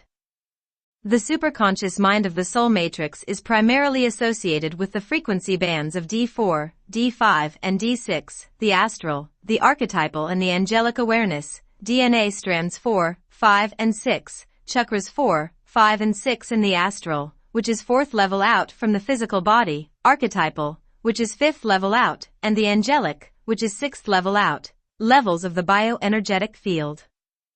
The Dreamtime Self-Hypnosis Exercise, the Monitor Technique. The following exercise is formatted for retrieval of memory and information pertaining to phenomena related to experiences of contact and/or abduction by ET or other dimensional, OD, visitors. The format can be adjusted to reflect other areas of interest by substituting the desired area of exploration for the target questions during the exercise. Choosing a target. Prior to using this exercise, you are to decide upon a target that will organize the mental focus and memory retrieval processes within the dream state. The target can be a direct question, such as "Have I been involved with ET or OD visitor activity in this lifetime?" Or "Are there any unusual events related to UFOs in the past during this lifetime of which I should now be aware?" If using a question as the target, it is best to use your own wording and to be specific in what information you are asking to receive. If you are bilingual, phrase the question in the language that is native to your childhood. Write the question down in a notebook and keep this, with a writing instrument, next to your bed. You may use other targets, such as feelings or event targets, either singly or in combination with the target question. If there is a period of time in your life from which memory seems noticeably vague, periods in which you feel you may have experienced missing time or events in which you remember having a strange encounter or sighting. These also make good target events. For non-visitor related format, past areas of trauma, uneasiness or confusion can be used as target events. You will simply call the event or time period to mind, becoming aware of the feelings or imagery associated with it, then lasso the image or sensation using mentally directed imagery. In your mind's eye, draw a circle of energy around the inner image or sensation, leaving a tail of energy dangling from the visualized circle. You may draw the image and the lasso in your notebook if you wish. A third way to decide upon a target is to ask your body consciousness/subconscious mind directly for a body target within the cellular memory. Recline in a relaxed position and take several slow, deep breaths until you notice that your heart and breathing rates are slowing slightly. Clear and still the mind. Mentally direct a question to the body consciousness, realizing that you are literally communicating with a portion of your identity that is aware within the body cells. Ask the body if there is a particular area of memory being held in cellular memory that would help you to locate the information you seek. Ask it to direct your attention to a specific area of the body in which that memory is stored, then still the mind again. Next, place your attention within the body and imagine that you are scanning its energy signature from the inside out. Begin at the feet and slowly sweep your attention upward through the body, becoming aware of the inner structures of bone, tissue, organs, etc. As you scan, notice any area that gives you a different impression, sensation, image, or feeling than other areas. You may feel a slight tingling in the body target area, a sense of heat or cold, or you may get mental imagery of color change or a mental picture of the body area to which the subconscious mind is guiding you for memory retrieval. Some people may receive a direct language translation from the subconscious mind, in which a thought such as the left knee may come to your awareness. If you focus your attention clearly and keep your mind still, you will receive some indication from the body consciousness as to what area of the body holds the memory in question. Once you have the target body area, mentally lasso this area with a circle of energy within your mind's eye, keeping the clear intention that you will retrieve the pertinent memory within the dream state. You may also want to make a note of the body target in your notebook. Prior to sleep. You may choose your target at any time, then keep your notebook handy as you prepare for sleep. It is suggested to use this exercise when you plan to get at least 4 full hours of sleep rather than in shorter sleep periods. As you recline, review the pre-selected target notes in your notebook and focus your attention on the target. Holding the target in mind, begin to relax the body. Starting at the feet, visualize a white mist surrounding the feet. Imagine the mist moving down and through the feet, touching all parts, both internally and externally. Imagine a feeling of lightness spreading through the feet as the mist gently flows over, through and into the cells of the feet. Move your attention and the mist slowly up the legs, stopping over and concentrating the mist in areas until the sensation of lightness is felt. As you move past an area on the body, imagine that this area of the body has become invisible as the mist moves away from it, as if you are rolling the body up from the feet upward, as you might do with a sleeping bag. Continue to move the mist upward until you reach the head area, creating the feeling of lightness or not there-ness in all body parts. If you fall asleep before finishing this visualization, simply practice again during the next sleep period, telling your body and subconscious mind that you will remain consciously aware throughout the exercise and once you have entered the dream state. With practice of these self-hypnotic commands, you will train your consciousness to follow these instructions. Once the visualized mist has reached your head, imagine that it is pulling together, concentrating into a small pinpoint of light directly over your forehead near the brow area, 6th chakra. Hold the image of the pinpoint of light in your mind's eye for a few moments until you can see it clearly. You will now mentally name the pinpoint of white light. It will be called Monitor. Monitor represents the concentrated focus of your awareness, and you will take it with you into the dream state. It may take several attempts before you are able to remain awake this far into the exercise, but do not become discouraged. Continue to use the visualization until you have trained your consciousness to hold the focus. Success will come with consistent repetition. 3 days on, 2 days off is a good format to use in training your consciousness to hold such a focus. Give yourself the mental command of monitor on. This will send a subliminal message to the 4 components of mind that you are intending to be consciously aware and operable within the dream state. After giving the monitor on command, you will next visualize a circle of blue light surrounding the pinpoint of white light. This step is important as it is programming your consciousness to align with the soul matrix in the sleep state. The circle represents a Keylontic symbol code that will allow your consciousness to pass through the chaotic confusion of the instinctual mind and into the soul matrix via the dream self.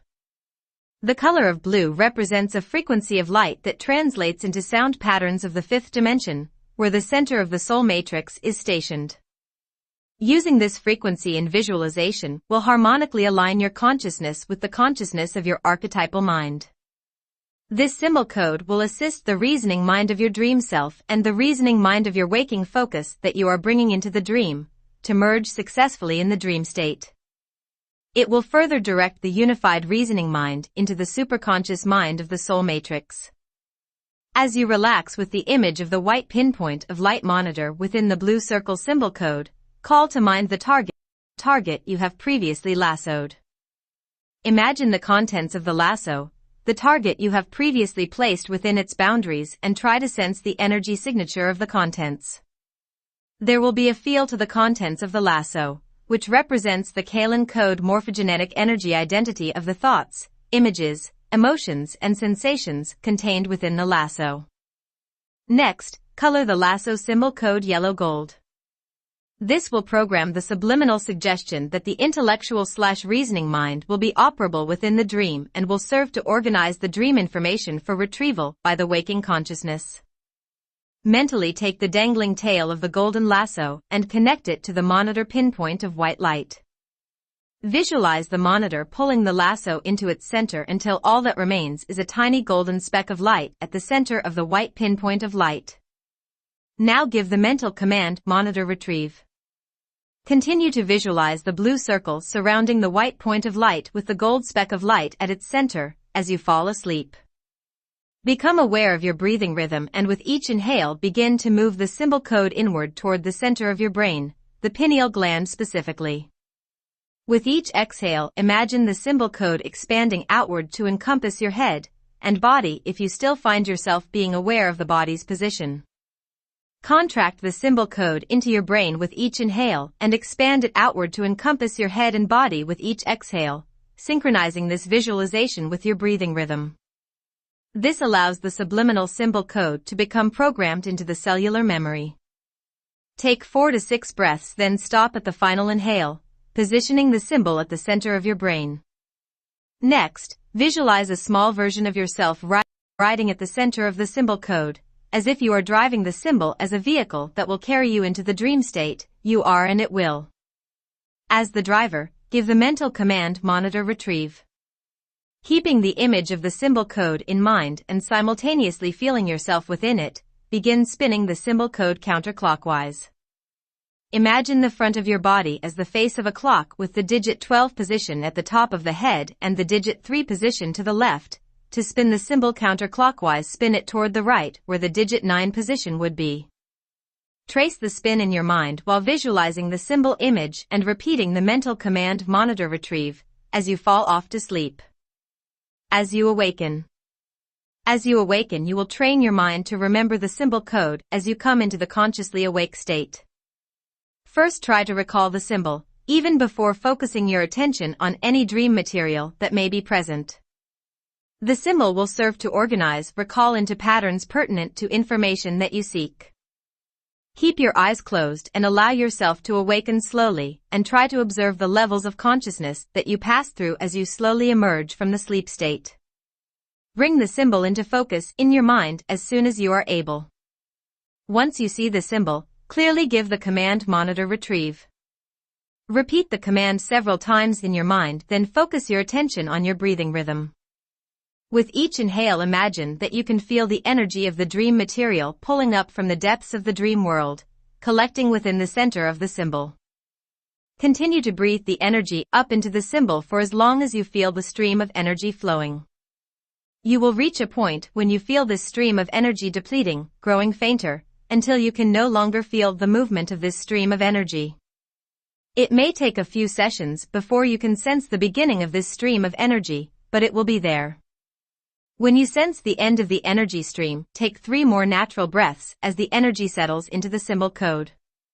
Your symbol code is now loaded with electrically encoded data from the other components of mind as derived through the dream state. Moving your body slowly, pick up your notebook and writing instrument, then recline with these in hand and close your eyes again. Focus on your breathing again and give the command monitor retrieve. Allow the energy contained within the symbol to expand into your body and awareness with your breathing rhythm, expanding the energy with each exhale. This process downloads the digital data from the symbol code into the cellular memory, following the organizational instructions of the symbol code. Keeping your mind calm and focused on the exercise will allow images, thoughts, and emotional impressions from your dream experience to emerge within your mind. With practice they will. Give yourself the mental command to record as the dream impressions emerge from the symbol into your mind and allow the images or feelings to flow without being interrupted by other thoughts or body movement. At times the emotional imprint will come first, and if you will allow it to flow it will lead to dream imagery. At some point the flow of sensations and images will stop and you will sense a settling of the energy. This indicates that you have processed the body of dream material that you retrieved from the sleep state. Moving slowly and remaining focused and relaxed, open your eyes and write down the dream impressions and any commentary that comes to mind. Do not worry about sequence or content in the early weeks of using this exercise, but rather focus upon training your consciousness to use this memory retrieval format. The sequence, content and meaning of the dream impressions will become clearer as your subconscious mind internalizes the new Keylonta code program. Applications and indications. The monitor technique is a good place to begin in exploring and utilizing the inner contours of your consciousness. It will take practice to remember the steps of this exercise, and practice is needed for the subliminal Keylonta symbol code organizational program to take within the Keylontic crystalline blueprint of the subconscious mind. After 3 days of practicing the entire exercise, use only the symbol code image and the command monitor retrieve prior to sleep for the next 2 days. Begin the entire exercise again on the 3rd day and continue the 3-day long version, 2-day short version format for 4 to 6 weeks. Following 6 to 8 weeks of consecutive training, you should be able to use only the target/mist/monitor retrieve command/symbol code image portions of the exercise to create the same results as the entire long version of the exercise, as the program will then operate on a subconscious level. After this time you should observe a noticeable difference in your dream content and recall, and you should be able to easily elicit from the dream state answers to preset questions. When using this exercise to discover whether or not you have visitor contact or abduction-related memories, it is best to phrase the target question in a way that can be answered in a yes or no format. The first target question could be, is there visitor contact-related material stored within the cellular memory of this lifetime? Using such a simplified target, it should take no longer than 3 to 4 days to retrieve an answer as to whether visitor involvement should be a subject for further exercises. Once you become familiar with the technique, you should be able to retrieve specific and detailed information regarding your target question. This technique can be used for problem solving and to generate new creative material, as well as to retrieve memories. Individuals who are not generally prone to dream recall should find more dream memory surfacing into consciousness with practice of this exercise. At first, the recall may appear fragmented.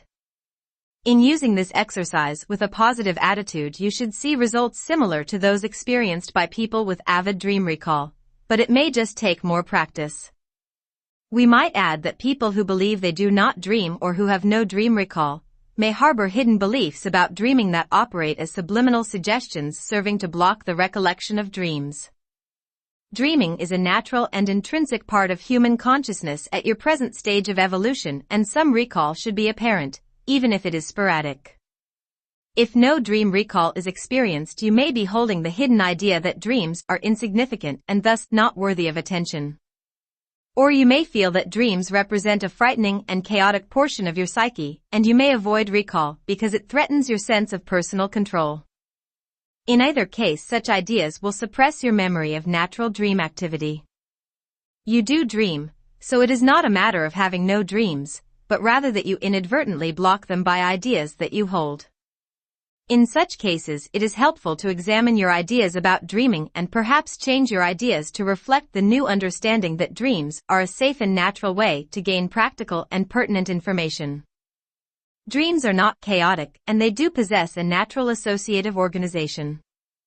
Dreams will appear disorganized to the consciousness that is not yet skilled in sequential retrieval. As with any other learned activity, skill level improves with education and practice. People inclined to dream recall may see rapid results from this exercise. Frequent episodes of lucid dreaming or projection of consciousness from the dream state may begin to occur.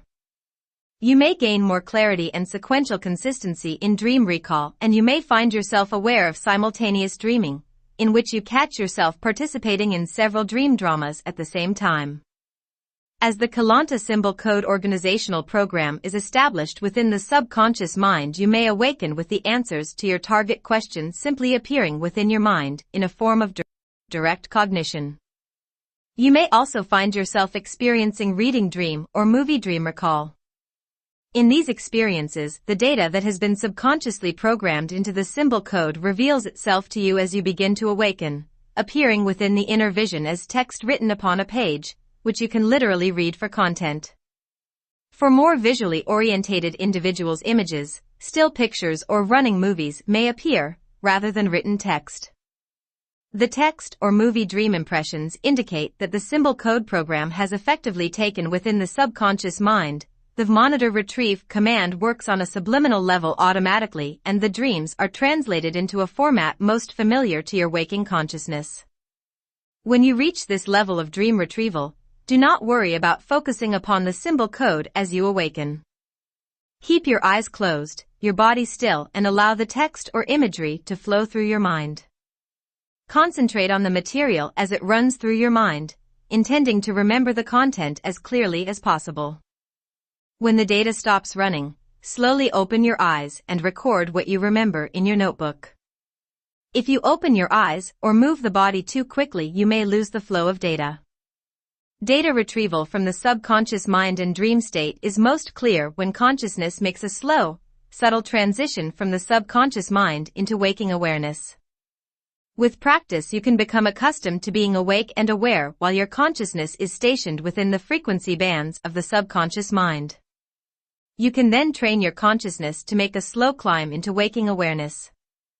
Mastery of this skill will imprint the reasoning mind with new neuropassageways that will allow you to enter into the cellular memory at will for conscious retrieval of data. Such advanced skills require practice in becoming aware of and directing the focus of your consciousness. Exercises such as the monitor technique, as well as various forms of meditation, creative visualization, and projection of consciousness can help you to develop skill in consciously directing your consciousness through the various components of mind. These skills are the beginning stages of mastery of the conscious focus within the dream state and the entry point to a whole new world of multidimensional frontiers to explore. Dream realities will eventually lead you to multidimensional cognition and mobility. Developing skill in maneuvering the contours of dream reality will accelerate the process of unifying the components of mind and levels of identity and expedite the process of soul integration.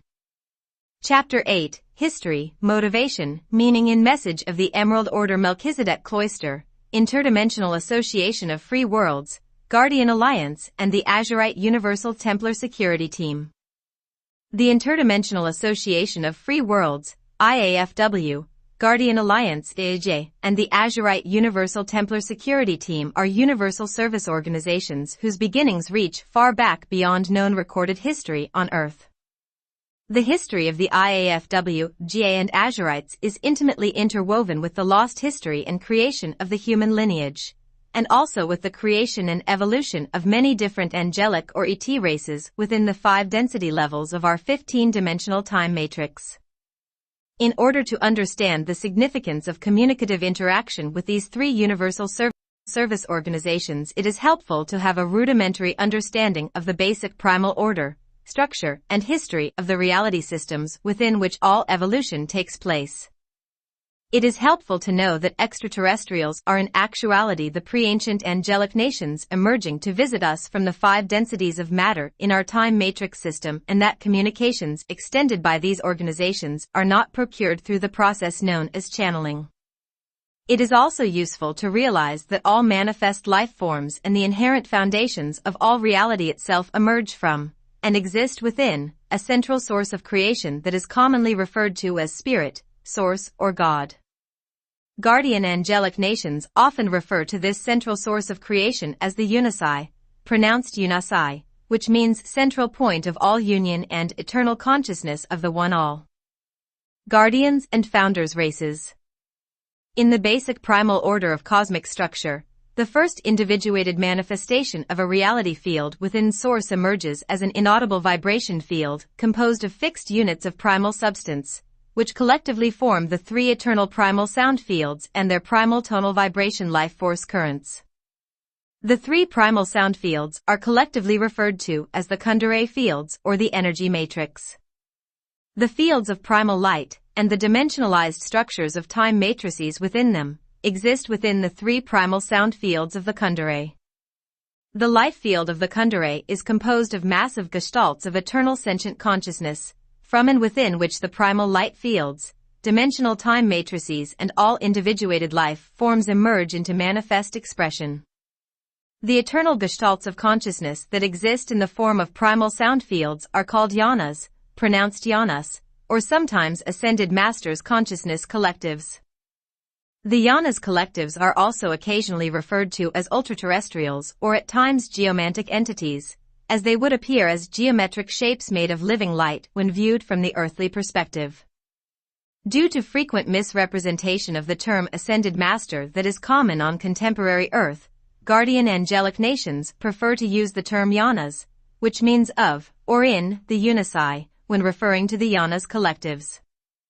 There are 3 primary yanas collectives, each from one of the 3 primal sound fields of the Kundalini. The Grand Yanas, pronounced Grandi Yanas, or Emerald Order Yanas, exist within the Akkadic level of the energy matrix, the first level of individuation within Source.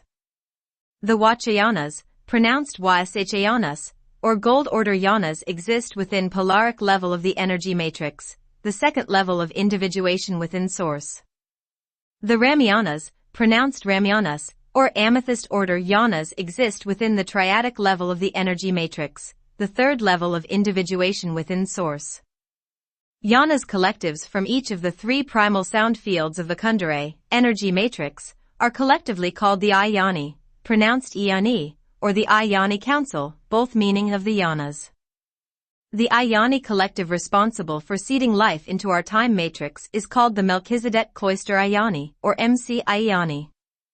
The yanas exist beyond the smaller reality fields within which space-time matter experience takes place. Occasionally they incarnate in various forms into the fields of space-time matter within the density levels of our time matrix to fulfill universal service missions.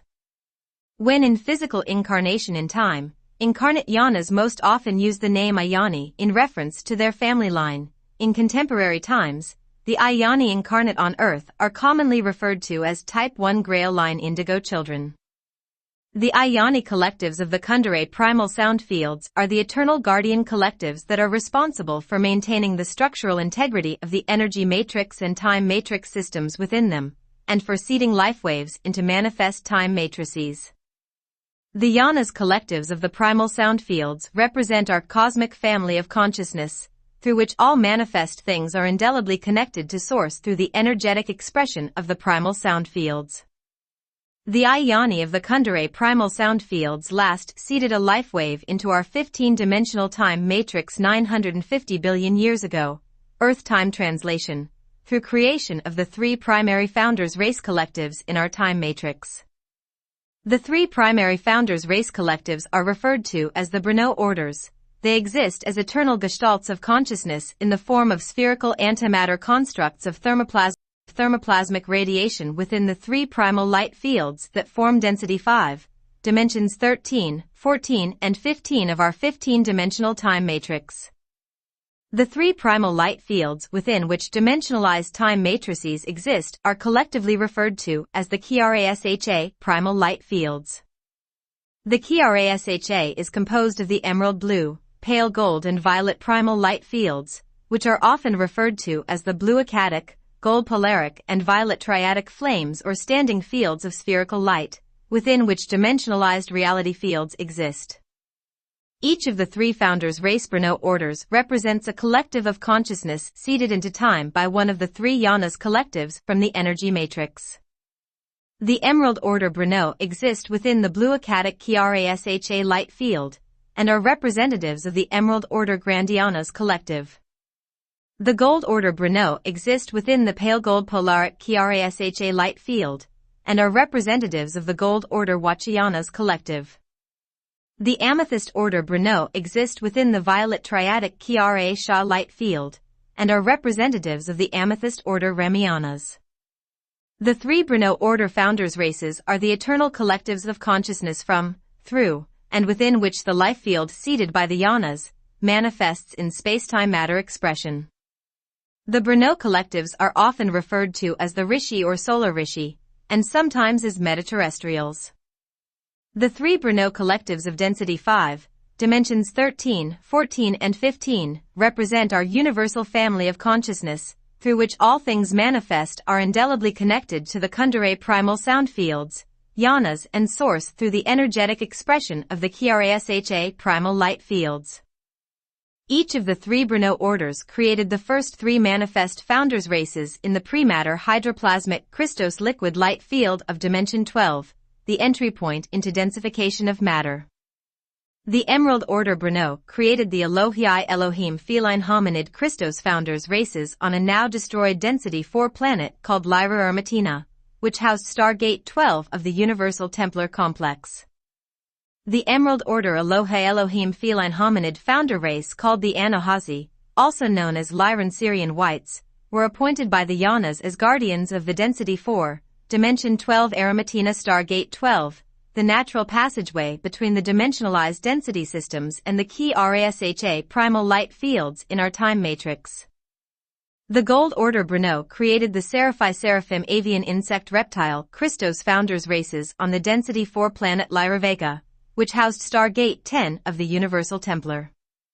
The Gold Order avian Seraphi Seraphim founders race called the Saras, sometimes called the Bird People or Carians, were appointed by the Yanas as guardians of the density 4, dimension 10 Vega Stargate 10. The Amethyst Order Brno created the Braharama Cetacean Aquatic 8 Pegasus Christos founders races on a now-destroyed density 4 planet called Lyra Vayon, which housed Stargate 11 of the Universal Templar Complex. The Amethyst Order Braharama avian horse deer and cetacean founders races called the Pegasi, also known as Pegasus, and the Innu, sometimes called the whale people, not the dolphin people, were appointed by the Yanas as co-guardians of the density 4, dimension 11 Avion Stargate 11. Amethyst Order Braharama Pegasi and Innu Christos founders races shared guardianship of Avion Stargate 11 with the Emerald Order Amethyst Order Hybrid Feline Aquatic 8 founders race called the Anu. Through the Yanas and Brno Order founders races seeding of the life field in our time matrix 950 billion years ago, long before creation of the human genetic line, the primary, biologically manifest density 4 Christos founders races were created.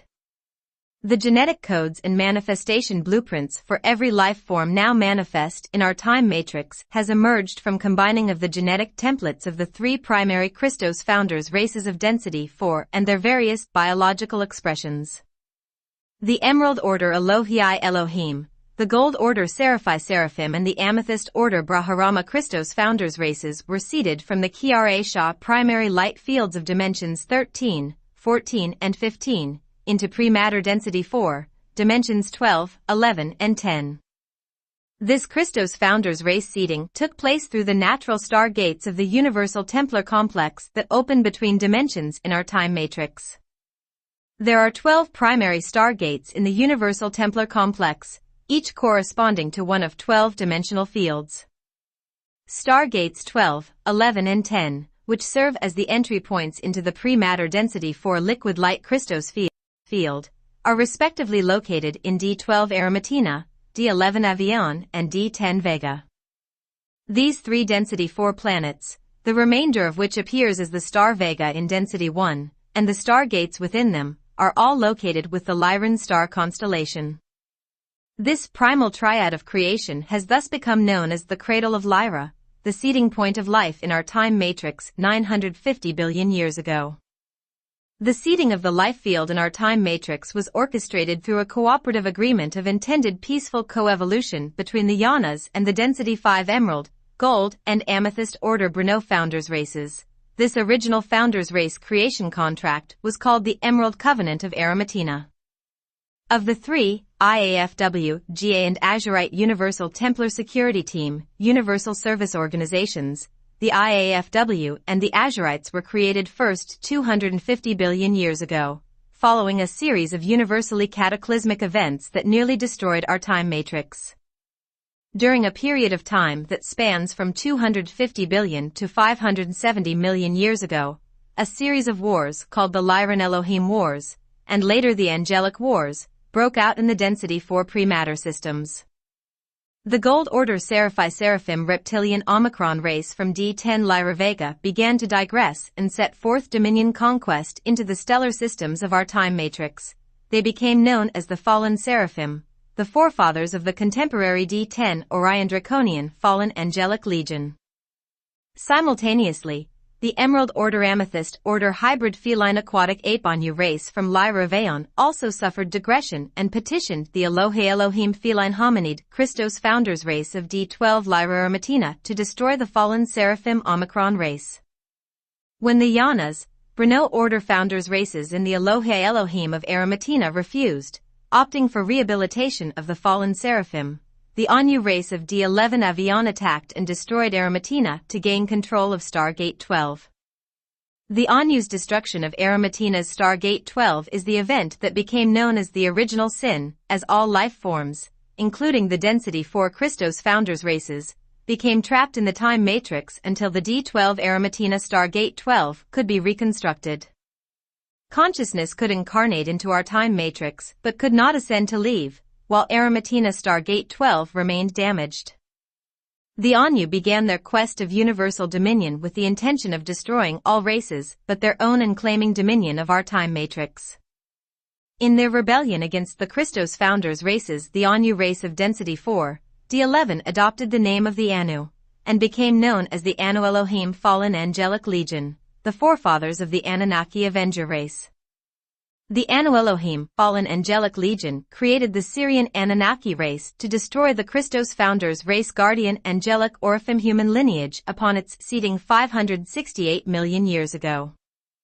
Through the progressive and perpetual conflicts among the Seraphim and Anu Elohim Fallen Angelic Legions, which began 250 billion years ago in density 4 Lyra, our time matrix was nearly destroyed.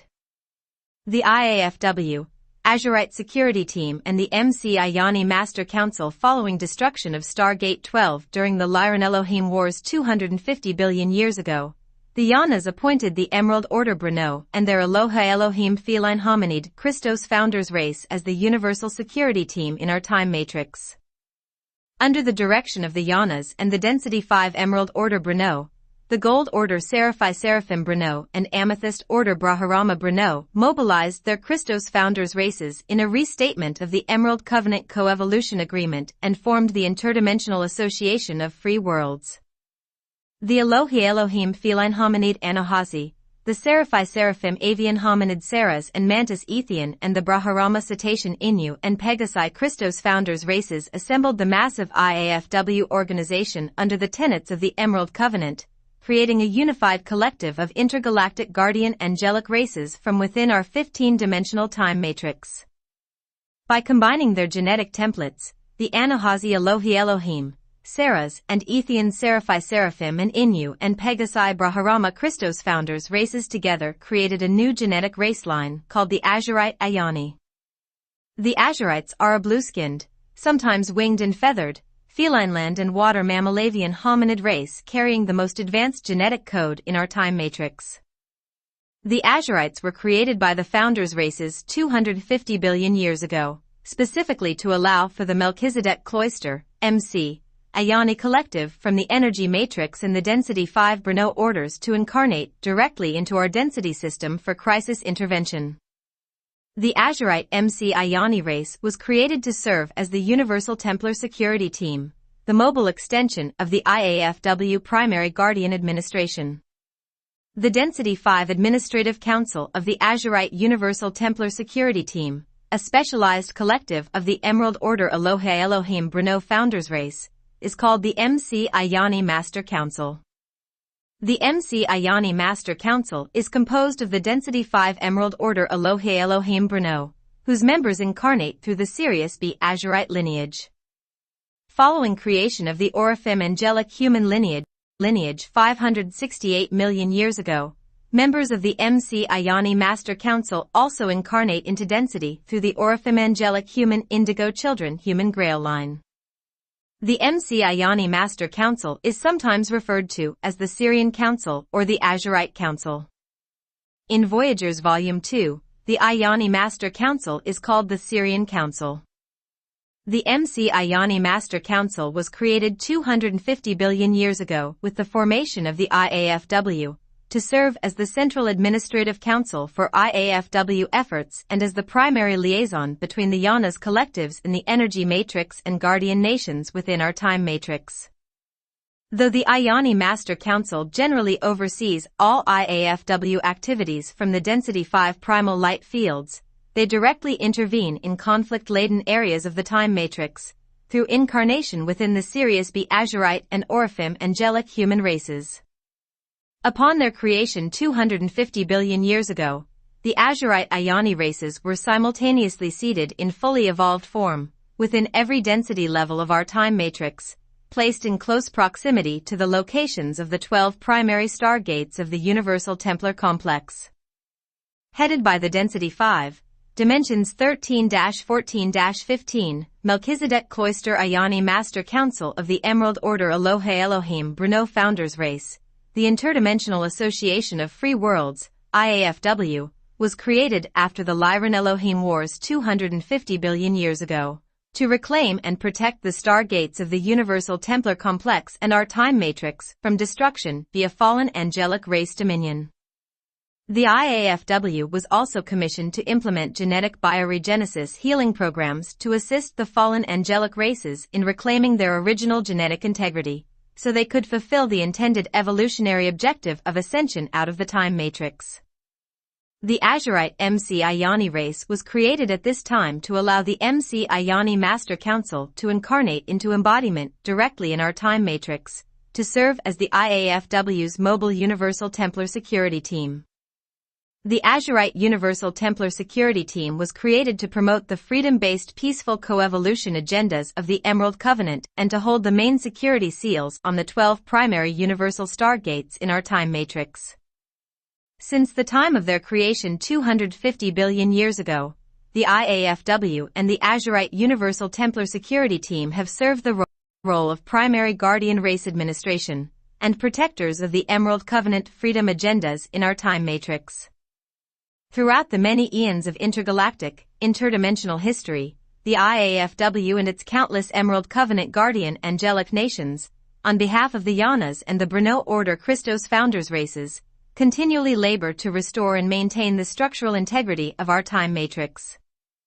Their efforts include 15-dimensional, egalitarian political arbitration, progressive spiritual science education and genetic bioregenesis evolutionary healing opportunities among all manifest races, to inspire peaceful co-creative evolution and healing among all races manifest through continuation of the Founders Race's Emerald Covenant Co-Evolution Agreement treaties.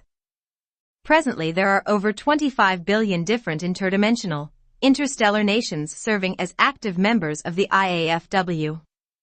The GA and the angelic human lineage. The period known as the Angelic Wars, which began among the Density 4 dimensions October 11, 12, Lyran founders races 250 billion years ago, contained many successes and failures in the IAFW's efforts of restoring peaceful coevolution and the Emerald Covenant in our time matrix. The historical Angelic Wars period came to end about 570 million years ago, when warring between the Seraphim Draconian and Anu Elohim fallen angelic races again escalated to near destruction of our time matrix. At this time, another restatement of the Emerald Covenant Coevolution Agreement was offered to all races in our time matrix. Numerous collectives of fallen angelic races re-entered the Emerald Covenant, accepting host matrix or redemption contract agreements with the IAFW and founders races for bioregenesis of genetic integrity. At this time, the MC from the Energy Matrix and the Emerald Order founders races again created a new biological race line that was equal to the 24 to 48 strand DNA template genetic advancement of the Azurite MC. The new race line was initiated to allow another life wave of Ioni Master Council Guardians to incarnate directly in time, to relieve the tour of duty for the Ioni that had been serving as the Azurite Universal Templar Security Team since formation of the IAFW. The new Guardian race was intended to eventually become the appointed Universal Templar Security Team, once their evolutionary development in density progressed. The new race also carried additional genetic coding characteristic to the more recent primary angelic race lines in our time matrix, enabling the consciousness from any lineage to evolve into incarnation in this lineage for rapid bioregenesis and ascension, Stargate passage out of density. The new race line was created by combining the Elohe Elohim Anohazi feline hominid, the Seraphi Seraphim avian Saras, a small contribution of Braharama Cetacean Inu and the Azurite Ioni lineage from Sirius B. The new guardian angelic race line was called the Oraphim. The Oraphim lineage was seated in Density 3 on a planet called Gaia, on Gaia's counterpart planet Terra in Density 2 and in several other systems. The name Oraphim means the lighted ones in the Anahazi language, denoting the Brno and Yana's consciousness collectives that incarnated through this biological race line from the primal light and sound fields of the Kiara and Kundere. The Oraphim of Gaia and Terra are the seed race from which the 12-strand DNA angelic human Turanusium lineage, the forefathers of the earthly angelic human race, emerged. The name Turanusium means children of the lighted ones in the Anahazi language. When the Oraphim race was created by the Guardian founders races about 568 million years ago, the Anu Elohim Fallen Angelic Legion also created a new fallen angelic race with 11-strand DNA potential, the most genetically advanced biological form the D11 Fallen Anu Elohim are capable of seeding. The new race created by the Fallen Anu Elohim is called the Anunnaki, meaning the Avengers of Anu, the original Fallen Lyran hybrid founders race from D11 Lyra Avian. The Anunnaki lineage was created specifically as a vehicle through which the D11 fallen Anu Elohim could incarnate directly into densities 1, 2, and 3, in order to destroy the guardian angelic Oraphim and Azurite Ioni genetic lines, to further their continuing agenda of exploitation and dominion of our time matrix.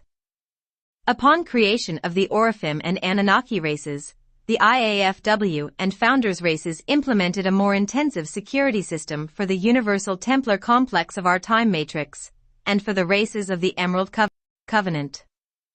The founders knew that the Anunnaki races would be used to conduct conquests of dominion throughout our time matrix, which would place all races of the Emerald Covenant and the safety of our time matrix in greater jeopardy.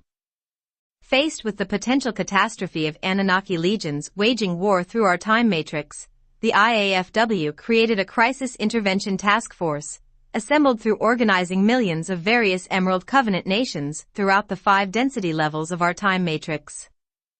One of the primary purposes of this task force was to assist the Azurites and founders races to protect, guide and oversee the creation and evolution of the Oraphim Turanusium guardian angelic human lineage, and to assist in its peaceful and harmonious integration and evolution into the interdimensional guardian angelic communities.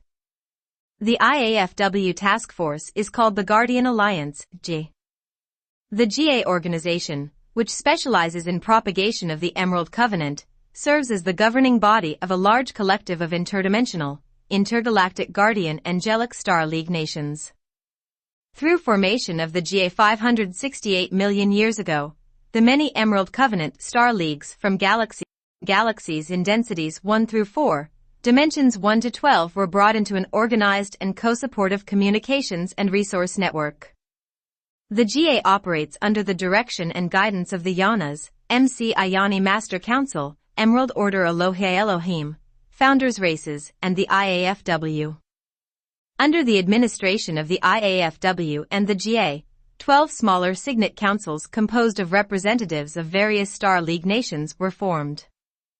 Each of the 12 signet councils of the GA, appointed by the Density 5 MC Ayani Master Council, serves as the primary guardians of one of the 12 primary stargates in the Universal Templar complex of our time matrix. The word signet is used in reference to one primary stargate of the 12 primary stargates in our time matrix. The 12 signet councils of the GA assist the MC Ayani Master Council and Azurite Universal Templar Security Team of the IAFW in their protection of and restoration efforts within our time matrix. The 12 GA Signet Councils, Stargate Security and Royal House Deception. Each of the 12 GA Signet Councils, under the direction of the Density 5, Dimensions 13-14-15, MC Ayani Master Council and Azurite Universal Templar Security Team, has guardianship over one of the 12-dimensional stargates in our Universal Templar complex. In naming the 12 GA Signet Councils and their corresponding stargates, the names are translated into the English language, in order to give known directional reference to the corresponding identified Density 1 star systems. The High Council of the 12 Signet Councils are those assigned to the 3 Lyran stargates in the Density 4 Cradle of Lyra, the D12 Council of Arimatina, the D11 Council of Avion and the D10 Council of Vega. Because the 3 Lyran stargates are the primary passageways between the primal light fields and the lower dimensional density systems, they are the most important and in greatest need of protection. Arimatina Stargate 12 and Avion Stargate 11 were both previously destroyed in battles between the fallen angelic legions, who desired their destruction to block Yana's and Brno Founders' race assistance from entering our time matrix. Lyran Stargates 11 and 12 were subsequently repaired by the Azurite Universal Templar Security Team, and remain under tight security. Representatives of the 3 primary Christos Founders races of densities 4 and 5 make up the administrative body of the 3 Lyran GA Signet Councils. The D12 Council of Arimatina Lyra is directed by the Emerald Order Elohei Elohim Anohazi Feline Hominid Christos Founders race, originally from the planet Arimatina.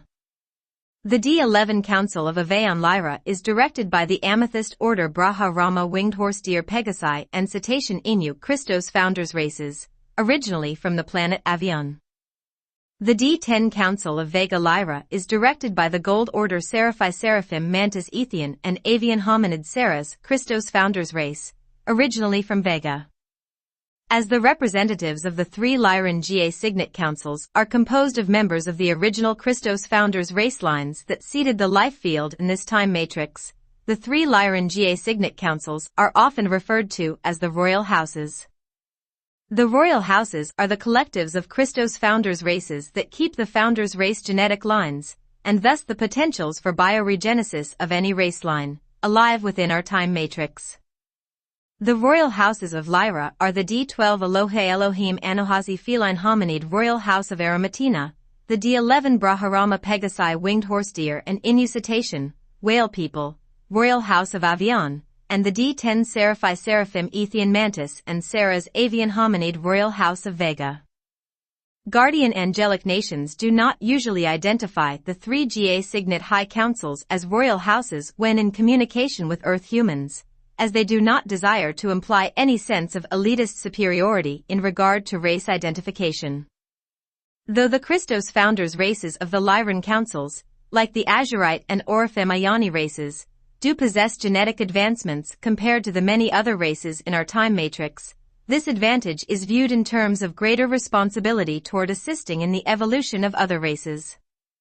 Guardian races do not view genetic advancement or advantage of a race in terms of having greater value than less developed races.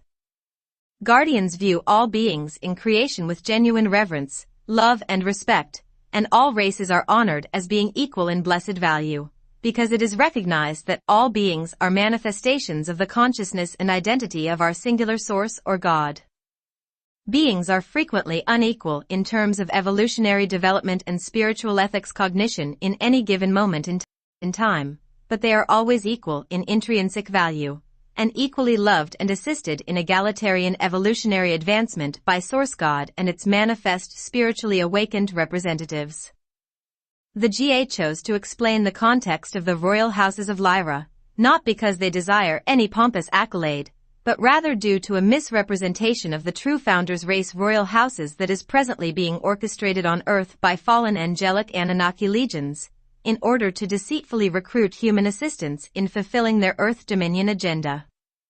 False historical data on human origins and evolution is presently being dispensed on Earth via channeling contact from the Pleiadian Niburian Anunnaki, Syrian Anunnaki and Syrian bipedal dolphin people Anunnaki fallen angelic legions. Some of them are falsely claiming, quite piously, that their legions are the royal house of Avion, the self-proclaimed originators of the Earth human race. The Density 4 Lyra planet Avion, which housed Star Gate 11, was indeed the place of origin of the feline aquatic ape Anu race. The Anu race is the hybrid Elohe Elohim/Brahmarama race that suffered genetic digression and rebelled against the founders 250 billion years ago, to become the D11 Anu Elohim fallen angelic legion, from which the Anunnaki fallen angelic Anu Elohim Avenger races later emerged. The contemporary Anunnaki lines, claiming to be the royal house of Avion, are in truth the fallen royal house of Avion. The fallen angelic Anu race that became the fallen Anu Elohim, intentionally traded in their original genetic capacity to hold the natural minimum 12-strand DNA template Christos potential, characteristic to the Christos founders races, for a digressive 11-strand DNA template mutation. Through removing the 12th DNA strand template from their genetic blueprint, the Anu Elohim successfully blocked the Density 5 Brno founders races from incarnating into their race line, so they were free to create a legion of self-contained fallen angelic dominion forces within our time matrix. Their intention was, and continues to be, oppressive, exploiting dominion of our time matrix and its life field, and operational control over the 12 primary star gates of the Universal Templar complex in our time matrix. Anunnaki fallen angelic legions that are presently falsely promoting themselves as the original creators of the human lineage, or who promote themselves as being of the Christos founders race genetic line emerging from the royal houses, are not the Christ races they claim to be, nor are their intentions Christly. Anunnaki fallen legions are currently attempting to misguide humanity into becoming galactic, rather than angelic humans, which is a sweetly deceptive cover word used to describe their intended digressive hybridization of contemporary humans. Fallen angelic Anunnaki legions of the D11 fallen Anu Elohim collective are hoping to digress the human genome into a maximum 11-strand Anunnaki hybrid DNA template potential, in replacing the minimum of 12-strand DNA template Christos potential that is the rightful heritage of the angelic human lineage. In their misguided contemporary quest for dominion of Earth's halls of Amenti stargates, the Anunnaki fallen angelic legions hope to rob Earth humans of their dormant Christ angelic human race potential through covert genetic manipulation, via distorted teachings of DNA, bioenergetic field and Merkaba activation, and hybridization programs. The Anunnaki are attempting to perpetrate this deception of humans in order to prevent Earth humans from actualizing the dormant 12-strand DNA potential, through which humans can reclaim the angelic human heritage to serve as conscious guardians of the halls of Amenti. The Yanas, MCI Yani Master Council, Founders Races, IAFWJ and races of the Emerald Covenant are pointing out the Anunnaki fallen angelic legion's intentional deceptive misrepresentation of information to humanity, so humans are better equipped to make intelligent choices regarding what to believe in terms of human history, heritage and potential. Founders Races are presenting detailed explanation of the truth of the angelic human lineage, so humanity has the opportunity to form educated opinions regarding contemporary contact, through which educated action can be applied when in confrontation with the ongoing trickery of fallen angelic legions. Representatives of fallen angelic legions will be those first to falsely reassure humans that fallen angelic races and the contemporary conflict drama don't exist. The 3 GA Signet Councils of Etheric Matter Density 3, Dimensions 7, 8, 9. The 3 Royal House Lyran Christos Founders Race Signet Councils of the GA were appointed 570 million years ago by the Emerald Order Founders Races, as the primary guardians of Universal Star Gates 10, 11 and 12 in Density 4 Lyra. The 9 remaining GA Signet Councils appointed at this time, which serve as appointed guardians of Universal Star Gates 1 through 9, are composed of various different star leagues and their guardian angelic nations. Signet Council 9 is the Council of Myrick Andromeda. The Council of Myrick is composed of a collective of Emerald Covenant guardian angelic races, predominantly those of the Amethyst Order Brahmarama Cetacean lineage, from the Andromeda Star League, who serve as guardians of the D9 Myrick Star Gate 9 in the Andromeda Star System Etheric Matter Density 3. Signet Council 8 is the Council of Mintaka Orion. It is composed of Emerald Covenant guardian angelic races from the Orion Association of Planets, who serve as guardians of the D8 Mintaka Star Gate 8 in the Orion Star System Etheric Matter Density 3. Due to the high concentration of draconian fallen angelic legions predominant in the Orion star system, which places Stargate 8 in a more vulnerable position, the Council of Mintaka is directed by the Gold Order Seraphi Seraphim Ethian Mantis and Emerald Order Elohai Elohim Feline Hominid Christos Founders Races from Lyran High Council. Signet Council 7 is the Council of Epsilon, often referred to as the Syrian-Arcturian Coalition. It is composed of various Emerald Covenant guardian angelic nations from various stellar regions, who serve as guardians of the D7 Arcturus Star Gate 7. Since attempts of bioregenesis and amnesty contracts were accepted by several Anunnaki fallen angelic legions about 554 million years ago, the populations of the Arcturian Federation of Planets evolved to include 2 primary race lines. The original and oldest race line of the Etheric Density 3 Arcturian system is a diversified Emerald Covenant guardian angelic amphibian hominid lineage of the Amethyst Order Brahmarama.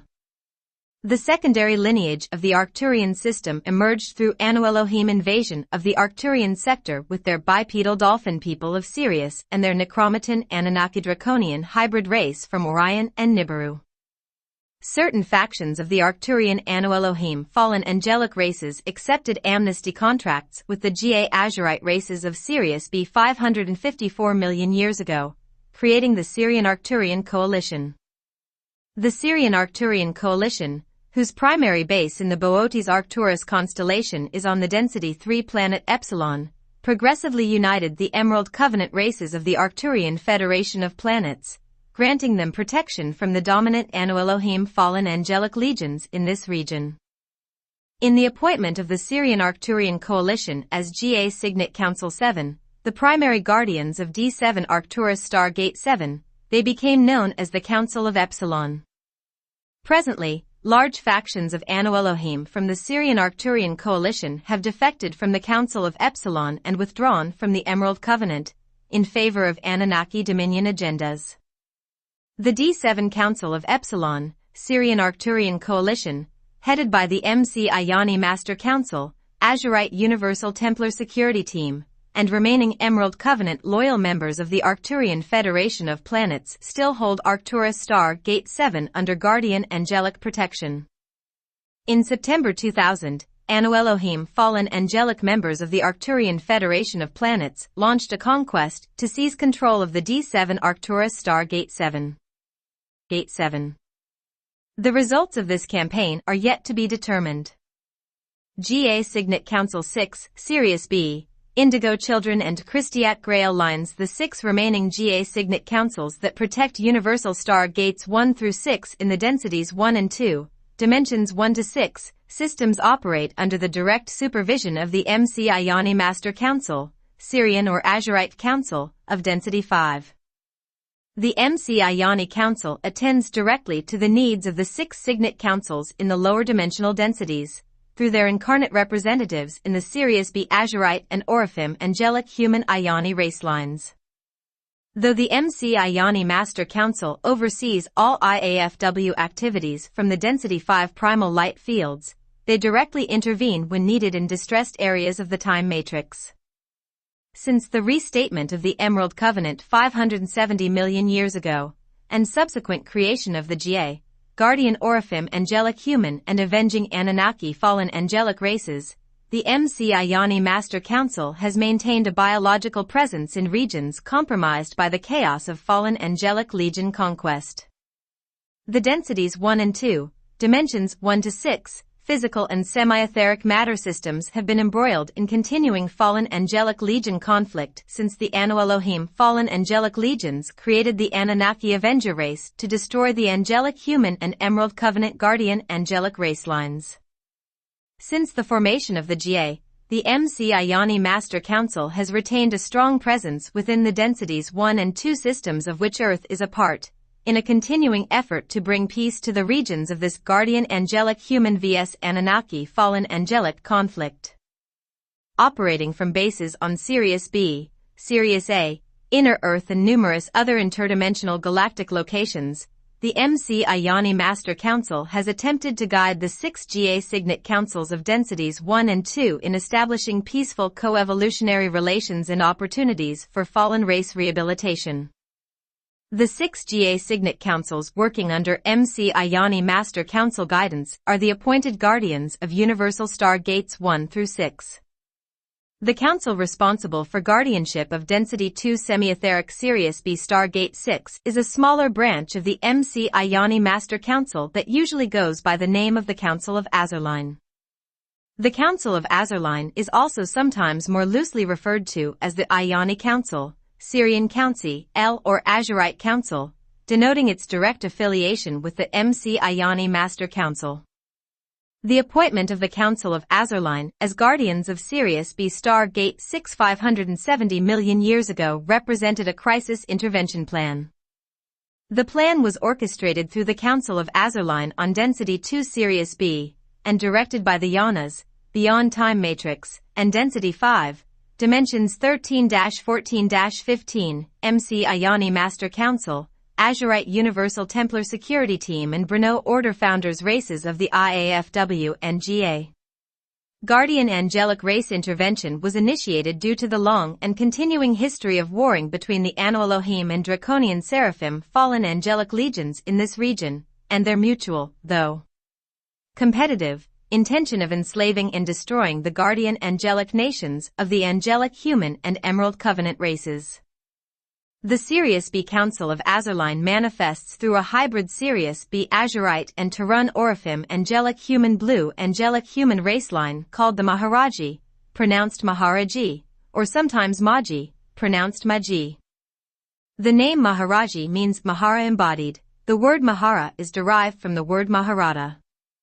The word Maharata refers to the eternal life current that is made up of the combined frequencies of pre-matter dimensions 10, 11, and 12, which compose the density 4 pre-matter fields of hydroplasmic liquid light, most often called the Christos field. The density 4 Maharata eternal life current is the smallest of 3 primal life force currents that perpetually feed energy and consciousness into our time matrix. The Maharata is often referred to as the Christiac current. The frequencies of the Maharata and those of the primal light and sound fields beyond it represent the 3 eternal life, or primal life force, currents. When the frequencies of density 4 and above are embodied, a biological being can undergo full cellular transmutation, returning to the density 4 liquid light pre-matter state for full ascension out of density, rather than experiencing repeated cycles of death and rebirth within the density system life cycles. The ability to fully embody the eternal life currents within a physically manifest form is conditional upon having a minimum of 12-strand DNA potential, a Holy Grail line or Christiac genetic code. Unlike the fallen angelic races, the Azurite, angelic human and Maharaji Ioni race lines carry the 12 to 48-strand DNA template potential characteristic to the founders' races, and are thus considered Christiac Grail line races. The Christiac Grail line Maharaji Blue Angelic Human Azuritayani race of density 2 Sirius B carries the fully activated 12-dimensional spectrum of the density 4 Christos Maharata frequencies within their bodies through sustained activation of 12 strands of their 48-strand DNA templates. A being with sustained activation of 12 DNA strands and resulting embodiment of the Maharata and its corresponding 12 dimensions of conscious awareness is known as an embodied Mahara, bearer of the Maharata eternal life current, avatar or Christ being. Like other strains of the Azurite and Orifim angelic human MC Ayani Grail line races, the Maharaji of Sirius B can consciously choose to activate the remaining dormant portions of the DNA template. Activation of DNA strand templates 130 allows a being to fully embody the frequencies and consciousness of the KRASHA primal sound fields of density 5. Dimensions 13-14-15. A manifest being that activates the KRASHA within its body and consciousness becomes what is known as a Rishi or Rashana, bearer of the KRASHA eternal life current, a fully embodied eternal light being. Additional activation of DNA strand templates 30-48 allows a being to fully embody the frequencies and consciousness of the Kundalini primal sound fields from the energy matrix beyond the time matrix. When a being activates Kundalini within its body and consciousness, it becomes what is known as a Kundara or Yoni, a fully embodied Yanas, which is the legitimate use of the term ascended master. The primary earthly human lineage is an angelic human Christiac Grail line that carries the dormant 12-strand DNA template potential. Certain portions of Earth human Grail line populations carry the 24 to 48-strand DNA template of the Rishi and Ayani Grail lines. The Ayani Grail line humans, presently incarnate on Earth, are known as the types 1 and 2 indigo children. Other portions of the Earth human populations carry 9, 10, and 11-strand DNA template mutations resulting from ancient race hybridization with Anunnaki and Draconian fallen angelic legions. All humans can reverse mutate DNA template distortions and bring dormant DNA template potentials into activation through self-generated DNA bioregenesis technologies, through which the 12-strand DNA angelic human potential can be progressively restored and reactivated within the operational DNA. This is precisely what visiting fallen angelic legions do not want contemporary humanity to accomplish. The Anu Elohim, Anunnaki, and Draconian Seraphim fallen angelic races possess a digressive maximum of 11 and 10-strand DNA template potential respectively. As the fallen angelic legions cannot embody the 12th dimensional frequencies of the Maharata Christiac current due to absence of the 12th DNA strand template, they carry what is considered to be the Antichristiac or Antichrist genetic code. The Antichrist genetic code can be restored to its original Christiac capacity through DNA bioregenesis, if the fallen angelic races choose to do so. Fallen angelic race founders from density 4, dimensions 10 and 11, intentionally choose to retain their Antichristiac genetic code and that of their manifest races. If the full 12th strand DNA template were regenerated within the biological fallen angelic race lines, the fallen angelic founders of the density 4 system could no longer incarnate into the rehabilitated biological lineage. The chiastic founders' races could incarnate into genetically restored race lines, to rehabilitate the fallen angelic's historically warring mentality and redirect their exploitative control dominion agendas back into peaceful coevolution through the Emerald Covenant, which is precisely what the fallen angelic race founders do not want to do. During the formation of the GA Signet Councils 570 million years ago, the MC Ayani Master Council of Density 5 incarnated into the Azurite race line of Sirius B. Following the creation of the Orifim angelic human lineage 568 million years ago, the Sirius B Azurites further combined their genetic imprint with certain lines of the new Orifim angelic human lineage, creating the specialized Azurite Orifim Blue Angelic Human Hybrid Maharaji race of Density 2 Sirius B. Both the Sirius B Azurites and Maharaji races are often referred to as the Syrian Blues. The Maharaji Azurite humans were imbued with additional genetic coding that would allow them to biologically interface directly with the energetic templates of Stargates 1 through 6 in the Universal Templar Complex. The specialized Maharaji 46-48 strand DNA template allowed the MC Ayani Master Council members to incarnate through this form to retain override potential on opening and closing of Universal Stargates 1 through 6. This additional security measure was taken in case the 6 Signet Councils, appointed as guardians of Stargates 1 through 6, succumbed to fallen angelic legion destruction or dominion. The Maharaji race of Sirius B forms the Council of Azurline, which to this day remains as the appointed GA Signet Council 6, in guardianship over the D6 Sirius B Stargate 6 and advisors to GA Signet Councils 1 through 5 in the lower dimensional fields. Though similar in physical appearance, the Sirius B Maharaji blue human race is not the same race strain as the fallen angelic race line from the Orion system that became known as the Azraelites or the Azrael. The Azraelites were created by the Omicron Draconian Seraphim Fallen Angelic Legion of Density 4, Dimension 10 Orion, through harvesting of genetic material from Sirius A Azurites that they had murdered during the Density 2 Syrian Wars 550 million years ago.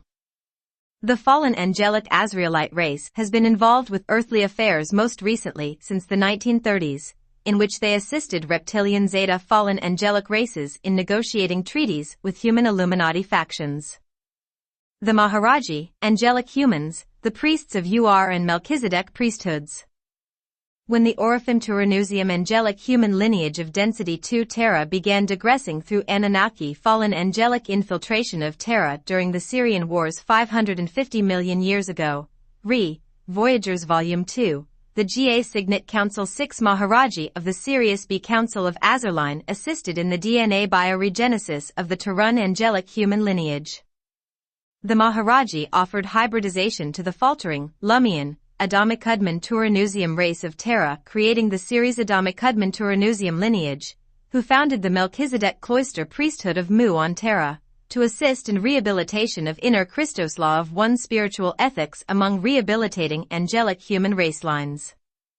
The series Adamicudman Turanusium line of Terra further interbred for DNA bioregenize of the original, Lumian, Adamicudman and Alanian, Bellicudium Turanusium human race lines, fully revitalizing the original Orifim Turanusium angelic human 12-strand DNA template, creating the Uartarinate Christiac angelic human line of Terra.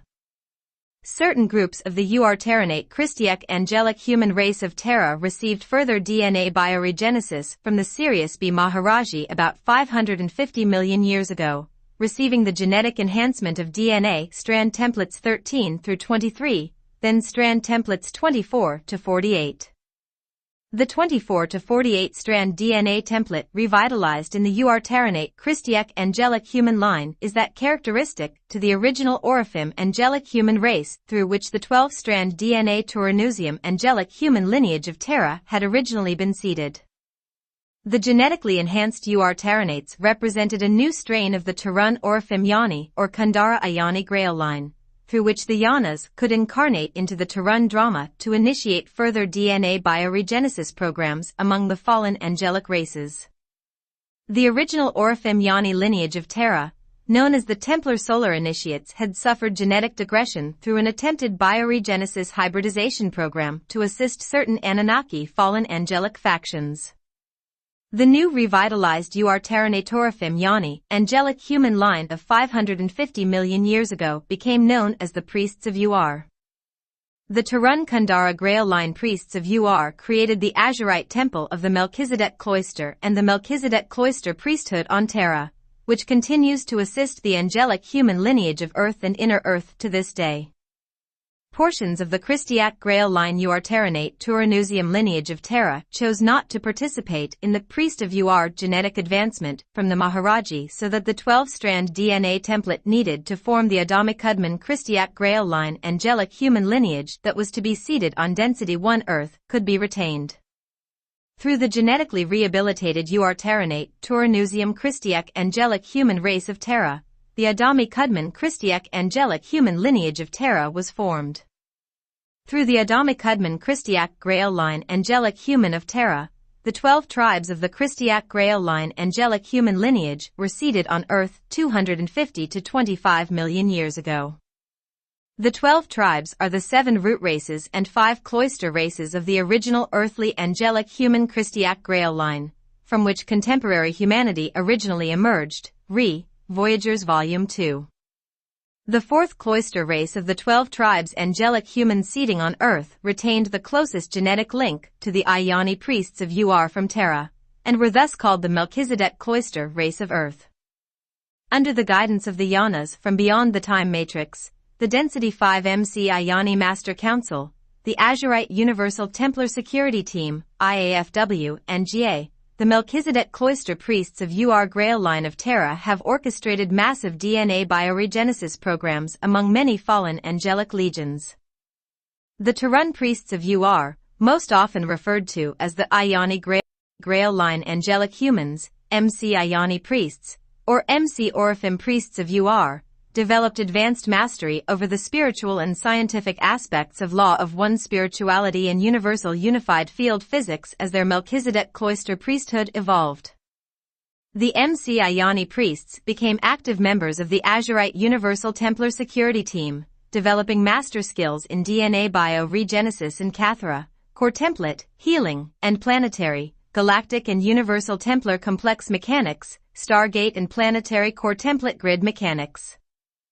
Upon seeding of the 12 tribes Christiac Angelic Human lineage on Earth 250 million years ago, the Yanas, Density 5 Ayani Master Council, Founders Races, IAFW and GA appointed a branch of the MC Ayani priests of UR from Terra as the commissioned GA Signet Council 5. GA Signet Council 5 is the Council of Alcyone, guardians of the semi-etheric Density 2, D5 Alcyone Star Gate 5 in the Pleiades. It is through the Terran Ayani Grail line priests of UR and the 4th Melchizedek Cloister race of the 12 tribes Christiac Angelic Human seeding on Earth that the Melchizedek Cloister priesthood, the first Melchizedek priesthood as endorsed by the founders and Yanas, was originally brought to Earth 250 million years ago. The Melchizedek Cloister priesthood of the Ayani priests of UR has always been an egalitarian, non-gender biased priesthood that propagated the peaceful, law of one freedom teachings of the Emerald Covenant, and the sacred spiritual science ascension teachings of the Maharata the Inner Christos, as endorsed by the founders' races and Yanas. During the first seeding of 12 tribes 25 million years ago, the bipedal dolphin people Anunnaki fallen angelic legions of Sirius A, infiltrated through forced hybridization, a portion of the first cloister human race of Earth, the Christiac Angelic Human Urantrian Cloister race. The 11-strand DNA template digressive Anunnaki-Urantrian hybrid became known as the Urantia and later as the Urantia Fallen Angelic Race Line, through which D11 Anu Elohim Fallen Angelic Legions incarnated on Earth in an attempt to overtake the Christiac Angelic Human lineage. The 12 tribes Christiac Angelic Human lineage was intended to serve as guardians of Earth's halls of Amenti stargates. The fallen Anu Elohim legions wanted to claim Earth's territories as their own, just as they had tried to do 550,750,000 years ago on Terra, Earth's Density 2 counterpart planet, Voyagers Volume 2, with the infiltration and corruption of the Terran Orifim Templar Solar Initiates. The evolution of the Orifim Turanusium Ayani angelic human lineage has been riddled with war and strife since its creation 568 million years ago, as fallen angelic legions have continually attempted to redirect its evolutionary path into fallen angelic dominion. This warring was brought to Earth from Terra 250 to 25 million years ago and has continued ever since, requiring 3 seedings of the Christiac angelic human race lines. We are presently in seeding 3 of the 12 tribes Christiac angelic human evolutionary cycle. Following creation of the digressive Urantia Cloister race by Sirius A Anunnaki fallen angelic legions 25 million years ago, the Anu Elohim of Density 4, Dimension 11, have continued promotion of the false creed of the corrupted Templar Solar Initiates from Terra among evolving 12 tribes Christiac angelic human nations on Earth. The Yanas, Ayani Master Council, Founders Races, IAFWJ, Azurites, Ayani priests of UR and guardian angelic races of the Emerald Covenant have simultaneously continued to return the teachings of truth as endorsed by the founders and Yanas. The teachings of freedom that are the rightful heritage of the Christiac angelic human lineage of Earth are the sacred spiritual science teachings of the Maharaja Inner Christ and the historical record of creation in this time matrix as revealed through the evolution of the Emerald Covenant. The false creed of the fallen angelic Anu Elohim, Anunnaki, and digressive Oraphim human Templar solar initiates of Terra, that was brought to Earth through the Urantia fallen angelic hybrid human cloister race 25 million years ago, promotes the worship of external gods, angelics and false saviors. The false Templar creed discards the true teachings of the inner Christ and human freedom, deceives humanity into powerlessness, fear and subservience, and distracts humanity from embracing its heritage as an angelic race, placing human destiny at the mercy of false gods. Through promotion of this false, patriarchal, externalized Christ fallen angelic Templar Anunnaki creed humanity's right to have a personal, loving and empowering relationship with Source God and the Founders races is denied. The false patriarchal creed of the fallen angelic Templar solar initiates and fallen angelic Anu Elohim Anunnaki is designed to continually enslave, digress and disempower the angelic human lineage. The Templar creed is promoted falsely under the name of a Melchizedek creed. In contemporary times, the false Templar Melchizedek creed emerges through numerous guises under the names of various false father god personifications that evolved after the fall of the Atlantean Islands in 9558 BC. Beginning with the Syrian Nibirian Anunnaki Draconian false Anu father god personification in the ancient Sumerian cities, followed by the false father god personification of the competing Sirius a bipedal dolphin people Anunnaki and many other renditions of competing control dogmas, human religions have evolved as a snare for self-perpetuated enslavement.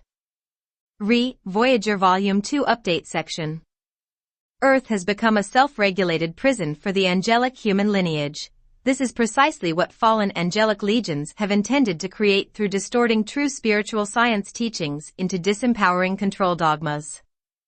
In the contemporary New Age movement, the Templar Melchizedeks, directed by several Anu Elohim and Pleiadian Nibirian Anunnaki factions that have controlled the density 2D4 solar star Gate 4 since seizing it from Guardian protection in 25,500 BC, are again promoting the Templar Melchizedek false creed directly among human populations. Presently there are many Melchizedek groups emerging within Earth's global cultural arena, through the subtle contact of channeling and overtly through physical contact with selected humans. Some contemporary Melchizedek groups are legitimate expressions of the founders' Melchizedek Cloister Ayani priests of UR lineage. True cloister Melchizedek priesthoods all emerge from the Melchizedek Cloister Order of the Unisai, the Melchizedek Cloister Emerald Order Yanas collective from the Akkadic level of the energy matrix, beyond the 15-dimensional time matrix. True guardian Melchizedeks will always acknowledge the Order of the Unisai as their source, while Anu Elohim Templar Melchizedek priesthoods will pay homage to Melchizedek orders that go by other names. True guardian Melchizedek priesthoods and their representatives do not teach a patriarchal creed, they teach gender and race equality, and they do not promote the worship of an externalized god.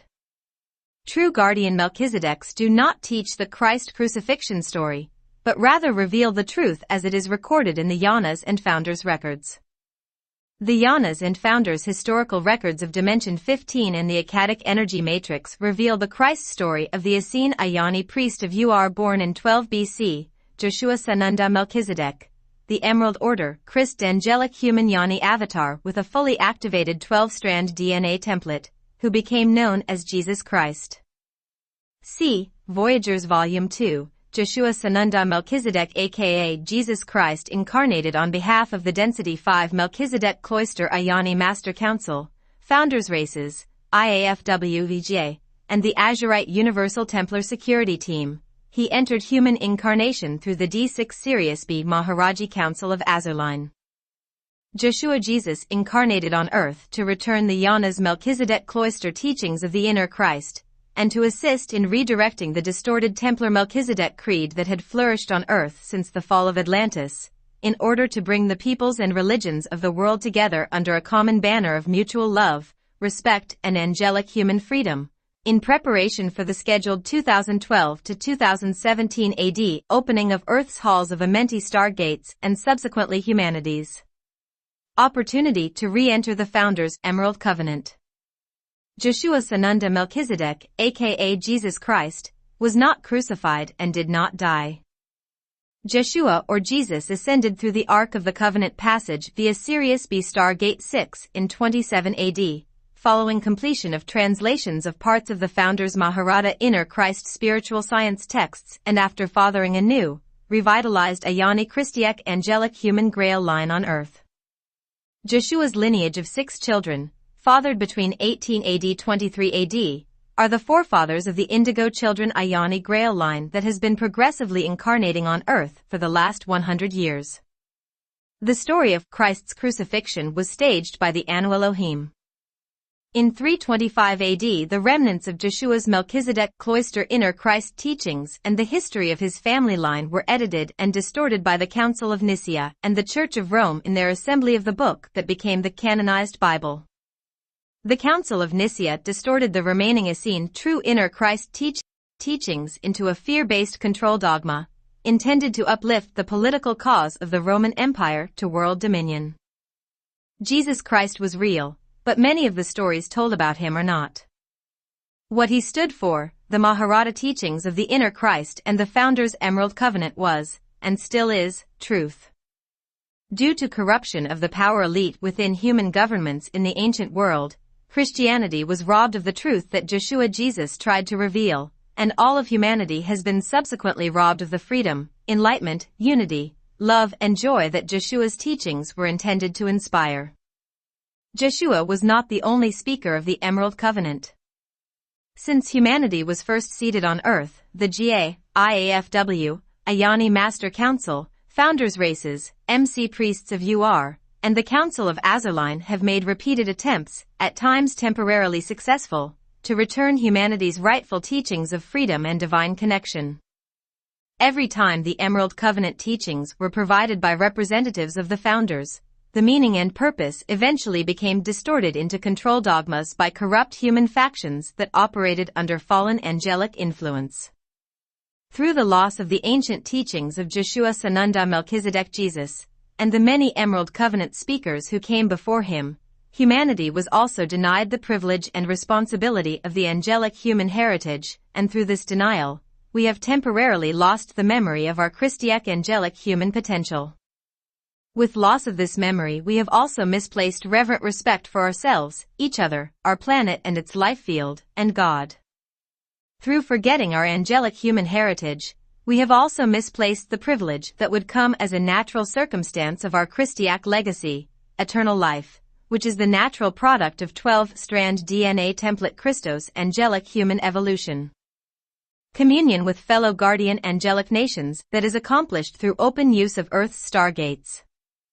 Passage through Earth's natural stargates into the higher heavens of our 15-dimensional time matrix, ascension from density, to experience whenever we desire, reunion and conscious, perpetual co-creative at-one-ment with Source God. These privileges and the responsibility toward personal, race, planetary, galactic and universal evolution that such privilege implies, represent our heritage as Christiac angelic humans. We will be enabled to claim the divine rights and responsibilities of the angelic human heritage when we allow ourselves to embrace our inner Christos potential, through which the angelic human spirit can awaken in embodiment. The irony of human evolution is that the fallen angelic legions have served as the promoters and instigators of our spiritual and thus physical imprisonment, but we have been, and continue to be, the executors and administrators of own living death sentence. Inadvertently, we perpetuate our imprisonment in mortal limitation and recreate the symbolic crucifixion of the living inner Christ, as we have been tricked into placing our salvation in the hands of the very fallen angelic legions that the angelic human lineage was created to restore and heal. It remains the human prerogative as to what interpretation of reality, and what definition of self and God we will choose to acknowledge, honor and act upon. As Joshua Melchizedek Jesus tried to show us, the true savior of our race has always lived within each of us, as the sleeping inner Christ self that struggles to awaken. Joshua Jesus, and the many Emerald Covenant speakers that came before him, have tried to bring this truth to us and demonstrate its power, so that we, as the guardian Christiac angelic race that we are, might finally reawaken to set ourselves, our souls and our planet free from the illusion of mortal limitation and the manipulation of fallen angelic dominion. 2,000 years ago, humanity was faced with a choice of allowing the inner Christos to lead us home, or to crucify the inner Christ that Joshua Jesus modeled for us through the worship of externalized God personifications. We are faced with this same choice again between 2000 to 2017, and the fallen angelic legions will do their best to provide us with all opportunity to make a misinformed decision. On behalf of the Yanas from beyond the time matrix, the Density 5 MC Ayani Masters Council, Founders Races, the Azurite Universal Templar Security Team, Ayani Priests of UR, IAFW, GA and Guardian Angelic Races of the Emerald Covenant, and in support of the causes of angelic human freedom and the continued healing and survival of Earth, GA Signet Council 6, the Council of Azurline, Guardians of Sirius B Stargate 6 and progenitors of the Indigo Children Ayani Christiac Angelic Human Race line presently incarnate on Earth, are revealing this historical information pertaining to the Christ story and pre-ancient angelic human evolution because the time has come. Since the failure of the intended Stargate opening cycle of 22,326 BC, all angelic nations have been quite aware that a major confrontation over the evolutionary destiny of Earth humanity would occur between guardian and fallen angelic legions upon the next due Stargate opening cycle of 2000 to 2017 AD.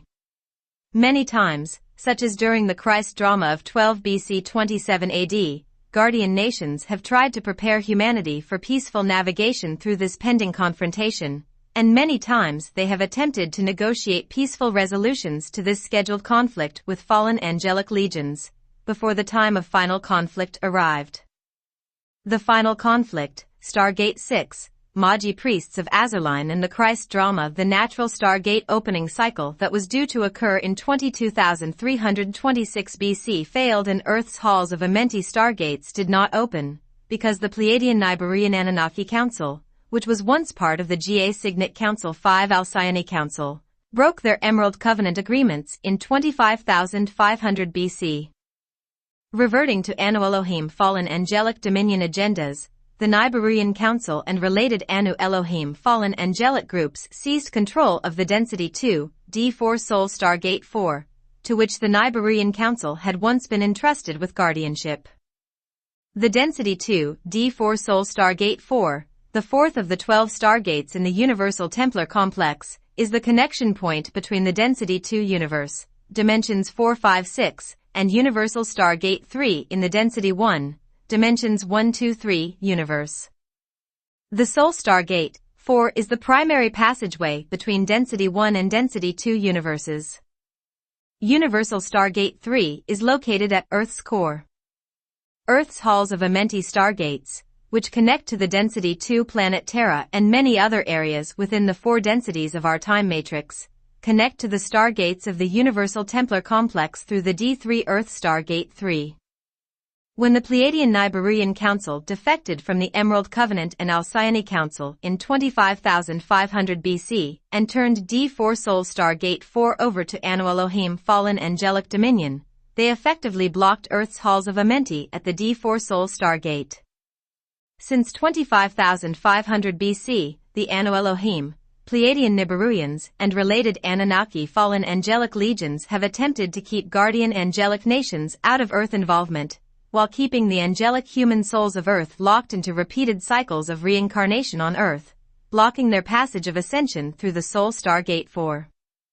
Since the fall of Soul Stargate 4 to fallen angelic dominion in 25,500 BC, guardian angelic nations, under the direction of the Yanas, Density 5 MC Ayani Master Council, IAFW and GA have intervened on Earth directly.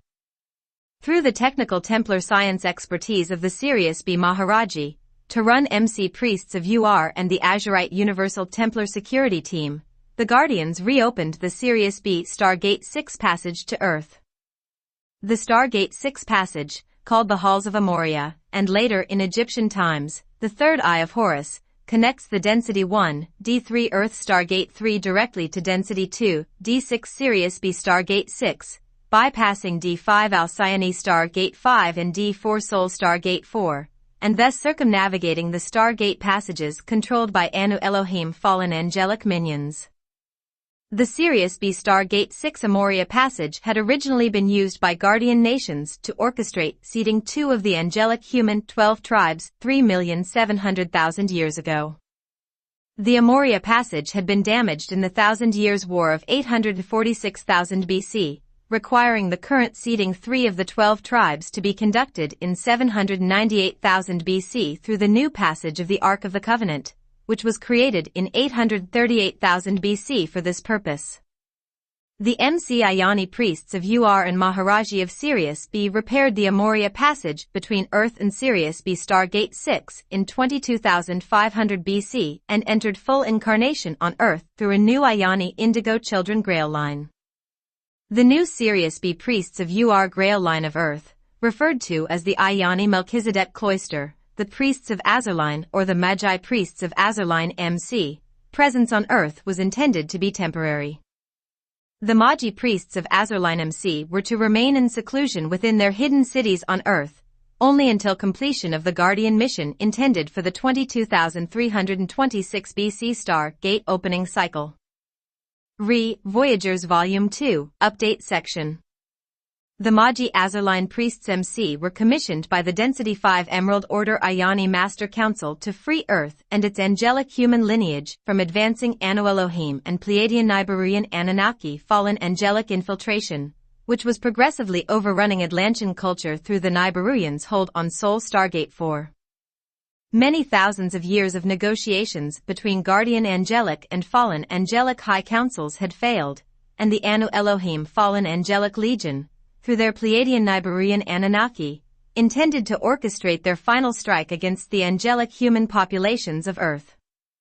On behalf of the Anu Elohim Fallen Angelic Legion of D11, the Pleiadian Nibiruyan Anunnaki intended to temporarily evacuate their hybrid races among human population, then use their battle star Nibiru, not the same stellar body as the planet Nibiru, to force Earth into pole shift. During a Stargate opening cycle, when the connections between the Sun's Sol Stargate 4 and Earth's Stargate 3 are volatile and delicate, the Nibiruyans could easily orchestrate pole shift on Earth, in order to clear Earth's territory of the angelic human lineage, for their own intended recolonization. In 22,326 BC, the Nibiruyan Anunnaki intended to use the battle star Nibiru to break the natural electromagnetic field bridge between the Sun's Sol Stargate 4 and Earth's Stargate 3, which would throw the planet into pole shift over a 3 to 8 year period. The Magi Azurline priests of URMC were sent into the Earth drama to prevent this cataclysm from occurring. The only way Guardian Angelic nations could prevent the Nibiruyan Anunnaki Fallen Angelic Legion from throwing Earth into pole shift was to override Nibiruyan control of Sol Stargate 4. Through activating Sirius B Stargate 6, and using the Stargate 6 halls of Amoria passage to hold Earth's electromagnetic fields securely in alignment with Sol Stargate 4 and Alcyone Stargate 5 during Earth's 22,326 BC Stargate opening cycle. The Magi Azurline Priests MC 22,326 BC Earth Crisis Intervention Mission was only partially successful. Guardian nations had hoped the Magi priests would be able to secure Earth's electromagnetic fields, then use Sirius B Stargate 6 to break Nibiru's hold over Sol Stargate 4, to bring Stargate 4 and Earth back under full Guardian protection. Once Earth's halls of Amenti Stargates were secured, the Magi Azurline Priests MC intended to prepare Earth populations for physical visitation from the GA Signet 5 Alcyone Council and Signet 6 Council of Azurline. The GA Council of Alcyone, Guardians of Density 2, D5 Alcyone Stargate 5 in the Pleiades, were to prepare human populations for entry into a restatement of the Emerald Covenant Universal Coevolution Agreement. If Earth humans chose to enter and honor the Emerald Covenant, the Council of Azurline, Guardians of Density 2, D6 Sirius B Stargate 6 were to offer official invitation into the Emerald Covenant. The Magi priests of Azurline were to provide the true Emerald Order Melchizedek Cloister priests of UR teachings of the Maharata-Inner Christ, DNA bioregenesis and Masters Templar mechanics to enable the angelic humans of Earth to heal and reawaken. Through implementation of the Emerald Order MC teachings, the angelic human 12-strand DNA template could be regenerated among the Earth human races, and the awakened angelic humans could create for themselves the opportunity of self-directed ascension out of density or biological immortality anywhere within the density systems. Once Earth's angelic humans demonstrated sufficient ethical spiritual maturity, the angelic humans who chose to remain on Earth would be honored with the commission of serving as guardians of the D3 Earth Stargate 3 and D4 Soul Stargate 4. This was the Magi priests of Azurline MC intention when they entered incarnation on Earth in 22,500 BC, in preparation for Earth's 22,326 BC Stargate opening cycle. The 22,326 BC Stargate opening cycle did not take place as scheduled. The hidden city of the Magi Azurline priests that held the earthly opening to the Sirius B halls of Amoria Passage was found and directly attacked and destroyed, via physical visitation to Earth by the Pleiadian Niburian Anunnaki, see Voyagers Volume 2, Current Events Update section. Though the Amoria Passage survived the attack, the crystalline technology that the Magi Azurline priests were intending to use to override the Niburian hold on Soul Stargate 4 was damaged, and could not be repaired rapidly enough for use in the 22,326 BC Stargate opening cycle. The Azurline Council of Sirius B used Stargate 6 and the Amoria Passage to stop the opening of Earth's halls of Amenti Stargates before the opening cycle began, successfully preventing the Anu Elohim and Pleiadian Niburian Anunnaki fallen angelic legions from forcing Earth's pole shift. But the Council of Azurline and Magi priests were unsuccessful in freeing Earth, the angelic human lineage and Solar Stargate 4 from fallen angelic dominion. The intended plan of the Anu Elohim and Anunnaki fallen angelic legions was also only partially successful. In the 22,236 BC confrontation, the Pleiadian Niburian Anunnaki fallen legions scored a victory in retaining control of Soul Stargate 4, and thus could continue their progressive infiltration of Earth and corruption of the earthly angelic human races. But they did not succeed in creating pole shift and clearing Earth's real estate for their resettlement as they had originally intended to do. The 22,326 BC confrontation between guardian angelic nations and Anu Elohim/Anunnaki fallen angelic legions, over the destiny of Earth human evolution and control of Earth's halls of Amenti Stargates, was left in a temporary stalemate. Neither side in this polarity drama accomplished what they had set out to do, and both sides required the event of a natural Stargate opening cycle on Earth in order to bring their plans into fruition. To prevent the Anu Elohim fallen angelic legions' intended destruction of the angelic humans of Earth, guardian angelic nations needed the D3 Earth Stargate 3 and the D4 Soul Stargate 4 in the Sun to naturally open. Natural opening of Earth's stargates would allow guardian angelic nations the opportunity to secure Earth's halls of Amenti Stargates and to peacefully retrieve Earth and Soul Stargate 4 from Pleiadian Niburian Anunnaki fallen angelic control. The Anu Elohim and their Anunnaki fallen angelic legions need Earth Stargate 3 and Soul Stargate 4 to naturally open in order to have the opportunity to trigger misalignment of the Earth and Solar Stargates during their activation cycle, through which inevitable pole shift would occur. During a natural Stargate opening cycle, pole shift could be initiated by the Pleiadian Niburian Anunnaki if they could use their battle star Nibiru to break the electromagnetic link between Earth and the Sun, before the guardian angelic nations could utilize Sirius B Stargate 6 to secure the natural Earth-Sun alignment. Like the guardian angelic nations, the Pleiadian Niburian Anunnaki fallen angelic nations also required the unique conditions of geo and astrophysics characteristic to a Stargate opening cycle, to fulfill their intended objectives. Both guardian angelic nations and fallen angelic legions knew that this conflict was not resolved in 22,326 BC, and that the races would meet their final confrontation during Earth's next star gate opening cycle, the earliest possible date for which was 2000 to 2017 AD.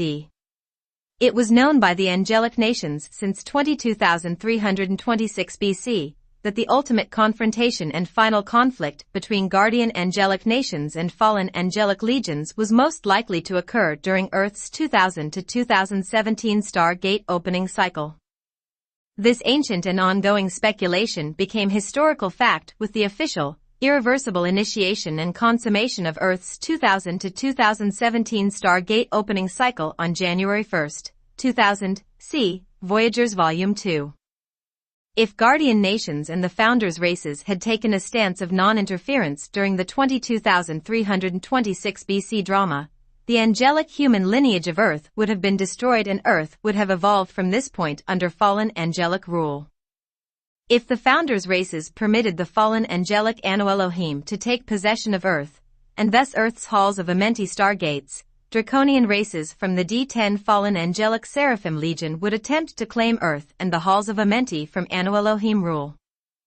Draconians would invade Anunnaki settlements of Earth to prevent the D11 Anu Elohim, the Draconians' ancestral adversaries, from using the halls of Amenti to fulfill their desire of exterminating the fallen angelic Seraphim races. In the event that the Earth drama unfolded in this way, Earth would have become a short-lived battle zone for fallen angelic legion warfare, culminating in planetary destruction. The same scenario had manifested in 848,000 BC during the Thousand Years' War, c. Voyagers Volume 2, culminating in the total destruction of a planet called Maldak, which once existed in Earth's galaxy. The only difference between the two dramas is that if Earth were to meet with a fate similar to Maldak, the highly populated Pleiadian and Sirian star systems of density 2 would also be destroyed due to their connection to the halls of Amenti. A cataclysm of this magnitude would cause the collapse of our entire 15-dimensional time matrix. The universal Templar complex star gates would implode, culminating in a massive supernova of all main galaxies in our time matrix.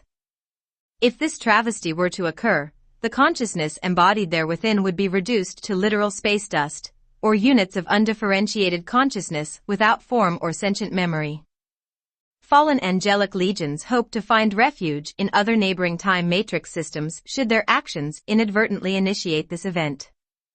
The founders' nations had not intended such chaos, nor had they anticipated that the polarity dramas within this time matrix could reach such extremes that threaten the structural integrity and well-being of other life systems far beyond our time matrix. On directive of the Yanas from the energy matrix, and in order to preserve their original intentions of peaceful, loving coevolution, the Density 5 founders' races have continued their effort to restore peace and healing to our time matrix. The founders' restoration efforts have been ongoing since the onset of digression in this time matrix during the Lyran Elohim Wars 250 billion years ago. Guardian angelic nation intervention in Earth's affairs in 22,326 BC was yet another, comparatively small step taken in the founders' plan to restore peace and safety to this time matrix. With the privilege of free will creation once given to the founders' races by the Yanas, which set the life field of our time matrix in motion 950 billion years ago, so too came responsibility for their creations and their potential influence on other time matrix systems. The founders know they are accountable for what occurs within this time matrix, and they realize that they made the mess, so it is their rightful responsibility to clean it up. For this reason, the founders' races and guardian angelic nations will continue with their crisis intervention efforts for however long it takes in terms of experiential time. The founders themselves are as weary of this raging polarity drama as are the uncountable souls of guardian angelic nations that have continually assisted the founders in their efforts to heal this time matrix.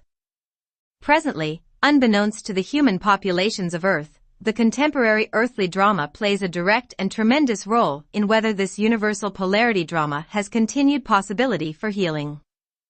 The angelic human lineage of Earth was created to serve as guardians and protectors of Earth's halls of Amenti stargates and the universal Templar complex. Guardian angelic nations presently need the assistance of on-planet humans to fulfill the Magi Azerline priests of UR 22326 BC plan of using the Sirius B star Gate 6 to prevent Nibiruan-initiated pole shift on Earth between 2003 to 2008. The Founders' Race Crisis Intervention Plan cannot be successfully accomplished without a sufficient team of angelic humans and Indigo Children Grail Line humans on planet, who can render the advanced planetary Templar mechanics needed to override Nibiruan control of Sol Star Gate 4. In 1992, tentative negotiations called the Syrian-Pleiadian Agreements were secured between Guardian nations and the Pleiadian Nibiruan Anunnaki fallen angelic legions of Nibiru. In 1992, much to the outrage of the D11 Anu Elohim and many other Anunnaki fallen angelic legions, the Pleiadian Nibiruan Anunnaki Council agreed to enter the Emerald Covenant Coevolution Agreement, and promised return of Sol Star Gate 4 to GA Signet Council 6, the Sirius B Maharaji Council of Azerline. Upon return of Sol Star Gate 4 to Founder Race Protection, the Council of Azerline, Alcyone Council of D5 Alcyone Star Gate 5 and the Azurite Universal Templar Security Team, intended to protect Earth from the contemporary draconian pole shift takeover agenda. In 1992 it appeared that the long-dreaded, but anticipated, potential major crisis of an overt, three-way confrontation between the Guardian angelic nations and competing Anu Elohim and draconian fallen angelic legions, had been finally, if only temporarily, resolved through negotiations. With the combined, cooperative efforts of Guardian angelic nations, and the newly supportive Pleiadian Nibiruan Anunnaki, who presently have a great deal of control over many ley lines and vortices in Earth's planetary Templar complex, protecting Earth through the 2000 to 2017 Star Gate opening cycle would not be overly difficult to achieve. Following the 1992 Syrian-Pleiadian agreements, the focus of Guardian angelic nations was upon preparing Earth's Templar complex for the 2012 opening of Earth's halls of Amenti star gates and readying humanity for the new age of enlightenment and humanity's pending entry into the Emerald Covenant.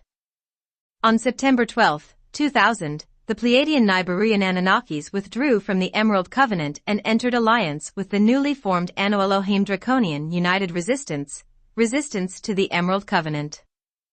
On September 12, 2000, the United Resistance issued an edict of war against the angelic human lineage of Earth and the Guardian angelic nations, if the Guardians refused to immediately withdraw their support of Earth humanity and leave Earth territories to the fallen angelic pole shift dominion agenda. The Density 5 Ioni Master Council and Founders Races refused to withdraw their support of Earth humans, and since September 12, 2000 the IAFWJ and the many other Guardian angelic races of the Emerald Covenant were placed on a state of red alert. This ancient final conflict drama between Guardian angelic nations and fallen angelic legions over the destiny of Earth and human evolution has been anticipated by fallen angelic legions with fervor, and by Guardian angelic nations with dread, since the stalemate of this confrontation that occurred in 22,326 BC. Though peaceful solutions appeared promising, following the 1992 Syrian-Pleiadian agreements, the September 12, 2000 declaration of war by the United Resistance confirms that the final round of this ancient confrontation will progressively move into the contemporary Earth arena. The outcome of this drama lies squarely in humanity's hands. Since the failed Stargate opening cycle of 22,326 BC, Guardian angelic nations have repeatedly attempted to awaken the angelic humans of Earth so humanity could create its freedom and prepare for the peaceful but direct intervention that would be required when the time of the final conflict arrived. Since 22,326 BC, and the later fall of the Atlantean nations in 9558 BC and subsequent Nibiruan fallen angelic infiltration of Sumerian culture, human evolution has been a continuing drama of conflict and chaos. Voyagers Volume 2, Current Events Update Section. The remaining records of ancient human history cover a period of time during which competing factions of fallen angelic legions continually attempted to secure their ground within human populations. In anticipation of the 2000 to 2017 Stargate opening cycle, when they planned to lay their claim on Earth's territories. since 22,236 BC to the present day, fallen angelic legions knew they would attempt to destroy humanity through pole shift when the final conflict arrived, and that they would spare only their easily controlled chosen ones for digressive colonization. Fallen angelic races have envisioned and promoted Armageddon and end-time scenario since the 22,326 BC confrontation, knowing that they intended to instigate war among human nations on Earth as a precursor to initiating the planetary pole shift agenda, when the time of the final conflict came. As fallen angelic legions progressively guided humanity toward their intended 2000 to 2017 Armageddon end-time scenario since 22,326 BC, guardian angelic nations continually attempted to prepare humanity for peaceful resolution of this pending end-times drama. The Guardians' last major attempt of preparing humanity to serve as the agent of healing in the 2000 to 2017 final conflict was during the Christ period. A team of Magi Azurline priests of UR, who had been incarnate as members of the Magi priests overtaken by the Nibiruians in the 22,326 BC confrontation, re-entered Earth incarnation. Their purpose was to return the knowledge of the Emerald Covenant and pending final conflict, and to explain the peaceful solution of reclaiming the angelic human inner Christ heritage. Through the Founders' sacred science teachings of the inner Christ, humanity could learn to reactivate the angelic human 12-strand template, so humans would again become capable of utilizing advanced planetary Templar mechanics, which are run through the human DNA template. If humanity can reawaken the dormant angelic human DNA template, the human body can biologically interface with the electromagnetic functions of Earth's planetary Templar Stargate system, as it was originally designed to do. In actualizing the angelic human potential, humans would not only set themselves free, but could also assist guardian angelic nations in setting Earth free, by securing Earth's halls of Amenti and regaining the Sun's D4 Soul Star Gate 4 under guardian nation protection. Joshua Sananda Melchizedek, Jesus of the Bible, was the Magi Azurline priest of UR who had, like the other members of his GA crisis intervention team, incarnated through the Sirius B Council of Azurline, to return the teachings of the Emerald Covenant and Melchizedek Cloister spiritual science DNA template activation training in preparation for the anticipated 2000 to 2017 final conflict. The teachings of Joshua Jesus, like those of so many Magi Azurline priests of UR before him, were rapidly distorted and destroyed by human power elite organizations operating under fallen angelic legion influence. The true historical story of Joshua Jesus was twisted, edited, literally rewritten and used by factions of both Anu Elohim/Anunnaki and Draconian Seraphim fallen angelic legions, and their human puppets, to promote a control dogma of external Father God worship. The intention behind this manipulation of truth was to bury the real truth that Joshua Jesus had provided, and to literally set humanity up for the big party that the fallen angelic legions had planned for the days of the final conflict. Fallen angelic legions knew that if they could continue to motivate masses of humans to pledge allegiance to external figures of gods and their divine representatives, as they had been doing since promotion of their Sumerian father god Anu, that plenty of human specimens would be available for hybridization, following the end times Holocaust. All the fallen angelics would need to do would be to visit Earth in the guise of their promoted holy figures as the end times drama unfolded, and humans, robbed of the true power of the inner Christ teachings and eager for salvation, would joyfully follow wherever the fallen angelics might lead. Humans that followed most devoutly the fallen angelics' appointed gods and saviors would be rewarded for their loyalty with salvation from destruction via evacuation, when the time for creating pole shift had come. Rescued humans would feel honored when assigned to godly spouses, and would feel privileged to participate in recolonization hybridization programs to begin a new heaven on earth. The real Jesus Joshua, and the ascension and eternal life that he stood for do indeed exist, and so do the heavens and the house of many mansions that are manifested by our one source God. But the Christ crucifixion story and the worship of, and transference of personal power to, externalized personifications of gods, saviors and deities, was, and still is, an intentional fabrication promoted by fallen angelic legions. This deception was created with great motivated intention, to mislead the angelic humans of Earth into inadvertently assisting the fallen angelic legions to fulfill their ancient quest for Earth's halls of Amenti star gates and to actualize their long-coveted dream of Earth dominion. Christianity is not the only world religion that has been robbed of its original sacred intention.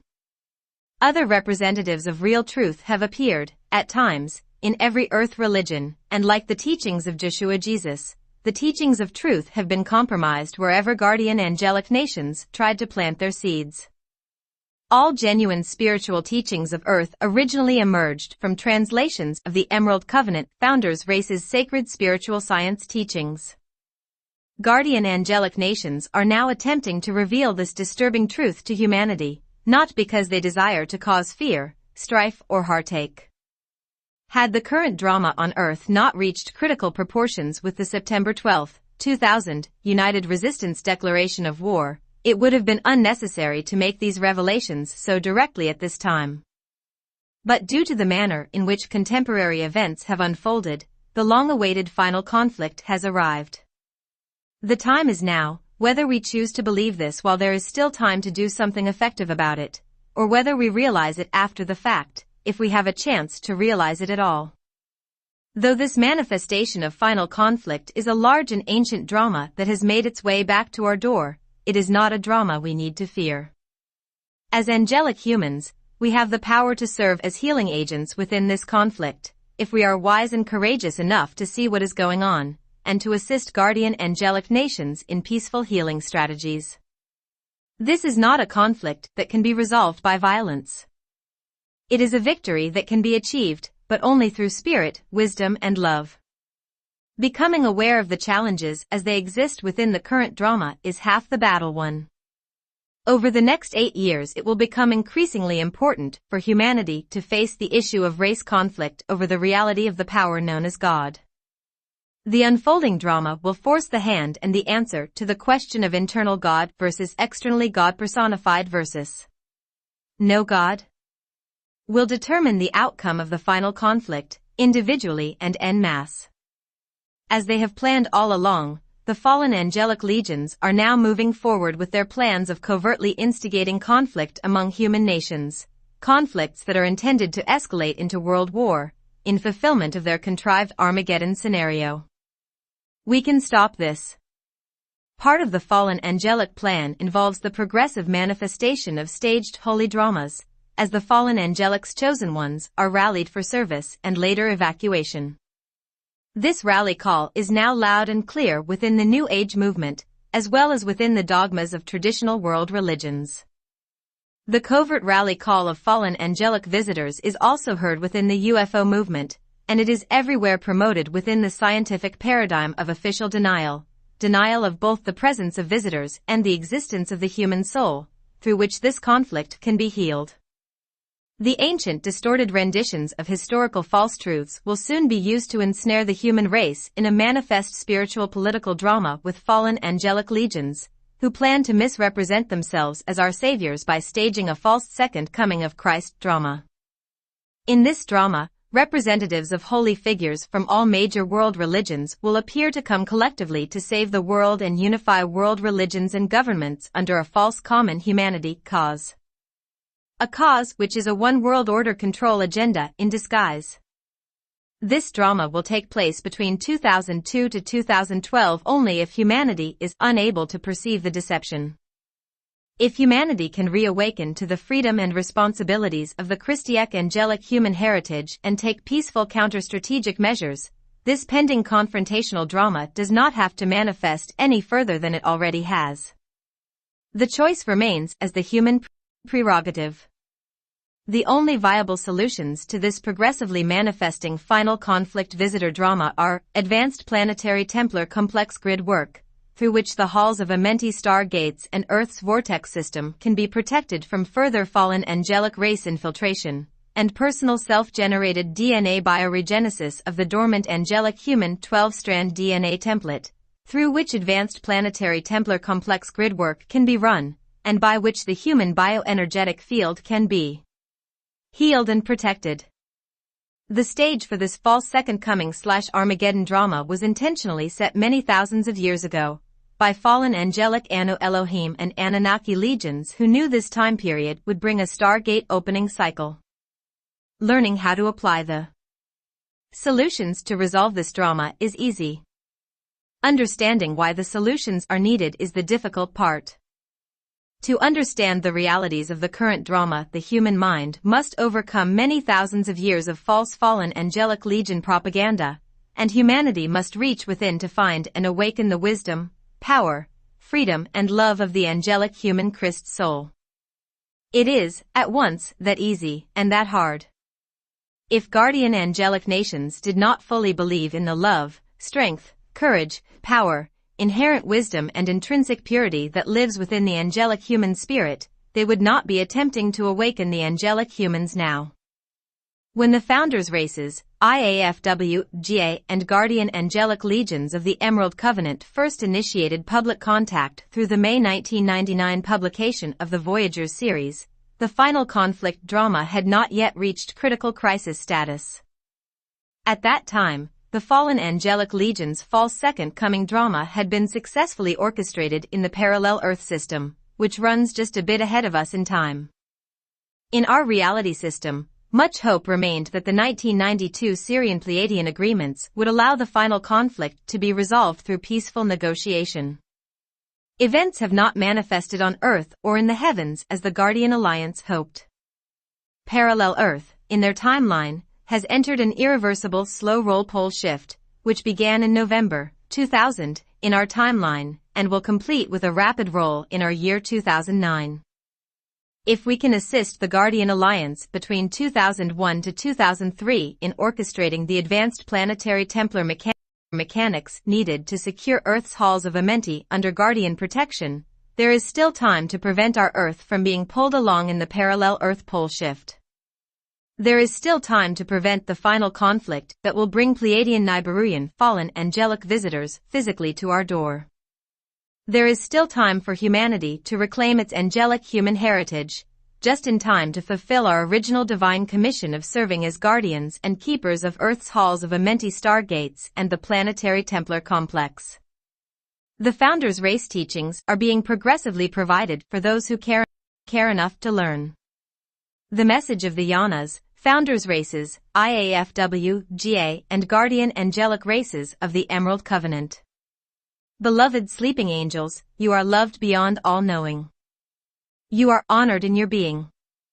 You are cherished as the harbingers of hope for this time matrix that you were originally intended to be. You were born free into density and the worlds of manifest illusion, from the love of cosmic source that is your home. Beloved ones, choose well. Choose love, and then choose freedom. Angelic humans, fly. Reclaim your rightful place among the stars. Temporary Maharic Seal Bioregenesis Technique for building bioenergetic field integrity and accelerating spiritual actualization. Prior to use, read through the steps and practice the visualizations and their sequence slowly, for familiarity. 1.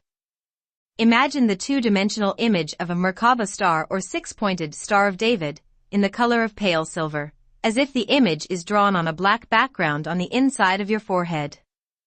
This image represents a composite scalar wave pattern Keylontic symbol code called the Hierophant. Its color denotes the frequency spectra of the 11th and 12th dimensions, and its form, combined with these color frequencies, represents the control code of the 12th dimensional frequency band. It is the key code to unlock the 12th dimensional Maharic shield in the personal and planetary scalar grids. 2. Inhale, while visualizing the Hierophant symbol at the center of the brain, in the pineal gland. 3. Exhale, while using the exhale breath to firmly move the Hierophant down the central vertical body current, energy current in the center of the body, then out between the legs and straight down into the Earth's core, your 13th chakra. 4. Inhale, while imagining that you can see at Earth's core a huge, disc-shaped crystalline platform of pale silver light that extends outward on a horizontal plane through the entire body of the Earth and out into the atmosphere. Visualize the Hierophant suspended in the center of the disc, This image represents the planetary Maharic shield, the scalar wave grid composed of dimension October 11th, 12 frequency, with the Hierophant key code positioned to activate the planetary shield. 5. Exhale. While pushing your breath outward into the Earth's Maharic shield, imagining as you exhale that the force of the breath has made the Earth's Maharic shield begin to spin. 6. Inhale, using the inhale breath to draw pale silver light from Earth's spinning Maharic shield into the Hierophant positioned at the center of the planetary shield. 7. Exhale, using the exhale breath to push the pale silver light throughout the entire Hierophant, making the Hierophant glow and pulsate with pale silver light. 8. Inhale, imagine that the glowing pale silver Hierophant momentarily flashes crimson red and returns to pale silver. Then use the inhale breath to draw the Hierophant vertically up from its position at Earth's core, to a position 12" below your feet, the position of your dormant personal Maharic shield scalar wave grid. As you inhale the Hierophant upward from Earth's core, imagine that it trails a thick cord of pale silver light behind it. One end of the silver cord remains attached to Earth's core, the other attached to the Hierophant. The cord represents an energy feed line through which you will draw energy up from the Earth's Maharic shield into your personal Maharic shield. 9. Exhale with your attention on the Hierophant positioned 12" below your feet and use the exhale breath to push a burst of pale silver light outward on a horizontal plane from the Hierophant. Imagine that a disc-shaped, crystalline platform of pale silver light about 4 foot in diameter extends on a horizontal plane 12" beneath your feet around the Hierophant at its center. This image represents your personal Maharic shield. 10. Inhale while using the inhale breath to draw more pale silver light up through the pale silver cord from Earth's core, into the Hierophant at the center of your personal Maharic shield. 11. Exhale, using the exhale breath to push the pale silver light from the Hierophant out into your Maharic shield. Imagine that your Maharic shield now pulsates as it fills with the pale silver light from Earth's core. 12. Inhale, again drawing more pale silver light up from Earth's core through the pale silver cord into the Hierophant, and imagine the pale silver cord expanding to 4 feet in width, forming a pillar of pale silver light running up from Earth's core directly into your 4-foot diameter Maharic shield. 13. Exhale. Exhale, again using the exhale breath to push pale silver light from the Hierophant outward into your Maharic shield, while imagining that your Maharic shield takes on a life of its own, the disc suddenly folding upward with a popping sensation, to form a 4-foot diameter pillar of pale silver light all around and running through your body. This is your Maharic seal, a temporary scalar wave pillar of dimension October 11th, 12 frequency light that blocks out disharmonic frequencies from dimensions I through 12, and begins to realign disharmonic frequencies in your body and biofield to their original perfect natural order. 14. Inhale, imagining that the inhale breath draws the pale silver light from the pillar encasing the body into every body cell. Sense the tingling feeling as the pale silver light moves through the physical body. 15. Exhale, imagining that you can feel the energy of the pale silver light expanding into every crevice of the body and then outward around the body into the biofield. 16. Breathe naturally for a minute or two as the feeling of the pale silver light moves through you, while sensing the energy presence of the Maharic seal pale silver pillar 4 foot around your body. The more time you spend breathing and sensing the energies, the more dimension October 11th, 12 frequency you are drawing into your pillar, which will increase the length of time the Maharic seal pillar will remain in your biofield. 17. Return your attention to the Hierophant still positioned 12" below your feet. 18. Inhale, using the inhale breath to draw the Hierophant up through your central vertical body current, then out the top of your head, the 7th crown chakra, to a point about 36 above the head, the 14th chakra. 19.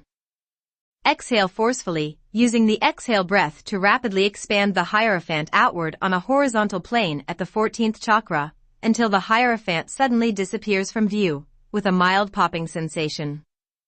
20. Breathe normally, while visualizing for a moment a brilliant 4-foot pale silver pillar of light extending from the Earth's core upward, fully encasing your body and extending far above the head, into Earth's atmosphere and to a single star of pale blue light far off in deep space. Your Maharic shield is now temporarily activated, and your Maharic seal pillar is temporarily manifest within your biofield. The Maharic seal will remain in your biofield anywhere from 20 minutes to 1 hour at first. The more this exercise is practiced, the longer the pillar will remain. 21. For quick reinforcement of the Maharic seal, once the full process has been run within 24 hours, simply imagine a spark of pale silver light at the pineal gland, exhale it rapidly down to Earth's core and imagine the Earth's Maharic shield spinning. Call to mind the pale silver cord and inhale the 4-foot diameter cord all the way up around you, forming the pillar, attaching it out in deep space to the star of pale blue light. The short version of this technique provides a manually created temporary Maharic seal in your biofield, and requires manual resetting every 24 hours, with frequent reinforcement during the day. Using and practicing the full version of this technique, as described in the Kathra Biospiritual Healing System Level I Maharic recoding process, will progressively program the cellular memory of the body to hold the Maharic seal for prolonged periods of time. With consistent practice of the full technique over an extended period of time, the Maharic seal will function automatically as a permanent fixture within your biofield. In the meantime, the short version of this technique, coupled with reinforcement throughout the day, will provide biofield protection and gentle, regenerative core template realignment for all aspects of the physical and subtle energy body systems. It is recommended to use at least this short version of the Maharic seal technique prior to any energy work, channeling, or astral and dream projection. It will not only provide protection from disharmonic energies, it will also amplify the results you desire to gain from these activities. It is best to use the Maharic seal daily. Used in the morning before starting your day, the Maharic seal will help to harmonize personal and environmental energies throughout the day. Used in the evening prior to sleep, it will begin to increase conscious memory of sleep time experience and will protect your consciousness and body from disharmonic energies while you sleep. The Maharic seal is a Keylontic Science scalar wave technology built upon the advanced scientific principles of 15-dimensional Partiki mechanics and unified field vibrational mechanics and the advanced spiritual principles of Merkaba mechanics and the law of one. Further exploration of these advanced spiritual sciences is presently available through the training course of the Kathra Biospiritual Healing System Certificate Program and through the introductory tangible structure of the Soul Accelerated Biospiritual Evolution Program audio course, both available from the Azurite Temple of the Melchizedek Cloister. End notes. The Dogons knew about the star Sirius B, in the Sirius star system, long before modern science discovered it. 2 huge, ancient drawings etched into the Nazca Desert depicting geometrical and animal forms that can only be clearly identified from an aerial view. 3 odd odors in association with the Zeta, often reported by witnesses or contactees, indicate that such scrambling tactics are in use. The odors result as the distorted perceptual data is processed through the human brain and neurological structures. For the human organism, in actuality, has 12 senses, 5 of which you have consciously identified, the remaining 7 working subconsciously from your personality's perspective. 5 As energy moves from the soul matrix to form the nadis, it starts at the center, expanding the nadis outward from that central point. The body forms within a certain portion of this expansion and the center point closes. The growth process involves bringing in energy from the expanded regions of the nadis. When the full supply is used, outer layers of the nadis collapse, chemical and hormonal patterns shift, and the body begins the aging process, using up the nadial energy now stored within the mental and emotional bodies and cellular structure. Natural death occurs when there is no longer enough energy left within cellular structure to sustain the body mechanisms. However, if the center point is activated, new energy can be brought into the nadis and it can be expanded beyond its original form. This renewed energy will pass from the center point into the mental then emotional bodies and into the physical body, then outward into the natal capsule. We will deal with this subject more fully in another transmission/book. 6. Your somewhat distorted concept of reincarnation is an attempt to describe this relationship and its dynamics. 7. Energetic elements that accelerate the chemical properties. 8. The old Zeta agenda in your third-dimensional system at least reconnected individuals to the Zeta collective mind matrix, from which life support energy could be drawn. This complex was dismantled in the fourth-dimensional system when the Zeta were removed from power. 9. Brain function and activity are directed through the chemical and hormonal systems, 10. Depending upon the geographical location from which that population sample was taken. Some areas of the planet are more conducive to the visitor presence. 11. Body talk is one method of communicating with the body consciousness, through monitoring the body's subtle responses to questioning after creating specific cues the body can use as a language of response. 12. Not all cases of these maladies are created by abduction, but all do possess the causal element of repressed, emotionally traumatic experience, which creates chemical and hormonal imbalances that manifest in perceptual distortion. 13. And the 7 others you have yet to identify. You have 12 senses, as you define the concept. This is the last chapter, and the end of the book Voyagers 1, by Ashayana Deane. Thank you for listening.